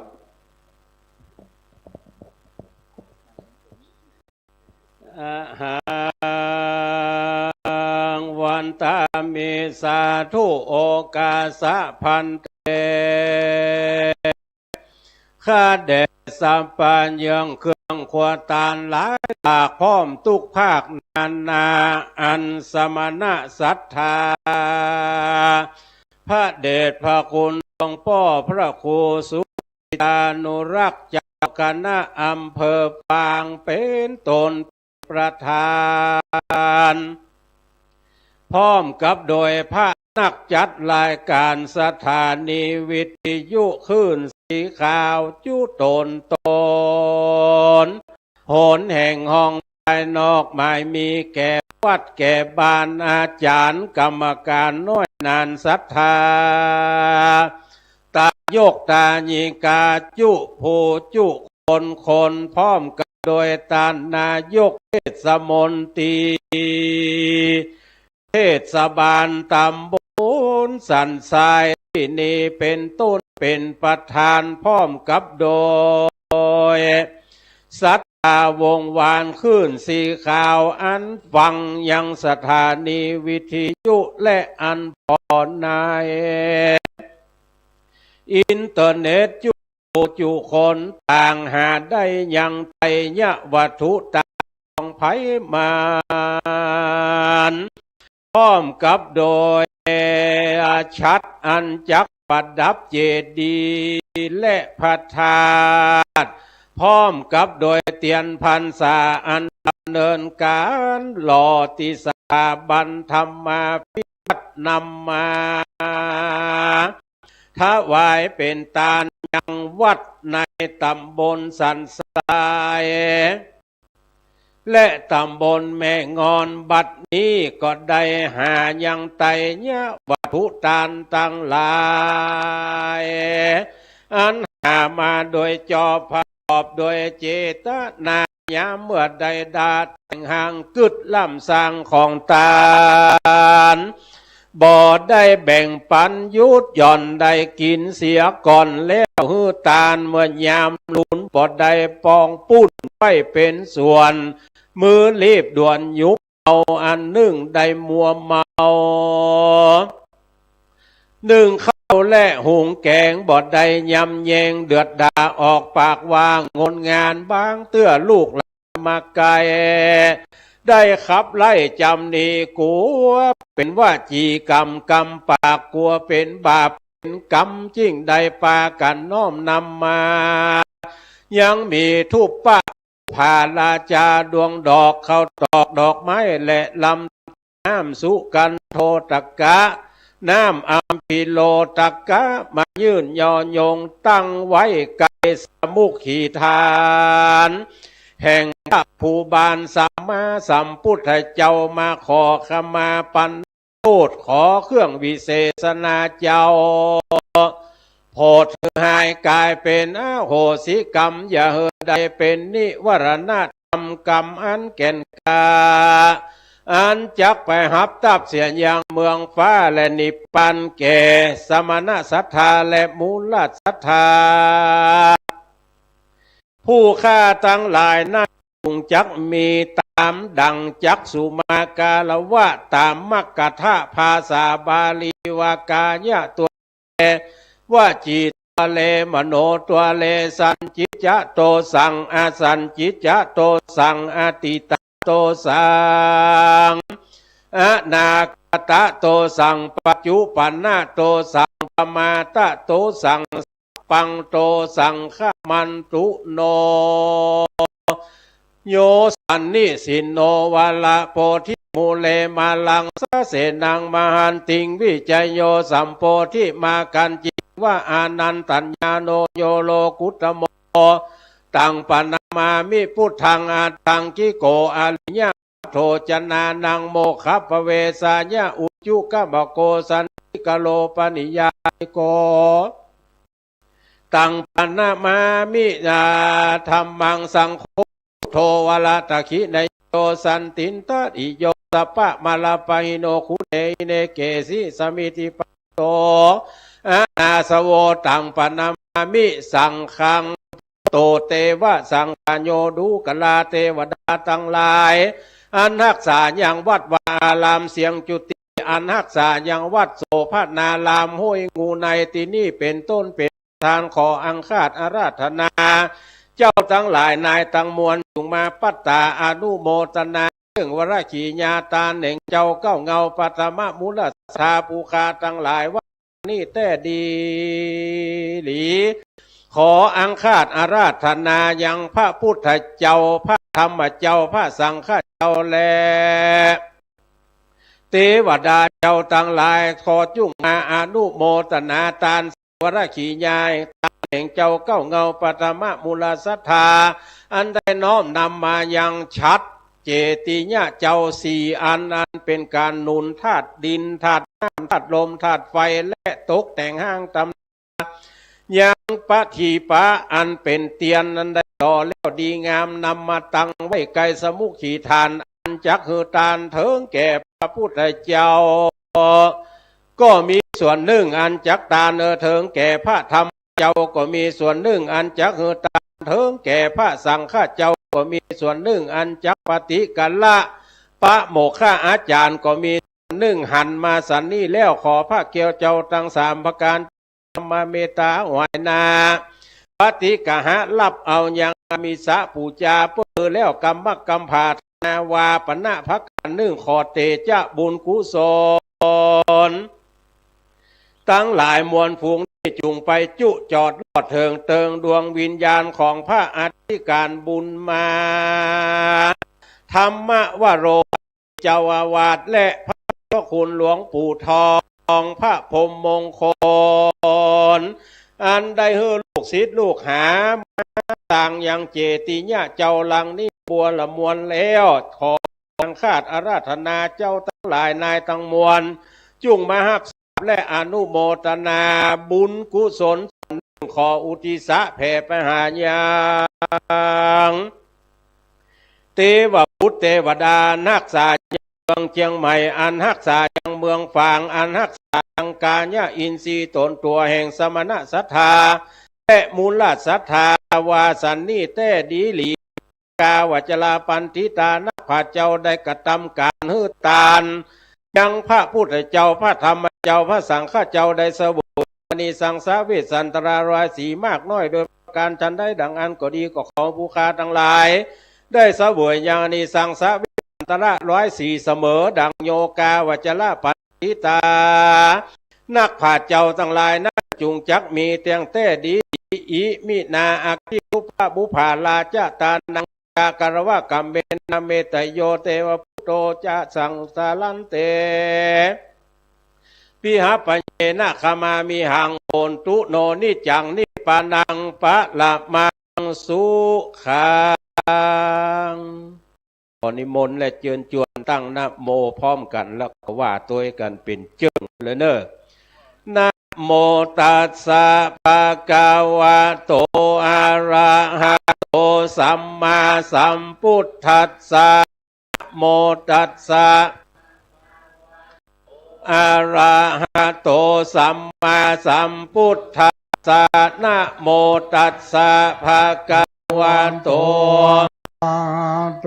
สัมมาสัมพุทธัสสะยัคเขพันเตสังโฆปฏิชานาตุ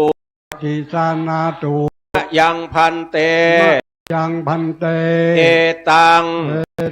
มหาฉัตตังจะปฏิปยุคังสัปริวารังพุทธัสสะภูชนัฏฐายะอิมัสสมิงอาวาเสนิยาเทมะสาธุโนพันเตอะยังมหาฉัตตังจะปฏิปยุคัสสะปริวารัสสะทานัสสะ สาอานิสังโสอานิสังโสอัมหากันเจวะอัมหากันเจวะมาตาปิตุมาตาปิตุอาทีนันจาอาทินันจาปิยะนานังปิยะนานาหิครตังหิคารตังหิตายะหิตายะผาสุกา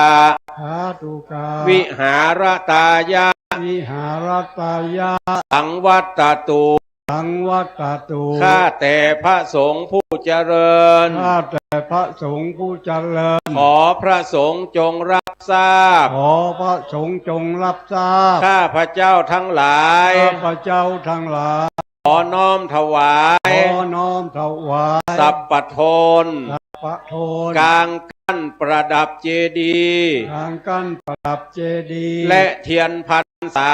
และเทียนพรรษาพร้อมกับของบริวารพร้อมกับของบริวารทั้งหลายเหล่านี้ทั้งหลายเหล่านี้แก่พระภิกษุสงฆ์แก่พระภิกษุสงฆ์ขออานิสงส์ขออานิสงส์แห่งการถวายสัพปโทนแห่งการถวายสัพปโทนกลางกั้นเจดีย์กลางกั้นประดับเจดีย์และเทียนพรรษาและเทียนพรรษาเพื่อเป็นบูชานี้เพื่อเป็นพุทธบูชานี้ของข้าพเจ้าทั้งหลายของข้าพเจ้าทั้งหลายจงเป็นไปจงเป็นไปเพื่อประโยชน์เพื่อประโยชน์เพื่อความอยู่เย็นเป็นสุขเพื่อความอยู่เย็นเป็นสุขแก่ข้าพเจ้าทั้งหลายโดยแก่ข้าพเจ้าทั้งหลายแก่ปิยชนทั้งหลายแก่ปิยชนทั้งหลายมีมารดาบิดาเป็นต้นด้วยมีมารดาบิดาเป็นต้นด้วยตลอดกาลนานเถิดตลอดกาลนานเถิดสาธุการนิมนต์หลวงปู่พระครูปฏิภาณธรรมทินและนิมนต์หลวงปู่พระครูอุดมศิริทัศน์นิมนต์หลวงปู่ทั้งสองได้เป็นตัวแทนของพระสงฆ์พระนักจักรายการพระนักเผยแผ่ทั้งหมดประเคนกันพระพุทธขอนิมนต์หลวงปู่ครับลำดับต่อไปขอนิมนต์ครูชลทานพิทักษ์ได้อ่านรายชื่อญาติโยมตัวแทนจากจังหวัดต่างๆมีลำปางเชียงใหม่เชียงรายเชียงป่าเป้าเคนต้นเตียนเฉพาะต้นเตียนก่อนชุดสองจะเป็นสังฆทานและกับปิยพันธ์ศรัทธาเข้าใจตามนี้เนอะนิมนต์ครับตานเตียนเขาจะตานเตียนก่อนนิมนต์ตัวแทนจังหวัดปางท่านมาสมชาติมากำกับตัวคำน้อแม่บัวเย็นจันทบโอมสมควรใจน้อยแม่สมคิดราชบุรุษล้านตองราชหน้าแม่จันทิพย์วงพรมสายสี่ท่านนี้เจอเนอร์มาเกณฑ์เฉพาะเตียนอย่างเดียวไม่เกี่ยวอย่างอื่นจากลำปางต่อไปจากวังใหม่แม่จงดีเชื้อกันทานิมนต์นะครับท่านพระครูสังฆลักษณ์อยู่ละเชียงใหม่แม่จงดีเชื้อกันทาแม่กำนันบุญเรืองชัยเงินแม่พวงทองมหาวงศ์นานเสาป้อนานพี่บูลอ้ายเสาแม่กำนันยุพินสุรินตะแม่น้อมสุภาวงศ์ตัวจากเชียงใหม่เกณฑ์เตียนเกณฑ์เลยเนอะเกณฑ์ลูกมานั่งตีรับรองเลยเพราะบางคนแล้วก็นั่งเมินมาได้พร้อมกันแล้วก็เกณฑ์เลยเนอะเกณฑ์เลยแล้วก็เจอนั่งตีรับรองเดิมต่อไปตัวแทนจังหวัดเชียงรายพรศิริกันทวงศ์ศรีดาคนงามพ่อบุญธรรมสั่งคำฟั่นผู้ใหญ่กัลยาวันที่กุลเจอเนอร์10 ท่านตึงหมู่ตึงมวลกันมีตึงสันทรายมีตึงสันทรายว่ะมีตึงลำปางเชียงใหม่แล้วก็เชียงรายต่อไปจะเข้าเกณฑ์สังเขต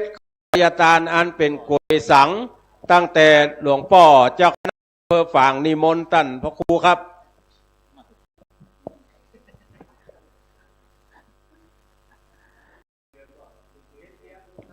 ต่อไปเป็นสังฆทานเป็นก๋วยและบริวารศรัทธาที่มีรายชื่อก็เข้าไปเกณฑ์ที่หลวงพ่อพระครูสุจิตานุรักษ์หลวงพ่อเจ้าคณะอำเภอฝางจากนั้นเรียงไปประธานสงฆ์และครูบาอาจารย์ที่นั่งด้านซ้ายมือศรัทธาญาติโยมเข้าไปเกณฑ์ได้ทั้งหมดเลยเนอะเดี๋ยวรอชุดนั้นเกณฑ์เตียนแล้วก่อน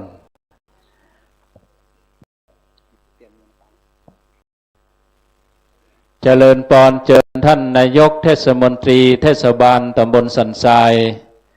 ท่านนายกศรีทนคำพีระไปเคนที่หลวงพ่อเจ้าคณะอำเภอขอเจริญพรเจิญ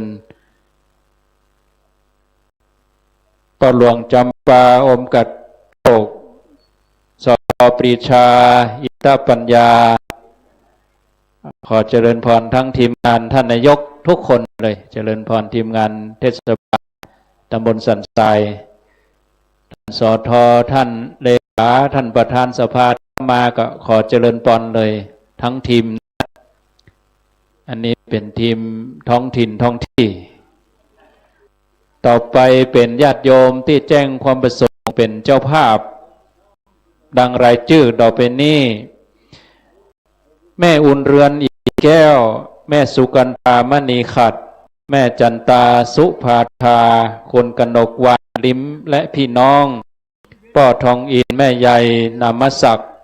แม่กัลยาดวงตาแม่สุพัฒน์ยะจินาคนวรัญญาภูเวียงยิงชื่อแล้วเข้าประเคนเลยนะโยมเนอะประเคนแล้วก็ไปนั่งที่เดิมที่ไหนก็ได้เนอะแม่เครือวันคำอินตาป้อปรัชญาแม่แสงปันดอนตองป้อสมศักดิ์แม่บัวพัดคำอินตาโคนโคยาชิจันอินตะปัญญาป้อวันแม่รัชนีปัญจะแม่สุนีสุรินแม่พวงเพชรคำฟูนางสาวกนกวันกิติธราพันธ์คุณกนกพิษชัยนา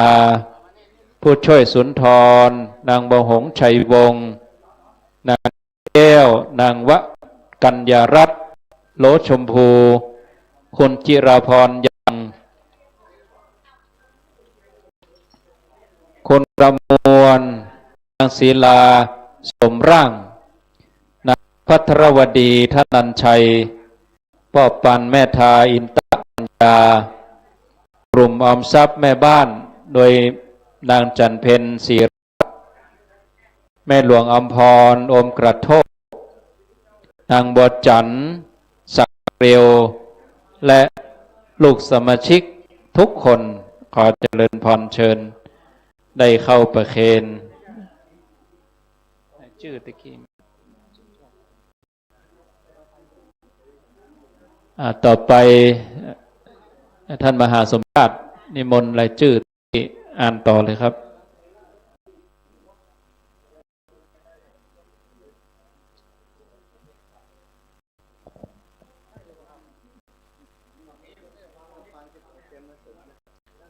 ตัวแทนญาติโยมที่ลำปางที่เอาเตียนมาเพิ่มเติมเจริญพรตามที่ท่านมหาจะอ่านดังต่อไปนี้แม่เกียงคำสิริวงศ์ที่หลวงปู่เตียนเล่มแรกแม่คำสิริวงศ์แม่นางน้อยสุวรรณวงศ์ถวายพระครูอุดมศิริทัศน์มาเลยแม่อรินพรฟั่นชมพูแม่คำน้อยคำอินพุทธแม่ตุ่นแก้วมโนคำแม่มาลัยปินตาแม่บรรเย็นจันทะวงศ์ลุกมาพร้อมลุกมากันเลยอันนี้ที่แม่นางน้อยสุวรรณวงศ์นี้ตามเปิดเลยมานี่ที่อันที่สองแม่อรินพรพันธ์ชมพูที่นี้ แม่คำน้อยคำอินบุตรที่อาจารย์พระครูอภิวัตรแม่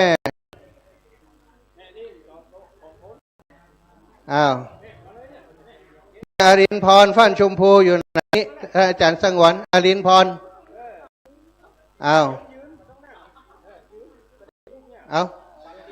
พูดแหมแม่มาเพ่ตั้งพูดแม่ตูนแก้วมโนคำที่หลวงพ่อฝังที่หลวงพ่อใหญ่แม่ตูนแก้วแม่ตูนแก้วมโนคำแม่มาลัยปินท่านพระครูสังวรแม่บุญเย็นมาก็ได้แม่บานเย็นกันตะวงที่หลวงพ่อท่านอาจารย์พระครูท่านอาจารย์วรรณชัยเข้ามาเลยไหมอันนี้ลำปางเปิดมาเพิ่มเนื้อชะดา เดี๋ยวจะเอาไปถวายที่ปอยแหม2 เล่มเรียบร้อย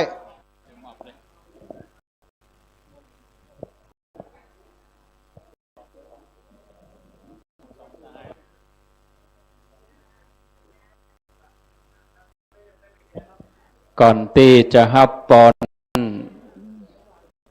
ต่างครูบาอาจารย์คณะทำงานคณะกรรมการจะได้แจกแจงมอบทุนต่างๆถือโอกาสนี้ได้แจ้งยอดปัจจัยที่ญาติโยมได้ร่วมกันถวายถึงหมดปักต้นปักหยังหอมเตียนซึ่งงาน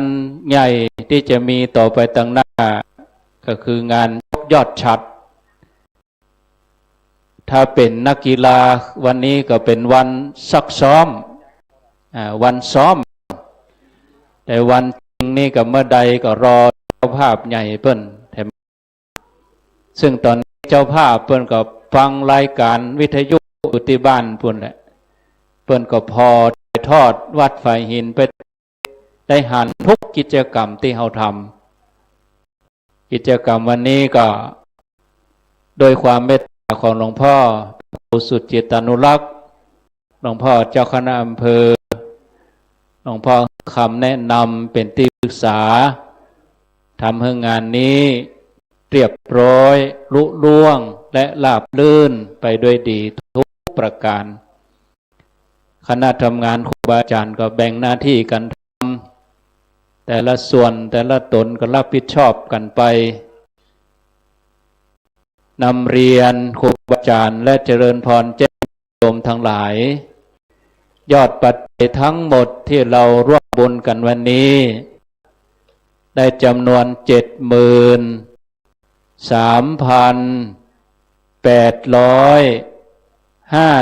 73,851 บาทเราได้ร่วมเป็นกองทุนในการที่จะจัดงานต่อไปคืองานยกยอดฉัตรเป็นกองทุนของพระธาตุเจดีย์นี้จำนวน 30,000 บาทและกองทุนสำหรับวัดห้วยงูในเป็นการนำกาไฟของวัด 25,000 บาทและร่วมบุญกับสถานีวิทยุวัดฝ่ายหินจำนวน 3,000 บาทกองทุนเผยแผ่สถานีวิทยุวัดป่าอุดม 10,000 บาทญาติโยมสาธุพร้อมกันเด้อสาธุค่าใช้จ่ายทั้งหมด 68,000 บาทและค่าใช้จ่ายรายละเอียดต่างๆประดับตกแต่งนั่นนี่โน่นซื้อจิปาถะต่างๆ 5,851 บาทคงเหลือ0 บาทเรียบร้อยไปเลยนะเอาเชิญคุณกนกพิชัยนารับมอบเป็นกองทุนพัฒนาเจดีย์เป็นทุนในการจัดงานต่อไปอีก 30,000 บาทอันนี้จะจัดงานยกชัดหลวงปู่ทั้งสองมอบให้โยมไป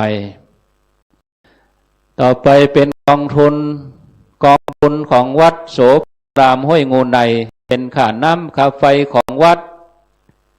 ค่าชำระหนี้สงฆ์ต่างๆจำนวน 25,000 บาทนิมนต์ท่านพระครูศรีรัตนคุณครับนิมนต์ครับต่อไปเป็นกองบุญกองทุนเผยแผ่ธรรมะสถานีวิทยุวัดพระบาทอุดมบ่อสาวามันมีหลวงพ่อพระครูสุจิรานุรักษ์หลวงพ่อได้ดูแลและเป็นกระบอกเสียงในพื้นที่อำเภอฝางนิมนต์อาจารย์จำเริญครับทุปีจำเริญรับนะครับก็2-3 วันนี่ก็ปรับปรุงศรัทธาได้ยินหลายวันก็โทรหาหลวงพ่อหูประฮ้อนใส่โทรศัพท์พอไม่เมื่อใดจะได้ยินเสียงช่างมานอน2 คืนมาแปลงเอาจนแล้วแต่ว่าวันศุกร์นี้ตั้งนี้ไปก็ได้ยินกันตลอดแล้วเนาะวันนั้นที่แม่เมาะก็ร่วมบุญแถม10,000 บาทเนาะต่อไปวัดฝายหิน 3,000 อันนี้มนต์อาจารย์สมัครหลวงพี่ตะวันนิมนต์ครับกองทุนงานบุญวัดฝายหินครับนิมนต์รูปใดรูปหนึ่งครับอาจารย์สมัครตัวแทนท่านพระครูสมุวิสุวรจิตโตอนุโมทนาสาธุเรียบร้อยคำเดียวฮับปอนแล้วศรัทธาห่มฟ้าไปไหนไปตานปังปอยแหมเนอะปังปอยไปตานเฮือได้เป็นปอยนะปีหน้าเฮือได้เป็นปอยยังบ่ได้ก็ขอเฮือได้ดินกีดคนก้อนเจ้าอายุซ้ำดีผายอายุนัก80ก็80 ก้อนปันแล้วดีไปช่วยกันเอาดินก่อเจดีย์ที่วัดปางปอยทานที่นี้แล้วเอาต้นไปทานแล้วก็ไปปูจาดินกีที่ปุ้นกรรมเนอะขอเอาดินกีไปหอมเปิ้นเนี่ยเป็นบุญเป็นกุศลก้อนหนึ่งก็เป็นเจดีย์แล้วนะโยมนะเนาะเอาแล้วเนอะทุกอย่างเรียบร้อยประเคนเรียบร้อยกราบนิมนต์หลวงพ่อครูสุจิตานุรักษ์หลวงพ่อเจ้าคณะอำเภอฝางเจ้าวาดวัดพระบาทอุดมน้ำบ่อสาวากราบนิมนต์หลวงพ่อได้กล่าวสัมโมทนียกถา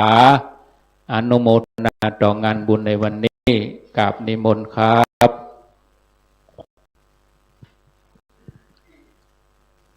ขอขอบคุณท่านพระครูอภิวัตรวัฒนวิกรมท่านได้เป็นผู้นำกินน้ำตาลเป็นสื่อคือแก่คณะสงฆ์ขึ้นสีขาวและศรัทธาญาติโยมทุกท่านและขอกราบสาพระเถรานุเถระเจ้าคณะพระสังฆาธิการทุกรูป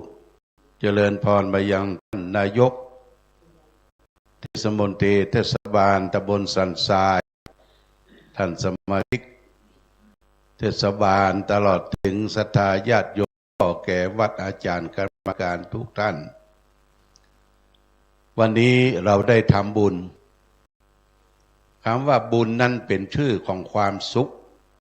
ถ้าอูถึงบุญเมื่อใดเขาก็อิ่มเบิกบานจิตใจว่าไปทำบุญที่ไหนจะใกล้จะไกลก็มีใจเติงกันยิ่งปัจจุบันนี้ญาติโยมเขาบ่ต้องเดินทางไปถึงที่อยู่ใกล้อยู่ไกลมีปัจจัยได้ทำบุญหมดก็เพียงแต่โทรศัพท์หู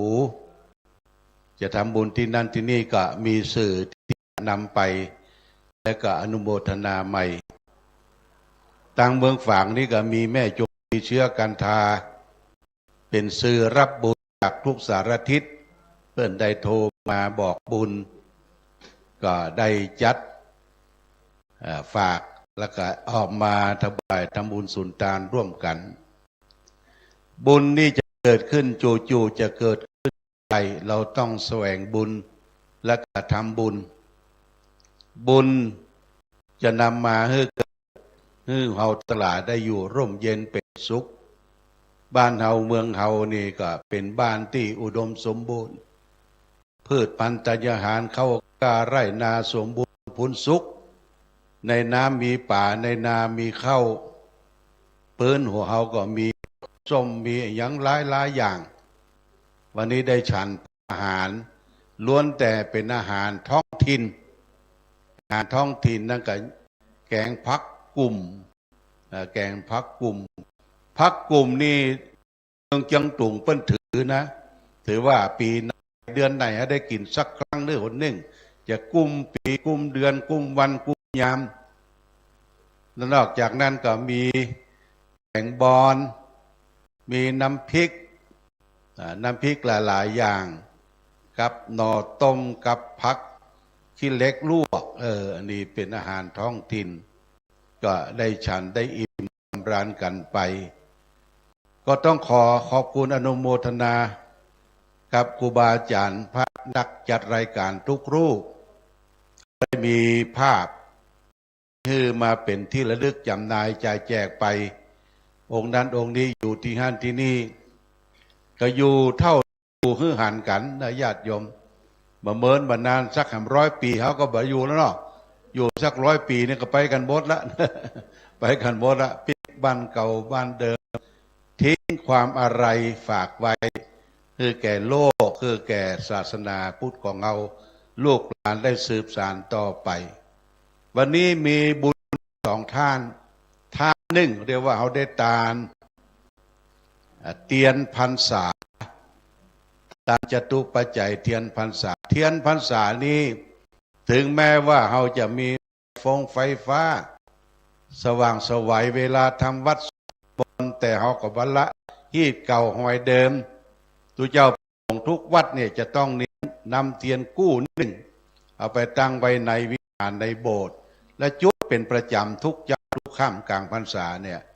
ก็ได้บูชาพระพุทธบูชาพระธรรมและบูชาพระสงฆ์ก็เป็นบุญส่วนหนึ่งเป็นสื่อนำที่นำเกิดเฮาได้มีแสงสว่างแห่งตั้งจิตตั้งใจและดวงตานี้เป็นท่าหนึ่งพรรษานี่ก็มีความสำคัญเราได้ไปช่วยกันหล่อเหลาเอาเรียนแล้วแต่คัดเป็นรูปเป็นทรงก็มาจากลำปางได้ก็นำมาตั้งไว้ถวายแล้วก็มีเจ้าภาพพี่น้องหลายที่เจ้าภาพเทียนพรรษาโมทนาโดยและแหมทานนึกก็บุญใหญ่เช่นเดียวกันคือเขาจะได้ทานสัพปะทนนี่ก็คือจ้องหลวงอยู่4 แจงพระธาตุเขาไปวัดพระธาตุสุเทพเนี่ยเขาจะหันสัพปะทนอยู่4 แจงสัพปะทนนี่ลำของตับทนคือสัพปะทนนี่เปิ้นจะประดับประดาตกแต่งสัพปะทนแล้วก็มีลวดลายสวยจดงดงามเป็นร่มเป็นเงาสัพพะทนก็คือจ้องหลวงน่ะเป็นร่มเป็นเงาได้มีความสุขมีความร่มความเย็นแล้วก็ส่วนที่ยอดปลายคือยอดเจดีย์พระธาตุนั้นเขาจะยะหำครั้งหนึ่งทำครั้งหนึ่งเมื่อเจ้าภาพรายพร้อมกันแล้วเขาก็จะถวายองค์พระธาตุนี้ในพระพุทธศาสนาเพราะฉะนั้นญาติโยมวันนี้บุญใหญ่บุญหลวงท่าน2 สถานนอกจากนั้น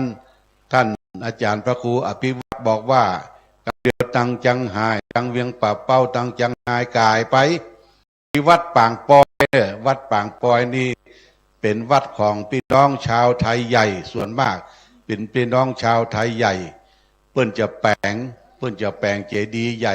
วันนี้เปิ้นเอาดีกีมากล่องบลึบทื่อที่กล่องใหญ่เขาไปบูชาคนละก้อน2 ก้อนเอาเต้าอายุก้อนละ3 บาทเลยถ้า80 ก้อนก็324 240ไปบูชากันบูชาแล้วก็ที่เจดีย์แล้วจะมีความนักความแน่นดินกีนี่จะเป็นปานประสานดินอิฐหินปูนปิดประสานเป็นองค์เจดีย์ที่มีมากที่สุดในโลกเนี่ยอยู่ที่พม่าเนี่ยเมืองพุกามที่ประเทศพม่ามีเจดีย์เป็นหมื่น องค์อ่ะญาติโยมถ้าใครไปไหว้ก็ไปไหว้ที่เมืองพุกามมีเจดีย์ใหญ่มีองค์บริวารแต่ก่อนนี่ไผ่ลบทับจับศึกเป็นแต่ทัพนายกองประสบความสำเร็จมาเพื่อจะสร้างเจดีย์สร้างเจดีย์ถวายบรรจุพระบรมสารีริกธาตุพระอาทิธาตุตลอดถึงสร้างเจดีย์ถวายให้บรรจุอัฐิของพ่อของแม่เป็นที่กราบไหว้สักการะบูชาจะทำให้เรามีเกิดความร่มเย็นเป็นสุขเพราะเจดีย์ชี้ขึ้นไปบนฟ้าเขาจะไปอยู่บนฟ้าเพื่อบนฟ้าจองวิมานไว้ในบนฟ้าวันนี้เราได้สำลิดผลทุกอย่าง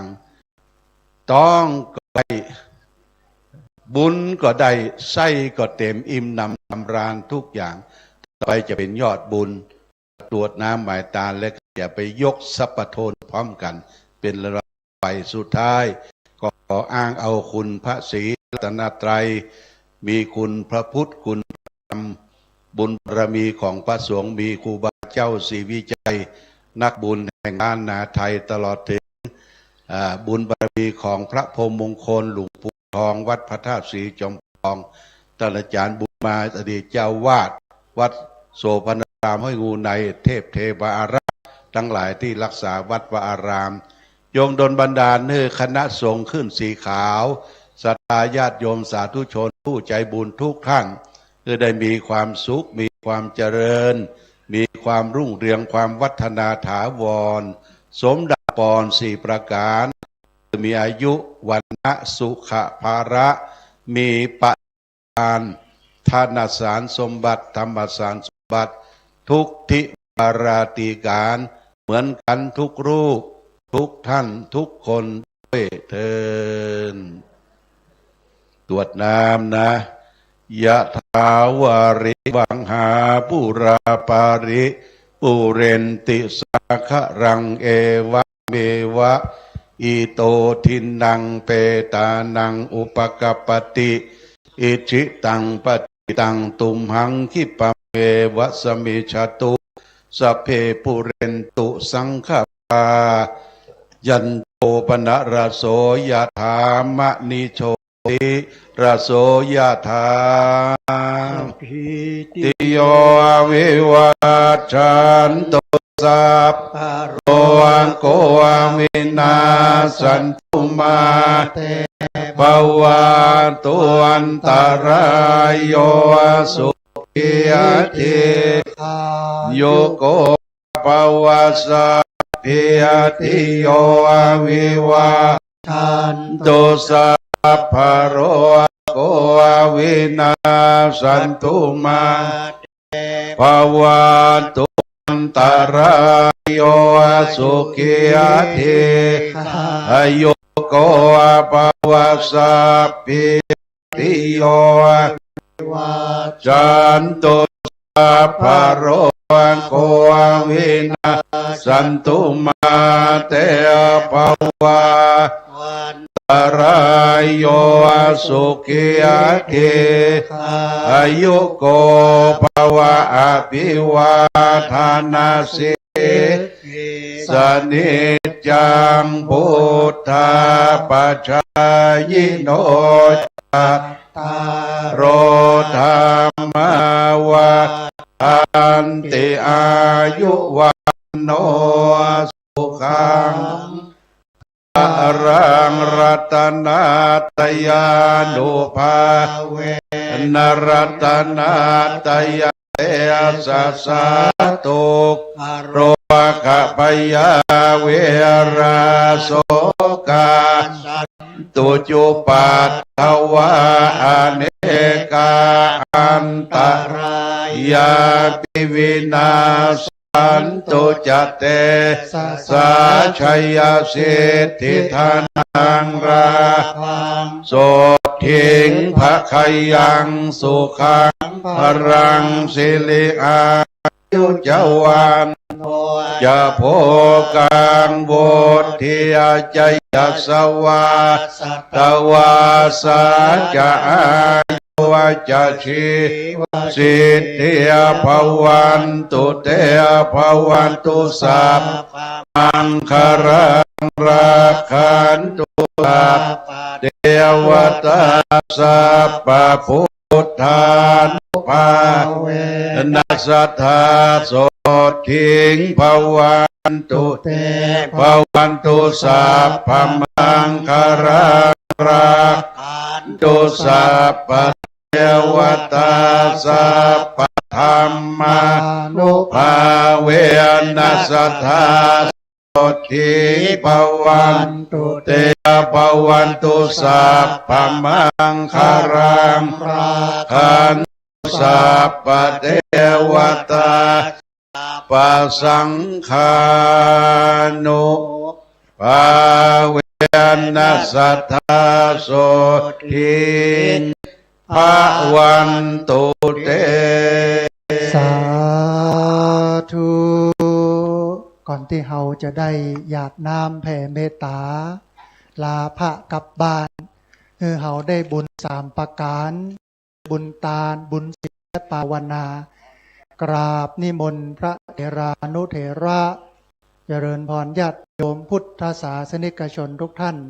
ตั้งสงบจิตใจทำสมาธิสักนิดสักน้อย เดี๋ยวเราจะได้หยาดน้ำแผ่เมตตาเจริญพรทุกรูปทุกท่านได้สงบนิ่งสติสัมปชัญญะความรู้สึกตัวทั่วพร้อมเอามาไว้ที่ลมหายใจลำดับต่อไปจนกว่าจะหมดเวลา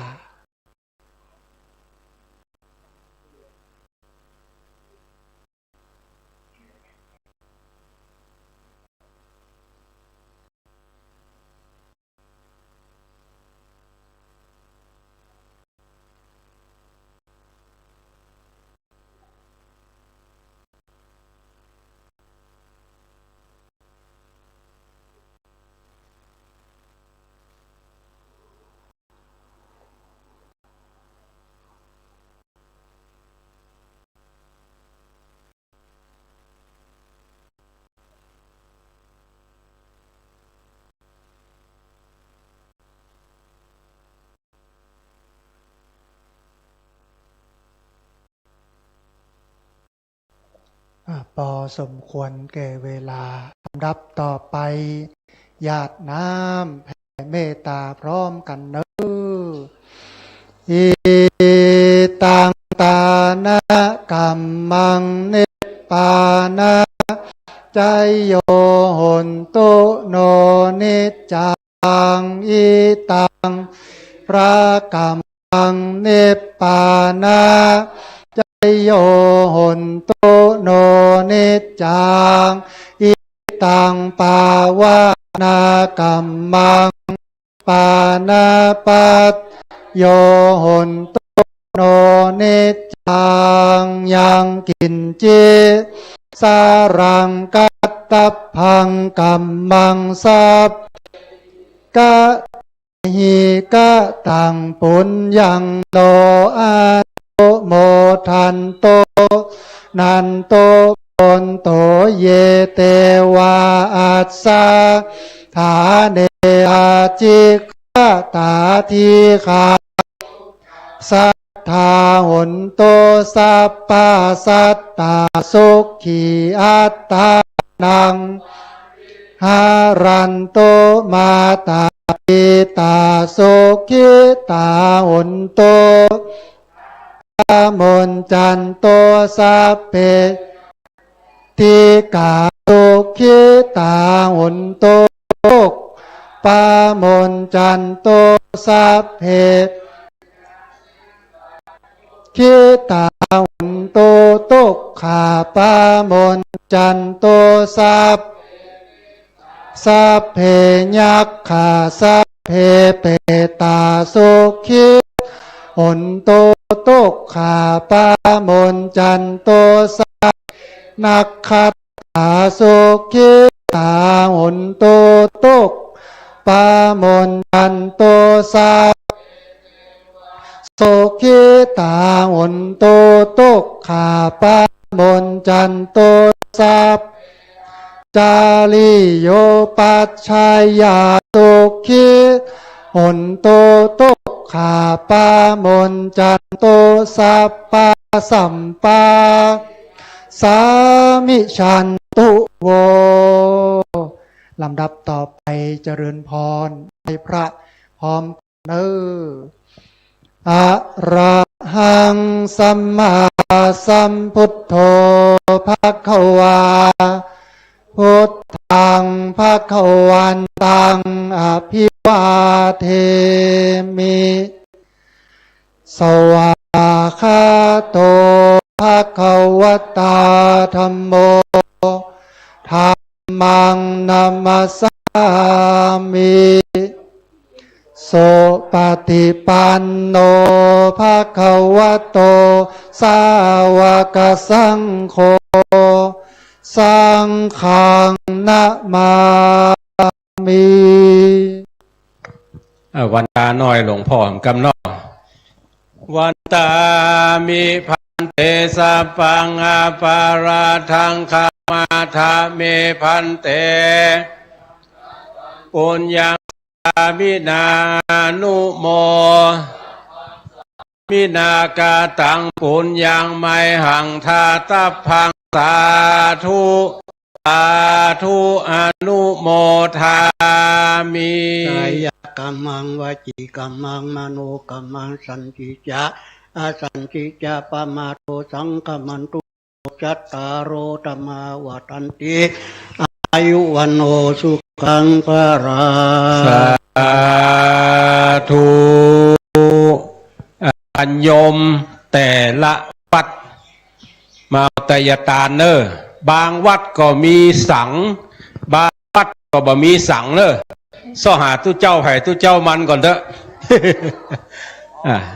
พระสงฆ์พิธีนี่มีเตียนมีสังตัวไปวัดไผ่วัดมันก่อนมาเอาตยตานก่อนเนอกระเดียวนิมนต์พระเจ้าพระสงฆ์โดยการนำของหลวงพ่อเจ้าคณะอำเภอไปเจิมปิดทองแล้วก็ผูกผ้าแพรก่อนนะครับศาลาโนยดำเนินการเนอศาลาโนยศาลาโนยขับศรัทธาเข้าแถวศรัทธาเลยเนาะเข้าแถวก็เดี๋ยวจะเอาฝ้ายไปแจกเข้าแถวแล้วจะเอาฝ้ายไปแจกศาลาโนยมาพอชัดได้แล้วก็เดี๋ยวนิมนต์หลวงพ่อเจ้าคณะอำเภอฝางท่านอาจารย์พระครูอภิวัตรพระนักจัดรายการทุกรูปครับไปผูกผ้าแพรตีได้ถวายตะกี้นะครับพระสงฆ์พิธีด้วยนะครับนิมนต์ไปผูกผ้าแพรก่อนหลวงพ่อนิมนต์ครับได้เจิมปิดทองประพรมน้ำพระพุทธมนต์ท่านพระครูสังฆราชสุเมธช่วยพ่อทั้งพุทธกรรมนะครับจะได้ดำเนินการ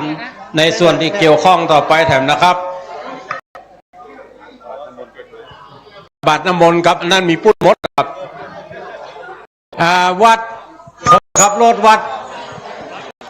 ปากทางเจริญคนขับรถวัดสถาบันธรรมาภิวัตรเอาไปแล้วนอดท่านมหาสมชาติเอาไปแล้วยังวัด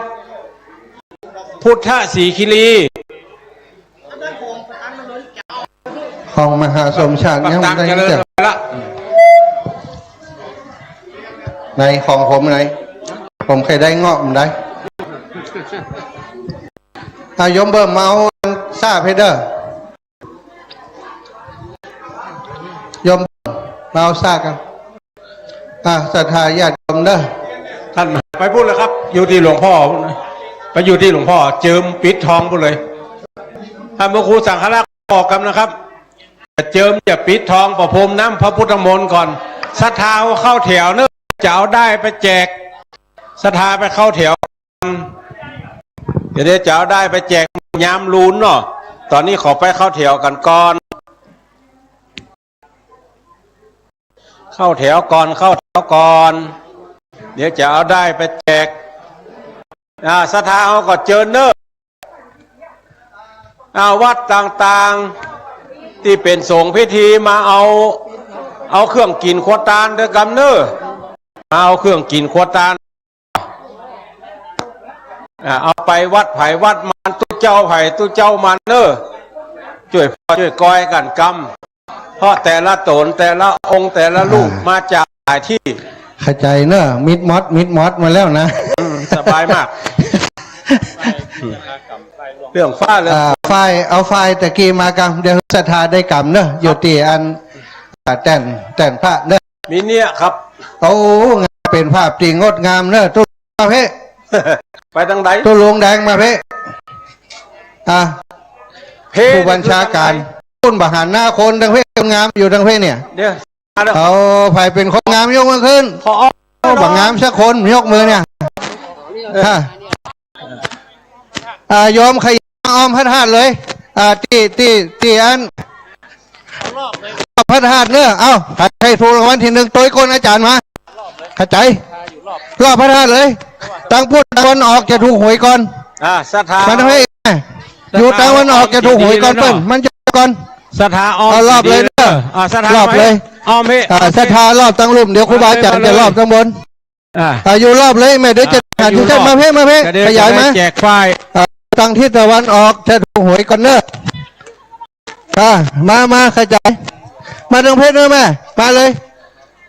รอบเลยมาเพชรเร็วไปพูดเลยป่ะไปพูดเลยไปรอบพูดเลยเดี๋ยวมาเลยเนอะแม่ให้จอดกันเลยตรงเพชรเนอะหลวงพ่อส้มปล่อยครับหลวงพ่อไผ่ใครถูกหวยรางวัลที่ 1มาตรงเพชรก่อนมันจะออกตะวันออกหลวงพ่อไว้ครับตะวันออกเนอะเอาไปป่ะงามหลวงพ่อเจ้าหน้าตำบลนี่เจิมครับ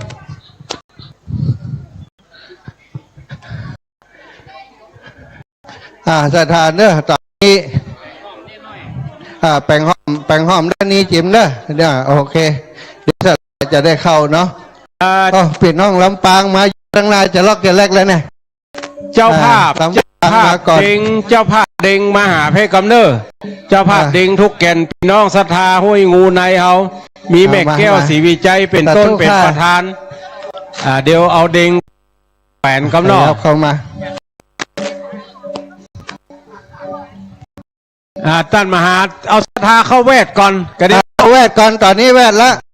สลานุยมาทางเพสลานุยมหาสัพปะโทนโอ้เป็นภาพที่สวยงามเต็มรอบพระธาตุนี่แหละสดาตั้งวันออกนี่จะถูกรางวัลที่ 1เนอะที่ 2นี่เอาตั้งวันออกนี่ปวดเลี้ยงใหญ่อยู่เพ่มดด้วยปัดเท่าเนาะแล้วเดี๋ยวจะยกชัดยกสัพพทนทุกตนเนาะจะได้อยู่ไกลหมดเด้อ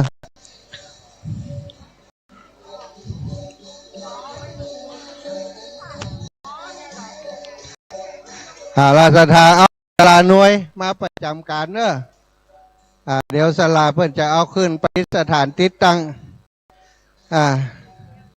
ตั้งบนก็ขจายตั้งบนนะอดมาได้เลยวะฟังลงเงินแล้วก่อนใจเย็นหลวงพ่อใหญ่สถาตู้อุ้ยตู้มอนมาเนอะหลวงพ่อใหญ่จะได้มาเจิมจะได้มาศรัทธากรรมได้ล่วงได้ไปหมดเนอะล่วงไปหมดจะได้เป็นเหมือนกับว่าได้มีร่วมกันคู่คนใหญ่อยู่ในปริมณฑลสถานที่นี้เอามาเลยเนอะสลาหน่วยทีมงานสลาหน่วยยกมาเอาได้รอบเลยอาจารย์ให้เพิ่นได้กำเอาได้รอบก่อนอาจารย์เอาได้รอบเลยเข้ามาสลามาแล้วป่ะมาสลามาเอาตู้ลุงแดง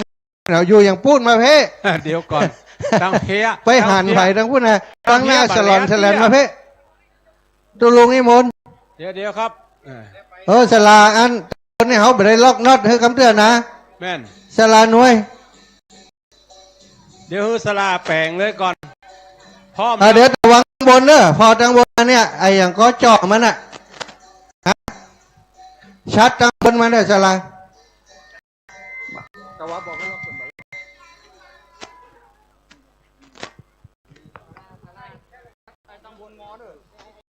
ยังไม่ได้ล็อกอันน็อตให้คำเตือนนะบนอ่ะสลาโนยพอเขาเนิบมาได้ล็อกสักอย่างนะ ว่าเขาหมุนแล้ว เอาลง ซุ ก่อน ขึ้ เอา มา ลง ได้ ก่อนเอาลงก่อนตั้งบนอาจารย์ล็อกน็อตเพิ่มเติมนะ อ่ะพี่น้องห้วยงูไปมันเอาไป เอายกขึ้นอย่างอีล่ะ ยกเลยชลบมาด้วยกันยกซับไปมันชลบยกซับประทนไปนิมนต์หลวงนะครับเจ้าหน้าที่ขอเก้าอี้ป่อเด้อขอเก้าอี้สัก4-5 ตัวขอเก้าอี้สัก4-5 ตัวเด้อ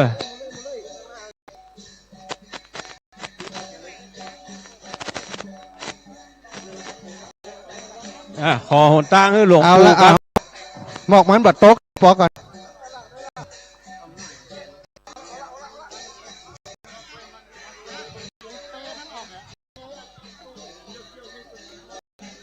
น็อตบางอันอยู่บนนั่นเลยเนอะน็อตบางอันนะบางอันอยู่ลุ่ม ห้ามลายได้ก่อน เข้าประตูนี่เลยเนอะชลบปหลวงกับแล้วแข่งห้อมน้อยจะเอาตัวนี้เข้าแหมทำทาง เอาล่ะเสียทานเนอะ เข้า เกมชยันโตเนอะ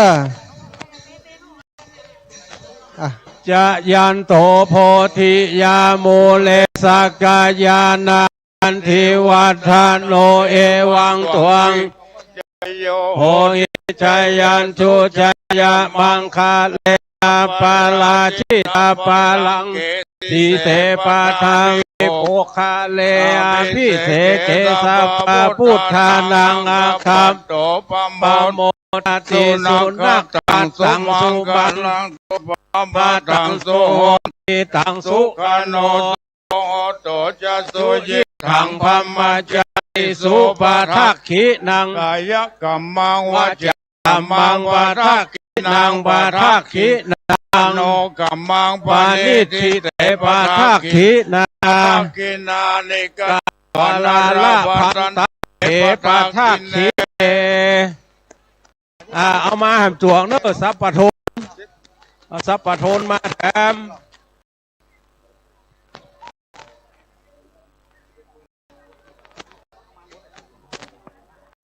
ยกมาหมดเลยนะไปสลาจะช่วยยกขึ้น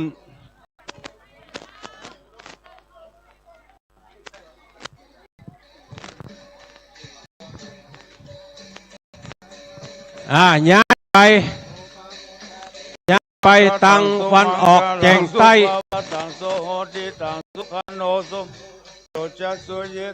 ให้วันออกแจงใต้เนาะ7-8-9-10อ่ะเอาแถมแจงแล้วเนอะสัพพทนอันแรกได้ตั้งไว้แล้วอันที่2จะขึ้นแล้วเนอะอันที่2จะขึ้นแถมแล้วลมมาพอดีบดพอดีจ้องเทวดากลางจ้องหลวงเอาจะขึ้นแล้วเนอะจะยันโตโพธิยาโมเลยาสุจยานาราชิตวาโนเอวังตวังวิจโยโหหิจยาสุจยามังกาเลลาดิตาปัลลังเกสีเสปัตวิปุกาเลปิเสเกสัพพะพุทธานังอาคาปัตโตปโมติสุนัขตังสุมังคลังสุปภาตังอิตังสุขันโนสุโมโตจะสุติทังพัมมจาริสุปตังกินังกายกัมมังวาจากัมมังบาดากินังมโนกัมมังนิทิเตปะทากินาปะทากินากัตตวานาล ยันตเทปทักขิเนเอาอันที่สามจะขึ้นแถวเนอกระเดียวสลาจะผสมปูนแล้วก็เทแล้วจะได้เอากระดิ่งเอาดิ่งใส่ตัวสลาจะงานมะลุนเอาอันที่สามจะขึ้นแถมแล้วเนอใจเย็นอากาศดีวันนี้ลมตกอากาศก็เป็นใจเนาะเอาอันที่สามจะขึ้นแล้วเนอจะย้อนโตโพธิยาโอเลติวัตยานังวิจโยทิจยานุจยเอวังวิจโยโอนิจยาสุจยามังกะเลนาจิตปันอวตังสีเสปะวิโสกะเลอภิเส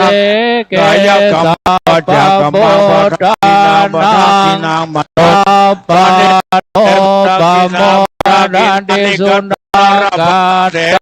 สุมังกะลังสุปปาตังสุโหตตังสุขโนสุโมโตจะสุยิทังพัมจาลิสุปทากินังกายกรรมังมโนกรรมังปณิทิเตปทากินา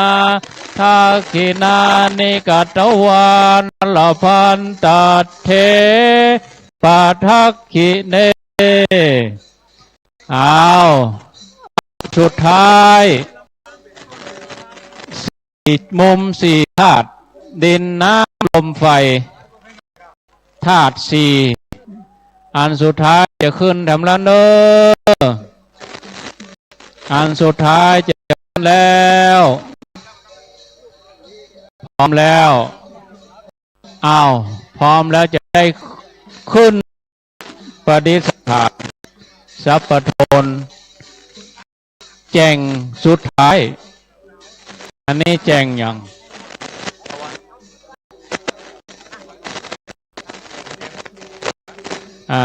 ตะวันออกแจ้งเหนือฮะตะวันตกแจ้งเหนือ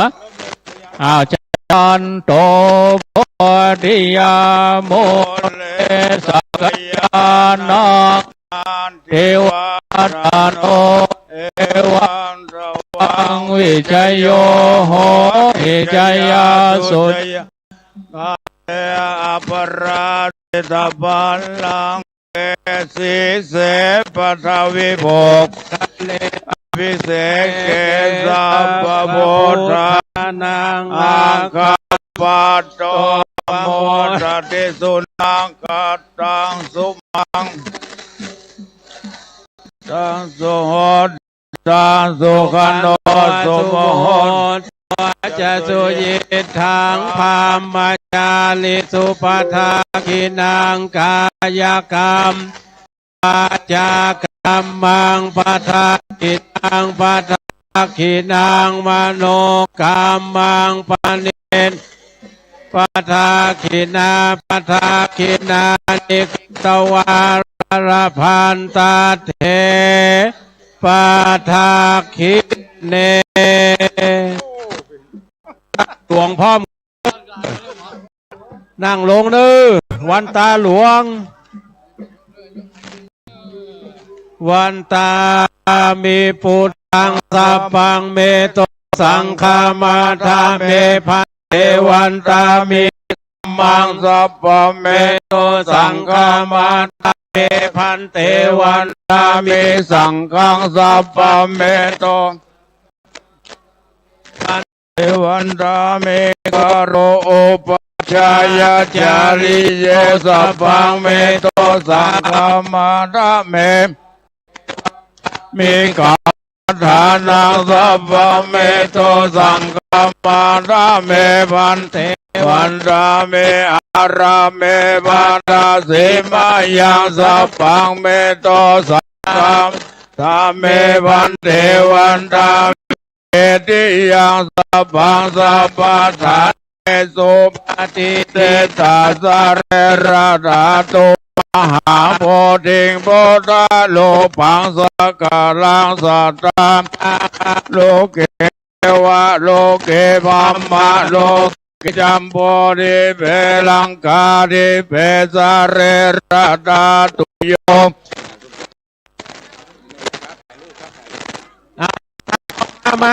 มาตั้งหน้าพี่ยืนนี่ละบินหน้าไปพุ่นยืนนี่บินหน้าไปทางพุ่นเดี๋ยวถ่ายรูปหน้าไปทางวันตกเดี๋ยวก่อนน้ำมนต์ใจเย็นบินหน้าไปทางพุ่นถ่ายรูปมานิมนต์พระเจ้าทุกส่งทุกรูปนะครับศรัทธาเขาเข้ามาพี่ยืนทางหน้าพี่ละบินหน้าไปทางวันตกนี่เคี้ยวกับเบี้ยวปากใส่กล้องหมดนี่เคี้ยวเบี้ยวปากใส่กล้องหมดน้ำมนต์ใจเย็นๆกันมาเพื่อมาถ่ายรูปก่อนศรัทธาพี่น้องเฮาเนอเข้ามาถ่ายรูปก่อนถ่ายรูปเป็นภาพประวัติศาสตร์ร่วมกัน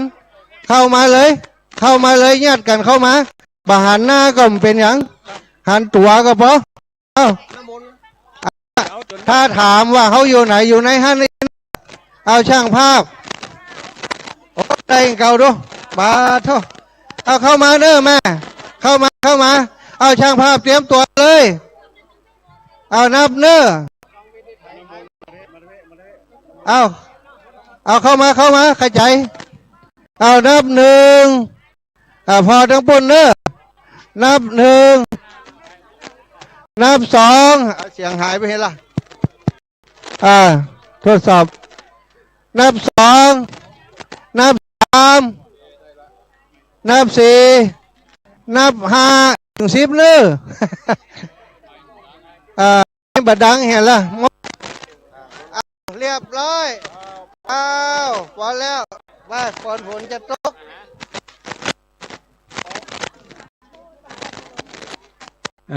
อนุโมทนาคุณทุกท่านทดสอบรถสอบ2 3 4ท่านมหาลานกันมันอยู่ไกลล้ำศรัทธาพี่น้อง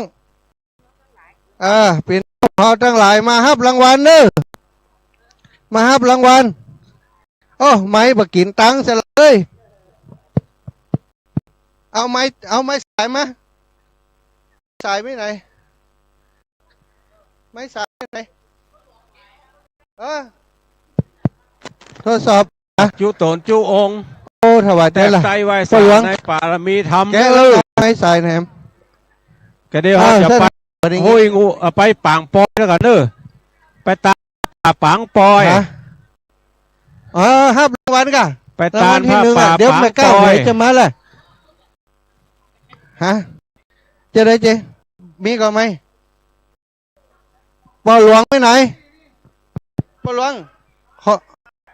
จะลารายการก็หลวงไหมมันบอกเนี่ย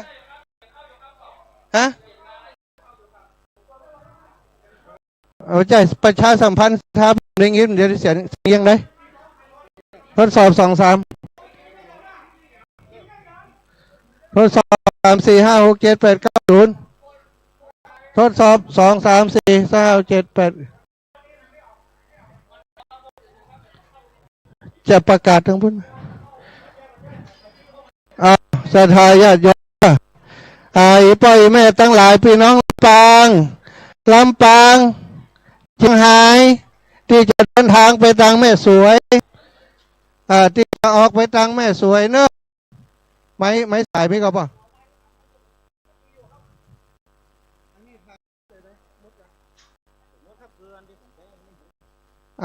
ปาดการสถาบเลย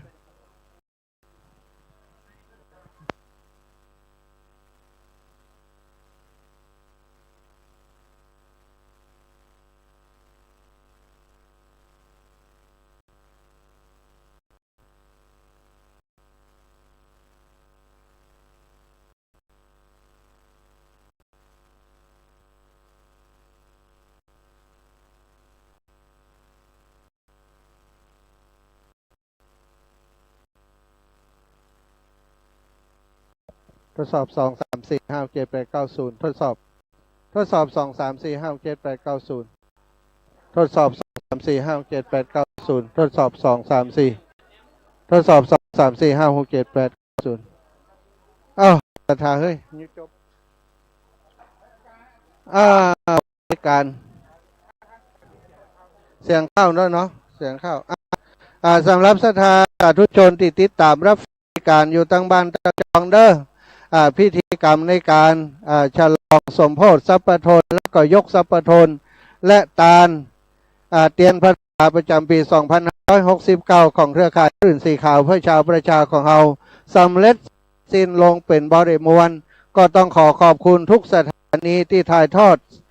ตึงภาพและเสียงออกอากาศไปยังบ้านยังจองให้ศรัทธาญาติโยมอีป้อยอีแม่ได้ติดตามรับฟังเนอะศรัทธาพี่น้องได้อูกันไว้พอสมควรเนาะที่เดินทางไปทางเวียงป่าเป้าออกไปทางเวียงป่าเป้าไปเจียงไฮ้เอาไปร่วมตาผ้าป่าเพื่อจะช่วยเหลือในเรื่องของอิฐมอนหรือว่าบดินกิจการบูรณะปฏิสังขรณ์พระธาตุเจดีย์ของวัดปางปอยเด้อตอนนี้ก็จะเดินทางไปที่วัดปางปอยไปพบปะกันที่วัดปางปอยอาตมาภาพและคณะจากลำปางก็จะแวะที่ปางปอยก่อนเด้อตอนนี้ก็ขอศรัทธาญาติโยมทั้งบ้านทั้งจองทุกท่านทุกคนที่ติดตามรับฟังรายการอยู่ดีมีสุขอายุมันขวัญยืนเด้อจัตตารโอธรรมาวัฏันติอายุวันโนสุขังพระลา